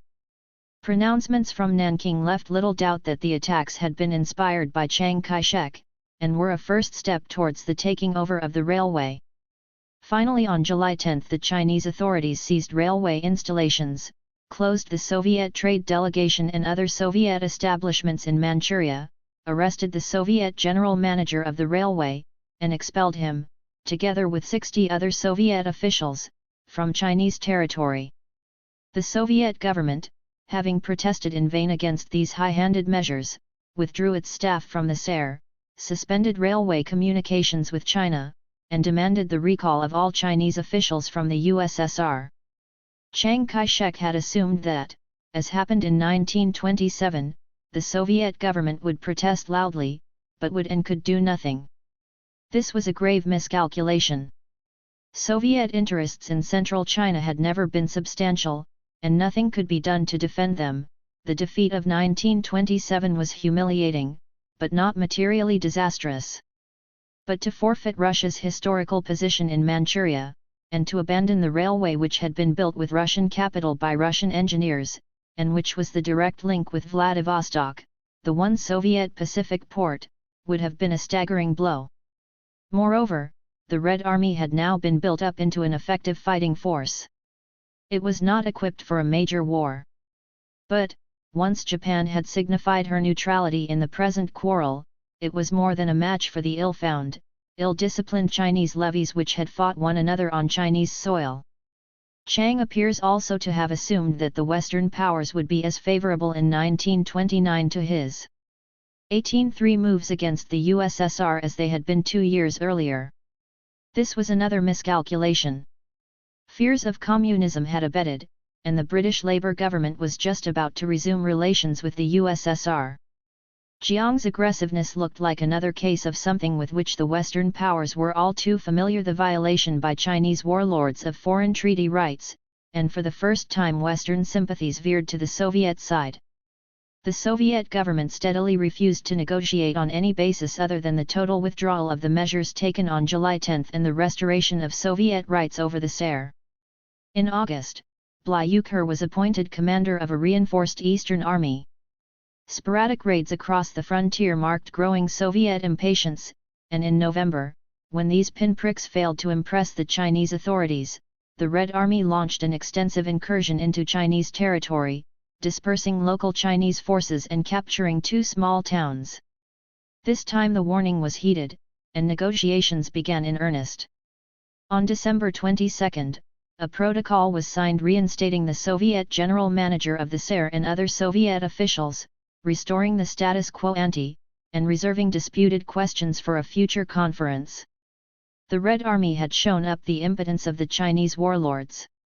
The USSR had emerged as a military and diplomatic force in the Far East, and had forged links of common concern with the Western powers. It was a turning point in Soviet external relations. The dispersed, persecuted, and dispirited Chinese Communist Party played no part in these events. Instructed by Comintern, its Central Committee put out the slogan "Defense of the Soviet Union," and stepped up its denunciations of the Nanking government. What, however, was seen in Moscow as a flagrant threat to Soviet security appeared to some patriotic Chinese as a move to liberate Chinese territory from foreign, i.e. Soviet, control. Chen Tusu, who had been deposed from the party leadership after the disasters of 1927, was now expelled from the party for voicing these embarrassments, and subsequently proclaimed himself a follower of Trotsky. Here as elsewhere, Comintern could impose discipline, but could not breathe life into the enfeebled party ranks, whose impotence in the urban centers could no longer be disguised. 1804. Only Mao Zedong's peasant levies and the local Soviets sponsored by them could boast of some successful revolutionary activity. But these exploits were confined to a remote corner of China, and their leaders paid at best hypocritical lip service to the rulings of the party and of Comintern. Much as the Chinese Communist movement owed to Russian inspiration and example, it survived, and would ultimately triumph, in forms unplanned and mistrusted by Moscow. 19. The Revolution. Perspective. When Lenin in the April Theses proclaimed that the revolution of February 1917 was not simply a bourgeois revolution, but marked a transition, led by workers and poor peasants, to the desired socialist revolution of the future, he made a sensitive response to the tumultuous conditions prevailing on his return to Petrograd. The Russian bourgeoisie, weak and backward in comparison with its Western counterparts, possessed neither the economic strength nor the political maturity, neither the independence nor the inner coherence, necessary to wield power. On the other hand, the conception of an alliance between the proletariat and the bourgeoisie to complete the bourgeois revolution was pure myth. The proletariat, once it became an effective force, could not install in power a bourgeois regime, whose function would be to exploit its labor. The bourgeoisie could not brook the alliance of a proletariat, whose eventual function would be to destroy it. When Lenin attempted to escape from this impasse by placing on the proletariat, supported by the poor peasants, the onus both of completing the bourgeois revolution and of starting the socialist revolution, he no doubt believed, not that he was abandoning the Marxist scheme of 2 separate and successive revolutions, but that he was adapting it to special conditions. But this solution, which became the program of the October Revolution, had its Achilles heel. Marx had envisaged a socialist revolution developing on a foundation of capitalism and bourgeois democracy established by a previous bourgeois revolution. In Russia this foundation was rudimentary or non-existent. Lenin looked forward to the building of socialism in an economically and politically backward country. The dilemma could be avoided only so long. 1805. 186. As it was assumed that the revolution was about to become international, that the European proletariat would also rise in revolt against its capitalist masters, and provide the conditions for an advance into socialism which Russia in isolation lacked. Socialism installed by revolution in a country where the proletariat itself was economically backward and numerically weak was not, and could not be, the socialism predicated by Marx and Lenin as the outcome of a revolution of the united proletariat of economically advanced countries. From the first, therefore, the Russian Revolution had a hybrid and ambiguous character. Marx noted that the embryo of bourgeois society had been formed within the matrix of the feudal order, and was already mature when bourgeois revolution installed it in the seats of power. It was assumed that something analogous would happen to socialist society before the victory of the socialist revolution. In one but only one respect this expectation was vindicated. Industrialization and technological modernization, which ranked high among the achievements of capitalist society, were also important prerequisites of socialism. Long before 1914 the capitalist economies of the Western world had begun to transcend the limits of small-scale production by individual entrepreneurs, and to substitute production by large-scale units which dominated the economic scene, and became involved willy-nilly in the exercise of political power. Capitalism itself was already blurring the line which separated economics from politics, paving the way for some form of centralized control and laying the foundations on which a socialist society could be built. These processes reached a climax in the First World War. Study of the German war economy inspired Lenin's remark in the summer of 1991-7 that state monopoly capitalism is the fullest material preparation for socialism, and a few weeks later he added, a little whimsically, that the material, economic half of socialism had been realized in Germany in the form of state monopoly capitalism. The contradictions of capitalism had already produced, within the capitalist order, the embryo of the planned economy of the USSR. This fact has led some critics to describe what was achieved under Soviet planning as state capitalism. Such a view seems untenable. Capitalism without entrepreneurs, without unemployed. The revolution in perspective 18/7 meant and without a free market, where no class appropriates the surplus value produced by the worker, and profits play a purely ancillary role, where prices and wages are not subject to the law of supply and demand, is no longer capitalism in any meaningful sense. Soviet planned economy was recognized everywhere as a challenge to capitalism. It was the material, economic half of socialism, and was a major outcome of the revolution. If, however, it would be foolish to deny the title socialist to this achievement, it would be equally misguided to pretend that it constituted a realization of Marx's free association of producers, or of the dictatorship of the proletariat, or of Lenin's transitional democratic dictatorship of workers and peasants. Nor did it satisfy Marx's requirement that the emancipation of the workers must be the task of the workers themselves. The Soviet industrial and agrarian revolutions plainly fell into a category of revolution from above, imposed by the joint authority of party and state. The limitations of socialism in one country were plainly revealed. The vision of a trained and educated proletariat growing up within bourgeois society, like the bourgeoisie within feudal society, had not been realized and, least of all, in backward Russia, where the working class was small, downtrodden, and unorganized, and had assimilated none even of the conditional freedoms of bourgeois democracy. The tiny core of class-conscious workers played a major part in the victory of the revolution. But the task of ordering and administering the broad territories incorporated in the Soviet Republic called for a more complex and more sophisticated form of organization.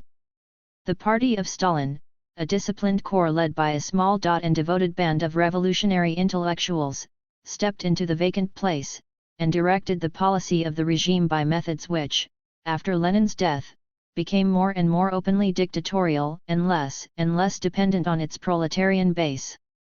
Devices, first sparingly used amid the passions and atrocities of the Civil War, were gradually elaborated into a vast system of purges and concentration camps. If the goals could be described as socialist, the means used to attain them were often the very negation of socialism. This does not mean that no advance at all had been made towards the most exalted ideal of socialism, the Lib. 188. Ration of the workers from the oppressions of the past, and the recognition of their equal role in a new kind of society. But progress was halting, and was broken by a series of setbacks and calamities, avoidable and unavoidable. After the ravages and shortages of the Civil War, a brief respite ensued in which the standard of living of both workers and peasants slowly rose somewhat above the miserable levels of Tsarist Russia. During the decade which began in 1928, these standards once more contracted under the intense pressures of industrialization, and the peasant passed through the horrors of forced collectivization. Scarcely had recovery once more set in when the country was exposed to the cataclysm of a world war, in which the USSR was the target of Germany's most sustained and most devastating offensive on the continent of Europe. These terrifying experiences left their mark, material and moral, on Soviet life and on the minds of the Soviet leaders and the Soviet people.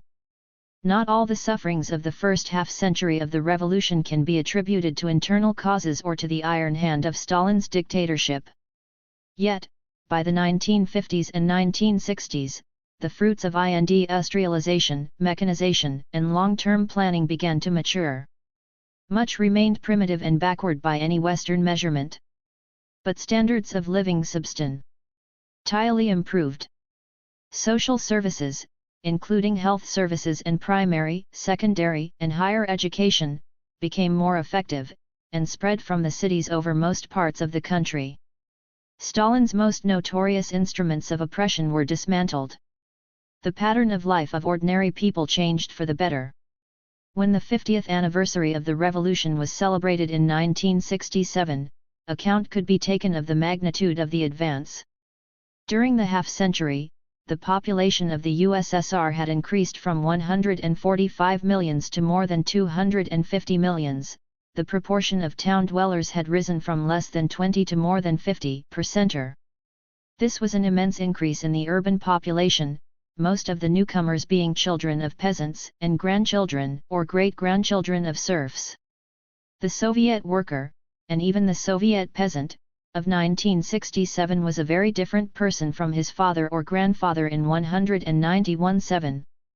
He could hardly fail to be conscious of what the revolution had done for him, and this outweighed the absence of freedoms which he had never enjoyed or 18-9 dreamed of. The harshness and cruelty of the regime were real. But so also were its achievements. Abroad, the immediate effect of the Russian Revolution had been a sharp polarization of Western attitudes between right and left. The revolution was a bugbear to conservatives, and a beacon of hope to radicals. Belief in this fundamental dichotomy inspired the foundation of Comintern.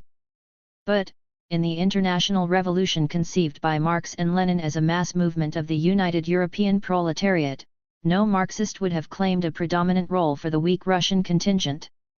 When the European Revolution failed to materialize, and when socialism in one country became the official ideology of the Russian Party, the increasingly assertive demand to treat the USSR as the exemplar of socialist achievement, and Comintern as the repository of socialist orthodoxy, led to a new polarization between East and West within the left. Communists and Western Social Democrats or socialists confronted one another, first as mistrustful allies, then as open enemies, a state of affairs misleadingly attributed in Moscow to the treachery of renegade leaders. It was a symptom of the rift that no common language could be found.